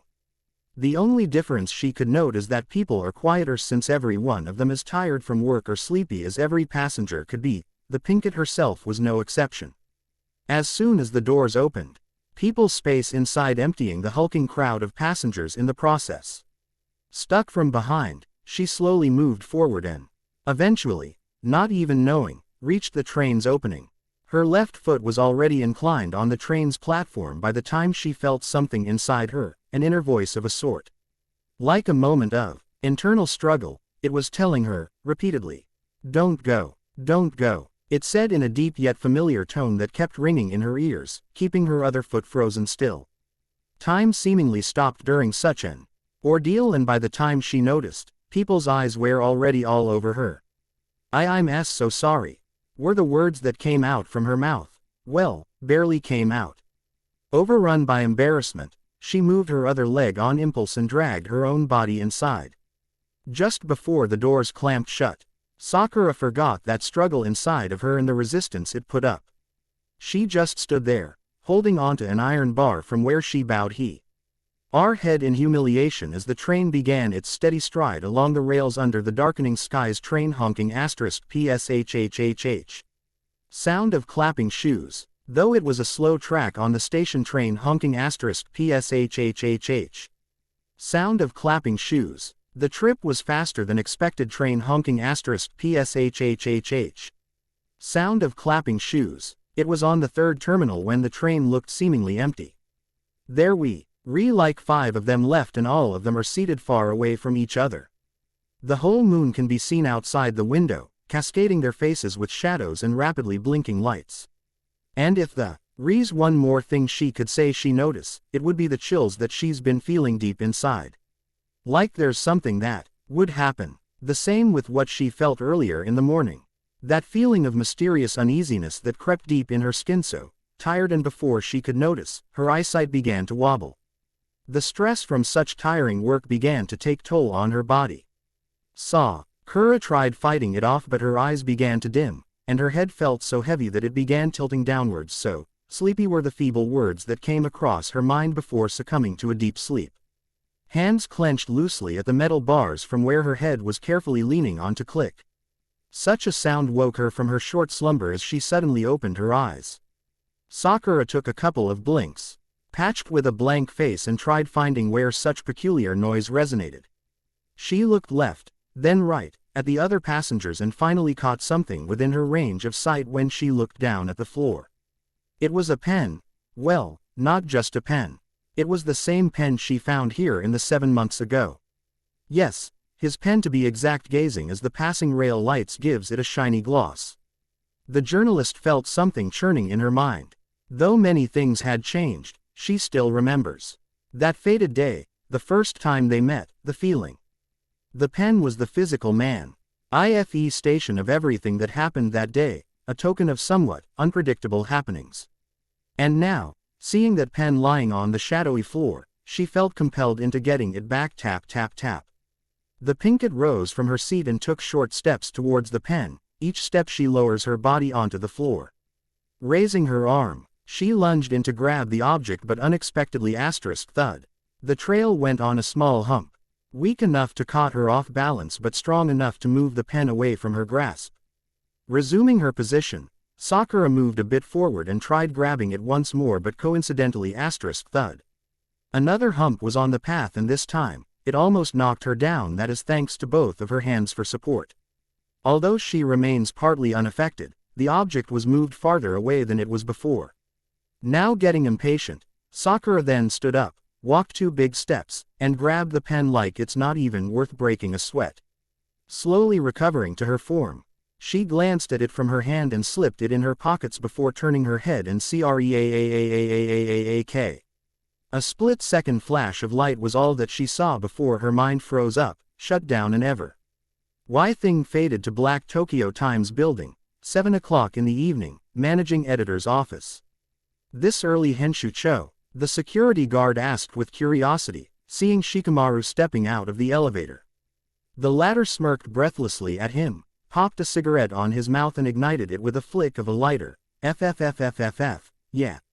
He replied after blowing the smoke out like a chimney, fixing his cuffs. And signed out by sliding his card on the machine. I still had many things to do, but hey, gotta have some rest once in a while. The other man grinned at the reply as he grabbed the remote and changed the channel on that small television he had on his desk. Shikamaru was about to leave when the guard tuned into the news. And as he took the first step, he couldn't help himself but watch the newest issues happening on the country. Together, both men gazed at the screen, hungry for information. Not knowing that some information aren't good to be known at all. This is News TV Rep. Ording live near Shibuya train station where a horrible accident just took place. One of the trains en route from Tokyo Terminal Line experienced a technical malfunction and crashed onto the platform of the nearby station. A group of station engineers are still investigating on the possible cause of such terrible crash, but for the meantime, the route would be closed until further notice. Emergency rescue operations are still ongoing as it has been confirmed that there are still passengers inside the train. Here is the list containing the names of the casualties who had just been identified. Rop asterisk was the sound of the managing editor's cigarette, falling from his lip with small embers coming out as it impacts on the floor. Oh my, that's a pretty nasty crash, don't you think, sir? The man scratched his head in pity, turning his head onto Shikamaru, who at that time did not reply. Sir, he asked again, but then noticed the grim expression on the editor's face. He looked like he just saw a ghost. Cold sweat dropped rolling down his temples, mouth slightly open. His heartbeat began rising, even at the thought of seeing the Pinket's name on the news, or even knowing if she's alright, or worse, beep beep beep. Without time to waste, Shikamaru grabbed his phone and dialed in digits with shaking fingers. Deep inside his mind, his voice was screaming, come on, pick up, damn it. He tried his best keeping calm while waiting for the call to be answered as his body is slowly being taken over by mortifying fear. New York, 7:30 in the morning, time zone difference. A huge table was on the room, paired in proportion with seats that were currently occupied by people in suits of black and gray. There was a slideshow presentation in front and beside it was a man with spiky yellow hair, slightly coiffed. It looks like he's just finished with his report, and the room echoed with applauses, both with claps and voices. Yet despite the ovation given to him, the blonde kept his poise, with his usual stern expression. That's a great presentation, Mr. Uzumaki. An elderly man stood up and shook hands with the man in front, giving him an elderly smirk that made him nod in appreciation. Though things are quite the. Without hesitation whatsoever, he answered the call with a smirk on his face. That was the only thing noticeable. Not long before his smirk disappeared and he suddenly sprint towards the door with intrepid speed. Mr. Uzumaki, where are you going? We still have another presentation. One of the people inside asked of him, but he acted like hearing completely nothing. Mr. Uz, you, slam. The sound of the door banging shut was the only noise they heard after the blonde exited the room, completely with a profound reason why 16 hours afterwards. Back in the present, about 11 o'clock in the morning. Hospital reception hall. Naruto, such breathless tone, though more like a whisper, escaped her lips as she stood there frozen in place, not wanting that captured her attention. After all the times he appeared in her dreams and hallucinations, she swore to herself not to believe anymore. But for some reason, there he is, standing in the middle of the reception hall. The man whom she had been waiting for this whole time. Her mind was in a turbulent storm, unable to comprehend such presence. Mixtures of emotions filled her heart to the rim: anger, joy, sadness, and many other feelings that she doesn't know how to express. It's as if like months ago she was trying any means possible just to reach, and now that he's finally here, 20 steps away from her, she doesn't remember why she wanted such thing to happen in the first place. The gap between them wasn't too far. Perhaps, if she wanted to walk towards him it'll be an easy thing. But she chooses not to. Instead, she watched him from a distance. Even with the numerous people that come and go, blocking her view, she remained vigilant by keeping a watchful eye yonder. Why yeah, Naruto stuttered, still out of breath. I just. His eyes focuses at the female nurse as he bit his lower lip in contrast. I just wanted to check out if there's a, exhales, Sakura Haruno on your list. The man finishes, closing his eyes before tilting his head down, feeling all depressed as such. Little does he know, the woman he was looking for was right nearby, watching his every expression, listening to Eve. Right word he's saying, I'll check on it sir. The nurse smiled at him, opening up her hand and pointing onto the rows of chairs nearby. Please calm down and take a seat. We'll let you know in a couple of minutes. Oh okay. He finally gave her a nod, trying to make a smile out of his lone-filled face. Thanks. He turned around and sat at the column of chairs near the waiting line. His body was leaning in front, supporting his weight in his knees by his elbows, head tilted down and hands clawing up his yellow mane. He looks troubled, he looks tired, and he never gets worked up at something like that before. Well, just now, he did. And now that he felt somehow calmed down, he took a deep breath, closed his eyes and lamented in silence. This is the 5th hospital so far. Damn it, I swore to myself. May it be 5th or 6th or 100th, if I had to search every hospital in Japan then so be it. His teeth showed, gritting up in frustration. I have failed before, when I let Hinata's life slip through my fingers. I won't, certainly not fail this time. I won't let it end like this even if it kills me. I'll do anything just to see her safe. I'll do anything. He clenched both of his fists as he opened his eyes. Hearing the voice of the nurse calling him, barely standing up from all the fatigue that builds up in his body, he bravely took his steps like his very life was depending on it. Anything. Did you find her? The first words that came out of his mouth, the 5th time he said it this day. This was the most crucial part of it, knowing whether she was there or not. And yes, for the 5th time. Now, all that he ever heard was their heartbreaking no's and apologies. But somehow, instead of feeling hopeless, it just pushed him beyond his limit, bringing out that side of him he never knew he had. And now that he's preparing himself for the nurse's answer, all that he could and must think of is hearing them saying, she's here. The nurse uttered, looking at the monitor with assurance, then gazed at the man with wonder. As he looked like he saw a ghost or something. She's here. He asked her for clarification, tensed blue eyes still in shock. Yes, Ms. Haruno was admitted here last night. Words can't describe the joy the man felt that moment, hands trembling at the thought of finally knowing her location. Suddenly, all the pain and tiredness began wearing off, and all that he feels right now is the anxiousness of knowing if she's okay. Is she fine? I mean, she's fine, right? Well, is she? I don't know if she is, sir. But if you want you can check out. Just fill out the visitor's application. The nurse then gave him a sample and pointed to her right where the pen can be found. Still fidgeting, he bowed down while saying a couple of thanks before assuming a writing position with his trembling right hand. Unable to contain the tremors running through his body, he accidentally dropped the pen as it rolls down away from his feet. The blonde quickly took a couple of steps to grab it, but as he slowly rises up, he saw something from the distance, staring intently at him. He doesn't know if it's just from the fatigue, but he got a glimpse of a pink-haired woman, eyeing him with green orbs from where he's standing. His limbs stopped moving that moment onward, and instead of picking it up, he involuntarily dropped the pen again as it rolls down the tiled flooring. It closed his eyes tight, then opened them back wide, trying to see whether it's just another illusion weaved by his need to see her. But the figure was still there, and in fact, it was still gazing at him from that point. That point where he knew it was real. Everything was in slow-mo. Well, not really, it looked like time itself stopped for the yellow head. It's at the point where he couldn't hear any more noise rather than his heartbeat pulsing wildly in his chest. The point where the nurse, the guards, every people inside the floor vanished in his sight, and he could only see that vague silhouette of her pink hair and green eyes. Sakura. He mumbled slowly, eyes laser-locked, not even blinking once. Moment by moment, the blur began to clear up so as revealing every detail of her figure. Her shocked expression, like she was going to cry, though she turned her head away and acted like she didn't see him at all. Naruto's brain sent one single command and it propelled his legs to move forward. Slowly at first, each step began to happen faster, and faster, and faster.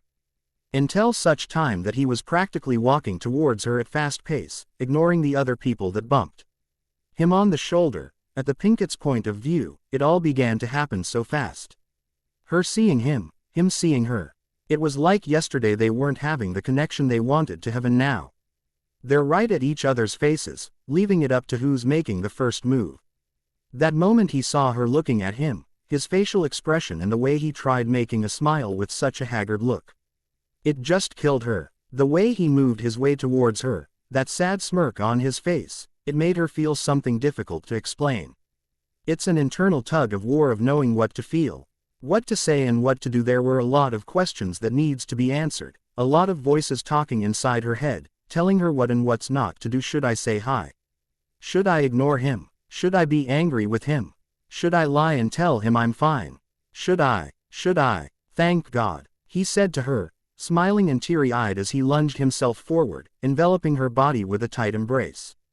And just like that, with simple words, with a simple action, everything in her mind gets cleared up while standing there motionless with the man she'd been waiting for a long time. Sakura can barely speak at the moment, much less move from the pair of arms that latched itself around her back. She tried resisting at first but found herself helplessly conflicted as her own body won't do what it's told. Try as she might, she could never deny the grave fact that she had yearned all of this to happen. And if there are a couple of things she misses the most, it would be his tight embrace.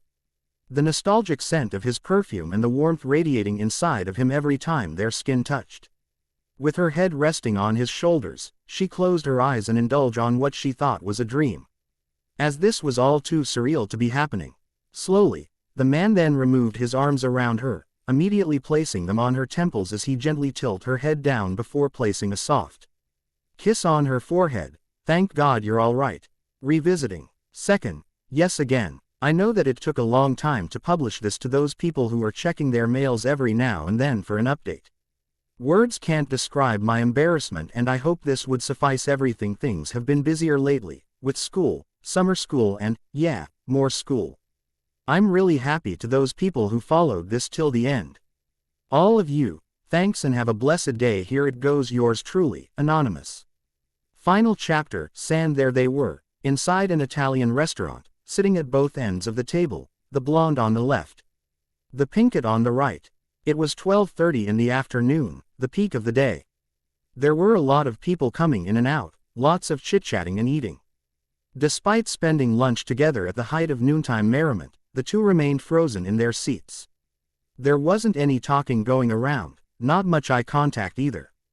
They just sat there, two strangers that were set up by their devious friends. It was the exact opposite of what they expected, evidencing their vast, changing moods. Naruto was leaning on the table, supporting himself with a hand on his cheek. He was glancing at the menu that was pinned down by his elbow, his blue eyes calm as ever. Not far from him was Sakura, seating at the other side of the table, doing the exact same thing. The only difference is that she was holding the list upright like a newspaper, and her eyes were looking on something else instead. Slowly, so that he wouldn't notice, she lowers it down and peeks at his bland expression. It was all going well until Naruto took a quick glance and caught her on spot. Coughs. The Pinket immediately looked away, raising the menu up, pretending to text on her phone. Not even changing his emotionless expression, the man returned his focus on the menu. And as soon as he does, Sakura took a deep breath and gave out a silent sigh. It has been like this since they arrived, and it's not something two normal people should be acting towards each other. Knowing he would soon speak up when he calls out for a waiter, the woman saw this as an opportunity to clear the things she's been recently guilty about. Are you still mad with what I did at the hospital? She uttered a question, eyes on the table, unable to look at him straight. But even after breaking the ice, there's still this lingering silence in the air around them. Naruto didn't reply, but he has his eyes on her. And, now getting the feeling that she might have pissed him bad, Sakura tried to explain. Look, I told you earlier. It was just a defensive reflex. You punched me in the gut, unprovoked. Her heart seemingly stopped after hearing the man's voice. She jerked her head, looking at his reaction but found his eyes back on the menu. That doesn't sound defensive to me. He finishes, sliding it away from the table, leaving the pinkett unable to reply. Anyway, it's fine. Naruto then looked at her with consideration. I was insensitive about your reaction, being all touchy in the first place. No, that's not it. She quickly replied, wiggling her head left to right, trying to make him think otherwise. Her facial expression made the man grin, causing her to wonder, sure it is. He answered back, still with that subtle smile, it's just that, I'm not quite used to it. She put down her menu and looked the other way, brushing her pink locks over her ear. Naruto gazed at the way each strand slid perfectly backwards and felt teased before giving his reply, is that so? Naruto took a loose breath in and out. Okay, I'll remember that. He then nodded, before transferring his look onto the waiter and pointing his right arm up, catching its attention. Anyway, it's not like we haven't done those things before, right? Immediately, after hearing such tactless reply, Sakura's cheeks flushed beet red as she tried expelling those unnecessary thoughts out of her head. She turned the other way, not letting him notice such reaction. You pervert. Good afternoon, Mr. and Miss, shall I take your orders? A tall, slim waiter asked right away after approaching their table, ladies first. Naruto gestured unto her, shifting the waiter's vision onto the pinkett, catching her completely off guard. She blinked and looked at the attendant before pacing back her sight unto the editor-in-chief, who, at that time, had his arms crossed atop his chest, slightly leaning on his back, looking all seductive and such. Deep inside, she can't help thinking that he was doing it on purpose. Thinking that the server might grow old in waiting for her answer, she dismisses the thought and glanced back at him. Then she suddenly remembered. She doesn't know anything on the menu since she spent the time looking at something else. Trying not to make a fool of herself, she immediately said the first thing that came onto her mind. A bowl of ramen. Please. Such words came out of her mouth, making both Naruto's and the waiter's eyes widen in confusion. This is an Italian restaurant, Sakura. And that's when it hit her, the embarrassment of not even knowing what kind of place they went into. Unable to think of another option, she went to plan B, then, I'll just have what he had ordered. Then she smirked, thinking all victorious and such. But what she didn't realize is, I haven't ordered yet. Then it hit her again, like falling in the same ditch twice at the same day. She was completely freaking out, but she tried her best to keep her poise. The blonde was giving her this partly ashamed yet meaningful stare while the waiter has this "are you kidding me" look on him. Having no plan C, as she was on the verge of meltdown, Naruto looked upward and took a deep sigh. Never mind that. We'll have 2 orders of spaghetti with meatballs, please. And just like that, what seemed to be a problem with tragic proportions got easily solved. And for dessert, the server then went near the man and showed him the courses offered. Okay, we'll have that. That is all. He spoke with a finish, nodding onto the man with a short smirk. The waiter thanked them in a reserved manner before walking away, leaving them in the same state as they were before. A couple of seconds passed before the journalist paced back to reality. And when she opened her eyes, the waiter is already gone. Nay, and she knew for a fact that Naruto is staring at her curiously from the other side of the table. Are you sure you're all right? He asked her straight, outspokenly wanting to know the truth. Yeah. She bowed her head and looked back at him once more. I was just, still lightheaded from the accident. You told me you were fine. His expression showed concern and deepened at the thought of the last word she uttered. She then panicked in her thoughts, trying to think of other ways to get it out of the topic. The man was looking straight in her eye and she finds it hard to look back.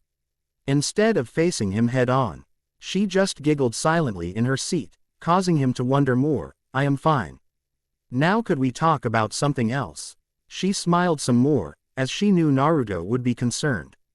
And that's what she's avoiding, because she knows at the back of her head that he'll do anything to make sure she's alright. She'll then grow attached to him and it'll only be harder for her when he flew back to the States. Sakura knew that all along, and by that knowledge, she knows that the best way to deal with him going back is to keep her heart at a safer distance, sure. His reply was in simplest form. As he went back to his usual laid-back self, dissipating the pressure he brought to their conversation. Suddenly, it felt easy talking to him. Knowing this, the journalist took it as an opportunity to ask questions. And the first one that came across her mind was, "Why are you here?" She asked him directly, waiting patiently for his response. "Funny how you're making it sound like I'm not allowed to go back here." He smiled at the woman who, in turn, was troubled by his reply. Sakura felt that she might have offended him with the question, and immediately, she answered back, "That's not it." She tried to clarify, but Naruto remained staring at her with aeon. "I'm just surprised and I wanted to know." "Well," he paused as the another servant approaches them and brought them their drinks. After taking a quick sip, he continued, "Shikamaru called me about what happened and I took the first available flight back to Tokyo." What about your job?" she asked him curiously. "Don't worry about that." He combed his hair with his hand, blue eyes skimming at the harmonic scenery around them. "I've talked to the board. They said they'll give me a warning." Then suddenly, jazz music began to play and Naruto can't help himself but to close his eyes and relax. It was in the middle of a minute when he noticed that she didn't reply. Knowing she's probably blaming herself for the side effects of his return, he tried cheering her up. "Come on, it's not your fault." He grinned at her while she did her best to copy it back. It was in this moment when the anxiety was broken up by the sudden appearance of their waiter, holding their orders in one hand. Finally, she told herself, she could finally breathe normally and take a break from their tension-filled, Russian roulette conversation. Naruto didn't mind having a break himself as well. All of the talking was making him feel noisy, and that's just not his thing. As the waiter bid them a good meal and leave, everything went the ordinary pace. They did their best to make it look normal, and surprisingly, they're doing it right. Though occasionally finding themselves looking at each other's eyes, the two remained happy at each other's company. It was just lunch for a day, but still, both Naruto and Sakura felt contented on their behalf. "Is there something wrong?" the journalist asked the editor-in-chief when she saw him looking at her face. She tried spotting it with her fingers, but the man replied instead, "Nah." He smiled at her actions. "It's just." He then leaned forward, making her a little uneasy, but she didn't budge consequently. His hand followed through and his thumb got nearer and nearer to her face, down to her lips. "You have a little sauce on your..." Naruto suddenly stopped, because just as their bodies about to take contact, she jerked her head away and faced the other direction. I'm sorry about that." Right afterwards, he pulled his hand back and turned away, gently biting his lower lip in embarrassment. "No, it's fine. I can get it myself." Sakura answered back, trying to make it look appreciative as she wiped the stain off her lips. From that moment on, they weren't looking at each other anymore. The waiter went back and took their empty plates away, leaving behind the bill and the plate that comes along with it. 5 minutes then had passed, but still, they're just basically waiting for each other to start from where they stopped. The Pinkett herself noticed that it felt awkward for him to speak, and so she decided to break that uncomfortable feeling between them. That was great. She rolled her lips inward, tilted her head down and looked at him with a beaming smile on her face. At first he looked reluctant to reply, but he did answer back, "Yeah." With that enigmatic smirk, Naruto affirmed the greatness of their meal. Seemingly distraught, he slowly opened his mouth to say something, but then seals his lips back and pretended to be doing something else, rubbing his hands together in a leisurely fashion. "Anyway," she put both of her hands on the table, intertwined. "I'm really happy that we've met." A single sentence ignites a flame inside the man, that warm and comforting feeling that he yearned to feel. It was those words that made all of his efforts worth it. And if he'll be given a chance to hear it again, he would definitely do so. "Me too." His reply couldn't get any more sincere. "I'm happy to that I've got the chance to see you again." And that's when she saw it, that heavenly look on his face whenever he tells something he means. She doesn't know why, or how, but there's something with the way he looked at her and the way he said such words that made her more and more compelled to him. Her head turned away, but there was this attraction that kept pulling her in his direction. Naruto may not be aware of the moment, but she just can't take her eyes off him. She just can't. Clears throat. The woman brushed the thought out of her head, fixing her hair conspicuously. Anyhow, for how long are you planning on staying here? I'll guess for 3 days. He opened up his wallet and took a Japanese bill out and put it on top of the tab. Sakura was surprised. Shish. He thought he'll only have dollars with him. Withdrawing it back to his pocket, he then finished up his martini. That is, if the management doesn't pull me back earlier. The yellowhead continued, but then again. There's always a catch. I see, the Pinkett uttered after drying her lips with a table napkin. So what are you going to do after this? That depends. What do you mean? She asked inquisitively, patched with an even more curious look, more so when she saw him grin at her expression. On what you want to do. Me. She pointed to herself and he just nodded while he arched his back, stretching his limbs. It was on that moment where she talked to her subconscious about certain matters. The woman knew that there will come a time when they'll see each other again, and face their demons one more time. Strangely, to her own perspective, that point in time came faster than expected. So what's troubling her is the way they're acting like nothing happened at all. Instead of confronting each other for that matter. They're talking about work, they're eating lunch together, and doing stuff they always did. It has been 3 full months, and with that time, they should have grown thirsty for each other's explanations. But by the looks of it, they don't seem to care, or is it really what they want each other to think? Well, no one knows for sure but themselves, but what they do know is that lunch is over. And sooner or later, the charade they're putting up would also be over. And as Sakura rose from her seat, as Naruto put on back his coat, every piece was falling onto the right slot. With a smirk on her face and the decision on her hands, the Pinkett took a deep breath, looking upon the man's cryptic blue eyes. I just know the perfect place. Tokyo Times Building, 1:45 p.m.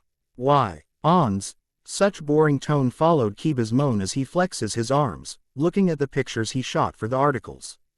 He rubbed his eyes and glanced at everyone, whom he knew, felt the same way he does. It was a very dreary 1:45 afternoon at the office, like that of a ghost town. The people were dead silent and their ears were drowned by the sounds of clicking calculator buttons from Cho G's desk and Temari's monotonous hellos on the phone. Adding up to that, lunchtime was over and their metabolism from digestion caused the usual afternoon drowsiness. It was pretty obvious that every one of them were just waiting for the dismissal time. Looking at their faces, Kiba knew it wasn't new to see. It has been a rough couple of months, coping up with new systems and administration, coping up with their fellow co-workers' problems, and everyone just feel really tired from all the commotion that's happening. Naruto's departure made a devastating blow on them, though Shikamaru tried the best he can to fill that gaping hole. But not long before that, another tragic event happened. Even though the Pinkett already called them, telling them she's fine, every one of his fellow co-workers still feel the chills every time such thought came across their minds. That's it. A single utterance of words broke their concentration, catching their attention. It was like a few seconds ago. This thick wall separated them from each other, and now they're awake, looking at Kiba with curiosity. It took him a couple of seconds before he realized that he just said his thoughts aloud. Blinking his widened eyes twice, he saw all the meaningful looks on their faces. In that midst of shame and humiliation, the photographer stood straight, turned to his side and started walking towards the door. Pretending like nothing, turned to Temari, looking all confused and such, but she gave him an I don't know either look. Hey, where do you think you're going? Like daisies popping out of nowhere, the new managing editor came out of his office doors, surprisingly in sync with the situation. Kiba felt this huge obstruction in his throat that he couldn't swallow. Ha ha ha ha ha. Scratching his head, he rolls his eyes around, thinking of a good excuse. I was just going out for some coffee. That's all. He finishes with a grin, showing his relief and success in slipping out of that narrow situation. Believing that he escaped such ordeal, the man turned the other way, now facing at the door, and began taking his steps when suddenly, he remembered something. And by the time he recalled such dark thoughts, it was already too late, as his coworkers already have their wallets out in the open. Okay guys, Kiba's gonna do a coffee run. His slanted and beast-like eyes twitched after hearing those RDS from Shikamaru. Though the man was behind him, the photographer knew he had that evil smirk on his face. Oh crap, I'll have an espresso. The managing editor tapped his shoulder from behind, and Snick read quietly before the rest of them gave their orders. Mine's a medium-sized mocha frappe. Make mine 3 cups of latte, double the sugar, double the cream. I'll have the regular. Same here. And a fresh brew for me. Thank you very much for volunteering. Kiba-kun. It was Shizune who ordered last, and how could he say no to that innocent smile on her face? Looking past their gotcha smirks, the man lets out a sigh of surrender. He wanted to face-palm himself really hard, but then decided to just look at it as a mistake, already done. And as he strides towards the door with a heavy heart, while his coworkers were silently chuckling behind him, just as his hand clenched at the cold metallic knob, the doors opened by itself. SS, Sakura-chan, the photographer mumbled slowly as he saw the Pinkett standing before him. Perfectly fine except for the small bruises and bandages that were present on her skin. She looked totally okay, and just like what his coworkers suddenly felt, a sense of relief followed through. Oh my, thank God Sakura, you're okay. Shizune immediately passed through Kiba, without him noticing, and was the first person to make contact with her. The Pinkett giggled from the tight embrace of her senpai, especially when she saw the rest of them rushing in towards her direction. Please tell me you're really fine. Konohamaru dashed forward, grabbing her arm and gazing carefully at it. Are you really fine now, Sakura-ni-chan? He looked at her and formed a huge smile when she nodded at him. Amidst the joyous situation, deep in her own perspective, the Pinkett was overwhelmed with their energy and enthusiasm. She never thought she could have this much love from this bunch of people standing in front of her. And it was something, she knew, nothing could ever compare. I'm glad you're all right. Shikamaru walked in front, crossed arms and eyes closed. I mean, we're all glad that you're all right. He then opened his eyes and a subtle grin formed on his face. It was on that moment when she completely finalized that they're not just her co-workers, not at all, not even close. They were her friends, a ragtag bunch of misfits that somehow fit perfectly together. Though they were neither the longest, nor the closest in her life, they're still the best ones she could ever had. And that's not something easy to find. Thank you for all the support. I really appreciated it. The Pinkett took a deep breath and gave a short bow to the people in front of her. Oh right, here are some coffee I've picked up on my way. Here. Her hands lunged forward, holding a rack of 6 cups. Please help yourselves. You shouldn't have. Shikamaru smiled at her briefly before looking annoyed at Kiba, who was holding his fist in the air like some idiot who won the lottery or something. Damn lucky bastard. The group took no time and grabbed themselves a drink. And since the Pinkett knew all of their coffee orders, it wasn't really a problem choosing which goes to W. Nearly a minute had passed and they were still standing near the doorway, still discussing common dialogues until such time when the Pinkett called on their attention. Anyway. She paused, making sure that everybody's eyes were on her. There's another reason why I'm here. A short smirk curved her lip right before they heard a faint noise outside. But just as their guesses were even made, the door opened once more and in the rest was a blurry memory. I don't know why or how, but I'm pretty sure those cups of sake may have something to do with it still. I can partly recall small fragments in my memories of what happened. The reaction of my coworkers when Naruto stepped inside the room, the looks on their faces, the way they all rushed towards him like history was made. It was all too epic. Like something that cannot be expressed by words. It's not because I'm exaggerating or anything. I mean, I was there when that happened, and with all honesty, that's the first time I've ever saw them so happy, like really happy. Well, I am too, but I guess I'm conflicted about the thought of growing any more attached than I am to him right now. Considering such limitations, I can say that we all have the same reactions on his return, even if it's just for a short time. We all knew the moment would last a lifetime. Shhhhhhhhh. Shish. Were the beautiful symphonies of the waves as it crashes onto the harbor. It was a beautiful 10 o'clock in the evening. The bluish-black skies were tattered by a number of stars that sparkles beautifully below the gray clouds. The bodies of water shimmered like crystals under the lucent glow of the moon. Watching the serene view was the Pinkett, perfectly perched on some park bench, reliving certain moments in her thoughts, looking upward with sleepy green eyes. She continued, "It may sound a little crazy, but we all skipped work afterwards." Probably that smirk on Shikamaru's face was that go signal we're all looking for. We all know that was completely absurd, but we didn't care at all. What we did care about was his return. There wasn't any greater reason than that. So with the guards covering for us, the whole section went out during that bright 2:30 in the afternoon.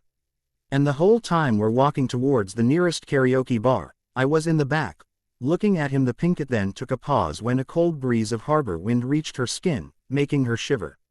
Bracing herself with her arms around her, she continued, "Every step, every gush of wind, every tremor of their laughter. I was thinking of him. Deep inside, there are like a million things I wanted to say to him. Those things I've said when he's not around. Now I can't even picture myself uttering such words. All I can do now is glance at him from the back, dazzled by his bright yell. Low hair as his shadow consumes me." Then suddenly, I felt something in my eye. A peculiar feeling, like something inside wants to get out. I know this particular sensation. I also know what happens after this. It would be a bad timing though. Suddenly crying when everybody seems so happy, but just as I thought that I can't hold on much longer, I suddenly felt a hand holding mine. When I looked at my side, I saw Shizune smiling at me. I did my best to smile back at her, but she didn't let go and instead squeezed my hand a little bit tighter. "Be strong," she said to me, extinguishing that cold dark tinge on my heart. Hearing those simple words, I finally found the strength to pull through. Sakura was again interrupted as she felt something move behind the bush near the trees to her side. Feeling uneasy, she slowly moved away to the side, but to her surprise, a small kitten popped out just as she was about to freak out. She lets out a sigh of relief before tracing back to where she stopped. I see. Can't really understand what happened after that. Probably it's because that's the time when every rule was broken, when every stops were pulled. The sounds of Drunkenberry Corner, mixing with the loud and badly sung songs. A couple more bottles were clacking, slammed empty onto the table. And as every second passes by, every minute, every hour, so did our fun and fleeting time together. I think it was 9 or 10 o'clock when Naruto stood up and clasped both of his hands, ending the haze of our short-lived celebration. I can say that everybody's contented, and even the shop owner, who was more than happy on showing us the way out. Only I and the two managing editors were the ones sober that night. Well, I was, a little bit, since I'm not that tolerant with alcohol. Shikamaru, being the designated driver, gave us a wave before he drove off together with the others, leaving me and Naruto alone. It was a little awkward at first to talk to him, but after a while, we did manage to converse. And then one thing led to another. And the next thing I know is I'm here at the park, looking at one of the greatest night views here at Tokyo. Sorry it took so long. A cold voice uttered from the back. And to no surprise, it was the yellow head. She turned her body around and stopped when her green eyes met his blue ones. The two maintained such laser-like connection for a couple of seconds until both of them felt awkward and broke up. Faint facial gestures showed itself on Naruto's face as he slowly strides towards the Pinkett. The convenience store is closed and nearest vending machine was 3 blocks away, he added, taking short gasps while holding 2 cans of Coke in one hand. He handed the other one to the Pinkett, who gave a nod and uttered a gratuitous, "Thank you," before moving to the side as the man sat close beside her. WSHHHHHHHH. Goes the trees as an even colder breeze passes by, ruffling through each leaf as well as each fiber of their clothes. Sakura braced herself tighter, holding the beverage on her lap while Naruto remained on his seat, seemingly immune to the chilling night wind. He looked slightly disheveled. Both arms were leaning atop the bench and his legs were drawn apart wide. The man looked so relaxed, like the weight of the world was on the palm on his hand. Sakura took short glances at the blonde, but the man had his head fixed straight in front of him, gazing at the bluish-black horizon with unbending composure. "I miss the breeze in Tokyo." He suddenly spoke out of the blue, prompting the Pinkett to look as she was about to take a sip. "Every night in New York, I go outside my apartment just to feel the wind coming in, but it never felt the same as this." He smiled, closing his eyes as another gust of cold air came by. The woman, on the other hand, Tried resisting the cold but found her efforts futile as she felt chills running up and down her body. The freezing temperature began seeping deep inside her core, prompting her to shiver without notice. Hearing the sound of her teeth clattering and trembling, the man opened his eyes and was aware of the situation. "Take my coat," he said to her with utmost concern. Just as he about to remove the garment off his body, she turned her head and answered back, "Why you don't have to, I mean, why you'll get cold, and..." But before she could even finish the sentence, she already found the coat lying atop of her. "Why do you keep on doing that?" She blinked a couple of times and saw Naruto's fierce yet cold eyes gazing at her. Those words were crude but were as sharp as an arrow that ran straight to her heart. "What do you mean?" Looking back at him with surprise, she gave a joking reply. A second barely even passed before he answered back, with forceful tone underneath that calm look on his face. "Since morning when we met, you've been distant." He then tried holding her hand but she moved hers away in reflex. "Is there something wrong?" The blonde attempted again and was successful in bringing their hands together. There was no reply from the young woman, only the sweeping noise of the wind passing by answered his question. Seconds turned to minutes yet still, there was nothing coming out of her mouth. She just sat there, looking down at her lap, not even moving the coat that was carefully placed on top of her. The man, feeling that he might have done something wrong, released her hand from his warm grip. He then grabbed the coke from his side and tried taking a sip but found the can empty. A long restless sigh emptied his lungs. "I'm gonna grab another drink." The editor scratched his head, pretended to smile, but just when he turned away, just as he was about to stand up, "Yours truly, Anonymous." "Naruto-kun." A voice called upon his name, resonating in both his ears, stopping him from moving any further. A lump passed down his throat as the blonde closed his eyes and took a deep breath in. With his body still facing the other way, he jerked his head sideward and his crystal blue orbs caught a glimpse of the pinkett looking back at him. He replied with an eyebrow slightly raised, seemingly interested in her reply. Sakura, on the other hand, remained on her seat for a minute before she removed her back from the bench rest. With little ease, she removed Naruto's coat from her body and set it aside, leaving the owner troubled as he deepened his stare. Skin bare once more to the frigid temperature, the journalist then took her bag and put it on her lap, slipping her hand inside and pulling out something clipped between her fingers. "Here." She answered back, raised the object up with both hands to let him see more clearly.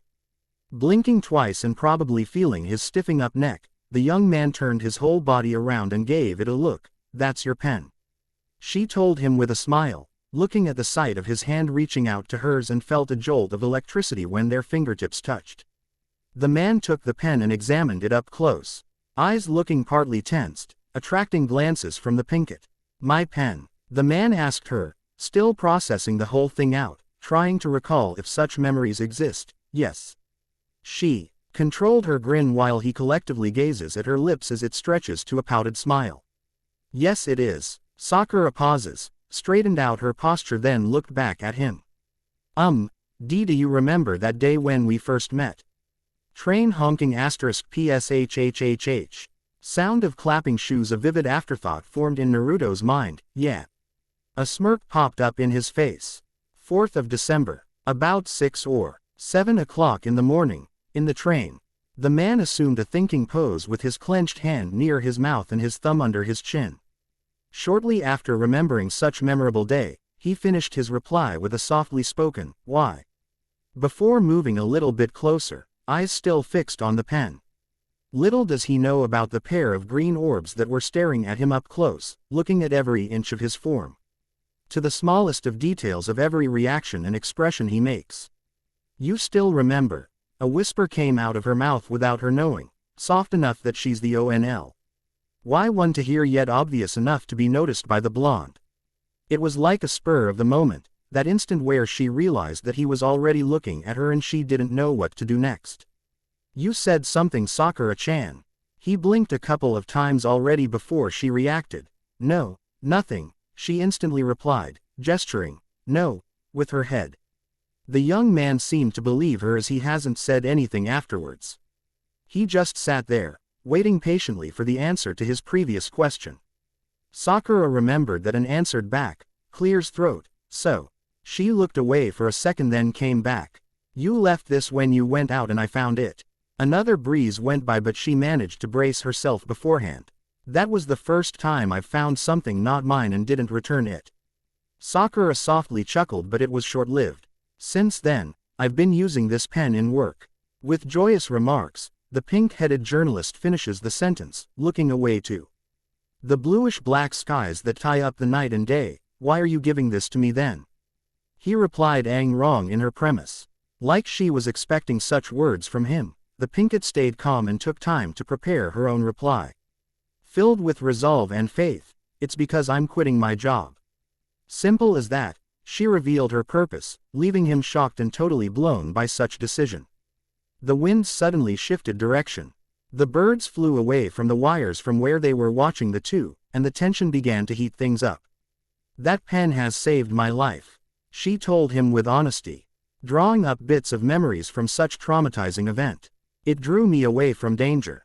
Sakura looked at the pen, perfectly held in his hand, her eyes gleaming as its tip sparkled under the light of the moon. If I haven't moved away from where I was sitting back, then, she paused and looked up the skies, making him stare at the same direction. Then the accident could have gone worse. Naruto felt a throbbing feeling deep inside him, that same feeling he felt when he heard the bad news from Shikamaru a day ago, that same feeling of hopelessness and regret that quickly consumed his heart. He shrugs it off his subconscious and tilted his head down to take a look on the woman, who's still facing up, still has a smile on her face, considering that everything began with that pen. Ink, it would be customary to give it back to you. An accomplished sigh parted her lips as she felt like a thorn has been pulled out from her heart. Reckless of her part though, she never thought of considering the feelings of Naruto. The same man silently enduring such careless words from her. And that's when it sparked, like a quiet flame, burning hot and intense inside his being. Sakura was expecting a considerate and understanding reply but received something else. No. Her eyes widened when she felt the impact of the pen sandwiched between her hand and Naruto's as he gave it back to her. You're not. He gave a simple answer. Sharp and tensed blue eyes trying to dominate her. But, it's my decision, Naruto-kun. The pinkette sat straight and unmoved, courageous in any sense possible. Instead of faltering like what she used to do, she fought him off. Not as lovers, not as co-workers, but as equal persons. I've made up my mind. I said no, he answered back with force, like that of a lion's roar. Striking fear in her heart as she saw the seriousness in him. He's angry, she already knew that. But unlike before when she was passive in their relationship, Sakura found a knack of fighting him off and pissing him at the same time. You're not my boss anymore. Naruto's anger burned more after hearing her reply, accompanied by the uncaring tone of her voice. Now they're glaring at each other, breathing heavily under such uneasy pressure in the air. Sakura thought if she continued like this, he'll eventually give up. But what she didn't know is that Naruto's famous for not even thinking of giving up. Hey, she complained when his strong grip latched on her arm. After some time of wiggling, he released her from his hold and replied, I'm the one who put you in. He leaned forward, causing her to back away. I'll be the one who'll decide when you'll go. His tone slightly dropped, not as much intimidating as it was before. The journalist was watching his eyes the whole time, his gestures, his facial expressions. Everything he's doing. But the man noticed her meaningful look on him, turned away and fell back, much to her dismay. Besides, Shikamaru wouldn't allow that to happen. He added to the argument. But then, I've already talked about this with Shikamaru-kun. His eyes widened after processing such words in his mind. He said that it was my choice. Whatever I choose, it's up to me, she finishes, causing him to grit his teeth in annoyance. It was so fast that it felt like she was waiting for him to say those words from the start. Naruto knew he hold no power to reprimand her, but he has no choice. It's like she's getting farther and farther away from him. If he don't do anything now, eventually they'll become total strangers, and that's the last thing he wanted to happen. You're crazy. Naruto closed his eyes, took a deep breath and opened them once more. Think of it. What are you planning to do then after you quit? Hearing his question, she took a couple of seconds to think. both hands on her lap, fumbling both thumbs together. I don't know, she told him straight. Though, I was thinking of going to med school since it was my second choice before. WSSHHHSHHHHHHHH. Another gust of wind wafted around them. Deep inside, Sakura wished she didn't take off the coat as she was shivering all over. The breeze went by, the clouds moved farther and farther away with each minute passed, but still. The Pinkett heard no response from him. The man just sat there, crouched with his elbows on his knee, hands raking up his yellow hair. There was complete and utter silence, no words. No sounds other than the silent husky noise of him breathing heavily. I hope you understand. She moved a little bit closer to him. It's my decision. But isn't this your dream? His long-awaited reply happened in an instant and it took her by surprise. There was this distinct coldness in his words that makes it hard to answer back, adding up with the fact that he's facing somewhere else the whole time. From where she was sitting, she can partly see his pained expression. Yes, she bowed down. Yes it is. Then why are you doing this? All of a sudden, quick as lightning, Naruto faced her and fastened her arm around his tightening grip. There they were, looking at each other's eyes, trying to feel what they used to feel before. The question was so simple but it took her so much time to answer. For all that it's worth, the blonde would never forget that moment when a shiny liquid ran down the Pinkett's cheeks. Sobs. Naruto's pupils dilated in shock after he airing the trickling sounds of her tears falling down. It's because she stopped, using her hand to wipe such tears, breaking off from the man's weakening hold over her arm. It's because I suddenly, sniff, realized that I love myself, more than I love my dreams. The journalist stopped, succumbing to the sadness etched deep in her heart. Inside Naruto's conscience, he's asking grievously, don't cry. Please don't cry, but he never got the power to utter such words. His whole body went limp, like his limbs felt so heavy to move, like his throat lost its voice. He can't even cry with her, as his eyes felt dry. Sitting beside the woman he loves, unable to do something but to watch her shed tears up close, it just killed him. What? The man quivered as he tried forcing himself to speak. What are exhales you trying to say? He finished his sentence, guilty and distraught, wanting to kill himself up for making her cry again. But then Sakura stopped for a bit, gasping for a breath. Relinquishing the last of her woes for a chance to clear everything in the past. Looking up to him with glistening eyes, she gave a sad smirk. Every time I go to the subway station, every time I go to the office and sit in my chair, the journalist bowed her head again. I'm thinking of you. She chuckled morosely at herself then continued. When I go home, prepare for work or take a sleep, I'm still thinking of you. Her laughter continued but it slowly turned into something different. Tears once more leaked out as she was still looking at his quivering blue eyes. I needed you Naruto-kun. I needed you and you weren't there. Sakura. Breathlessly, he called onto her name as he was on the verge of breaking down. But I shouldn't be like this, after all, I was the one who pushed you away. I was the one who wanted this right. The young man's eyes twitches in sorrow, heavy exhales coming out his mouth, ears still listening to every word. I've been struggling on how to get through this but I keep on getting back to where I was before. Her skirt dampens as it soaked up every drop. It's like I'm in my own turning point and I don't know whether to go back and fix this or move on and leave this as it is. Agu lifting her bangs up, making Naruto see a glimpse of her pained expression. I don't know what to do anymore Naruto-kun. She was suddenly interrupted by a force that drew her forward, pulling her to a tight embrace. It was like the chills have all disappeared as she was enveloped by his warmth. That's enough, Sakura. He muttered onto her as his embrace tightens around her. It began. The Pinkett noticed as she felt something drop on her head. I have always loved you Naruto-kun. She buried her head near his chest, hearing his heartbeat slowly rising. But it hurts, she sniffed, not wanting to let go of him. It hurts so much now.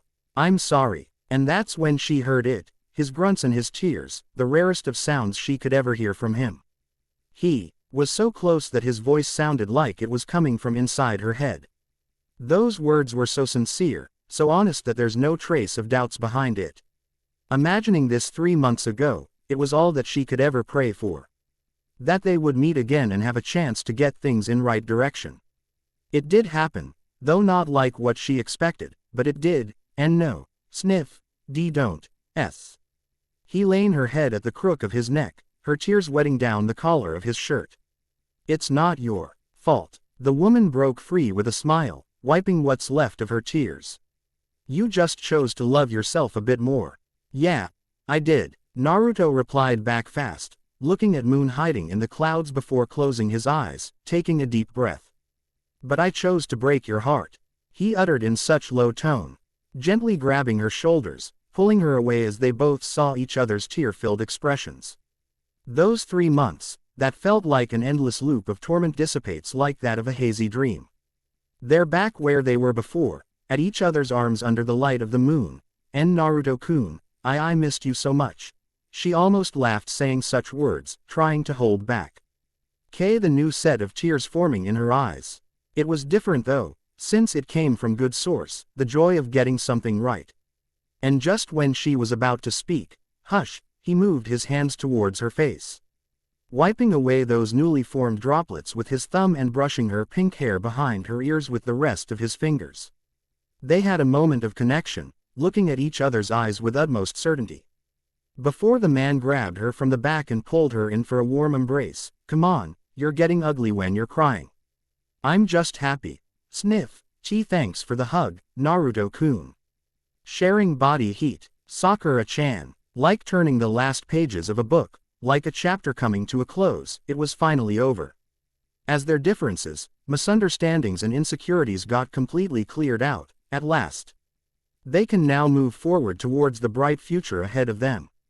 The past has been fixed, so now there's nothing left to do but to go back to the present time played with dices of fate. A part in time when everything could happen. As time went by, everything followed through. The once steady skies changed formation, the wind blew the opposite direction, and with a snap of a finger, the park bench was empty and the two was nowhere to be found. It has been a rough night, filled with memorable events, both happy and sad, happenings that were felt for a day but will last for a lifetime. A high-pitched squawk from a flock of nocturnal birds marked the start of a new day. It was exactly 12 midnight and the moonlight is at its peak. The evening shade covered most of the streets in Tokyo, but a dent in the clouds covering the moon allowed a ray of loosened light to shine upon an area. Shoes clapping sounds, like small ants compared to the whole city from a bird's eye view. Two shadowy figures appeared on the fray, a man and a woman, both walking along a cemented walkway. The one in front sported spiky yellow hair while the one behind has shish pink hair falling straight from her crown. And as their bodies glow under the light of a street lamp, the yellow head suddenly stopped, prompting the pinkett to do the same as they faced each other in unison. There weren't any words to describe it, the way they looked at each other says it all. It was completely different than before, both of them would agree. The tension was gone, the awkwardness was gone, and everything else was as vivid as a lucid dream. Eyesight maintained at each other, an abrupt laughter then suddenly breaks the scene. What's funny, Naruto-kun? The pink-haired woman asked him with a smile, taking a few steps towards him.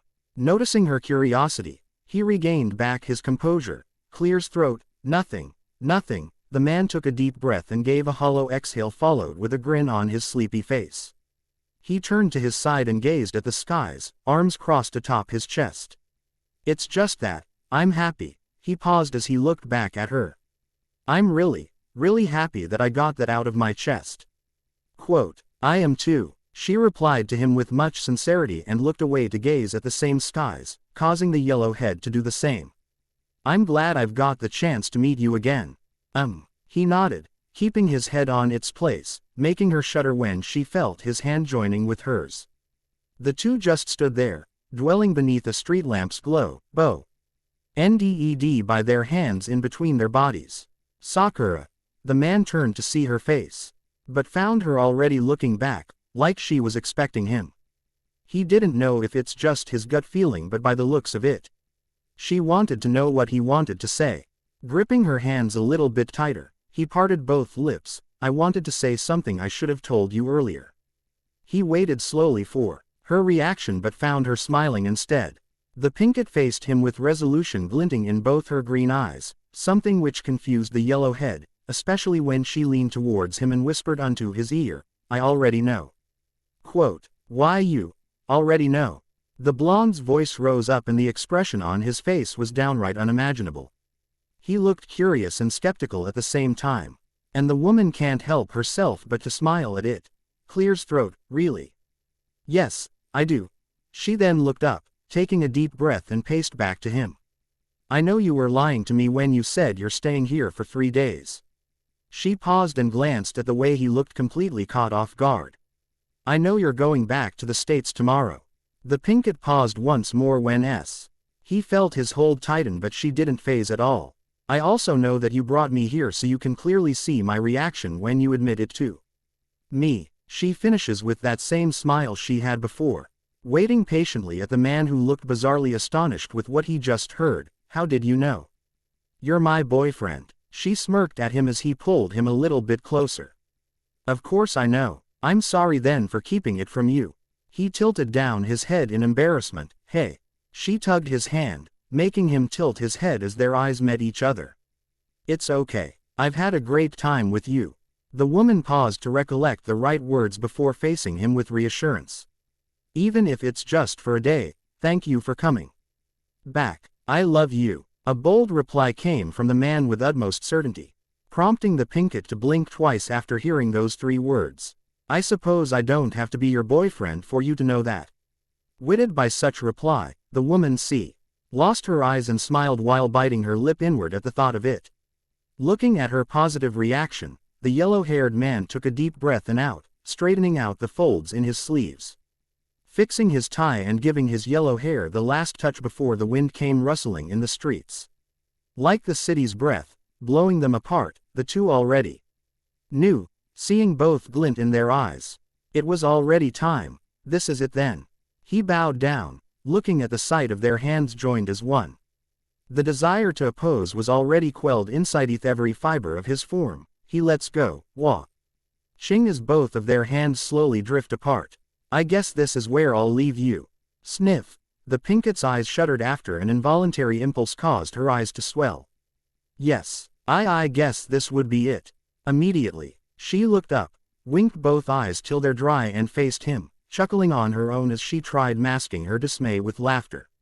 The man noticed, evidently, and he had nothing else in mind but to ease her some of the discomfort she's feeling. Determined, he took a step forward and held her left cheek with his right hand, tracing every bit of skin with his fingers. The straight line of his lips curved to a grin which then opened up for words to come out. Hey, what did I say earlier? He asked her. No tears. And no goodbyes. Because. Sniff. Cheers and goodbyes make me ugly. She turned away as she can't control her emotions anymore, but he pulled her close as their eyes met with intensity. And because you don't want an ugly girlfriend. She took a heavy gulp, swallowing every bit of sadness and its bittersweet taste before wiping the remainder of her tears. Lastly, he asked for the last time. Exhales, with a deep breath out, a genuine smile beamed at the man. Because we will be together again, she said with an angelic yet whispery voice, making the man nod with content as he heard every word of it. That's better. His hand traveled to her shoulder and tapped it a couple of times, lightly squeezing it at the end. I'm happy that I'll leave you with that face. He withdrew his arm back and with one swift motion, man turned around and faced the other way. Until then, Sakura-chan. With a tick of a second, he took a step forward, closely followed by another, and another, until, wait. A voice echoed from behind, stopping him on his tracks as he felt a pair of arms coiled around his torso. Slowly, he turned his body around and just as he was about to finish, the arms moved up to his neck, pulling him down, eventually impeding the moment as their bodies collided in between. Lob-dob. His heartbeat raced wildly as both their lips touched, locking themselves in a passionate kiss. There was this unstable urge to close both eyes, and he did what his body told him to. His hand went to her back and the other to her cheek, caressing every bit of his desire. Such indescribable feeling it is, pulsing through every vein, every sinew of his body. Because if there's one thing he wanted to do all along since he arrived, this would have been the top of the list. Ha! They pulled back, exhaling at the same time, looking at each other's eyes. Slowly letting go of each other. With that kiss, the Pinkett knew she sent along a message that she can't express through words alone. And by the way he reacted, she also knew he understood what she wanted to say. Good luck and take care. She smirked at him, giving him a short wave as he lets go of her other hand. Same to you, Sakura-chan, he replied as his hand withdrew a white envelope from his pocket and gave it to the Pinkett. Till the day we meet again. Hearing those last words from him, she closed her eyes and listened to every tap of his footstep as it gets fainter and fainter. Finally hearing nothing more than the faint whisper of the wind, she opened her eyes. And with just one glance, she found his presence gone, as she was all alone in middle of the street. Thank you. The woman slipped the envelope inside her bag and withdrew something else. I'll be waiting for that day. She then opened her hands and revealed a pen clipped between her fingers. A faint smile showed itself on the Pinkett's face as the tip glowed and sparkled under the light of the Naruto Kanto. That special person waiting for me back home. By the time you're reading this, I should already be gone. Probably back at the States, or on my way there. I'm no fortune teller, so I can't really tell which is which, but what I do know is that you're reading this letter at the moment and I'm aware of that. Therefore, I'm taking that as a sign that you've already gotten past with what I did. Even if you deny it a million times, I'm really certain that you are anyway. I'm sorry about that gloomy introduction. I'm sorry if it didn't start with a hi, or a hello, like it usually do, or more correctly, like it's supposed to do. It's just that I really don't know what to say or how I would start this profoundly embarrassing introduction, so I hope you'll bear with me till the end. Still, being my girlfriend for half a year, I'm pretty sure it's an easy thing for you to do. Anyhow, please keep in mind that I wouldn't want anything more than your open perspective and understanding in reading this. With those alone, I'll be contented. It's more than enough for me. Rest assured that with every paragraph, every sentence, every word up to the last dot, you'll be able to tackle this alongside with May lied to you again. If you can still remember, you'll probably get what I mean. That night I left to get us a drink. The convenience store was never closed, and there's a nearby vending machine about 20 steps away from us. I spent the time writing this letter to you, in hopes of bringing the topic beforehand and after, just in case I didn't get the chance to open this up. I don't know when or how that'll happen, but even if things don't get as planned, I'll find a way and make sure that this letter will get to you after I finished writing this. I'm aware that I have to face you soon enough, and deal with the problems we've left behind. But then again, I can't see into the future and I don't know if it'll end the way I hope it would be. Yet ever more so, I still have faith in both of us. I still have faith in this relationship. Even if the odds were against us, I believe, with every last bit of my conviction, things would turn out for the better. I don't know why, or how, but I just know it will. Because I believe in you, Sakura, without a shred of doubt, I do. And even if I can't see what lies ahead, with you by my side, I'll have no second thoughts. But then again, what's next? I ask myself, if ever the past is fixed, there's nowhere to go but the present. And that's when it began to sink inside of me, the inevitable truth that I've come to accept. The moment I found you, safe and alive in that hospital, a sliver of thought appeared in my mind. Knowing that in that mere second my eyes saw your face, I knew I must leave you again. Despite every inch of my body wanting to stay here with you, despite that urge inside of me to never leave your side, I surrender. No matter how much I wanted to, both mind and body, at the end of the day, I knew it'll come at this point where I'll have to go back and explain this all over again every second I'm with you and Shikamaru. And the others. I kept on thinking, why? Why does this happen? Why do I have to feel bad to feel good about myself? Why do I have to fix something if I have to break it anyway? Then it came to me, like the voice of reason whispering in my ears. And that's when I realized everything. It was never my fault, never yours either. It was never a fault in the first place.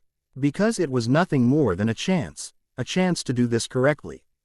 To love you the right way, I need to love myself. It was the most basic rule and we've completely misunderstood it. The Blem is that I loved you too much that it hurts even taking a step away from you. Have became too dependent and I know it has to stop. Can you picture it, this situation? What if I didn't give you a second shot? Way back when we first met. We could have still been lovers, but then again, you won't love yourself and eventually you'll stop loving me. That's the road we were heading and you, of all people, should know what we both had to do. Do you realize that, Sakura-chan? I need this. We both need this. And this was the only way. That's the thing about relationships, there are always things like these. There are always room for problems. A door called understanding, and a key named acceptance. You can never fool them without accepting the facts yourself. Sakura-chan, knowing that you've decided to read this letter, I assumed you've already found the key and now you can open the door. You know it took me 3 whole months to find it myself and I'm happy that now, we both understand the questions and the answers to them. I'm happy that we can finally settle with things as it is, hoping that one day, things will turn for the better. Still, before then, I guess I'm just gonna miss you. Don't forget to write to me letters. Send me an email, call me every time you feel lonely and I'll always be there. Tell me all the happiest and saddest moments you've experienced and I'll be more than happy to do the same. Lastly, and more importantly, I'm happy that I had the chance to be a part of your life. I'm glad that you are the one I met on that train, on that morning, on that day. And if I'm being completely honest, I couldn't ask for a better person truly. That's something I can never lie about. Train honking asterisk pshhhh. Sound of clapping shoes. But you know what? I'm just thinking, what if we didn't meet on that train? Excuse me, coming through. Thanks. Do you think things would be the same? Pshhhhh. Doors closed. If you ask me, I'm not quite sure how to put it. But then again, there's this thing called fate and we both know that everything started with that fated day. Good morning all passengers, please don't leave your valuables unattended, etc., etc., etc., etc. Thank you. Do you think that in an alternate universe, we'll still be together? It could have been a friend, could have been another coworker, and yet, it also could have been just any random, anonymous guy fate picked. Out for you. Clink was the sound of a hand clenching over the metal bar atop for support.